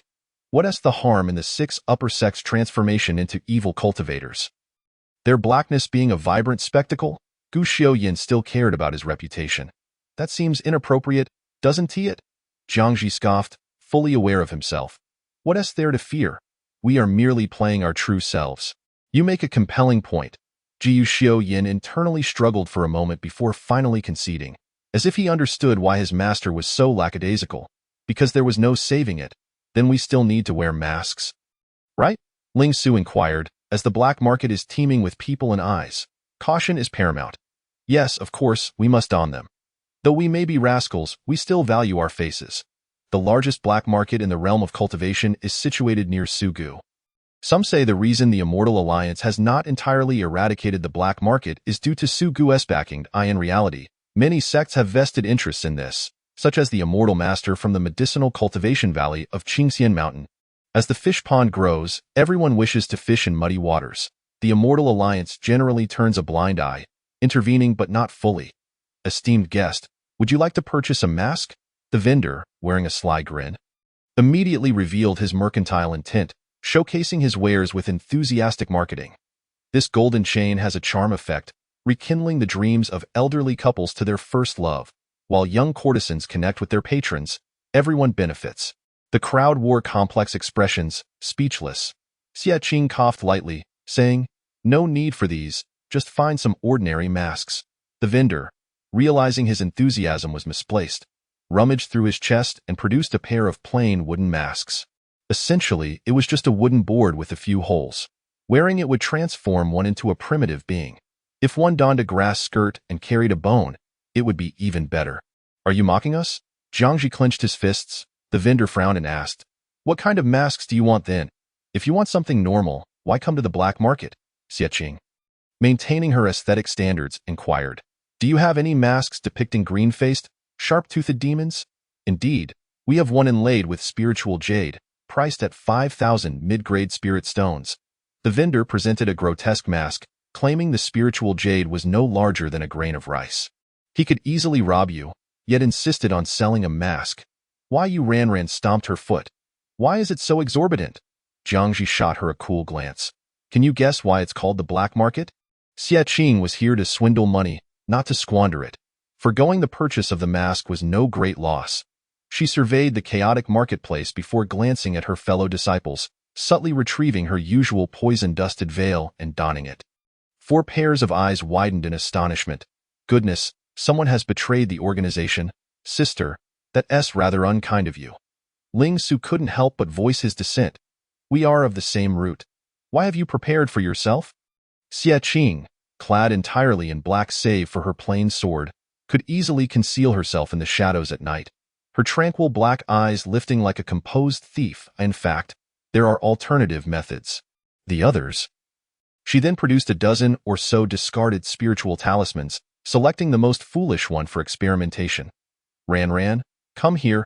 Why? Ran approached in confusion, and Xia Qing grasped her chin, leisurely placing the talisman paper on her face. In no time, Ran had transformed into a second-rate thief with half her face adorned in bizarre symbols. The 3 male disciples were left in shock. This was utterly insane. Unaware, Ran exclaimed, "Wow, I look so cool. Huh? If it's going to be like this, it's better to spend 5,000 mid-grade spirit stones." The 3 gentlemen instinctively took 2 steps back. Xia Qing waved the remaining talisman papers in her hand, winking at them, enticingly stating, "Yin, Jiang, Su. This is our blood-boiling ultimate technique." No. They attempted to flee, but Xia Qing signaled Ran. Why? Ran? Star absorption technique? Thus, a black mudfish accompanied by 4 yellow talisman strips emerged, becoming the most eye-catching sight in the black market. Xia Qing even made sure to stow away her plain sword. Otherwise, it would detract from her sinister persona. Su. 6 if she were to sell talismans. She could easily go to a legitimate market where they would fetch a good price, and it would be safe and compliant. However, selling medicine was another matter. "Fellow cultivator, may I ask where the largest apothecary is located here?" Hanyu Tower. Oh good. Xia Qing's eyes curved slightly as she waved her hand, leading the 4 talisman-adorned figures away. The vendor stood frozen in place, then suddenly jolted back to reality. Oh no. His senior brothers and sisters are still at Hanyu Tower. They wouldn't he do anything to them, would they? Hanyu Tower is undoubtedly a dominant force in the black market, where many precious elixirs unavailable in the outside world can be purchased, fervently sought after by black market buyers. Even when the Immortal Alliance comes to inspect, no major issues have arisen. Many suspect the mastermind behind it is the master of medicinal cultivation from Sugu. Considering the 2 medicinal cultivators from Qingxian Mountain are rather lazy in this chaotic black market, Hanyu Tower possesses an oddly pristine aura. Ling Su gazed at the grand ancient building before him, remarking. Xia Qing cast a thoughtful glance at the plaque, sensing something subtle. "Senior sister, come quickly. They are holding an auction." Xia Qing was momentarily taken aback, gently shaking her head as she followed them in. A young man in blue welcomed them with a smile, sizing them up before pausing to ask, "What elixirs do you wish to purchase?" "We are not buying. I am selling." This was her true purpose for coming to the black market. Selling to ordinary people was not feasible. Selling to apothecaries would yield greater profits. The young man frowned slightly, then calmly stated that the auction was in progress, and if your goods meet the standards, we can arrange for you to auction them. Does that sound acceptable? Absolutely, and it will definitely meet the standards.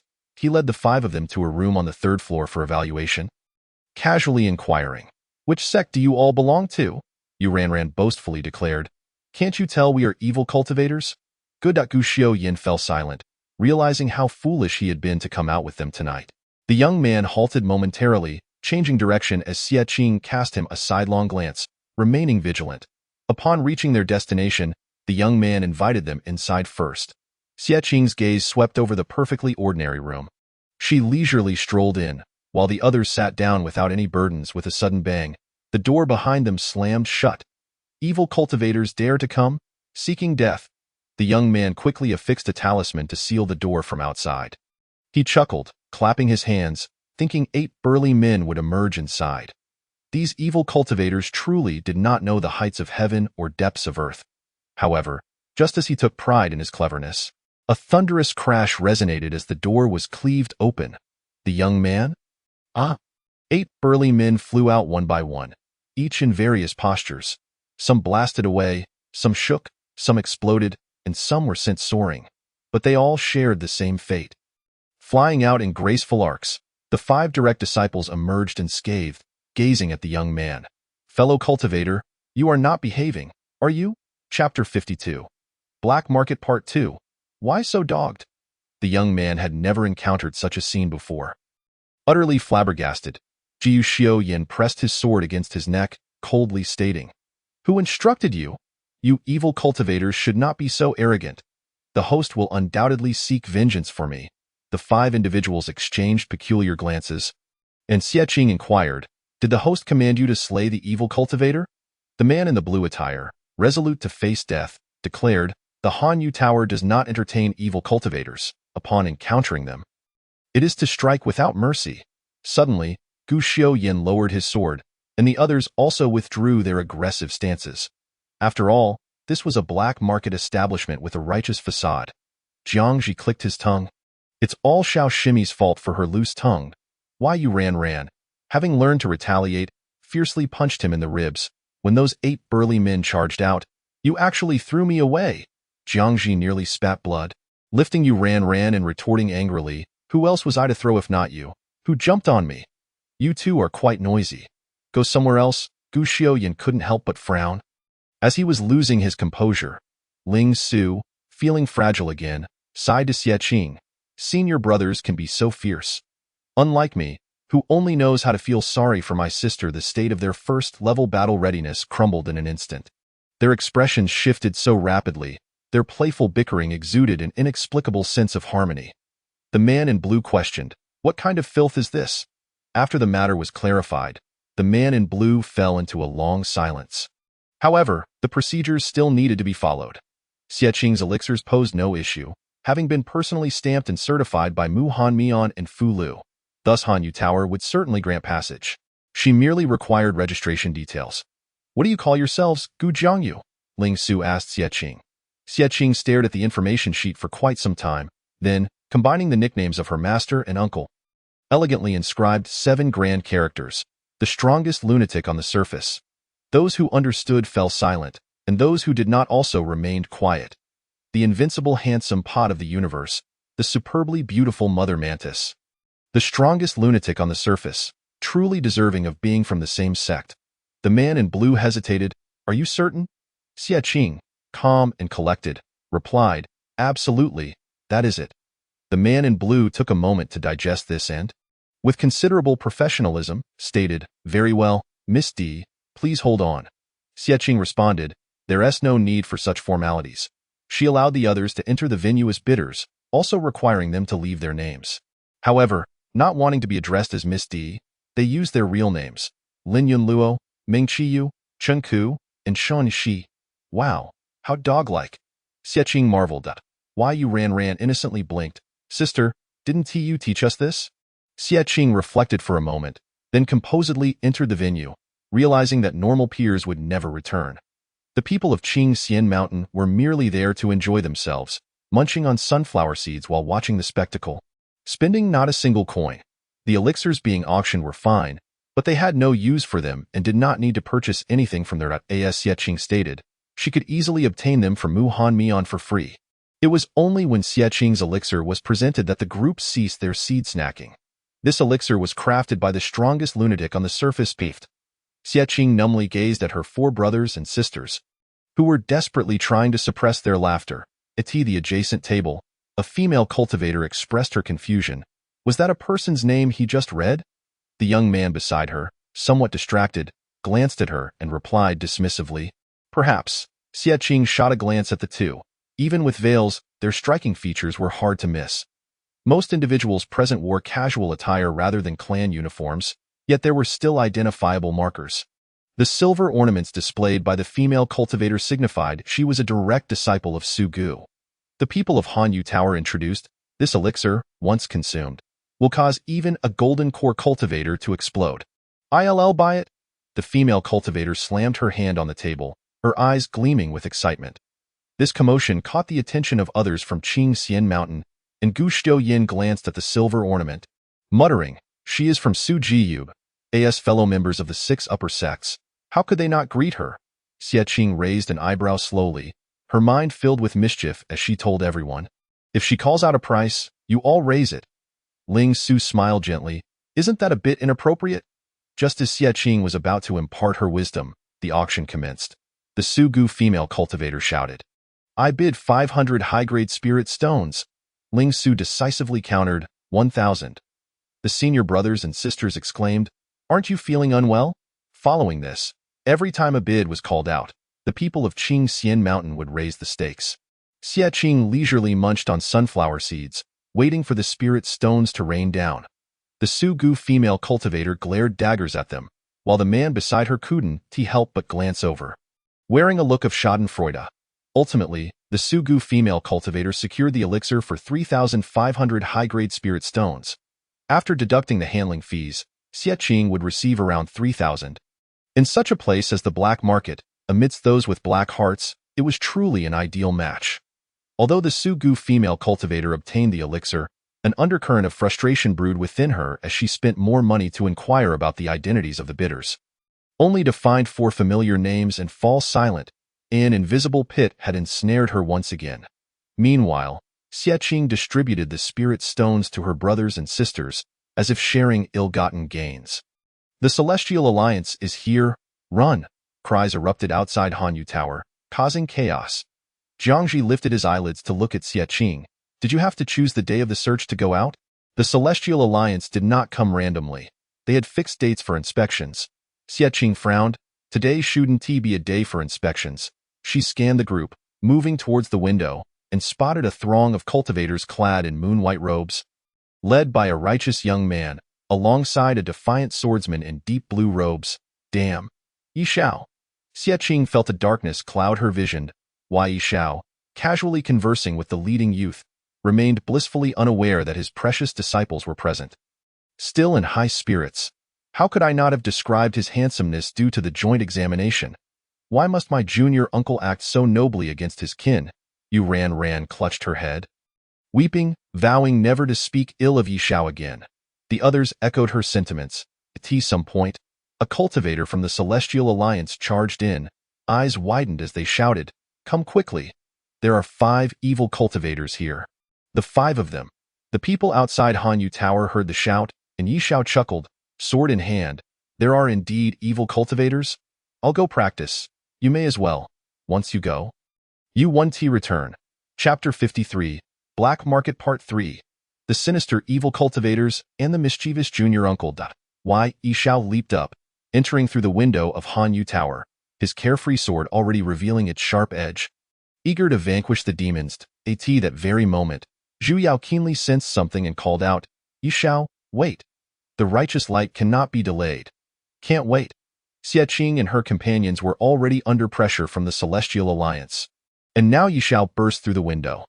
This fellow arrived with a powerful horizontal slash, causing Xie Qing to instinctively pull Yu Ran into her embrace as the violent wind sent the 5 disciples crashing into the wall. Ah, sister! Watching the evil cultivators being taken down by him, Yi Zhao's smile widened, eager for more, only to see several ghostly talismans float to the ground, revealing the true appearances of the evil cultivators. Why do they look so familiar? Yi Zhao. What the hell? Beneath his calm exterior, 1,000 alpacas raced through his mind. Zhu Yao, I told you to wait, Why Yi Zhao? Xie Qing gasped in pain. Pulling herself, and Yu ran out from the wall, glaring fiercely at her junior uncle. Her veil remained intact, but the hidden blade in her gaze was clear to Yi Zhao. The Celestial Alliance cultivators. Seeing the evil cultivators subdued, rushed forward to extricate the others from the wall, binding them with celestial ropes. Watching his 5 beloved disciples being tied up, Yi Zhao's face shifted through a spectrum of colors: red, yellow, blue, green, cyan, indigo, violet. His voice caught in his throat. Good heavens! Why are they here? If his senior brothers and sisters found out, would he be chased all over the mountain? After the Celestial Alliance cultivators finished apprehending the evil ones, they politely thanked Yi Zhao. Thanks to Master Ye's intervention, otherwise, it would have been quite troublesome. Yi Zhao chuckled awkwardly, picking up the ghostly talismans, casting a complicated glance at his disciples. The disheveled group looked at him with a mix of hope and despair. As Yi Zhao approached, seemingly ready to rescue them, he instead began to carefully stick the talismans back on their faces, sealing them tightly, then lightly coughed, saying, Take them away? It seems the noble act of turning against one's kin falls to you. Yi Zhao felt the weight of his disciples' stares. Unable to meet their eyes, he braced himself and quickly leapt out the window. The Celestial Alliance cultivators remarked, true to Master Ye's character, even doing good deeds so discreetly. Ling Su looked at his senior brothers and sisters. Does the junior uncle truly not care for us? Xie Qing, numb, replied, unless he wishes to see Qingxian Mountain annihilated, with all his direct disciples caught in a pit by Yi Zhao. Even the sect leader would be furious. With this thought, everyone grew calm, resigned to being bound and escorted. Though they had been captured by the Celestial Alliance, they felt remarkably at ease. The Celestial Alliance cultivators, observing their calm demeanor, frowned and whispered to one another. These individuals can't be plotting something big, can they? What is there to fear? Master Luo is personally leading this mission, and Master Yi is assisting. The skeptical cultivator nodded in agreement, reassured by the presence of Master Luo and Master Yi, believing all would be well. Unbeknownst to them, Master Yi was already off to confront Master Luo, Luo Sun. Luo Sun! Luo Sun! Yi Zhao descended from the heavens, landing directly in front of Luo Sun, grabbing him and shaking him vigorously. You can't arrest them. I've seen my ancestors. Luo Sun was on the verge of losing his composure, impatiently pushing him away and asking with irritation, Didn't you say you were short on funds recently and asked me to catch the thieves? I went to great lengths to gather people, and now you want to leave again? Luo Sun, hailing from a prominent celestial sect and currently under the direct command of the Celestial Alliance, was considered one of the elite of the previous generation. He had always been self-sacrificing and dedicated to the public good, and after being worn down by Yi Zhao for 2 days, he reluctantly agreed to investigate the black market, only for Yi Zhao to pull this stunt. Yi Zhao was at a loss for words. Couldn't he possibly explain that all the direct disciples from Qingxian Mountain had come here to become evil cultivators? Could he? Luo Sun narrowed his eyes and glanced towards the street, urging, Let us not discuss this further. It seems the people from Sugu have arrived. The arrival of these individuals at this juncture indicated that something significant had occurred. Luo Sun grew serious and inquired, You're not stopping me from apprehending anyone because there are elders or disciples from Sugu here, are you? If that were the case, it wouldn't he be entirely unreasonable? Yi Zhao nodded affirmatively, his voice robust indeed. Inside the Cold Moon Tower, Xie Qing and the others were gathered downstairs for management. Unfortunately, the Sugu female cultivator was right beside them, also restrained, yet she had not engaged in any conflict and had not been harmed by her own master. She still appeared radiant. Was this considered karmic retribution?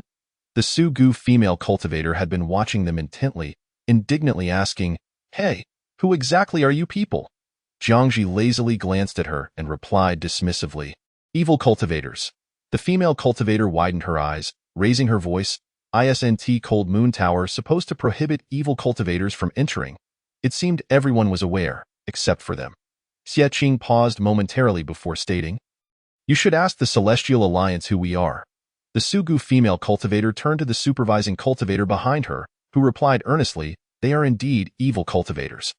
While their actions might not appear overtly suspicious, these individuals were too dubious. Even Master Yi had not denied their identity. Moreover, who among the righteous cultivators would impersonate evil cultivators without reason? It was utterly absurd. Jiu Xiao Yin, though not wanting to disrupt the atmosphere, found the situation bewildering. Furrowing his brows, he surveyed his junior disciples and quietly asked, "Do you all have some obsession with evil cultivators?" Ling Su smiled playfully, "Senior brother, I had always thought you weren't good people." Gu Xiao Yin sighed, "Forget it. It's not worth my concern. Your reputations are beyond saving." While the others shrank back in anticipation of the Celestial Alliance's judgment, the four of them sat leisurely on the ground, chatting. The Sugu female cultivator persisted. "Shouldn't the consequences for evil cultivators be more severe? Why are you all so calm?" Upon hearing this, Yu Ranran anxiously snuggled closer to Xie Qing, lamenting, "What should we do? Senior sister? If this drags on too long, I won't be able to return for dinner, and my stomach will suffer."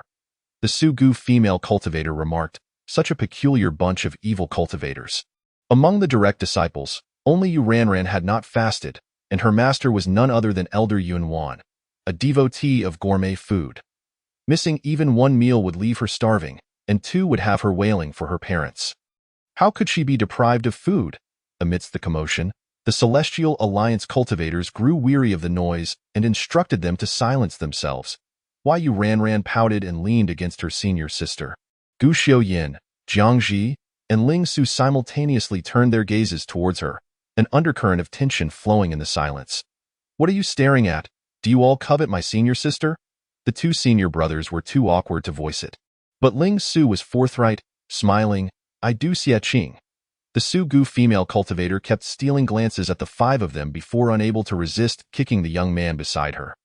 The young man, caught off guard, glared at the female cultivator, unable to express his indignation. That moment, Luo Sun and Yishao entered with a group of individuals cloaked in purple.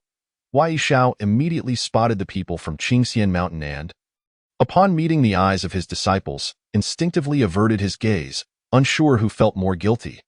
Xie Qing didn't recognize those individuals, but one young cultivator looked familiar. He seemed to be the one who had guided them earlier. The young cultivator peered inside and said to the older purple-cloaked individuals, "Senior brothers and sisters, they are over there." Chapter 54. Black Market Part 4. Since you seek excitement, then pursue it to the end. The people from Sugu had come to retrieve their disciples. While a certain junior from Qingxian Mountain remained watchful, Wai Shao followed the Sugu group as they approached, then helped to untie the Sugu female cultivator and the young man. Not sparing a glance at his own people, Luo Sun was quietly conversing with the Sugu individuals when Yishao discreetly shifted his position to stand in front of Xie Qing. Xie Qing glanced up at him, clearing her throat nonchalantly. Wai Yishao. This single cough from Xie Qing was merely a prelude. Soon after, the other four began to cough in unison, cough, cough, cough, cough, cough, cough, cough, cough.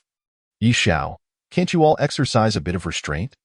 Luo Sun and the others turned to look, and Yishao suddenly felt uncomfortable. What's wrong? Yishao fabricated the most absurd excuse of his life. "I have a sore throat. It's all my coughing." Luo Sun scrutinized him for a moment before coolly stating, "Then it seems quite serious. You've managed to cough out 5 different tones." Wai Yishao forced a smile. "It's fine. I enjoy challenging different vocal ranges." With those 2 sentences, the disciples no longer held a grudge against him. This little junior was indeed not having an easy time. The purple-cloaked individuals finally spoke. A mature woman's voice resonating. "Luo Sun, thank you for your efforts this time. If it were ordinary disciples, I wouldn't need to go to such lengths, but these two are different." She gestured towards the Sugu female cultivator and the young man, indicating they were at least of direct disciple caliber. In comparison, the 5 from Qingxian appeared quite lackluster. Luo Sun maintained his composure, displaying no signs of emotional upheaval. "The Celestial Alliance will certainly give you this courtesy." Yishao interjected, "What about my courtesy?" Luo Sun remained silent, but the purple-cloaked woman shot him a resentful glare, retorting, isn't it you who asked Luo Sun to investigate the black market? Yi Xiao was left speechless, a chill rising behind him. The disciples initially thought their little junior had merely led them into a pit, but it turned out he had dug the pit himself. Xie Qing frowned, having observed Yi Xiao's useless demeanor for a while. She ultimately sighed in resignation. Indeed, this fellow was unreliable. She would have to rely on herself. Xie Qing called out to Qi Suo in her mind, "Wife, lend me a hand. Otherwise, you might find yourself a widow." Qi Suo slowly lifted her eyelids, her gaze tranquil as she spoke softly. "Only when you reach a dead end do you remember me. It wasn't that she didn't want to help. It was just that using the pure sword demanded too much of her spiritual energy, and overuse would leave her weakened." After the purple-cloaked woman led the Su Gu disciples away, Luo Sun prepared to address the group remaining in Cold Moon Tower. But Yi Xiao immediately blocked him. Since Su Gu had direct disciples present, other major sects might as well. Today was not originally a search day. Why not collect the stolen goods and forego the apprehension? Luo Sun sensed something amiss with Yi Xiao. When he had sought his assistance, he had been sincerely moved, even calling him father. Yet now, in Cold Moon Tower, he seemed constrained, uncharacteristic of his usual demeanor. Luo Sun questioned, "You wouldn't happen to have ties with those evil cultivators, would you?" "How could that be? I am a legitimate disciple of Lu Shang's sect." Yi Xiao quickly distanced himself from the accusation, asserting that he had always maintained a clean slate, never associating with evil paths, and that this was purely coincidental. Though Luo Sun remained skeptical, he still held a degree of trust in Yi Xiao. Gazing deeply at him as he said, "You go investigate the stolen goods. I will handle these individuals." Wait, with a clang, the pure sword was drawn. The advantage of having a wise sword spirit was that it could maintain the situation when its master was inept. The binding immortal rope snapped in an instant, and the 5 evil cultivators were set free. Aside from Xie Qing herself, everyone present, including her senior brothers and sisters, was left dumbfounded, but this was not the time for shock. "Run!" The Cold Moon Tower erupted into chaos, with sword lights, talismans, and poison powders exploding all at once. Luo Sun regained his senses. No matter how formidable those small, evil cultivators were, they were no match for him. He drew his sword to intercept, only to find himself blocked first. Zhu Yao stood before him, holding the Xiaoyao sword, her expression impassive, as she prepared to clean up after those little rascals. Yi Xiao. "What is going on?" Luo Sun could no longer contain his frustration and shouted at Yi Xiao. Yi Xiao feigned panic, nervously exclaiming, "Oh no! Perhaps those evil cultivators employed some sinister technique. My sword's spirit has gone rogue." "Luo Sun, you've got this. It's all up to you, Luo Sun." Xie Qing and the others merely sought to escape. They weren't aiming to obliterate the Celestial Alliance. With these 2 major players not intervening, the other cultivators would find it much easier to resolve the situation. The 5 had already vanished into the cloud of poison powder, leaving no trace behind. Their identities as evil cultivators were thus firmly established. "Since you can wield a sword, why wait until now? Do you think I wish to fight the Celestial Alliance?" In the night, the youth traversed, incantations fluttering in the wind as they made their way toward Qingxian.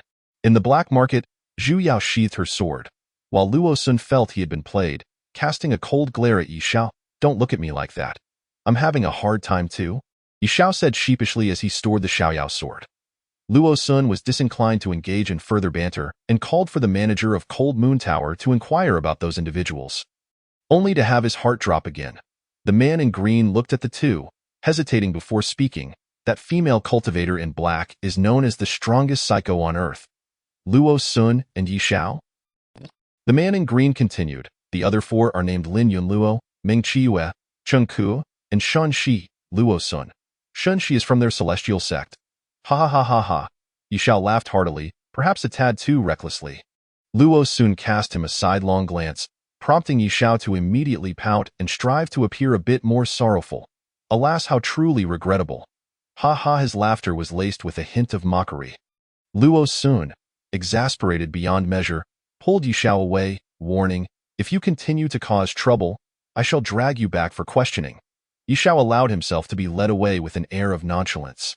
After all, his mission was accomplished, and he had no fear of failing to report back to Qingxian Mountain.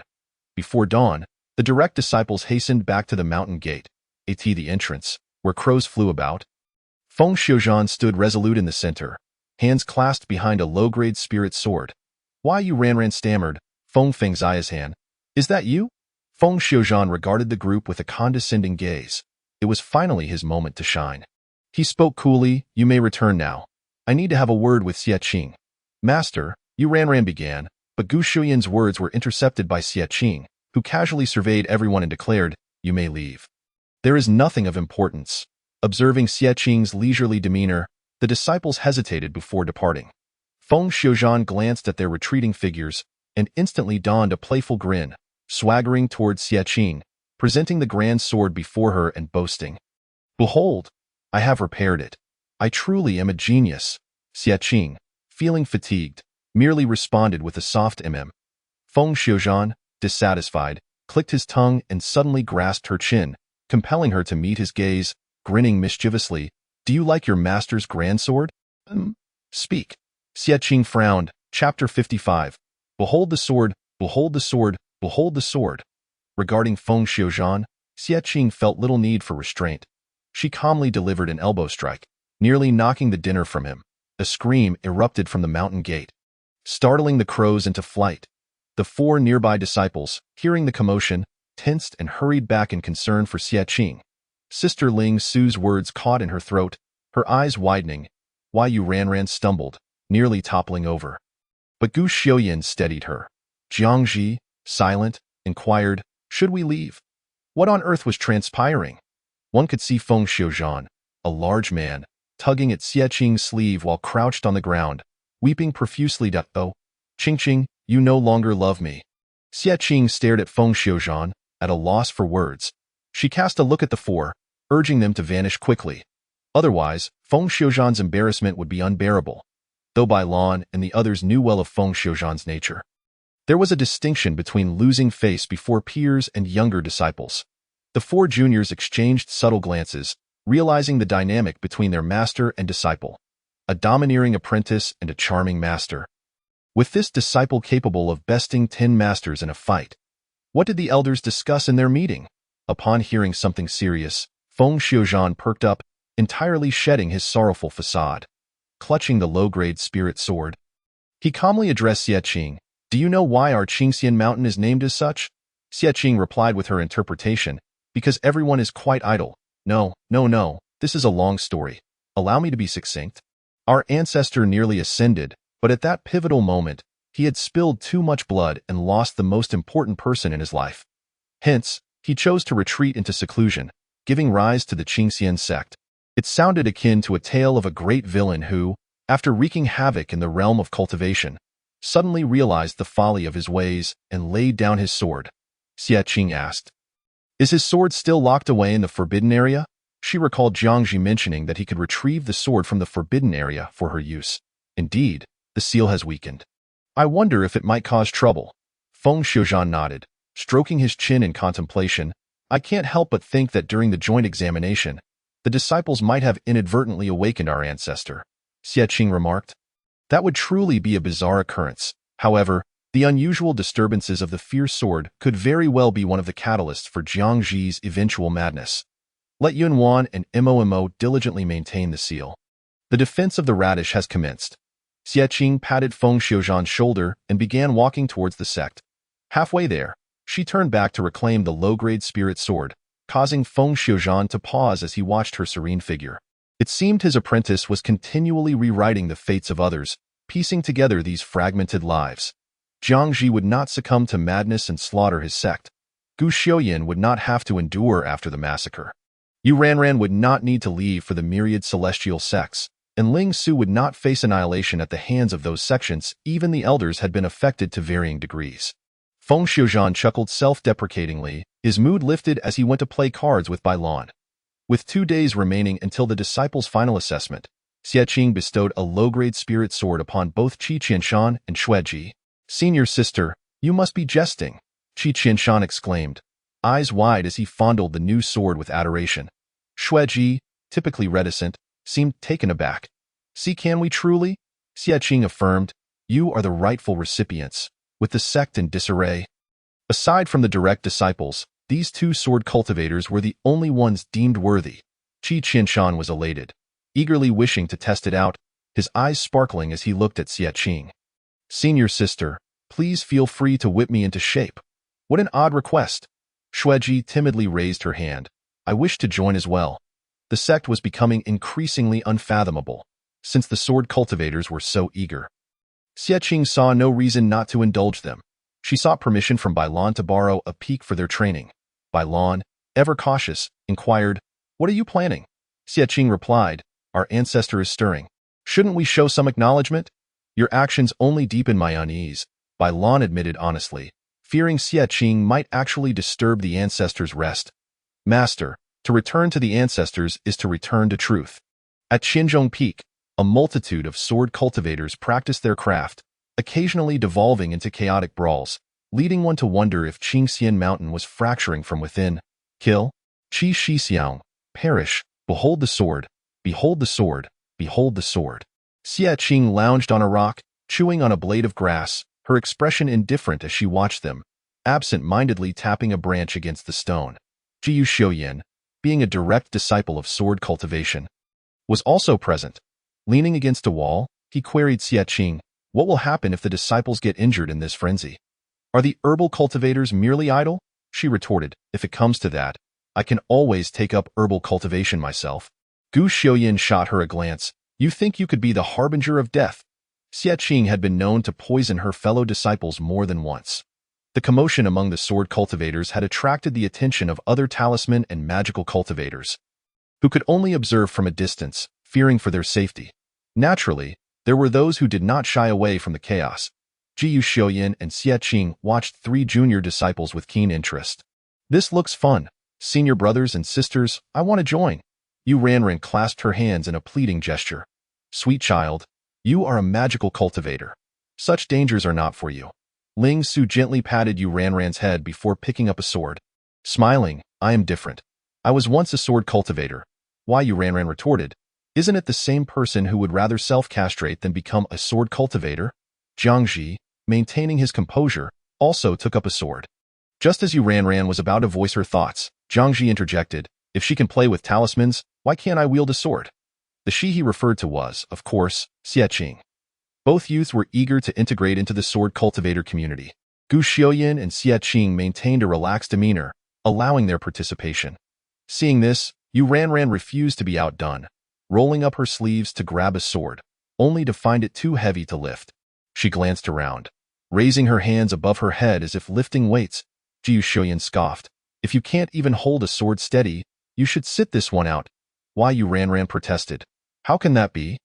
The sword resides in my heart, thus it is stable. What an impassioned little junior sister. Xie Qing felt inspired. She spat out the grass, rose to discard the branch, and exchanged it for a plain sword. With a smile, Xie Qing raised an eyebrow at Gu Xiuyan. Come, let us exchange a few moves. Jiyu Xiuyan smiled back. I shall oblige. At the Tian Eye of the Windazong, Master Wang observed the commotion at Qingxian Mountain and remarked to Bailan. Stop playing mahjong. Your mountain is exploding again. Bailan suddenly perked up, a flowering bamboo shoot. Master Wang replied nonchalantly, No worries, old Wang, you'll get used to it. Feng Xiuzhan lounged lazily in his seat, indifferent to the cards before him. With their own people so unfazed, Master Wang chose not to intervene. After a while, the sounds of explosions grew louder, echoing as if from the next room. Hey, you lot? Master Wang stood abruptly, glaring at the people of Qingxian Mountain. Bailan sighed, glancing at Master Wang with resignation. We're not anxious. Why are you? Of course, this time, it's my mountain being struck. Bailan and Feng Xiuzhan exchanged glances. Ah? Chapter 56, The Herbalist Examination. Is it a contest of abstraction? The sword cultivators had gone mad, and the other inner disciples were nearing the brink of obsession. All around Qingxian Mountain, various magical seals and charms were drawn, resonating with a cacophony of music, resembling a chaotic dance of demons. Master, do you know? I now fear visitors. If other sects witness this, I might as well retreat for another 100 years. Mou observed the scene. His expression dark. Bailan cleared his throat. It is indeed somewhat alarming, but the disciples are showing great diligence, are they not? Mou rolled his eyes. You just keep indulging them. That said, however, refrained from intervening excessively, while revelry and mischief were in the air. The final assessments were still to proceed as scheduled. Found herself burdened, attending 3 examinations in a single day, her frustrations palpable as she made her way towards the flower demon and butterfly demon served as proctors, wearing sinister smiles as they eyed the disciples. Upon noticing his approach, they immediately changed their demeanor, bowing in unison and exclaiming, startled, felt an uncanny sensation akin to being greeted by a gang member. Taken aback, inquired, "What on earth?" Unfazed, remarked, "These 2 teaching assistants were sent to me by her."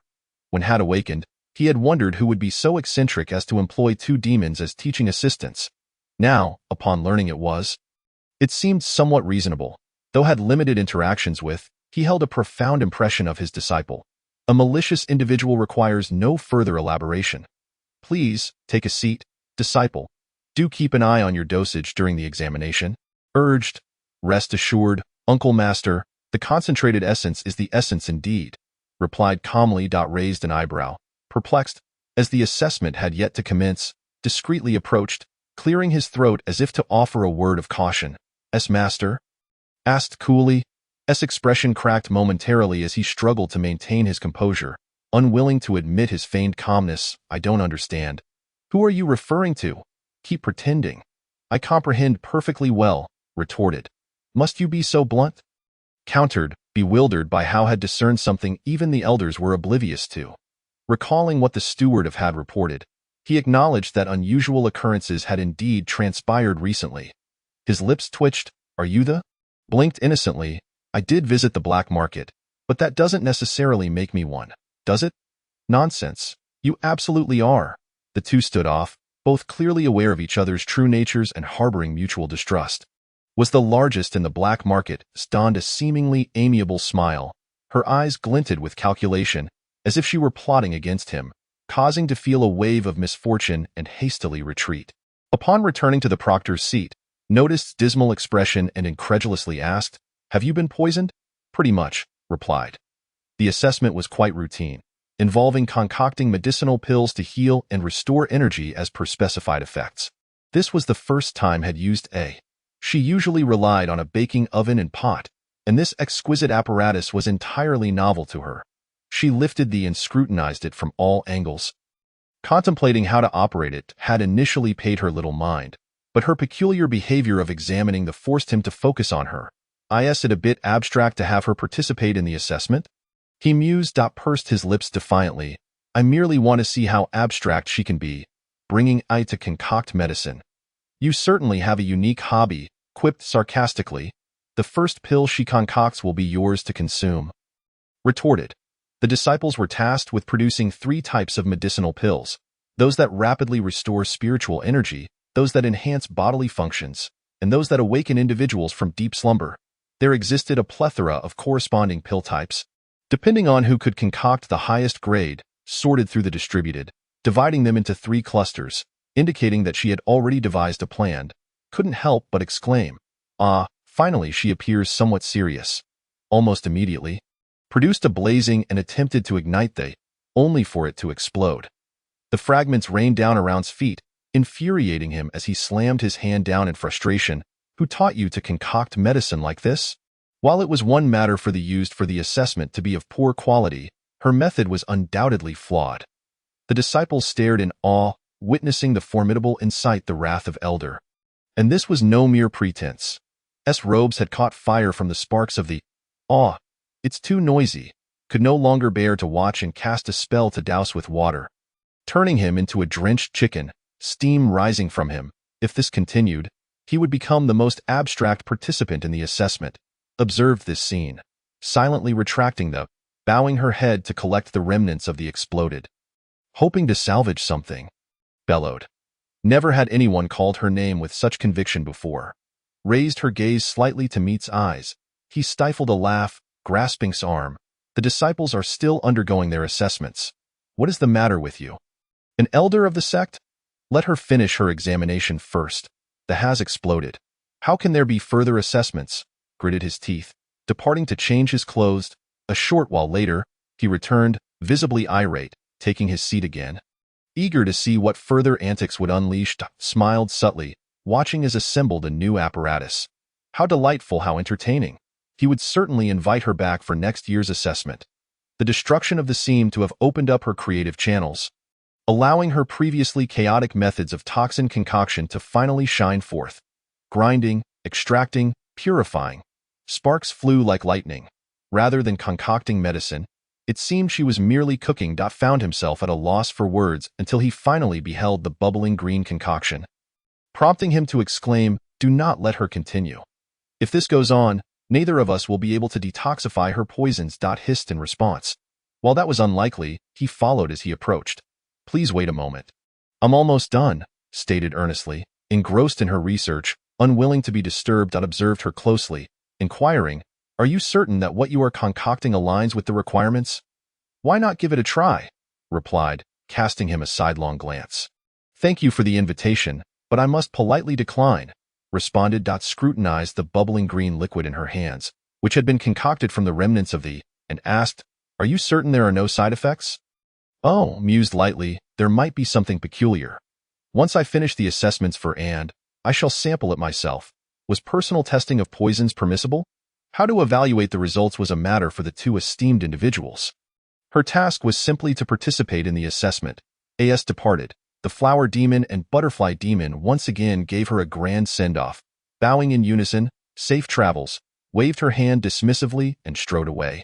And exchanged glances, staring at the bubbling toxic liquid before them, a fluorescent pink poison, and powder resembling ash, sinking into a prolonged silence. Chapter 57. Assessment. Roast Elder, Core Elder, after the examination concluded, hastened to her next battleground. Having waited for her so long that the flowers had withered, finally spotted her figure and unceremoniously kicked, has arrived. "Hurry up and take your exam," shot an impatient glance at before directing his gaze towards. The disciples were engaged in live demonstrations, testing their ability to draw symbols and engage in combat. Naturally, with his pride, would not stoop to compete against inner sect disciples. He simply awaited its arrival. While other disciples were nearing the end of their assessments, he remained seated, lost in thought, and had already kicked him several times prior, nearly inciting a quarrel between master and disciple. Since emergence from seclusion, the frequency of internal strife within had far surpassed that of other peaks. A volatile master, a rebellious disciple that addressed, "You two will form a pair. Each of you will draw 20 sheets of independently and then engage in combat." "Understood," and exchanged glances, simultaneously making their way to the table and picking up their brushes. It was inevitable for inner sect disciples to make mistakes with 20 sheets of. Achieving even half a dozen acceptable would be commendable. Understood that this would be a cinch for the two direct disciples. Yet he was taken aback by the wildness of their drawings, all of which bore a high degree of danger. Hey, this is a spar, not an all-out assault on the sect," cautioned the two, unable to fathom the chaos of 40 being unleashed. "This won't do, Uncle Master. I fear this kid might kill me," sighed. "I share that concern," agreed. "What deep-seated grudge exists between you two?" questioned, leaning in to observe. Prepared for any eventuality. However, he soon discovered several that he had never seen before. He raised his gaze to, "Where did you learn these?" "I haven't taught you," replied nonchalantly. "How could you have taught me?" Well then, it seemed they were no longer shy about it. They had truly let themselves go. "Is this what you've been studying in the?" mused, giving him a knowing look. Felt compelled to search for forbidden texts. In reality, there was only one forbidden book. Discreetly observed, attempting to glean knowledge on the spot, which noticed distinctly, his eyelids twitching uncontrollably. They were truly putting forth considerable effort for this assessment, resorting to any means necessary. Meanwhile, the assessment was underway with fervor, while the side had obliterated half a mountain, a mushroom cloud of black smoke rising, marking the most catastrophic event since the Sword Disciples Brawl. Wow crossed his arms, watching with fascination. Having completed his assessment, stood beside, casting a curious glance his way. "Master, have you lost your mind?" Also approached, gazing at the ominous black clouds on the horizon, exclaiming in awe. Amazing it seemed was having quite the time. However, was not amused. Wiping the soot from his face, he inhaled deeply to gather his strength and bellowed, "You all, get out of here." Xie Qing, feeling disheveled amidst the wind, furrowed her brows and exclaimed, "Didn't you all ask me to come for the examination? Are you here to roast me?" MOU, with a soul-searching question, added, who isn't charred by now. Both Xie and Jiangji were as dark as coal, with their eyes being the only thing white. The three darkened figures engaged in a theatrical performance, while MOU implored Xie to wreak havoc among the sword cultivators. Jiangji attempted to argue, if you were to replace us with any two golden core stage talisman cultivators, the outcome would be just as devastating, who would mercilessly batter their own good people. When you two fought, your eyes were filled with murderous intent. It was as if there were deep-seated blood feuds. Xie and Jiangji exchanged glances, finding no grounds for debate, as they made their way toward the sword cultivators with their plain swords and hand-point. 3 rounds of examination felt exhausting. She was on the verge of offending every examiner present. Hey, what manner of creature are you? Feng Xiu glared at the indiscernible dark figure, cautiously gripping his wind spirit sword. Xie cast a cool glance his way and replied, what do you think I am? Upon recognizing Xie, Feng Xiu was momentarily taken aback, then quickly adapted with a smile, saying, ah, it's you? Qing. You are my little sprite. Bai Lan turned to Su Yin and inquired. Xie, pointing at Feng Xiu, sincerely asked Bai Lan, can I fight him in my assessment? Bai Lan replied, you may. Feng Xiu exclaimed. Of the 3 of us, you can choose any. There will be no distinction of victory or defeat, only the art of swordsmanship. Who do you wish to select? It sounded thrilling. The sect leader, master, and senior brother each possessed their own merits. This was nothing short of a vigorous academic exchange. Xie eyes flickered. I want them all. Bai Lan looked at her with inscrutable meaning and remarked, niece, you are quite fierce. If given the chance, Xie would also wish to spar with Yishao. Who wouldn't he want to assemble a complete collection of sect sword cultivators?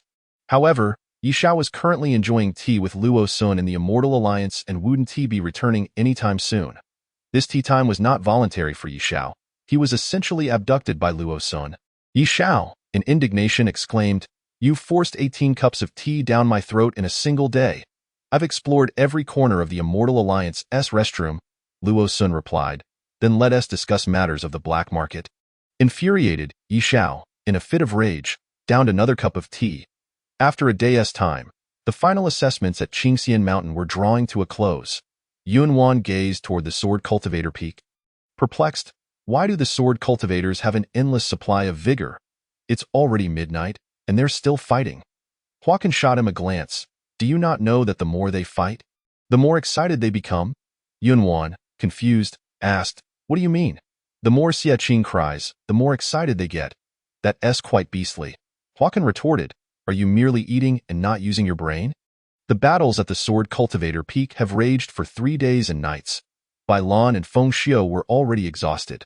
Upon hearing this, Mou and Fu Lu erupted in loud laughter, proclaiming that on the day of the final tribulation, none would escape. This year's assessment was not for the disciples, but for the elders. As for the final grades, they were quite difficult to evaluate. Xie was indeed strong, yet her performance was utterly bizarre. The 2 medicinal cultivators could not bring themselves to score the strange concoctions, while Mou fell silent, staring at half the mountainside. And Bai Lan and Feng Xiu sighed deeply, reminiscing about the seemingly indestructible cockroaches. Everyone's results were out, yet hers remained a mystery. Xie had given up expectations and turned toward the medicinal cultivator valley. After her identity was revealed, Mu Hanmian had been preoccupied with the matter of the Cold Moon Tower, contemplating that partnering with Xie in business wasn't out of the question. However, he needed to maintain an air of restraint. Mu Hanmian, after the assessment, exchanged glances with the injured Xie and casually inquired, go on, are you looking to sell pills in my tower? Xie calmly replied, I wish to open a shop next door, Mu Hanmian. Why not follow the established norms? Mu Hanmian was taken aback. Wait, do you not value my Cold Moon Tower? Xie nodded, of course I do. Which is why I want you to allocate a bit of space for me to open a shop. Mu Hanmian remarked. How cunning of you. Chapter 58. The chaos of the black market will lead to an invitation for tea. Are you foolish? Blasted, or simply deranged? Xie blinked, surveying her bandaged body, and calmly stated, I haven't injured my brain. Mu Hanmian retorted. Then what utter nonsense are you spouting? Despite being somewhat shocking, Xie genuinely believed so. She explained, the Immortal Alliance monopolizes goods. Your cold moon tower merely distributes pills to those with no market. I do not sell pills. I sell talismans. This was her vision for establishing a second cold moon tower. A public market for talismans, Mu Hanmian pondered. So you need me to seed land? Xie Qing chuckled awkwardly. The key is that I lack connections in the black market. The only connection she had was the youngest among the 3 major medicinal cultivators in the cultivation world. Xie Qing promised, the profits will be split 50-50 with you. Mu Hanmian stared at her for a while, feeling inexplicably swayed. Yet seeding land was out of the question. Resolving it with compensation seemed more viable. Thus, he purchased the building next to the Cold Moon Tower, giving birth to the so-called Qinghua Tower. In the future, Mu Hanmian would rely on these 2 establishments to amass great wealth in the black market. Upon her initial arrival, she was deceived by the masked owner. Now, she had become a new scheming merchant in the black market. Why not stick to talisman paper? I feel like I'm flying high. Yu Ranran touched the mask on her face and looked at the others. Jiang Ji, as always, bullied her. I could make you FL what? Why Yu Ranran immediately hid behind Xie Qing, pointing at Jiang Ji, senior sister. Look at him, Gu Xiaoyin then turned his gaze toward Ling Su, curiously asking, did you teach her? Ling Su, bewildered, replied, huh. Xie Qing, watching the scene unfold, sighed in exasperation as she walked toward the building Mu Hanmian had bought for her. She deeply appreciated the pleasures of having a wealthy friend. When would these 4 ever be capable of accomplishing anything? The young man in green at the Cold Moon Tower greeted her with a smile. Miss Qing, do you find the renovation satisfactory? Xie Qing surveyed the interior, finding it nearly identical to the Cold Moon Tower, suspecting the young man merely replicated it. She nodded slightly, saying, it's acceptable. Ji Xiaoyin looked at her in astonishment, whispering, did you reveal your real name? How could that be? When has she ever used her real name? Xie Qing smiled gently. This time, I am called Su Qing. Ji Jiangyu, Su Qing. Who knows what other name Xie Qing's deceptive tongue would conjure next? I am quite curious. Do you plan to draw talismans alone to sustain the entire tower? Jiang Ji glanced at her lazily, feeling a stir in his heart. He could indeed provide assistance if Xie Qing were to request it. Xie Qing merely stated, during the talisman cultivator assessment, I noticed quite a few talisman cultivators on the mountain. The group's expression stiffened. Did this mean the talisman cultivator disciples needed to be restructured? Qingxian Mountain was undergoing a significant overhaul, and no one could expect to remain at ease. Yu Ranran, reveling in the chaos, exclaimed, wow, wow, wow. Let us take off. Let us take off. Jiang Ji's gaze fell indifferently upon her. Then, in a mischievous moment, he helped her take off. Yu Ranran was caught off guard and lifted into the air, leaving her seniors dumbfounded. Jiang Ji, don't toss her again. For heaven's sake, don't draw your sword. Hey, hey, hey. Can you all refrain from accidentally injuring someone? The young man in green, watching the 5 individuals embroiled in inexplicable chaos, felt a deep sense of confusion. Was their friendship so fragile that it could capsize at any moment? It wasn't just that. Their friendship had sunk many times already. This time, they had merely come to take a casual look, not intending to linger, especially considering their previous experiences. They were uneasy with Yishao not returning to the sect. Their junior master had been drinking tea in the Immortal Alliance to the point of becoming a barrel, and that was how these disciples perceived him on their way out of the black market. Yu Ranran suddenly looked up and pointed, saying, Senior sister, I think I saw that guy from Shugu. Xie Qing had a vague recollection of the female cultivator from Shugu, but did not remember the young man well. Following Yu Ranran's gaze, she spotted a couple at the Flower Tower's window, indulging in intimate embraces, which was quite provocative. She couldn't help but smirk. You truly dare to stare. Ling Su observed earnestly. It seems the woman in his arms is the female cultivator from Shugu. She belongs to someone else. Ji Xiaoyin refrained from looking over, muttering, whoever it is, it's none of our business. Let us head back. What is seen should not be seen, and what is heard should not be heard. Don't rush. There is something sinister. Jiang Ji called out to the group, surprisingly serious, his tone devoid of jest.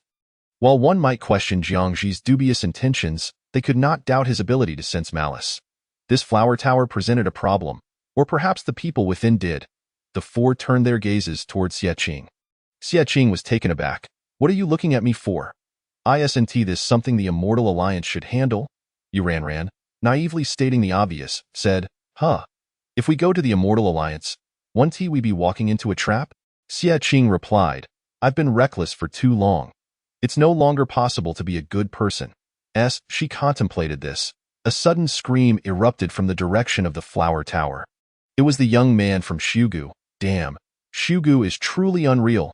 Yu Ranran couldn't he help but exclaim, still as piercing as ever. The woman, engulfed in black flames, was about to consume the young man entirely, leaving him utterly defenseless. They couldn't he just stand by and watch. Let us go.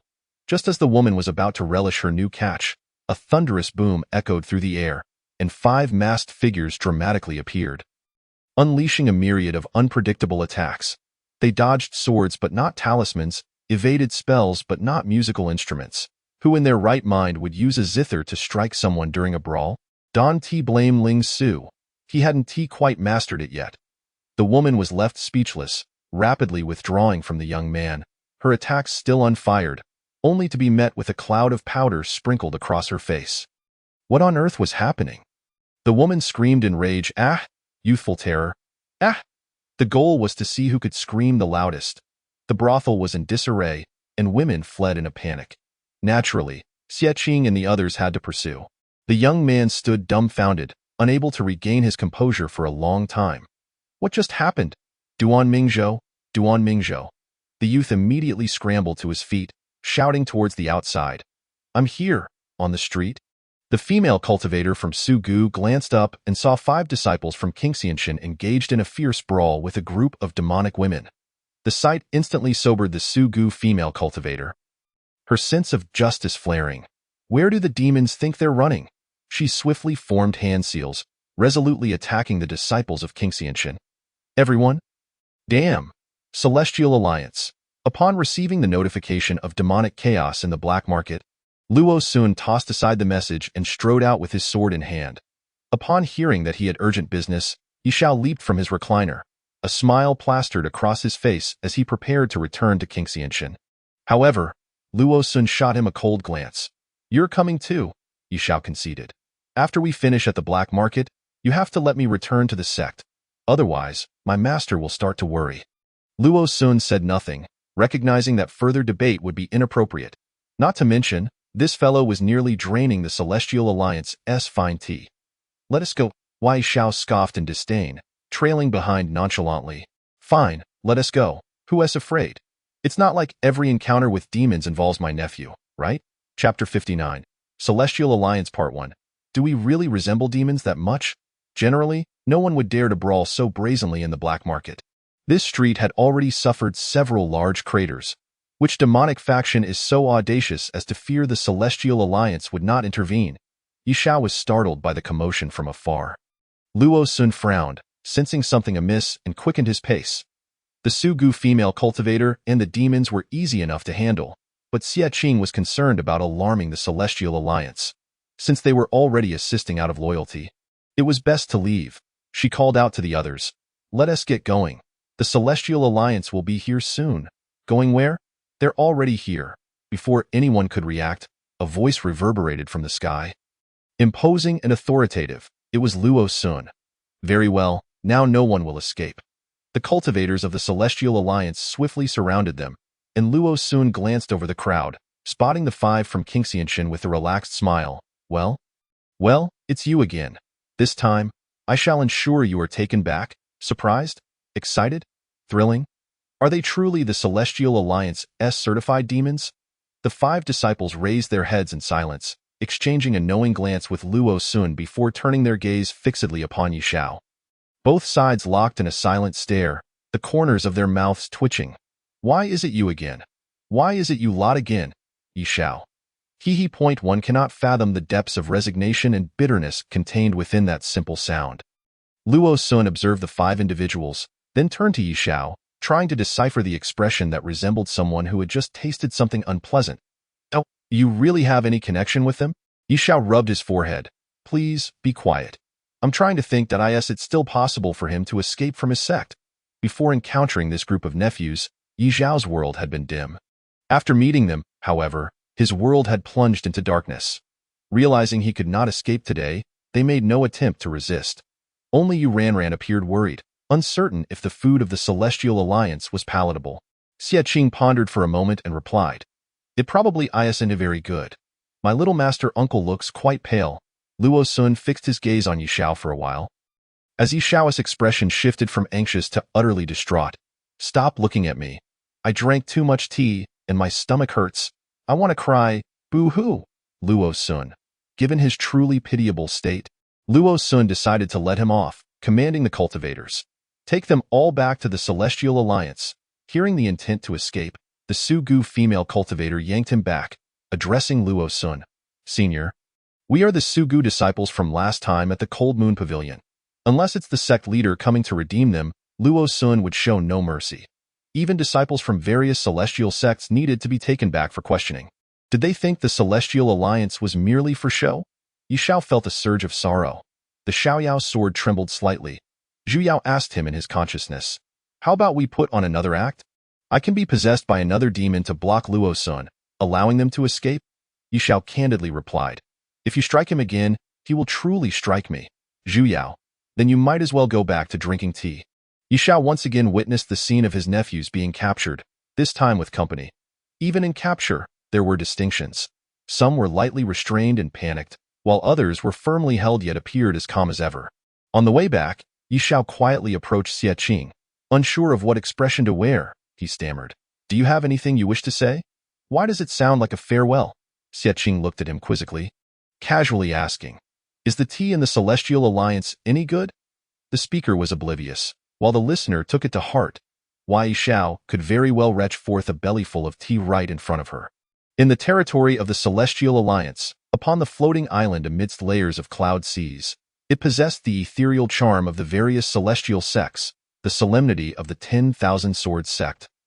And now a hint of insanity from Qing 11 Anshan. Jiyu Shoyan mused quietly.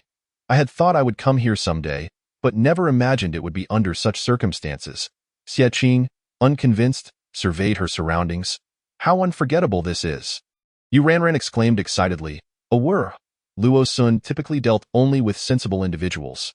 If there were exceptions, it would be Yishao. He digested this and asked Yishao, "What species is this?" Yishao found it somewhat familiar. Dumbfounded. "What's wrong? The little girl is so adorable." Unbeknownst to him, he had developed a soft spot for his nephews. Luo Sun was left speechless. One might think she had been possessed by some spirit beast. As for why it wasn't he a demon beast, perhaps it was because Yu Ranran didn't he appear particularly bright. Before heading to the interrogation platform, they needed to surrender their artifacts and spirit swords. After handing over her plain sword, Xie Qing hesitated, her fingers brushing over her storage ring. The cultivators of the Celestial Alliance urged, "Hurry up and hand over your sword." Xie Qing glanced at him indifferently and complied readily. "This is what you said." Yishao watched them quietly, showing no inclination to leave. Who could be at ease in this situation? "You can return to Qingshan now," Luo Sun said. Now that they had captured the individuals, everything would be manageable. After all, they were the little master uncle of this group. Yishao held firm. "No, I still wish to experience the Celestial Alliance's restroom." What a flavorful excuse. Upon reaching the interrogation platform, the group sat in a row. Luo Sun scrutinized the 5 from Qingshan before turning his attention to the true female demon.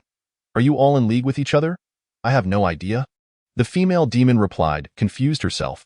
She pointed at the Sugu female cultivator. "She's with me. She helped me fight those 5, Luo Sun." The Sugu female cultivator was named Ning Ling and was a disciple of the sect leader Su Baiyin. The young man was Duan Mingzhou, a disciple of the medicinal cultivator Li Bing. It was one thing for Yishao to act suspiciously earlier, but now he was being told that these two were also in cahoots with the demons? Luo Sun furrowed his brow tightly and inquired the 5. "Why did you start fighting?" Xie Qing casually glanced at Duan Mingzhou and uttered 2 words. "To save him." Luo Sun? Why are their relationships so convoluted? He was thoroughly baffled. Who would come to his aid? Yishao stood to the side, unable to hold back his laughter at Luo Sun's confused expression. He had finally avenged the grievances of many days. Duan Mingzhou, having witnessed the 5 disciples' moves, could not claim they were identical to genuine demons. One could only say they were entirely unrelated. He spoke up. "I have a bold hypothesis. Is it possible that they are not demons?" "Ah, yes, I think so too." Yishao was nearly brought to tears from joy. "Ningling, impossible. that person who threw talismans at me was using all demonic talismans. Jiangji. One cannot deny that the Su-gu female cultivator certainly knows how to pick them, having chosen one with a demonic bloodline. Xie Qing was on the verge of retorting. Why can't you look at the others? Gu Xiuyin, Yu Ranran, Ling Su, who among them doesn't he seem like a good person? Enough? Be serious. Luo Sun interrupted them, feeling somewhat exasperated as he turned to the five from Qingxianshan. Who exactly are you? During the incident at the Cold Moon Pavilion, he had been unable to see their moves clearly due to the poison mist, and Yi Xiao had not denied their demonic identities. Now that the situation had become so muddled, it was imperative to clarify things. Otherwise, he would appear foolish. When venturing outside, he wished to avoid bringing shame to his sect. The five exchanged knowing glances and then spoke in unison, albeit in different voices. When Dao Sect. 10,000 Swords Sect. Various celestial sects, Jing Chan Mountain Datsu Gu. Collecting the 6 major sects would summon a divine dragon. Luo Sun. Yi Xiao covered his face. Enough. Duan Mingzhou. Oh, so you are from Qingxianshan. Chapter 60. Celestial Alliance Part 2. Is your sect still salvageable? We are not. Luo Sun was truly exasperated. What sort of beings had he captured? Fine. I now know you are from Qingxianshan. Please provide your names for registration. Xieqing. We are truly not from Qingxianshan. If the little master uncle knows, it is one thing, but if other masters and uncles find out, who knows how they might roar in response, especially Mou, who is like an angry dragon. The female demon scoffed. You righteous cultivators are so hypocritical. You dare not admit your own sect. Is it such a shameful thing? Yi Xiao could hardly bear to look, not out of fear of acknowledgement, but because this was mutual slander. Initially, they were merely labeled as a lackluster sect. But if it were to be revealed that 5 of their direct disciples were acting as heretics in public, he could scarcely fathom the consequences. Just as Luo Sun was about to speak, an unexpected guest arrived. This was someone whom even Luo Sun held in high regard, prompting Yi Xiao to stand a bit straighter. The master of the Wanjian sect, Xiao Siqing, approached with a gentle smile. Surveying the crowd. What a lively gathering, he remarked. Although Xiao Siqing's demeanor was amiable, the disciples from Qingxian Mountain instinctively lowered their heads, avoiding his gaze. They had made quite a name for themselves in his sword pavilion. How is it that they still recognized people now that they were in the Immortal Alliance? Fortunately, Xiao Siqing did not linger on them for long and turned his attention to Luo Sun and Yi Xiao. Inquiring, I heard that Master Su posed a challenge to the One Dao sect and Qingxian Mountain. Dio, you have a backup of the questions? I would like to utilize them for our disciples' literary examination. With utmost respect, Luo Sun replied, Yes, I have them. Please wait a moment while I review these individuals and fetch them for you. The questions put forth by Su Baiyin were essentially those for a joint examination between the two sections. Upon realizing something, Yi Xiao quickly interjected, No, we cannot allow that. One of the questions needs to be omitted. Oh, which question? Xiao Siqing asked, intrigued that it was, of course, the question that described Yi Xiao's handsomeness. While it was acceptable for him to showcase himself within his own sect and the neighboring Wang sect, there was no need for such a question to circulate to the distant Wanjian sect or even the entire realm of cultivation. His reputation was not yet grand enough to illuminate the world. This is a delicate matter to discuss, but I believe my master brother also wishes to remove this question. Bai Lan not only wanted to eliminate the question but also sought to chastise its originator. Although both Xiao Siqing and Luo Sun were puzzled, they chose to trust Yi Xiao since he had put Bai Lan forward. Why Yu Ranran murmured, Is it true that the master uncle has a decent reputation? Gu Xiuyin hesitated. He merely enjoys playing mahjong. After all, Master Xiao has never played with him. Xiao Siqing was already burdened with the affairs of Wanjian sect daily, unlike Bai Lan and Master Wang, who seemed to have the leisure to idly play mahjong together. In truth, the one with the best reputation was Mou, but regrettably, he had long been reclusive, and some in the outside world believed he had perished. After exchanging a few more words with the two, Xiao Siqing prepared to take his leave. The disciples of Qingxian Mountain breathed a sigh of relief, but he suddenly turned back, casting a smile at Xieqing. Xie Xiaoyu, when will you come to Wanjian sect for a visit again? The sword god is quite curious about your current state. Xieqing replied, My current state is that I have been mistaken for a heretic and brought here to the Immortal Alliance for judgment. I wonder if Li Jishan would find this amusing. She glanced at Luo Sun before delicately responding to Xiao Siqing. If fate allows, we shall meet again. I wish the sword god good health and all the best. Xiao Siqing nodded. Very well, I shall convey your regards.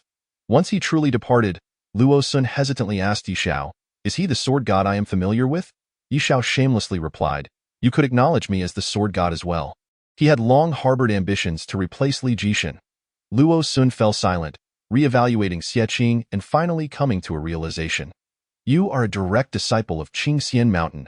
There was no evading it, and to deny it further would be impolite. Xie Qing admitted it calmly, we all are. Luo Sun mused, then does your sect still have hope? Direct disciples all share a common style, and even Yi Xiao. This master uncle follows suit. Sister, why does it feel like he is cracking up? Is the information too overwhelming? I'm hungry. Luo Sun gazed at the 5 individuals for a while, perplexed as to why they were the direct disciples of the 6-up sect. They did not resemble it at all. He then turned to Ning Ling and Duan Mingzhou. Ning Ling scolded, you went to the flower house behind my back? I will report you to Elder Li. Duan Mingzhou pleaded, please, junior sister, I was truly mistaken this time. Yi Xiao placed a hand on Luo Sun's shoulder and sighed. In fact, you have apprehended 7 direct disciples and 1 heretic. Luo Sun replied. And this heretic appears to be the most well-behaved of them all. Having understood the entire situation, Luo Sun's already somber demeanor grew even heavier. He looked at Yi Xiao and asked, so, you, this master uncle, were unaware that they would come to the black market as heretics? Yi Xiao responded, isn't it obvious? I may not have known, but I accepted it with composure. After all, such incidents occurring among my disciples is nothing out of the ordinary. Luo Sun inexplicably felt a surge of admiration for Yi Xiao. Truly a man of integrity.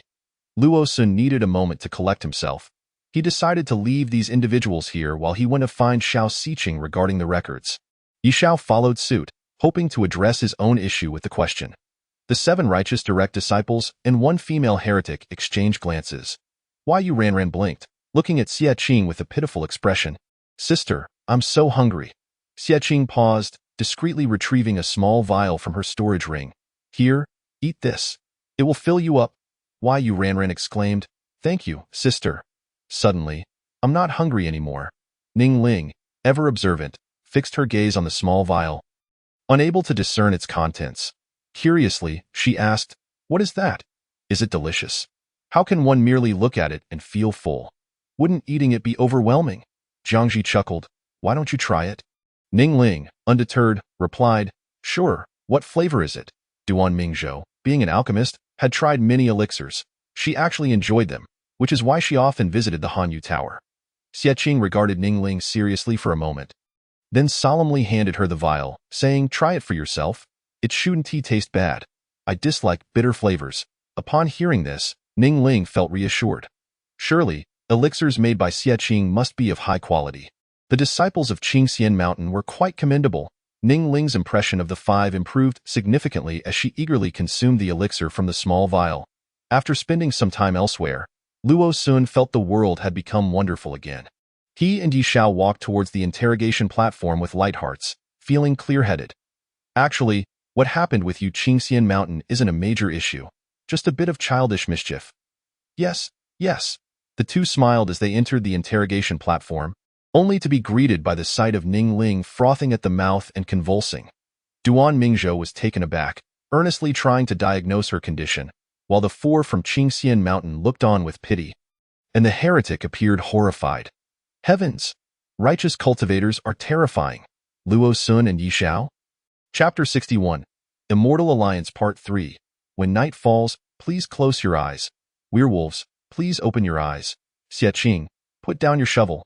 Yi Xiao bellowed, more agitated than Luo Sun. Hearing this, Xie Qing indeed set it down, but without changing her expression, she struck Ning Ling with it, her technique exhibiting an inexplicable familiarity. This shovel not only helped Ning Ling expel the drug, but also knocked her spirit back into place. Yi Xiao was at a loss for words, his voice gradually fading, as if his own spirit was about to escape. Ning Ling, trembling, grasped Duan Mingzhou's head, feeling as though she couldn't breathe, as if she were on the brink of death. Junior sister, you? Ning Ling turned her wide eyes towards him, her breath erratic, and then, in an agitated whisper, moved her lips, you. What a wonderful girl. Why would she consume such reckless medicine? Yu Ranran was astonished, staring at Xie Qing. Sister, was this your intention for me? Had she not been well acquainted with Xie Qing's elixirs, it might have been her lying here as a ghost. Xie Qing remained silent for 2 seconds. I overestimated your resistance to drugs. Don't doubt your own capabilities. Last time, Master Fu Lu had quite the challenge rescuing Jiang Ji as well, Gu Xiaoyin sincerely remarked, curious about how Xie Qing had survived until now. Xie Qing cast an ambiguous glance at Jiang Ji but remained silent. After all, the poison powder she had used on Jiang Ji was indeed lethal, and ordinary poison could hardly affect him. Having mingled in the Immortal Alliance for so many years, Luo Sun had never before witnessed someone daring enough to act with lethal intent, especially against the direct disciple of the master of Su Gu. Who is your master? Luo Sun inquired of Xie Qing. Xie Qing replied candidly, Feng Xiu. Luo Sun recalled Feng Xiu's past actions and felt his expression darken a few shades. Feng Xiu owed him 300 high-grade spirit stones. Finally, Ning Ling regained her breath. Having been pampered in Su Gu, she had always been treated with the utmost care, and no one had ever dared to subject her to such torment. She glared at Xie Qing with a resentful expression, as if she were about to burst into tears. You wicked woman! Were you not the one who wished to consume it? Xie Qing replied. Pausing momentarily, how about I gift you 2 more vials as compensation? Ning Ling immediately retracted her tears, speaking rapidly, I don't need them. I'm perfectly fine. I don't need anything. She had previously thrown money around at the black market to bid for Xie Qing's elixirs. Yet now, when offered for free, she refused. Very well then, Xie Qing decided to keep them for sale. Perhaps Ning Ling might even purchase them again. Luo Sun fixed his gaze on the shovel in Xie Qing's hand. Why haven't you turned in your magical artifact? Is it designed to confuse others? Xie Qing responded. Yi Xiao shot Luo Sun a bewildered glance and asked the other 4 disciples, has he lost his mind and begun to babble nonsense? All 4 nodded in agreement, affirming his words. Xie Qing held the shovel thoughtfully, glancing at Luo Sun's serious demeanor. She earnestly explained, this is merely a shovel. Luo Sun countered, it still contains residual spiritual energy. Xie Qing patiently insisted, I have used it to dig up spirit plants. Luo Sun remained unconvinced. In the fleeting moment of their gaze locking, Xie Qing's eyes grew increasingly numb as she handed him the shovel, saying, come, play with it. While it was common to suspect others of being evil cultivators, it was quite rare to doubt a shovel as a magical artifact, and her insistence was amusing. Luo Sun maintained a skeptical attitude as he accepted the shovel, forcefully infusing it with spiritual energy to investigate further. Wai Xiao felt a headache coming on. How utterly foolish, Yu Ranran lamented. The allure of the shovel is truly astonishing. Ling Su smiled faintly. It seems we've given up on treatment altogether. At Qingxian Mountain, Mu Hanmian received a message from the black market, learning that Xie Qing and her companions had been taken away, which frightened him greatly. Could it be related to the incidents at those 2 buildings? Although he wasn't afraid of the Immortal Alliance's hostility, he did care about his reputation. Who would have thought a medicinal cultivator supreme would be secretly running a shop in the black market? Fu Lu noticed his anxious demeanor and couldn't help but ask, what has you so worked up? There's an urgent matter. I must visit the Immortal Alliance. Mu Hanmian left without a backward glance. Fu Lu was perplexed. In general, their sect leader visited such a desolate place only once every few years. What was Mu Hanmian thinking? He shook his head and then spotted the unfinished potion that Mu Hanmian had been working on. Fu Lu's eyes brightened as he took over, mixing the ingredients, and after a moment, it truly turned dark. Why would this potion explode? What kind of sinister recipe did he receive? Mu Hanmian rushed to the Immortal Alliance, estimating that Xie Qing and the others were still at the interrogation platform. As a prominent figure in the cultivation world, he faced no obstruction from other cultivators upon entering. What he witnessed next was rather peculiar. 8 individuals sat in a circle, and a female evil cultivator ominously declared, when night falls, please close your eyes. Werewolves, please open your eyes. Xie Qing and Jiang Ji opened their eyes simultaneously, exchanging a glance, their lips curving slightly upward. Mu Hanmian thought, what the? Are they performing a ritual? Why do they want to kill Gu Xiaoyan? Have they fallen under the control of this evil cultivator? His awkward exclamation drew the ire of the 8, who turned their displeased gazes toward him. Why interrupt our game? Mu Hanmian protested. What on earth are you doing? We're playing werewolf, as taught by my senior sister. Yu Ranran waved her identity talisman, which indicated her role. Once, Feng Xiao had introduced mahjong and playing cards to Qingxian Mountain. Now, Xie Qing had brought Werewolf to the Immortal Alliance, and Mu Hanmian, utterly bewildered, pondered for 2 seconds before asking Xie Qing, why not tiger hunt, pig hunt, or cow hunt instead? Xie Qing replied, what a splendid question. She had indeed never considered that. It was somewhat beyond the ordinary. Coughing lightly, Xie Qing turned to Mu Hanmian and asked, what brings you here? Mu Hanmian glared at her for a moment, reluctantly approaching, I'm here to rescue you. How did you end up captured? Luo Sun believed they were seized by evil cultivators, but now he no longer cared. His mind felt somewhat clouded. The 7 direct disciples were difficult to manage, as they represented the future pillars of the cultivation world. The only evil cultivator among them was on their first offense. And Duan Mingzhou, wanting to play werewolf with the female evil cultivator, refused to admit that an evil cultivator had harmed him, leaving Luo Sun utterly speechless. Wei Xiao was now accompanying Luo Sun to regain his composure. So I came here for nothing? Xie Qing contemplated what role Mu Hanmian might still play, suggesting, not at all. You should join us for werewolf, can call Qi Su over as well, and we can play a game with 9 players. Whenever she wished, Qi Su could arrive, though a white-haired, blue-eyed sword spirit appearing in the dead of night could be quite eerie. Mu Hanmian looked at them, rolling his eyes. I refused to partake in such a dull game. An hour later, Luo Sun had regained his calm, and Yishao accompanied him to the interrogation platform, where the familiar dialogue resumed. I must remain calm, composed. They are all juniors. I cannot hold it against them. Yes, it's all trivial. Luo Sun and Yishao approached the interrogation platform in a tranquil manner, only to find 10 individuals huddled together, with Qi Su's spirit still floating nearby. Chapter 62. The Immortal Alliance Part 4. Let me wash your brain. Luo Sun rubbed his eyes. Nearly speechless. What on earth is happening? Yishao was clueless. He advised against asking him.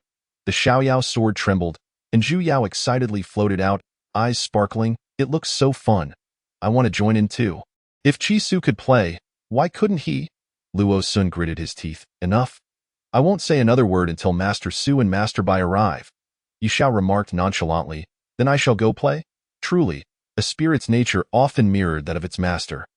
Luo Sun swore he would never capture such dangerous creatures as the disciples of Qingxian Mountain again. Taking a deep breath, he approached Mu Hanmian, attempting to persuade him. Mu Xianshi, do you have urgent matters to attend to at the Immortal Alliance? Perhaps we should focus on our serious business first? Mu Hanmian replied with calm assurance, I'm here to rescue them. You may go rest. I'm not in a hurry. What a considerate person he was. Xie Qing leisurely crafted identity talismans for Yishao and Zhu Yao, her talisman drawing style as ever, drawing Luo Sun's attention. What kind of talisman is this? Jiang Ji, being knowledgeable in the field, casually glanced and stated, an evil talisman, but this one is for soul tracking. It possesses no lethal power. His tone hinted at some regret. Luo Sun's lips curled. Does everyone at Qingxian Mountain know how to draw evil talismans? Xie Qing raised her gaze, looking meaningfully at Luo Sun. Not everyone, but I would like to offer you a proposition. The group stared, bewildered. Promoting evil talismans to the people of the Immortal Alliance? What kind of logic is that? It's a wonder he hasn't dismissed you outright. Xie Qing fixed her gaze on Luo Sun, enticingly saying, would you like to swiftly capture an evil cultivator? Once activated, this talisman will quickly lock onto the source of nearby evil energy, making it impossible for them to escape your grasp. Luo Sun remained stubborn. But it's an evil talisman, and we are righteous cultivators. Xie Qing grew serious, stating, is the purpose of evil talismans solely for evil cultivators? If righteous cultivators can appropriately utilize evil methods to combat evil, would that not be a beautiful thing? Luo Sun fell silent, feeling there was some merit to her argument. Seeing him wavering, Xie Qing raised an eyebrow at the female evil cultivator. The female evil cultivator passionately proclaimed, Xie Qing is right. Do not be swayed by the opinions of outsiders. You should use everything to your advantage and eradicate all evil in the world. Luo Sun, Yishao, and Zhu Yao were taken aback. Does this woman even remember who she is? The female evil cultivator was having a blast. Realizing that righteous cultivators were quite entertaining, perhaps she would turn over a new leaf. Hee. Ning Ling impatiently interjected, are you done? Let's start the next round of werewolf. Luo Sun, stop dawdling. If it were me, I would have bought it long ago. Having been blown up by Jiang Ji's talisman, She believed in Xie Qing's level of cunning and regarded this evil talisman with approval. Luo Sun was momentarily taken aback, asking, "How much?" "Welcome to the black market, Qingyue building." Luo Sun was left speechless and Mu Hanmian gaped, realizing Xie Qing had just exposed herself. Yet upon further contemplation, it was evident that Xie Qing no longer cared about reputation. She embraced the darkness, believing that self-mockery to the extreme rendered one invincible. Not only did Xie Qing turn herself in, but she also nonchalantly invited Luo Sun to join her. Luo Sun thought, "What a mischievous talisman, tempting me." The head of the Void Valley, Su Baiyan, arrived fashionably late, hurrying toward the interrogation platform, only to find 12 individuals sitting in a circle playing werewolf. She had come to bring Ning Ling and Duan Mingzhou back. Ning Ling sheepishly said, "Master, I would like to stay at the Immortal Alliance for a few days." Su Baiyan was taken aback. "Huh?" Duan Mingzhou chuckled. "Staying at Qingxian Mountain for a couple of days is also fine." Su Baiyan was utterly baffled, gazing blankly at Luo Sun in search of answers. Luo Sun silently averted his gaze, still clutching a ridiculous identity talisman in his sleeve. With Mu Hanmian and Yi Xiao present at Qingxian Mountain, there was no need for Bai Lan to make an appearance. Xie Qing and the others explored the Immortal Alliance as if it were a tourist attraction. The Immortal Alliance, led by the 6 upper sects, had its alliance token alternately managed by various sects, governing in turns. Almost all matters, large and small, in the cultivation world were handled by the Immortal Alliance, which stood as the highest sanctuary for righteous cultivators and the core of their community. As they departed, the 5 from Qingxian Mountain glanced back at the territory of the Immortal Alliance. Why, you Ranran inquired. "Do you think in the future we will become junior uncles or predecessors like Luo Sun?" This posed a choice between the sect and the Immortal Alliance. Wouldn't it be splendid to govern the Immortal Alliance and oversee Qingxian Mountain? Gu Xiuyan remarked with a hint of jest. Ling Su smiled at Gu Xiuyan. "Senior brother, that idea is quite good. I approve." Jiang Ji scoffed. "What about the evil path? Are we to abandon that?" Xie Qing gazed at the Immortal Alliance, then at the 4 of them. Letting out a helpless sigh, she leisurely made her way toward the sea of clouds, her elegant sword landing gracefully at her feet as she ascended. Why concern ourselves with so much? Living well is the most important thing. Mu Hanmian and Yi Xiao exchanged glances and couldn't help but smile. Xie Qing spoke so lightly, yet she was the one leading their actions. The future was long, and one could only wonder what kind of waves these 5 would stir in the cultivation world. In the black market, Qingyue building rose to prominence, backed by a formidable force. Selling talismans? Which big shot is behind this? Among the current talisman cultivators, only a few possess such capabilities. They were either from Qingxian Mountain or affiliated with various sections. Qingxian Mountain? After all these years of silence, I had come to believe that Imo Yuran had passed away. However, Imo Yu has not perished. Instead, he is on the verge of losing his temper. Seizing the opportunity while Jiang Ji is absent from the Imo Pavilion, he intends to search for any forbidden books that this rascal might be hiding, only to unearth his own fanfiction. What is meant to come will inevitably arrive. Hua Kan, having perused all fanfiction, upon witnessing her senior brother in a furious frenzy, as he calls for the capture of the universe invincible handsome pot, hastily buried her own precious collection.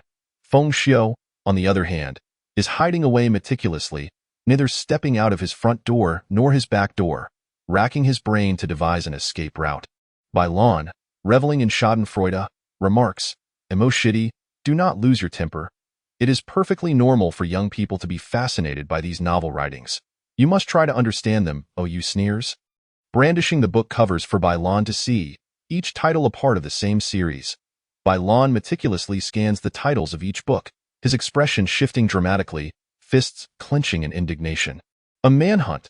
We must launch a manhunt. Dig this universe invincible handsome pot out from the very earth." When Mu Hanmian and Yi Xiao return to the mountain gate with 5 personal disciples, Bai Lan stands guard at the entrance, crows circling ominously around him, creating an impression that the sect leader has lost his mind. Bai Lan, shedding his usual gentleness, gazes with ferocity. "Which of you is the universe invincible handsome pot?" Chapter 63, The Incident of the Pampered One. The name universe invincible handsome pot is so familiar. Xie Qing struggles to maintain composure. Feng Xiu's retribution has finally arrived, and he wonders how well he can hide. Bai Lan's soul of chastity is a flame, capable of consuming 8 handsome pots in one sitting. Calm yourself, sect leader. I fail to comprehend what's troubling you, Mu Hanmian observes, taken aback by Bai Lan's demeanor. Bai Lan grits his teeth and repeats, among you. Who is the universe invincible handsome pot? Such remnants must be eradicated. How dare they tarnish his reputation? It is utterly despicable. The personal disciples remain silent. But Yi Shao glances around and steps forward. Senior brother, while I do not understand the reason for your ire, if you are asking who the handsome pot is, I would like to nominate myself. Xie Qing exclaims, by the heavens, a brave soul. Bai Lan's gaze sharpens like a blade as he tightens his grip on his sword. You are the universe invincible handsome pot, with a previous disciple impersonating an evil cultivator. Now an uncle usurping identities, Yi Shao, brimming with confidence in his appearance, retorts. Do I not look the part? Surging spiritual energy converges upon the sword, and Bai Lan, without hesitation, unleashes his full might. Yi Shao feels a chill run down his spine. Heavenly God, 9 thunders, forge my sword in tint, vanquish. Dark clouds shroud the sun as thunder descends from the heavens. Yi Shao, caught off guard, is sent flying 10 meters away, nearly struck down, staring in shock at his aggrieved senior brother. Mu Hanmian, maintaining a calm facade, casts a protective barrier around himself and the disciples. They silently observe the sect leader's righteous wrath as he chases Yi Shao across the mountains with strikes. Is it a crime to be too handsome? Yi Shao laments. You have brought my reputation into disrepute. Inside the barrier, Yu Ranran muses dreamily. So the sect leader can also wield the power to cleave mountains? The recent tranquility of Qingxian Mountain has truly been tested. It may well become a plain in a few years.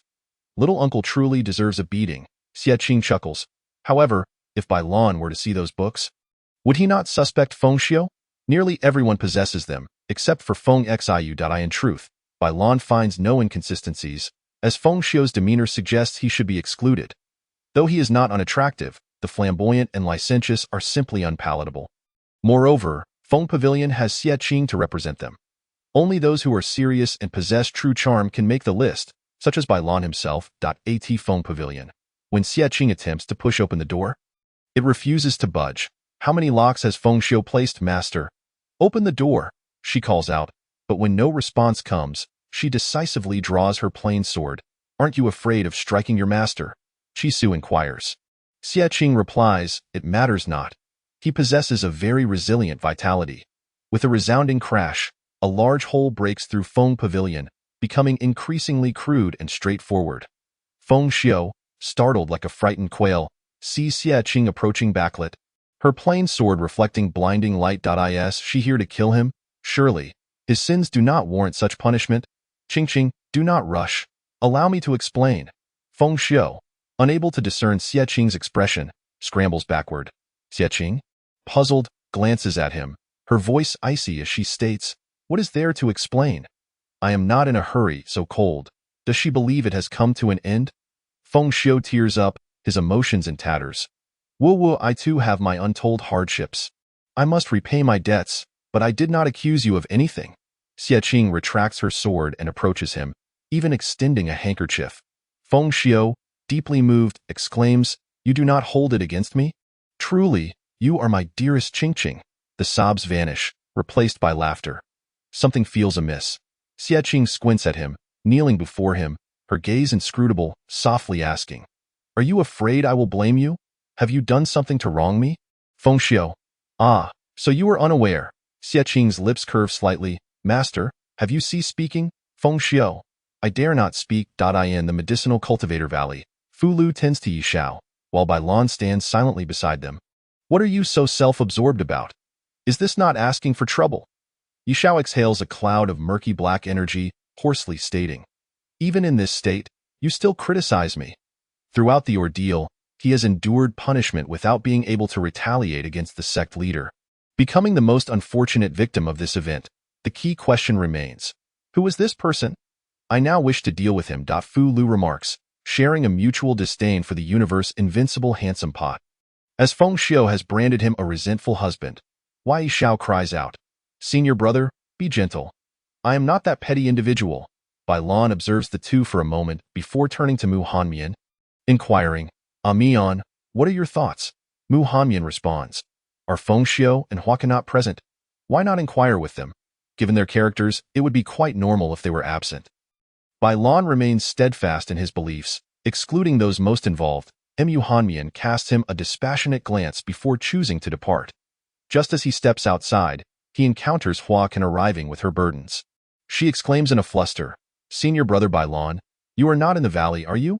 Allow me to stay here for a couple of days." Mu Hanmian pauses, surprised, asking, "You are not the universe invincible handsome pot? Are you?" Hua Kan retorts, "What nonsense! I am a super beautiful mantis. What is this?" Before Mu Hanmian can pursue further inquiries, Hua Kan turns and scurries into the cave, stating, "It is too terrifying. Emo Shixiang is currently hunting Jiangji. I must take cover. All individuals involved in this matter are so perilously dangerous. What of Yunwan and Feng Xiu?" Yunwan is weeping over his writings. And Feng Xiu, before the sentence can be completed, a radiant rainbow light appears on the horizon, seemingly from Feng Pavilion. Bai Lan suddenly emerges from the cave, causing Hua Kan to tremble in fright, her legs turning to jelly. He does not glance at his junior sister but gazes towards Feng Pavilion. Such a powerful killing intent. Is Xie Qing intending to slay her master? If there is killing intent emanating from Feng Pavilion, it certainly belongs to Xie Qing. If there is foolishness, that is another matter entirely. As one of the few who possesses sound reasoning, Mu Hanmian contemplates what poison to use shortly. He glances at Bai Lan and muses, "What do you suppose would drive Xie Qing to slay her master? It is well known that the new work of the universe invincible handsome pot is titled Kiss Me, Senior Sister Xie Qing. Surely not. It cannot be. An epic historical event unfolds at Qingxian Mountain, a group assault on Feng Xiu. This battle is ignited by Xie Qing, continued by Bai Lan, and reaches its zenith with Mou. Weeping profusely, Yunwan spits at him twice. The nearly lifeless Yi Shao kicks him twice, while Fu Lu and Mu Hanmian thoroughly display the terror of the medicinal cultivators. And Hua Kan silently collects the remains. This day is forever remembered as the incident of the pampered one. "Why is my master crying?" Yu Ranran asks, perplexed. Ling Su, fortunate enough to have read the entire text from Hua Kan, coolly replies, "Because all other uncles and aunts have happy endings, only Yun Wan's ending is sorrowful." Chapter 64. Just a little affection of the sect. After Feng Xiu's downfall, Mou finally vents his frustration, suggesting to Xie Qing, "Why not become my disciple? Your master is utterly unreliable. Regardless of who teaches you, it matters not." Xie Qing, with a nonchalant demeanor, replies, "No worries. Feng Xiu can still be put to good use. As for who restores him back to this mountain, the medicinal cultivator Feng Xiu trusts no one, opting for self-healing." Fu Lu reiterates, "Send Ling Su over for purification. Recovery will be expedited. With a natural spirit bloodline buff. It is not for you all to exploit so easily." Upon hearing the mention of sending a disciple away, Hua Kan immediately protests, "This is my Huaguan's person. Could you please respect our opinions?" Ling Su hesitates, saying, "Actually, I would like to visit Feng Pavilion. There is no need for such trouble. Give me one night, and Feng Xiu will be lively once more." Xie Qing states. Fu Lu feels a twinge of sympathy for Feng Xiu. How terrifying must this night be? He used to enjoy crafting poisons, but after witnessing the extraordinary concoctions created by Xie Qing, he has since forsaken the practice. To teach a pure-hearted medicinal cultivator the ways of poison, only to cleanse another who dabbles in poison. Xie Qing's dedication to both sword and medicine irks Mou. Could you not pay a bit more attention to talismans? Xie Qing cast a casual glance at him and remarked, "Sure, I was just planning to procure goods from the sect to sell them." Mou inquired, "What kind of goods?" To ensure the steady supply of the black market, Xie Qing once again approached the sect leader for negotiations, and this time, Mou accompanied her. Each time Xie Qing sought out Bai Lan, peculiar events seemed to unfold. Bai Lan, as ever, was apprehensive of her. "Although, as a disciple, your righteous actions are quite impressive. Matters concerning the black market are serious and must not be taken lightly." Mou expressed his concern. "What you say is true, brother. Not to mention the difficulty of opening a shop in the black market. There's a certain Luo Sun from the Immortal Alliance who frequently conducts searches.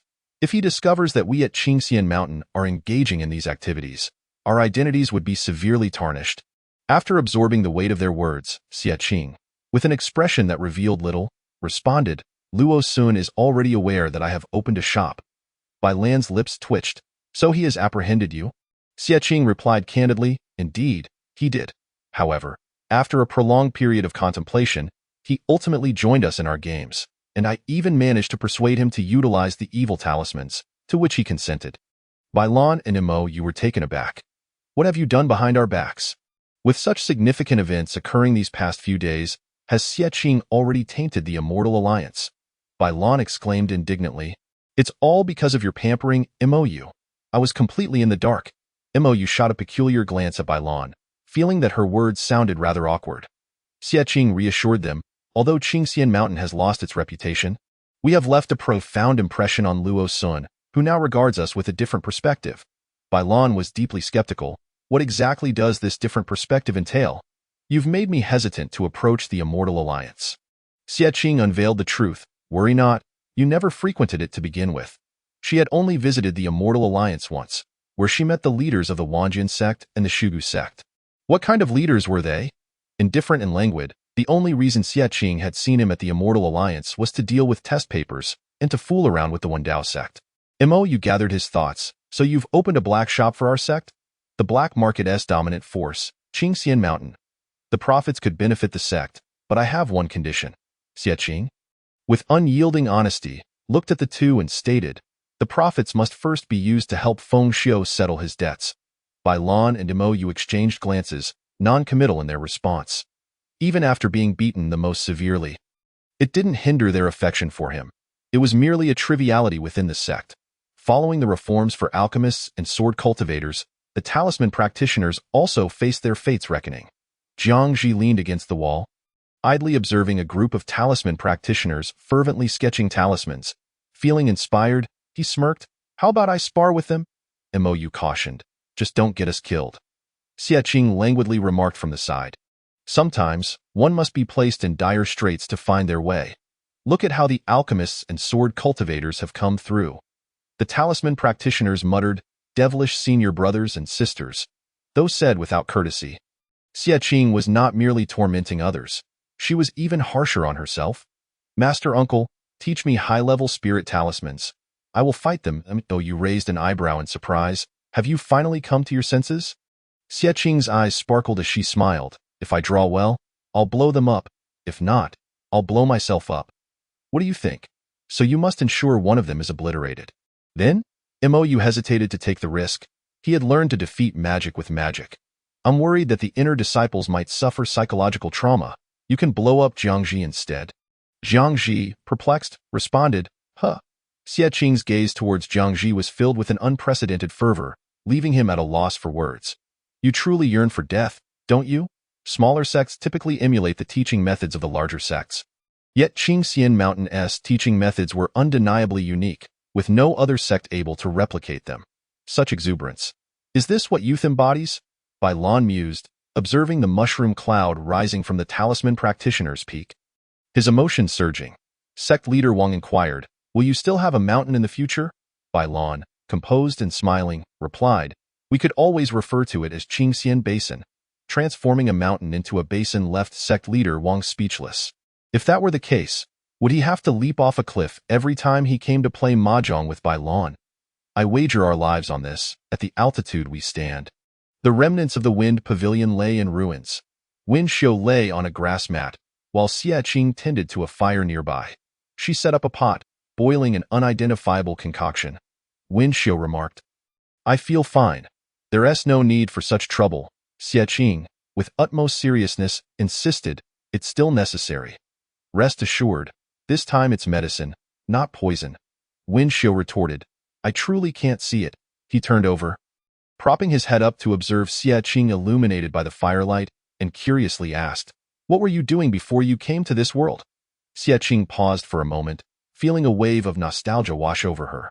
After a while, she replied, the past is not to be reminisced. Since I am here, I shall find peace in it. This place is my true home. The past had brought her far less fulfillment than the present. She yearned to be the master of her own life, free in body, mind, and spirit. Wen Xiu chuckled softly, all right, I feel the same way. Xie shot him a sidelong glance, yet you still depict each character in such a melodramatic manner. Even Yun Wan has lost his wife. In truth, within that series, everyone's romantic histories were fictional, save for Yun Wan's, which was realistic. The following morning, a sharp explosion resonated from Yun Pavilion. "Aw, Master has become handsome. How terrifying." Chapter 65. Yuan Wan sets off. Safe travels. Yuan Wan had indeed grown younger, but he appeared excessively youthful, resembling Yu Ranran in age. The youthful Yuan Wan silently gazed into the mirror at his delicate features. Feeling utterly unfamiliar. "Master, have you returned to your youth?" "Returned to youth? Was I on the brink of death?" Yuan Wan shot Yu Ranran a disgruntled glance, unwilling to admit that his overuse of magic had reverted him to a childlike form. Good news. He had grown younger. Bad news. He was now younger than his disciples. Yuan Wan remarked, "I've become more handsome, yet you seem rather displeased." Suddenly transformed into a fresh, elegant young man. While Yu Ranran felt tempted to swoon, her conscience pricked her. The image of the round little old man was impossible to erase, creating an unsettling dissonance. Why Yu Ranran gazed at Yuan Wan with a complex expression, sincerely stating, "Master, you are quite frightening." Yuan Wan, puzzled, touched his youthful face. "I've transformed into a human, not a monster, right? You resemble someone who devoured the old man." Realization struck Yuan Wan. Such a monumental change was entirely due to the boundless love of Yuan Wan, the invincible and stunning figure of the universe. Before entering the classroom, Mou collided with Yuan Wan, who was notably shorter than him. Mou, glancing down, quipped, "You?" Yuan Wan innocently replied, "What's wrong with me?" Mou's expression was a mix of emotions. "You look trendy." Yuan Wan sighed. The members of the sect truly embody love. His heart brimmed with affection, yet he felt a pang of melancholy. Yuan Wan silently regarded Mou for a couple of seconds, then resignedly clarified, "I simply don't wish to face her in the guise of an old man." Realizing the implication of this statement, Mou froze. "You know where she is?" Initially, he had no idea, but Winshio had reminded him. Yuan Wan's expression dimmed slightly. "I wish to visit the Shugu sect. That was the last place I saw her." Mou studied him for a long moment before sighing, "Then you should accompany the direct disciples. It just so happens that sect leader Su is expected to invite our sect to the Shugu Grand Realm." The Shugu Grand Realm, teeming with spiritual beasts and plants, is the most prosperous location in the realm of cultivation. Every 3 years, a limited number of slots are released for disciples from various sects to undergo trials, with the opportunities available entirely dependent on their abilities. This year, it was Qingxian Mountain's turn. When the sect leader announced the news to the disciples upon hearing about the spiritual plants and beasts, Xie knew she simply had to attend. Not only could she plunder spiritual plants, but she could also capture a spiritual beast to serve as the second gatekeeper for Qingxian Mountain, allowing her to dismiss those crows that fostered a malevolent atmosphere. The Shugu realm was splendid. Why was Qingxian Mountain so desolate and dilapidated? Curiosity piqued, Xie asked, "Aside from us, are there other sects?" She wanted to mentally prepare herself. Bai Lan mentioned 2 familiar names, the Shugu sect itself and the myriad celestial sections, though these 2 sects weren't as friendly as the Wanjian sect, nor as foolish as the Wandao sect. They had still caused a bit of trouble, which was somewhat acceptable. Xie pondered, then inquired, "Is there a leader?" Bai Lan subtly smirked, "Consider Yuan Wan to be the leader." Xie scrutinized him, feeling that the sect leader had ulterior motives. Yet she found it amusing. On the day of departure, 5 direct disciples watched the pure, untainted young Yuan Wan board the flying vessel, exchanging glances. Jiu Xiu Yin quietly remarked, "Actually, Yuan Wan can easily pass off as a disciple." Xie eyes flickered as she subtly replied, "Let us just consider it that way." The versatile Yuan Wan, adept at transitioning between identities. One by one, they boarded the flying vessel, while a multitude of elders bid them farewell. Their sighs echoing, Hua Qian, moved by the scene, began to play a sorrowful tune. Wen Xiu gazed at the departing vessel, reciting, "The wind howls, the waters of the Yishui are cold. Once a hero departs, they shall not return." The scene bore a somewhat tragic air. Meanwhile, aboard the flying vessel, Yuan Wan, devoid of the crisis awareness that would have accompanied Yi Shao's departure to the Wanjian sect, imposed no restrictions on the 5 children. He addressed them, "Enjoy yourselves, rest well. We shall attend to our duties upon reaching the Shugu sect." At that moment, Yuan Wan still wore a smile, and his direct disciples remained conservative. However, after the passage of an hour, everything had transformed. Amidst the melodious music, the sounds of talismans exploding mingled with blinding flashes of sword light. and the air was thick with incapacitating poison powder. Yuan widened his eyes, pointing at the four individuals and inquiring with a tone of disbelief to Ran, who was engrossed in her meal. Have you perhaps lost all sense of restraint? Ran, looking bewildered and with grains of rice adorning her face, responded in a daze, Does the master not think we are diligent and hardworking? I do not think so. Besides, what are you doing? Are you putting an effort to eat? The flying vessel had been vibrating incessantly, and Yuan had not smiled since. Were they a bunch of primitive beings? He anxiously asked, What if the flying vessel collapses? Xie replied, Just speed over with swords, Yuan. He had intended to retort, but a massive flying vessel suddenly soared past them from above. The direct disciples lifted their gaze, only to see Shanxi, clad in black and gold attire, disdainfully holding the long Zhu sword, standing at the forefront of the various sects' flying vessels. He looked down at them and then scoffed, causing the vessels of the various sects to pull away from them. Wow, why is it him again? Ran gaped, her eyes wide as if resembling a dead fish. Ling Su pursed his lips and remarked, After all, he is a direct disciple of the various sects. He would naturally come. Diu Shuyan placed a comforting hand on Ling Su's shoulder and then turned to Jiang Ji, asking, Is there a talisman that can accelerate us? He just flew over our heads. There is, but don't order me around, Jiang Ji replied, as talismans began to manifest in his hands. Xie glanced over and noted that this talisman did not seem to be for acceleration. It appeared to be a talisman for shattering mountains and shaking seas. Boom. The flying vessel surged forward suddenly, causing everyone to lose their balance and be flung out in peculiar postures, colliding against the vessel's railing and intertwining like twisted noodles. Shanxi stood at the bow of the vessel, enjoying the wind, still reminiscing about the disciples he had encountered from Qingxianshan when a fleeting shadow of another flying vessel passed before him. Accompanying it was Xie Qing's exasperated voice, Jiangji, you are truly insane. If you have the ability to blast Shanxi, then why not target the flying vessel? Shenxi, the components of the Qingxianshan flying vessel were nearing disassembly, and Yuan, unable to endure any longer, cast a spell to stabilize the vessel. Spirit tool, heed my command. Halt. Just as the disciples had barely regained their footing, they lost their balance again and were thrown about, colliding chaotically. Enough. I am here to rob, not to flee. Xie was so furious that his true thoughts slipped out, as if he were on the verge of drawing his sword. Yuan hastily exclaimed, Do not make a move. If you do, the flying vessel truly cannot withstand it. Do we intend to hitch a ride on the vessels of the various sects? Ran, feeling dizzy, sat on the ground and mumbled, I see so many stars. After they halted, the vessels of the various sects caught up again, floating past as usual. However, Shanxi looked upon their pitiful state with a bewildered expression. Ling Su went to help Ran up. To which she queried, Did a large black rat just fly by? Indeed. Chapter 66. The arrival of the younger brother whenever the disciples ventured far from home, Bai Lan would routinely fret. Do you think they have arrived safely? Mo, you made a rough estimation. Unless something unexpected occurs, they should have arrived. Did you inform Su Zhangmin that Yuan has changed? Aside from our own people, the sect leaders from other factions likely would not recognize the young Yuan. Bai Lan replied. However, he continued, I did not tell her that Yuan went .mou. Why not? Is Yuan not a person?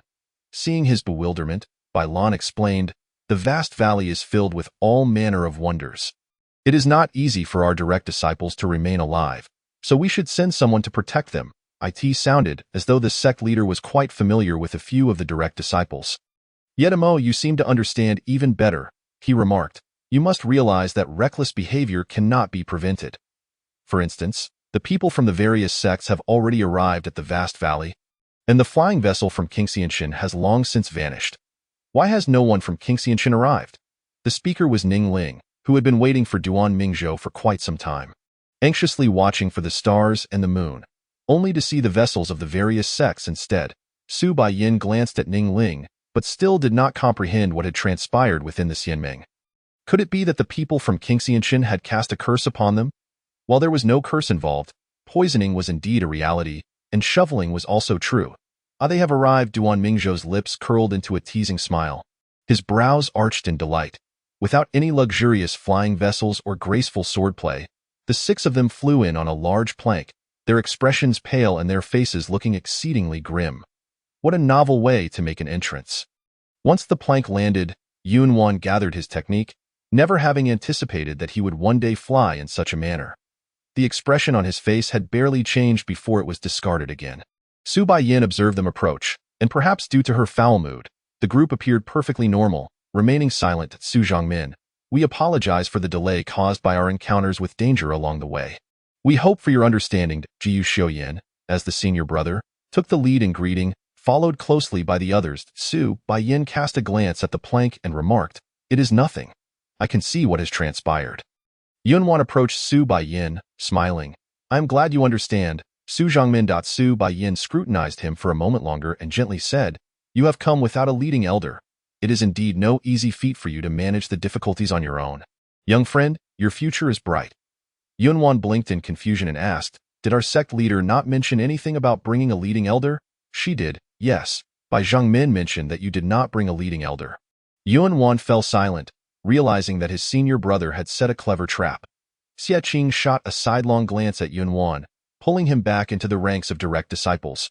Yunwan looked at her with an expressionless face as she whispered, "Be good. You are now the little junior brother, a significant reduction in seniority. Yunwan, get lost." Yet, if he were truly a disciple, entering the vast valley would be much more convenient. After contemplating, Yunwan decided not to expose Bai Lan's ploy just yet. "Xie Qing, is he your little junior brother?"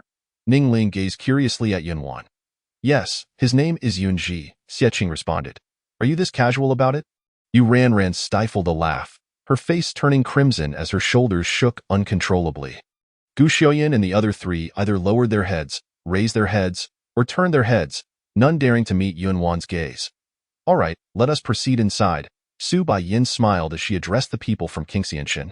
Having never been particularly invested in understanding the individuals from this sect, like the Wanjian sect, the vast valley also held a welcoming banquet. Though it was of little use to most who had undergone fasting, it was a delightful experience for a little junior sister like Yu Ranran. She had originally been focused on observing Xie Qing, but was astonished by Yu Ranran's eating prowess. Alongside her was Yunwan, both seemingly competing to see who could consume more. What a unique girl. She felt a flicker of interest. "Oh, little junior sister, the people from the various sects are staring at you," Jiangji remarked. Yunwan, displeased, retorted, "Who dares to covet my disciple? I shall eat them." Yu Ranran glanced up and, upon recognizing Shi, recalled the large black rat from the vessels of the various sections. She grimaced, "I do not want that. It is unappetizing." "Well said." Ling Su, hearing her, pushed all the dishes in front of him toward Yu Ranran, who happily devoured another bowl of rice. Aside from Yu Ranran attracting attention, Xie Qing also drew some glances from individuals unknown to her. Li Bing, the only female alchemist among the 3 great alchemists, was also Duan Mingzhou's mentor. This alchemist appeared far more composed than the 2 from Qingxianshan, observing Xie Qing quietly without revealing her intentions. "Can she smell the poison on you?" Gu Xiuyin remarked calmly. Xie Qing paused, glancing at him and retorting, "I have noticed that you are quite spiteful now."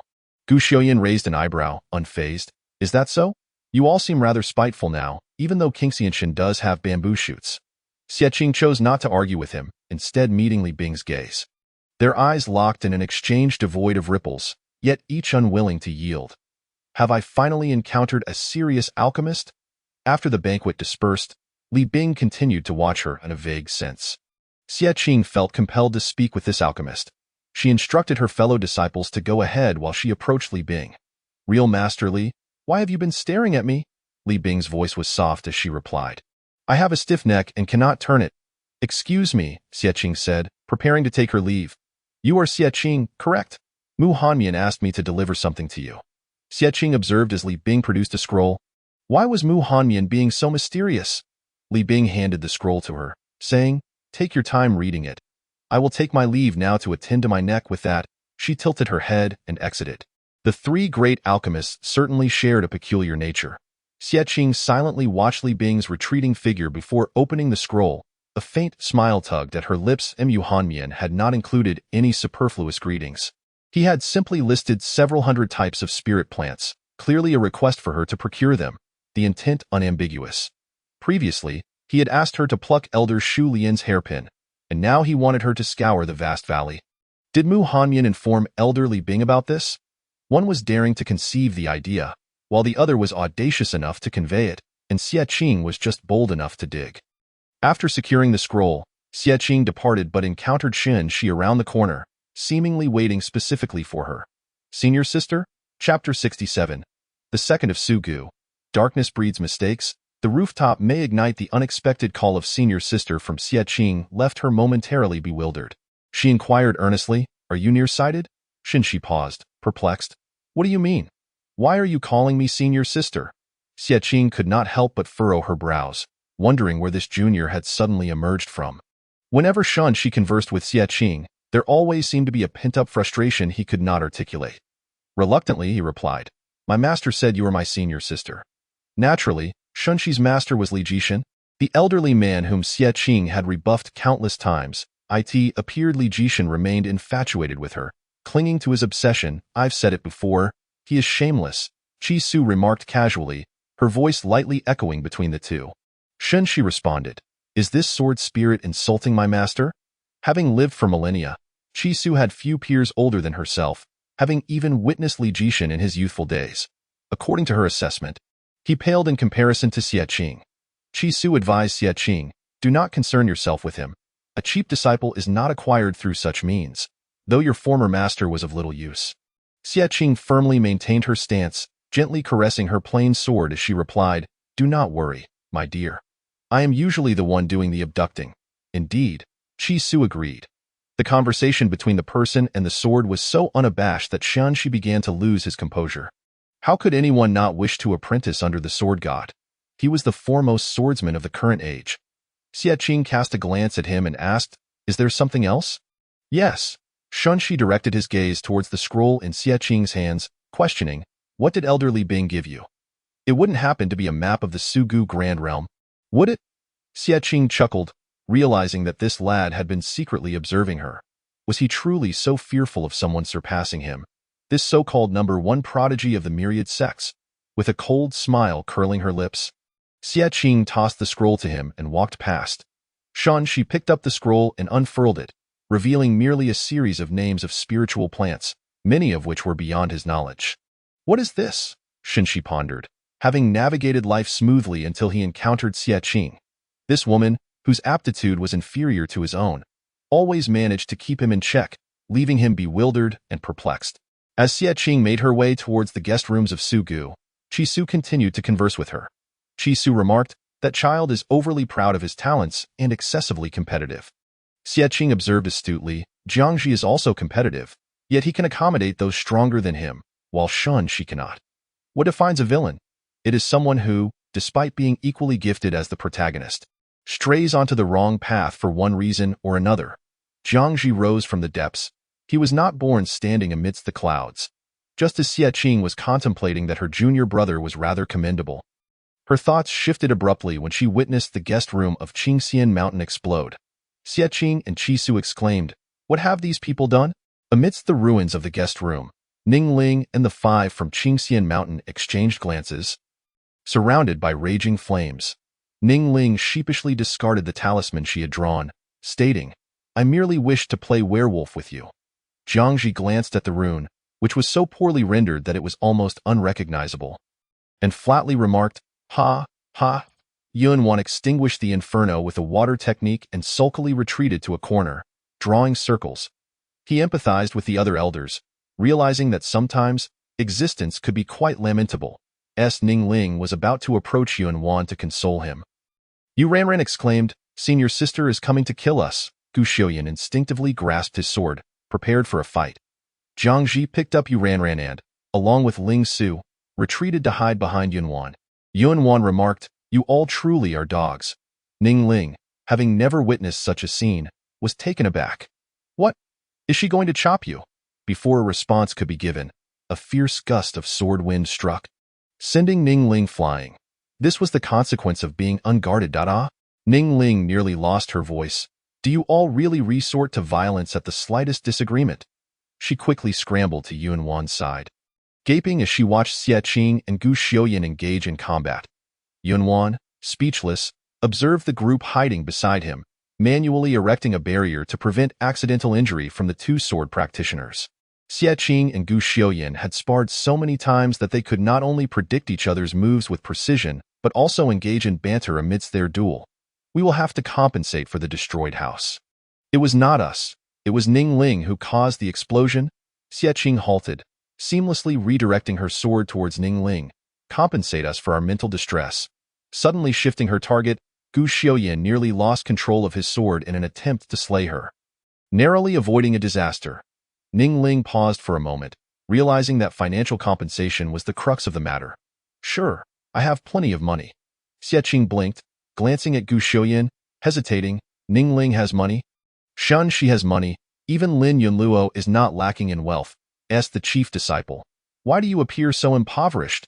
Gu Xiaoyan was momentarily taken aback and retorted, the sect master is even poorer than I am. The people of Qingxian Mountain were visibly shaken. This was indeed the truth, and it was irrefutable. Seeing that they had ceased fighting, Yunwan dismantled the barrier and turned his back to continue drawing his circles. Noticing Yunwan's despondent demeanor, Ning Ling inquired with concern, what is wrong with you? Yunji? Yu Ranran turned her head to observe for 2 seconds before stating, he is drawing a pie chart. Yunwan lamented. The flying boat is reduced to a single plank of wood, and the guest room has turned to ashes, yet my disciples say he is drawing a pie chart. How could this outing be so disastrous? Yunwan rose, exclaiming, enough. I feel sorry for myself. Finally, one of the elders stood up, and everyone turned their attention to Yunwan.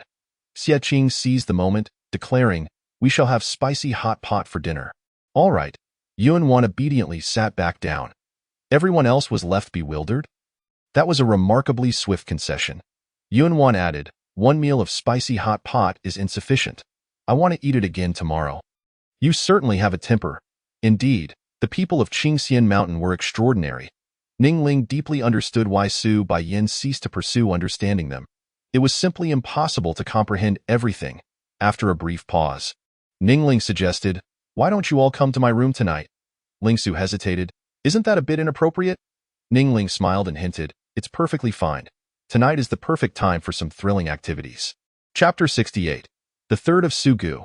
The preeminent shovel practitioner in the cultivation world Ning Ling engaged Duan Mingzhou and the people from Qingxian Mountain in a night-long game of werewolf. Truly reveling in it.as for why the people from Qingxian Mountain agreed to indulge her, it was because Ning Ling had promised to help them repair the flying boat, specifically that single plank of wood.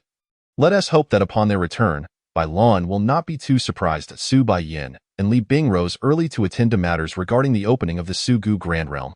Passing by Ning Ling's room, they spotted Duan Mingzhou emerging from within. The two exchanged astonished glances. Your disciple and my disciple are actually involved.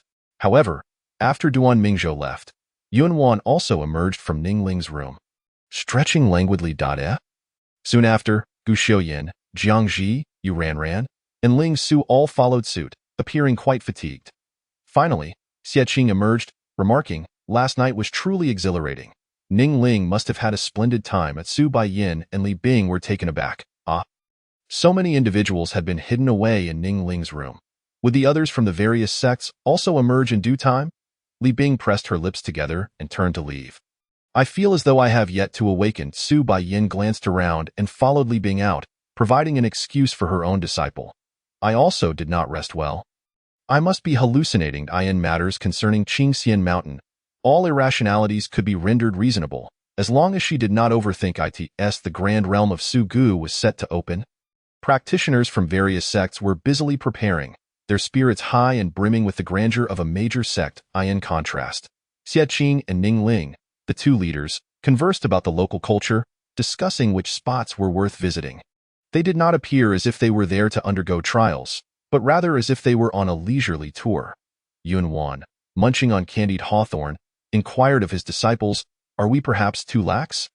Shouldn't we cultivate a sense of urgency? Xie Qing strolled through the marketplace, composed and unperturbed.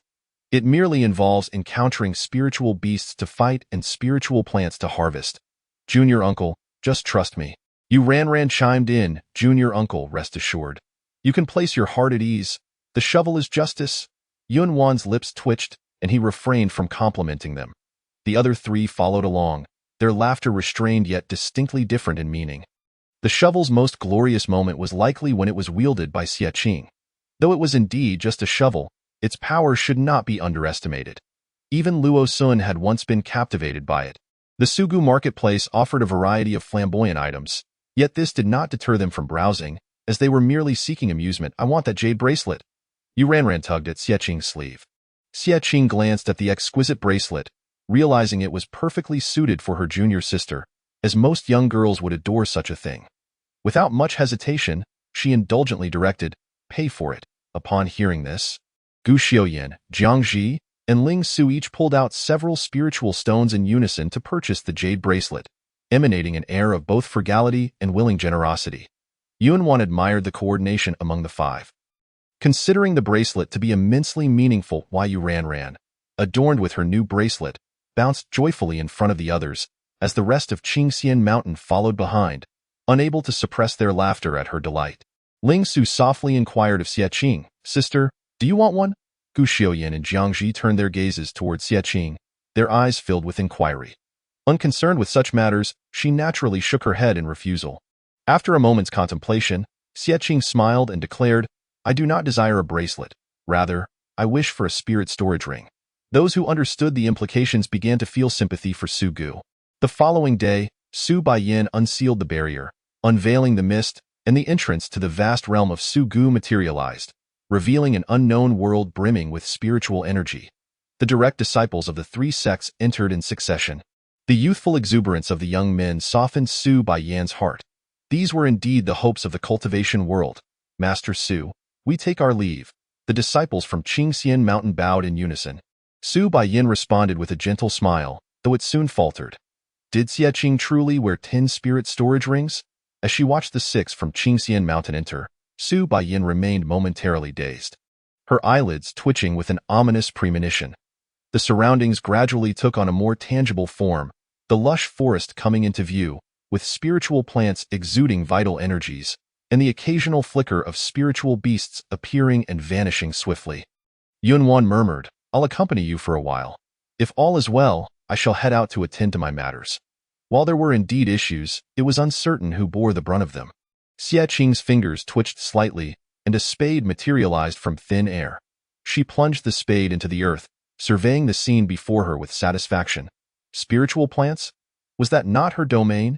With a tranquil smile, Xie Qing stated, "Let us begin our endeavor." Yuanwan was about to inquire about her intentions when someone nearby suddenly let out a howl. "Uwo!" He stared in horror as his disciple darted out like a wild beast.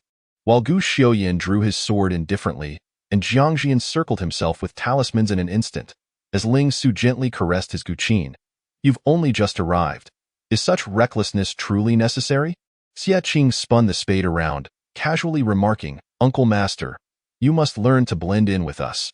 With that, she wielded the spade with the air of a legendary sword. The direct disciples busily engaged in digging, hunting, capturing beasts, fishing, and foraging. What a motley crew of practitioners! This was far from a disciples' trial. It resembled bandits raiding a village.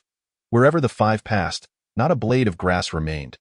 Yuanwan's complexion shifted through a spectrum of colors: red, orange, yellow, green, blue, and purple.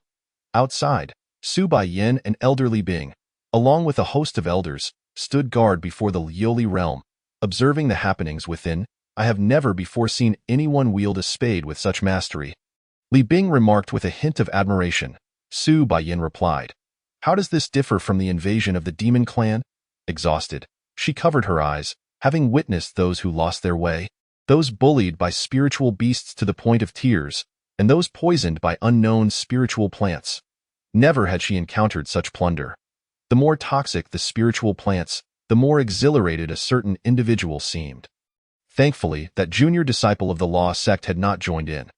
It provided her with some solace. No, he was responsible for trailing behind, gathering the spiritual plants others overlooked. With the vast realm of Su Gu open for 3 days, those days would undoubtedly be arduous. Su Baiyin decided to temporarily cease her watch over Qingxian Mountain and instead observe the actions of her own disciples. Ning Ling and Duan Mingzhou's group exhibited far less violence. They appeared relatively normal. However, after wandering for a short while, Ning Ling suddenly proposed to her junior disciples, "Would you like to play werewolf?" Su Baiyin fell into a deep silence, pondering why her disciples were uttering words she could not comprehend. A crack appeared in the Lioli mirror, mirroring the state of Su Baiyin's heart. Li Bing glanced at her before subtly redirecting the view back to the disciples of Qingxian Mountain. "Sister, can this be eaten?" Yu Ranran asked, pointing to an oddly shaped spiritual plant. Xie Qing glanced over and replied sharply, "I can eat it. You cannot. That means it is poisonous." Why Yu Ranran stepped back, and Xie Qing swiftly uprooted the spiritual plant with her spade, stowing it away. When it came to harvesting spiritual plants, she was an expert.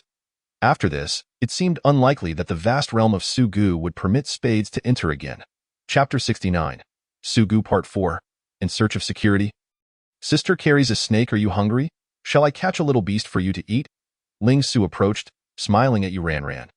Yuan immediately intervened. "You must not eat indiscriminately. Spiritual beasts, like cultivators, possess a circulatory flow of spiritual energy. Consuming them properly can restore vitality, but consuming them improperly can lead to sudden death. The consequences are unpredictable." Jiangji remarked. "Oh," he turned his head and spat, holding a charred low-tier spiritual beast on a stick that emitted wisps of smoke. Yuan was taken aback. "Did you eat that? Your disciple is so daring." "No worries, surviving is what matters," Gu Xiuyan quipped, then turned to Xie Qing. "At worst, we can have Sister Xie save us again." Jiangji suspected Gu Xiuyan was plotting his demise, but he had no evidence.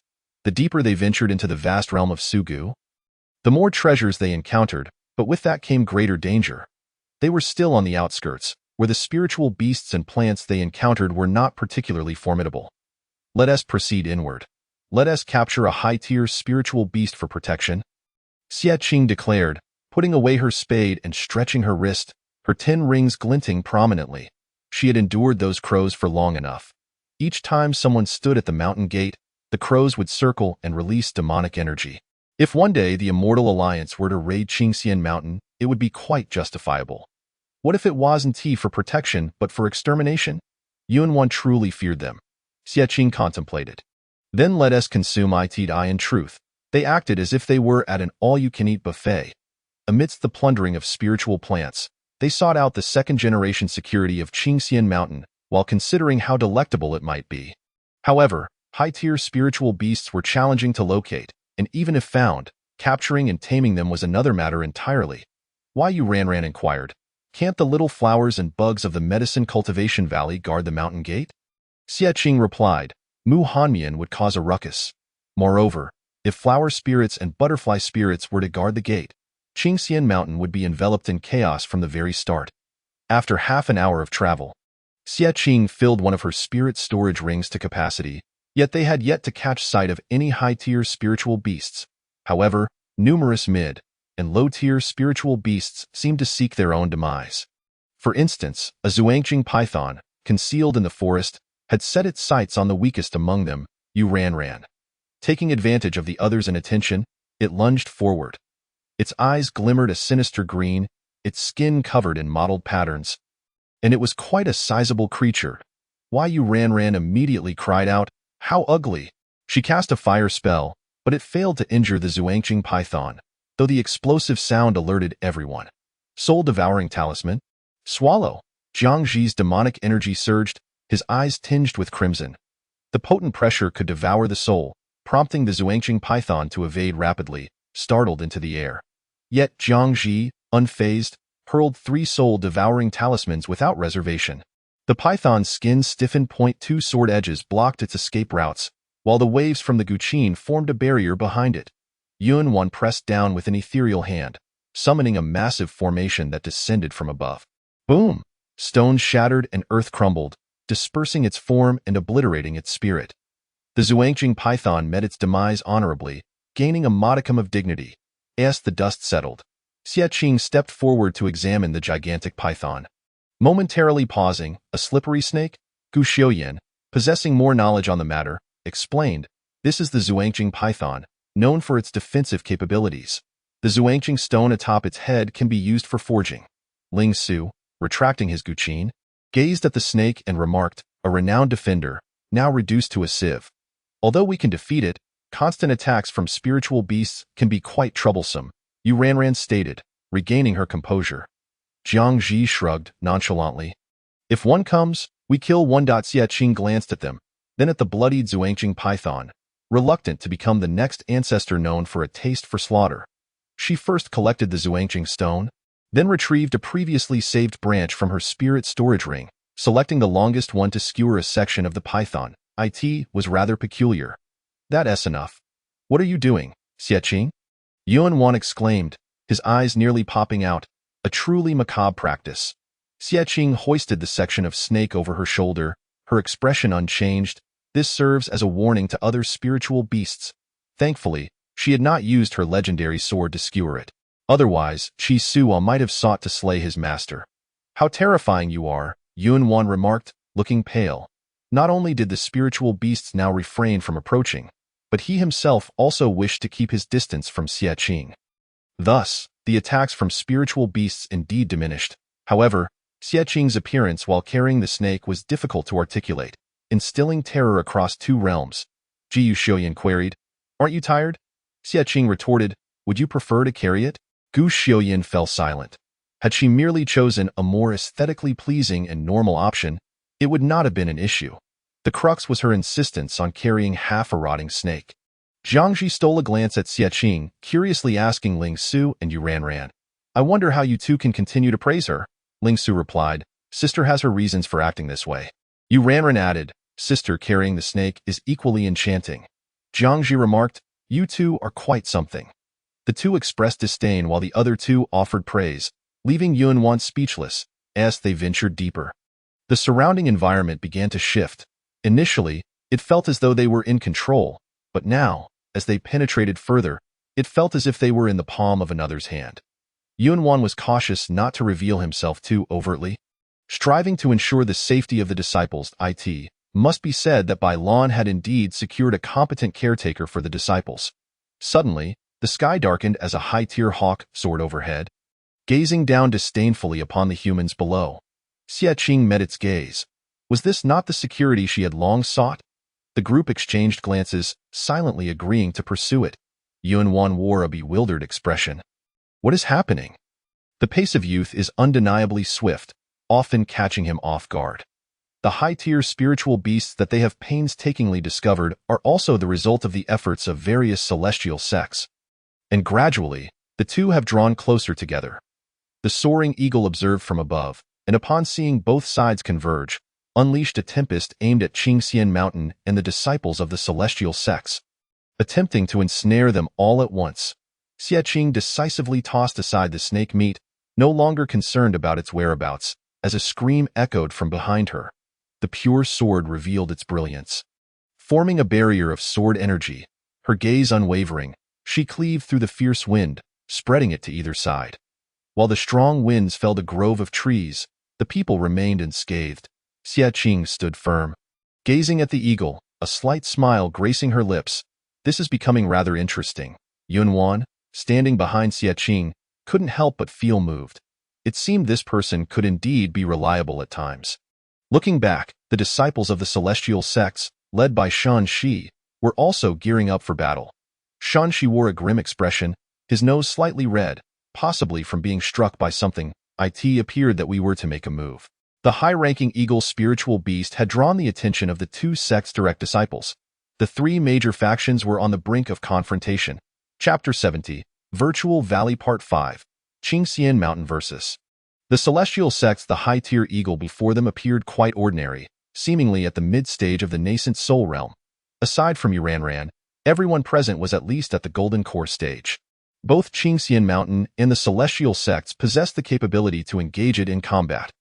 With such a group of direct disciples from the 6 upper sects, if they couldn't capture a single eagle, they would hardly be worthy of being called the new generation elite of the cultivation world, despite the peculiarities that title might encompass.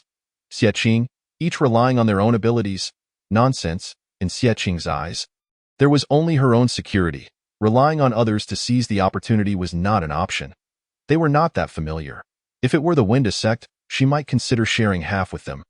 Competing for a spiritual beast against the last ranked with the first ranked was no trivial matter. Qingxian Mountain was no longer the same as it once was. and these direct disciples each had their own skills. The eagle sensed the impending threat and immediately spread its wings, unleashing a rain of arrows that fell like soft feathers yet bore the weight of 1,000 pounds. Among the disciples of the celestial sects, some employed formations to erect barriers, barely shielding their fellow brothers.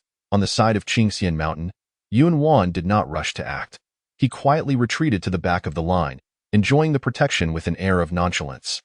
Ling Su unfolded his magical zither, creating sound waves that deflected the arrows back towards the celestial sections. The disciples of the celestial sects were taken aback.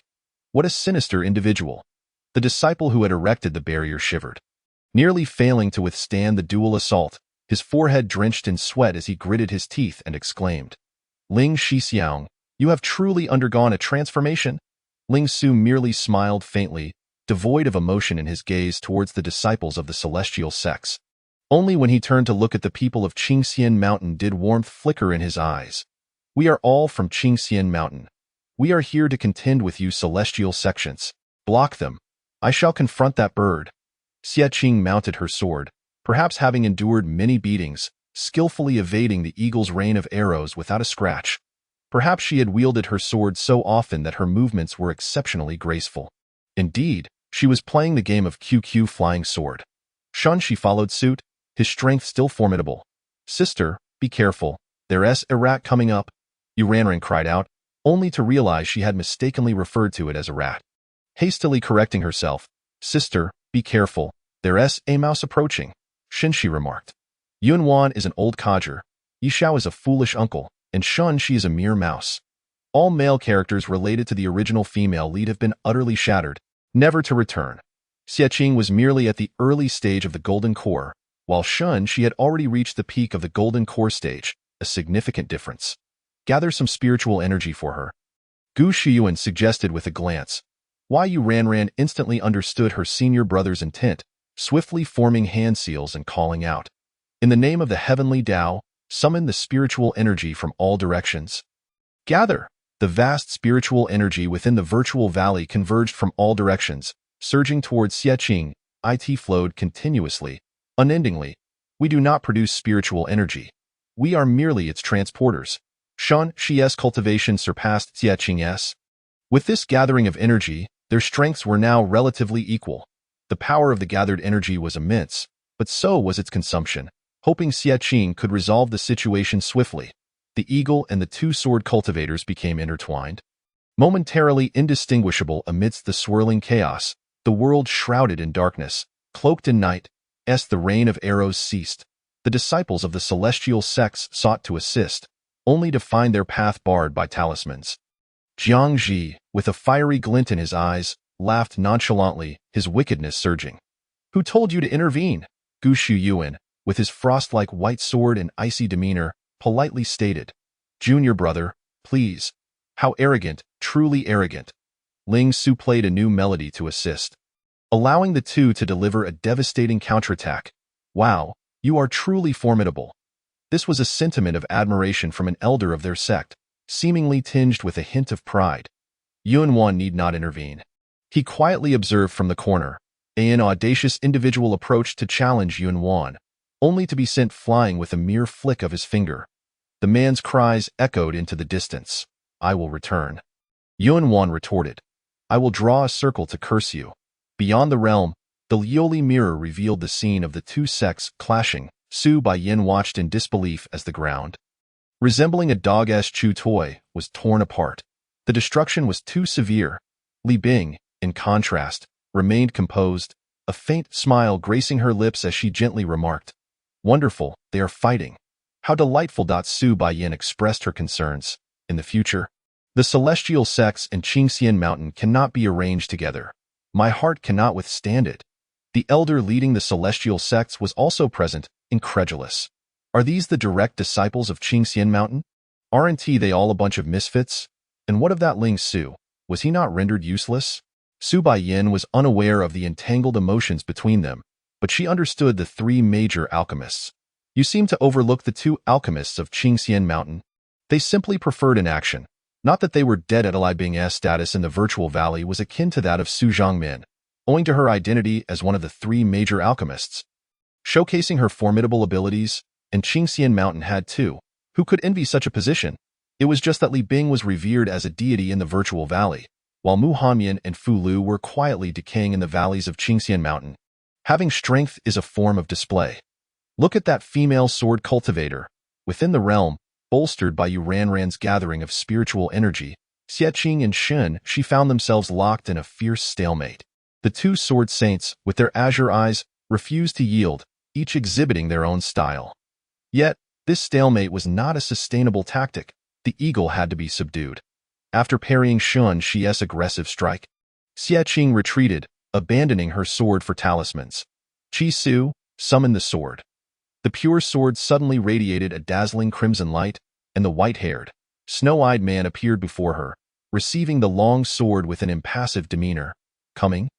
As commanded. Shun Shi nearly forgot that Xie Qing was adept with talismans. His long Zhu sword had a spirit as well, but it was pointless to let the sword's spirit wield a sword. He could only use his sword, unable to employ both talismans and sword like Xie Qing. After Qi Su took hold of the sword, Xie Qing's robes billowed as she unleashed her talismans, directing them towards the eagle. Using the sword to counter Shan Shi and talismans to subdue the spiritual beast, everything proceeded smoothly. Both Shan Shi and the eagle were momentarily astonished. Could they sustain such a consumption of spiritual power? Naturally, they could not. Moments later, both Xie Qing and Yu Ranran simultaneously spat out a mouthful of blood as the gathering technique shattered. Damn, junior sister Xie Qing's heart meridian is in agony. A flicker of panic crossed Qi Su's eyes as his spiritual form dissipated. Returning to the pure sword, Xie Qing's vision darkened, experiencing the backlash of forbidden techniques. Seizing the opportunity, the eagle launched a surprise attack on Xie Qing, its sharp claws closing in, with a furrowed brow. She casually scattered a handful of poison powder. The eagle's claws corroded, letting out a piercing cry. Suddenly, someone pulled her away from the eagle. It was Shun Shi. Are you all right? Chapter 71, Virtual Valley Part 6, Shun Shi? Fire, breathe, fire, breathe, fire. Breathe, wanna die. I'm leaving. Xie Qing pushed Shin Shi away and plummeted freely downward. Shin Shi was momentarily dumbfounded. Huh? Just like that? Fearing for her safety, he swung his sword towards the eagle and turned to chase after Xie Qing. Below, the battle raged fiercely when an unidentified object suddenly descended. Everyone assumed it was another attack from the eagle and prepared to defend. You three, hurry up. That Xie Qing. Yunwan sensed the urgency, urging the three disciples as he supported the weakened Yu Ranran. Although the three were perplexed, they bravely charged forward. The disciples of the celestial sects were baffled by the commotion, but the excitement from the Qingxian Mountain disciples surely indicated something amiss. They all surrounded the scene in midair. Shun Shi attempted to reach out to shield the descending Xie Qing, but she merely glanced at him with an expressionless face. I don't need it. With that, the pure sword flew towards her like a soul in pursuit. Though delayed, Qi Su arrived just in time to ensure her safe landing. Shun Shi spread his arms, looking like a clown. I ask this. Shun Shi, do you wish to embrace my junior sister? Gu Shuyuan sneered, his sword intent intensifying. Jiang Ji maintained a stoic expression, while Ling Su smiled cunningly. Shun Shi, Xie Qing secured the pure sword, casting a glance at them before silently making her way towards Yunwan. This quartet had unwittingly united in a singular confrontation. The three direct disciples of Qingxian Mountain had never been so united before. The disciples of the celestial sects whispered, Shen Shixiang is being ganged up on. Should we intervene? Perhaps we should let it be. These few are even fiercer than before. The soaring eagle circled overhead for 2 weeks, only to be startled once more and retreat to sharpen its talons. Under normal circumstances, capturing it would pose no challenge for the two sects, but the crux of the matter lay in their abnormal behavior. Shin Shi and Xie Qing exchanged blows, with 9 out of 10 strikes aimed at each other, engrossed in their mutual brawl. Meanwhile, affected by the backlash of the gathering spirit forbidden technique, Xie Qing's heart was no longer focused on security. She wiped the blood from Yu Ranran's mouth and fed her a mysterious pill, subsequently swallowing one herself with a grimace. Yunwan harbored deep doubts. Is this even edible? Xie Qing reassured her. It is indeed edible. Mu Hanyan's medicine is bitter, while mine is much more palatable. This is hardly a fair comparison. Yours is akin to euthanasia. Are you abandoning the eagle? Yunwan inquired. Xie Qing settled herself against a nearby rock, her bones cracking as she adjusted them, calmly stating, "It's not conducive to remain with the disciples of various sections once they depart. We shall use the soul pursuit and spirit-seeking talisman to track it down." As she spoke, Shanxi had already engaged in a fray with his fellow disciples. Shanxi bellowed, "Xie Qing, I refuse to fight them. I wish to settle the score with you." Xie Qing replied, "Indeed, you are the one who is masculine." The competition between the two sects gradually devolved into childish antics, with the disciples of the various sects seated in a row, spectating like onlookers at a circus. "What on earth is this? I demand to know what this is." Su Baiyin erupted in frustration for what felt like the umpteenth time, hurling curses at the Lioli mirror. Li Bing smiled softly. "You are agitated over their cosmic destruction, yet you're incensed about their trivial squabbles?" Su Baiyin challenged. "How do they manage to oscillate freely between divine and deranged? If we don't wish to watch them, we can observe Ningling and Mingzhou instead." Su Baiyin endeavored to regain her composure. As a mature sect leader, she must learn self-regulation. Ultimately, these are the ancestors of others, and she need not concern herself. The Lioli mirror shifted its imagery to an inky darkness, with Ningling's voice echoing ominously. "When night falls, please close your eyes. Hee hee hee." That sinister laughter likely stemmed from that female evil cultivator. Su Baiyin, renowned for her composure, shattered the Lioli mirror with a punch. Li Bing remarked, "Oh no. My source of joy has vanished." 3 direct disciples from the Lushang sect had entered the Void Valley, which initially sounded credible. Why had it grown increasingly dubious? This was a question that also occupied Xie Qing's mind. As night descended, the disciples of the various sects did not disperse.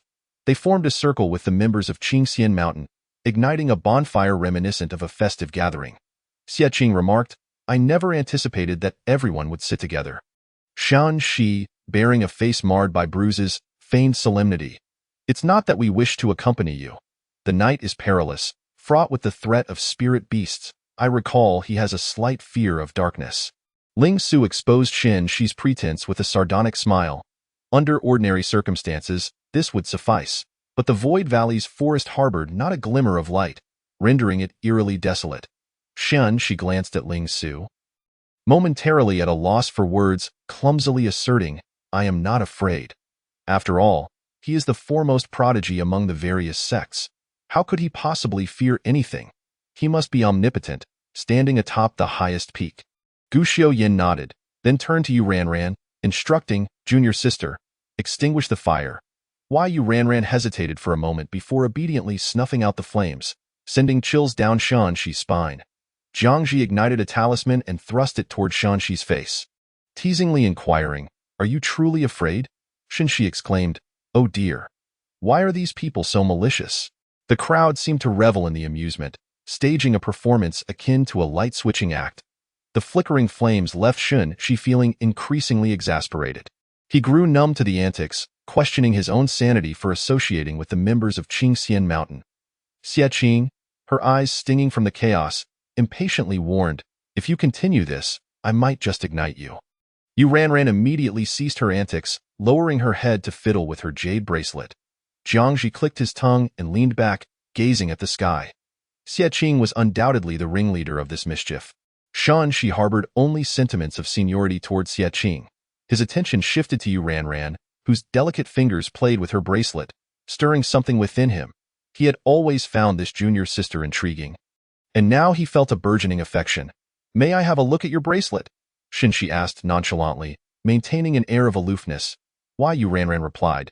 "You cannot. It was a gift from everyone." Xie Qing casually glanced over, curious to see how Shanxi would attempt to charm her dear daughter. "Do not be so stingy. Just a glance and I shall return it." Yu Ranran hesitated, but seeing her senior brothers and sisters remain silent, she reluctantly presented the jade bracelet to Shanxi, her expression tinged with melancholy. Shanxi, expecting something extraordinary, found it to be an utterly common piece of jewelry.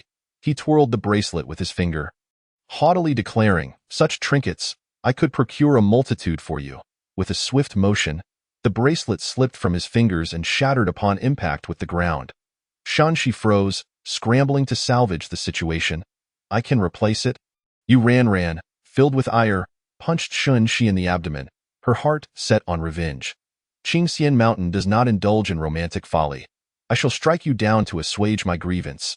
Xie Qing shot a cold glance at Shan Shi, offering her judgment. Fool.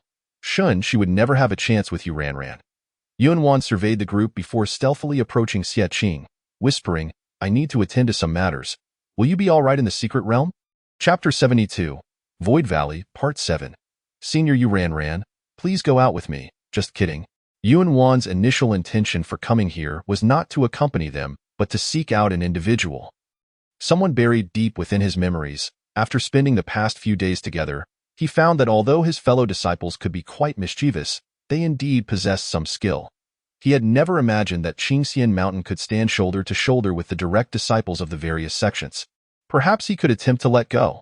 If he were to inquire about Bai Lan, she would undoubtedly prevent him from doing so, but he was asking about Xie Qing. Despite pursuing his own matters, he felt capable of standing on his own. Xie Qing was not particularly surprised. She spoke softly and offered Yunwan a faint smile. Yunwan regarded her for a while before sighing. You youngsters are quite remarkable. Being in the company of the youth made him feel rejuvenated, not in appearance but in spirit. Yunwan took advantage of the others' rest to sneak out under the cover of night, masking his presence so that the members of Qingxian Mountain remained oblivious. Yu Ranran had fallen asleep in Xie Qing's embrace, clutching the shattered pieces of her bracelet, the warm glow of the fire providing a sense of comfort. A shadow obscured the light. Despite having been thoroughly beaten, it was still recognizable as Shen Shi. Xie Qing furrowed her brow slightly. What are you doing? Shen Shi moved his lips, his dark eyes filled with confusion. He too was unsure but felt compelled to do something. I didn't realize the bracelet was so important. I wanted to help her fix it. Xie Qing observed him quietly, causing the youth to involuntarily lower his gaze. Unable to meet her eyes. Such a childlike disposition. Shan Shi's eyelashes fluttered. He had heard similar sentiments from Li Jishan, who would always remark on his childish nature whenever Shan Shi compared himself to Xie Qing.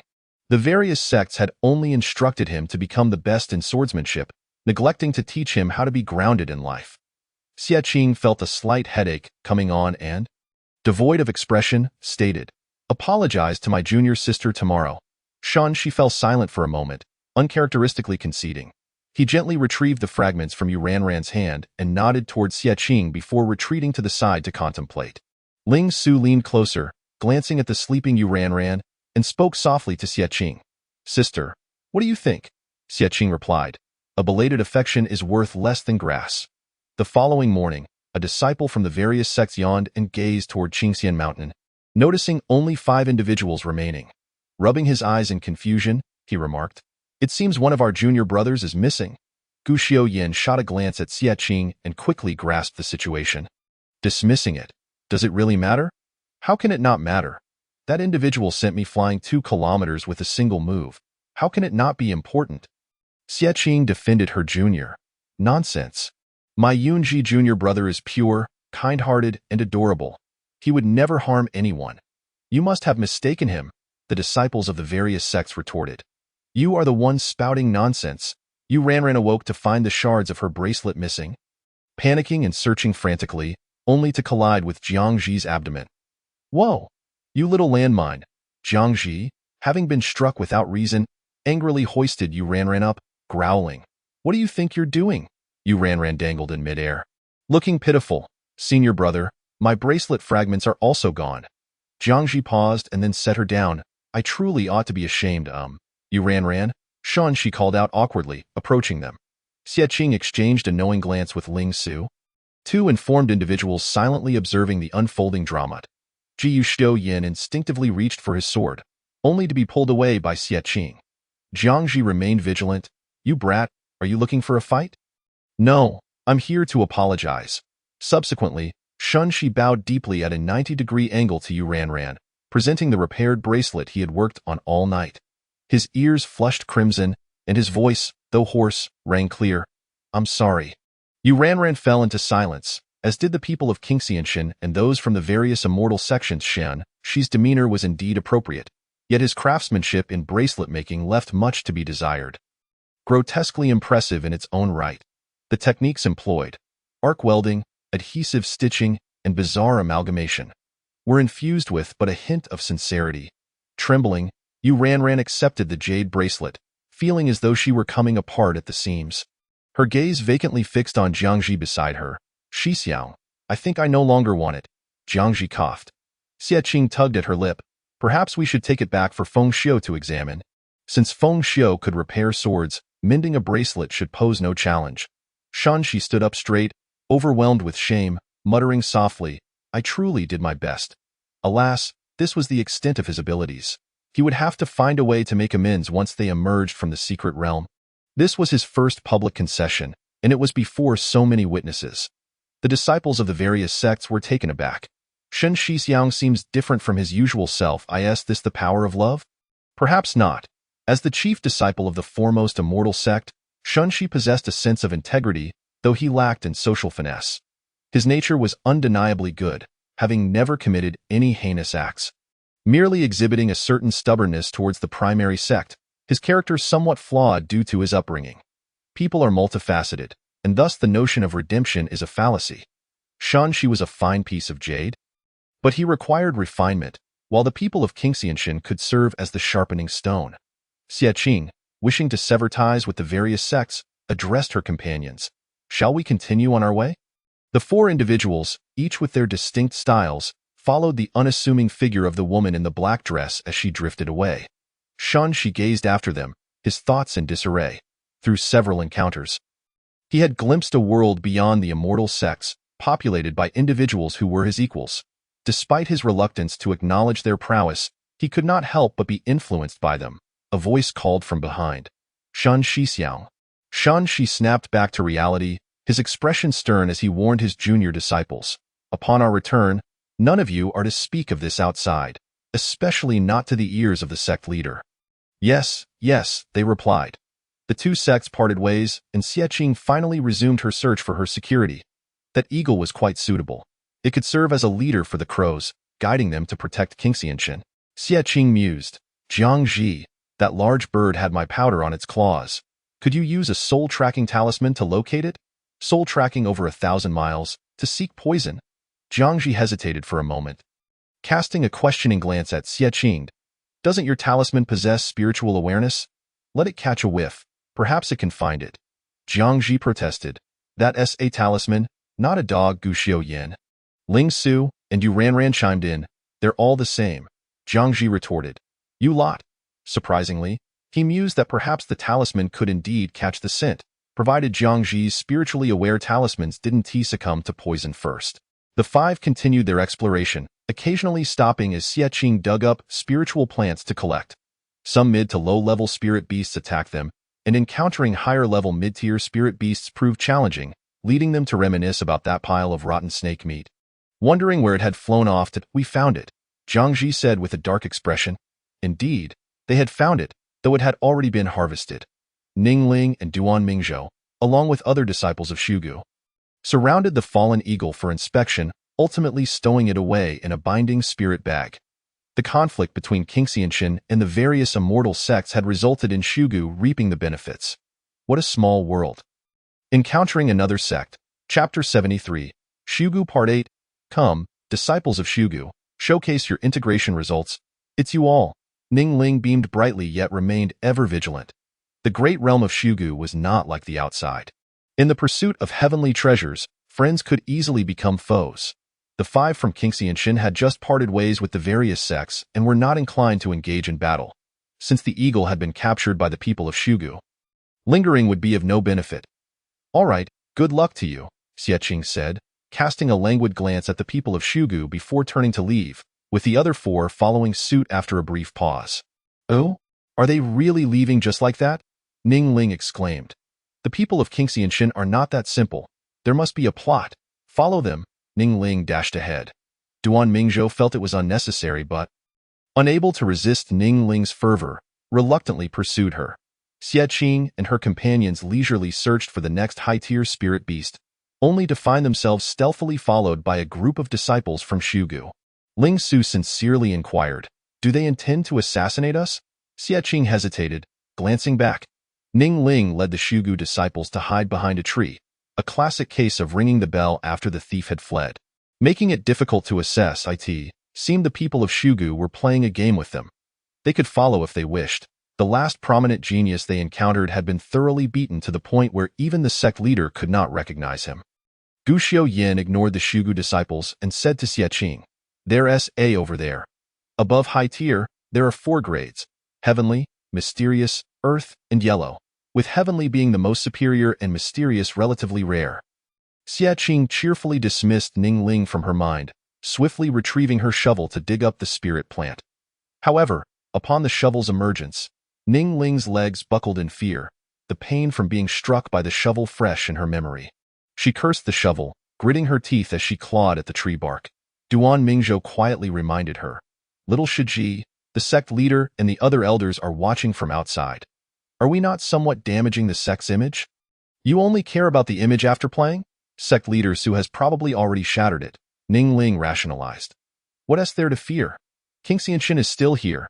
She firmly believed that King Xianxin would embarrass themselves even more than they would, and in reality, King Xianxin had plundered the secret realm and thoroughly beaten the various immortal sects, abstractly salvaging a modicum of reputation. Clearly, these 3 prestigious sects were reliant on each other to avoid being the most disgraceful one. Once Xie Qing dug up the Ning Ling sneaked over to inspect the hole where the spirit plant had been, pondering carefully before leaning down to probe the earth. "Oh no, it's poisonous, little Shiji." Duan Mingzhou rushed forward, tugging at her sleeve to pull her away, dragging her back behind the tree. Fortunately, with Duan Mingzhou, a competent healer from Shugu, tailing Xie Qing was not as perilous as it could have been. Yu Ranran reported, "Shiji, it seems Ning Ling has been poisoned." Xie Qing, chewing on the spirit plant's leaves, noticed her lips gradually turning purple. "A bit, yes." Calmly, she slapped herself, expelling a mouthful of black blood, then consumed a Mu Hanmian pill, executing the sequence with remarkable proficiency. Jiyu Xiaoyin frowned. "Could you not be so reckless?" Xie Qing asserted. "I have participated in professional healer assessments. You must trust me." Her assessment had rendered 2 major healers speechless. Who would believe her? Gu Xiaoyin scoffed and turned his gaze toward the tree where the Shugu disciples were hiding. "We need a healer." Jiang Ji remarked plainly. Ling Su cast a deep glance at Xie Qing, taking note, then shifted her gaze to the hiding place of the Shugu disciples. Duan Mingzhou commented, "What a troublesome constitution." The 3 brothers, worried about Xie Qing's health, decided to capture a direct disciple of Shugu's healer to deal with her. With a bundle of strings, a talisman affixed, and a spirit sword drawn. Who would dare to defy them?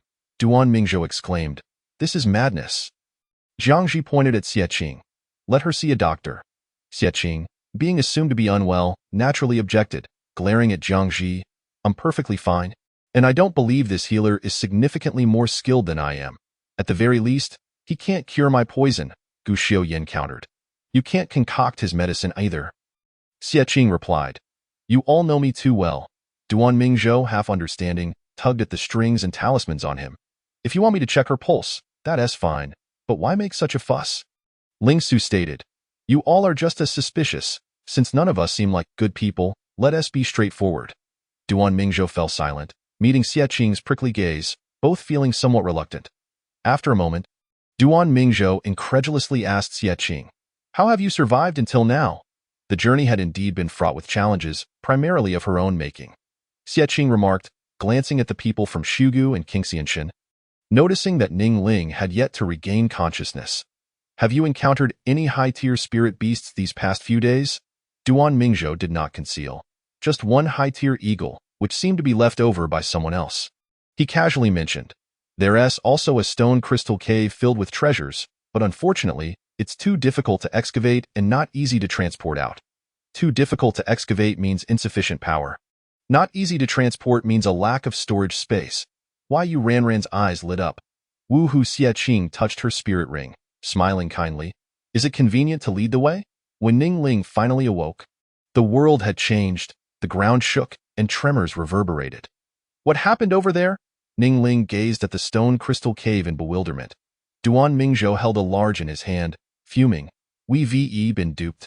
We were dismissed by a single, and with such a commotion, they must have gathered a great haul inside." Ning Ling panicked. "What if the mountain collapses? Perhaps they can fit an entire mountain." When they returned to King Xianxin, they could tell the sect leader and their elders. "We brought back a mountain from Shugu." "Ah, Su Baiyan has completely lost her composure. The image of the disciples from Shugu has dissipated entirely. When her beloved disciples engaged in their lewd stalking, she had already succumbed to despair.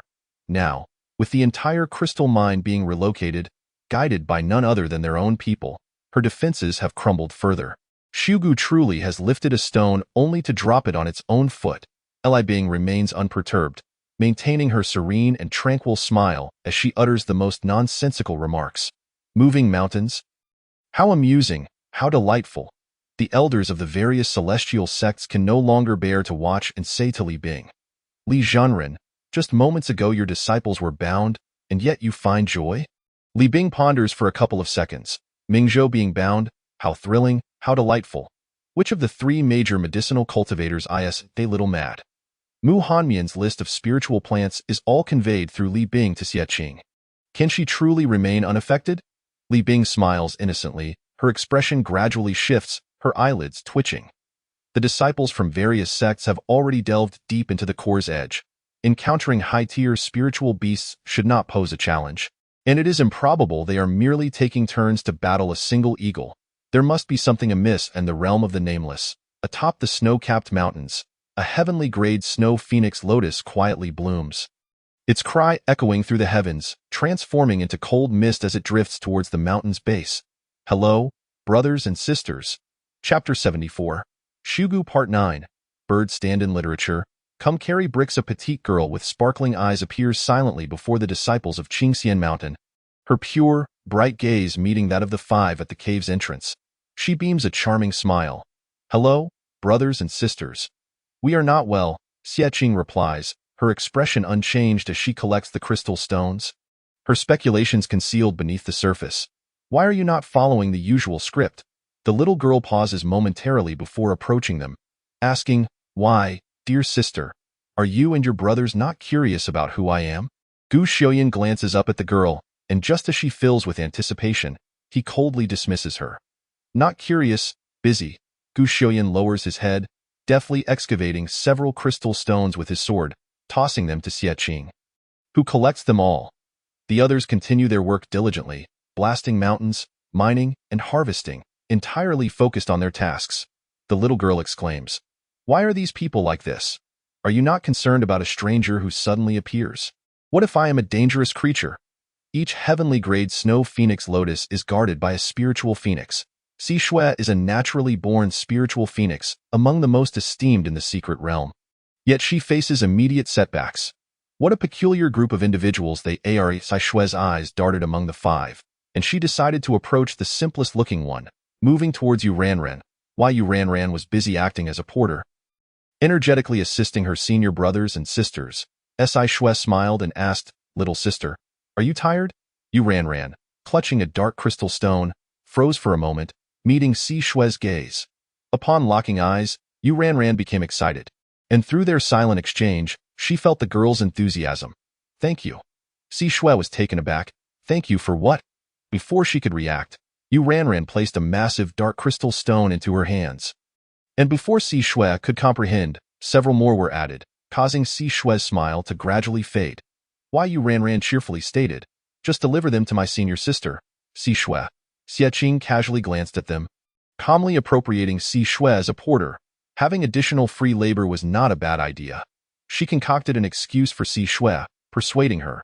You must be a little junior sister who got lost from your sect, right? Once we finish our tasks, you can join us. How about that? Xie Qing's tale had already revealed itself. This foolish creature thought these people were ensnared in her trap, readily agreeing, Okay.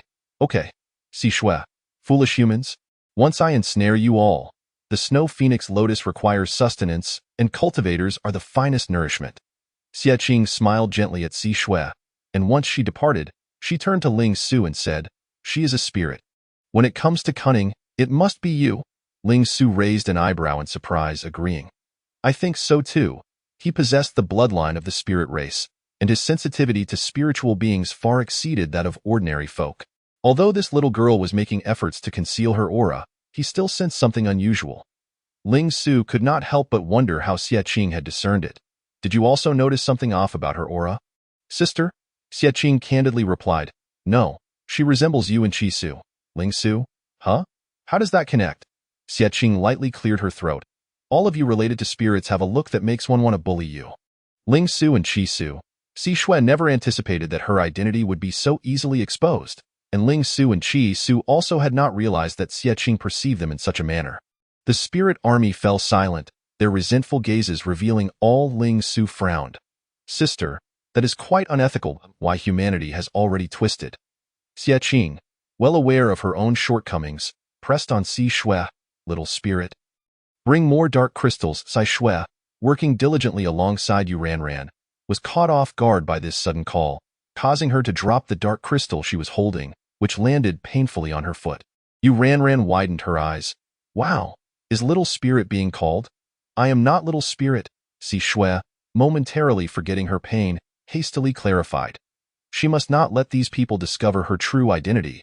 Otherwise, matters would become complicated.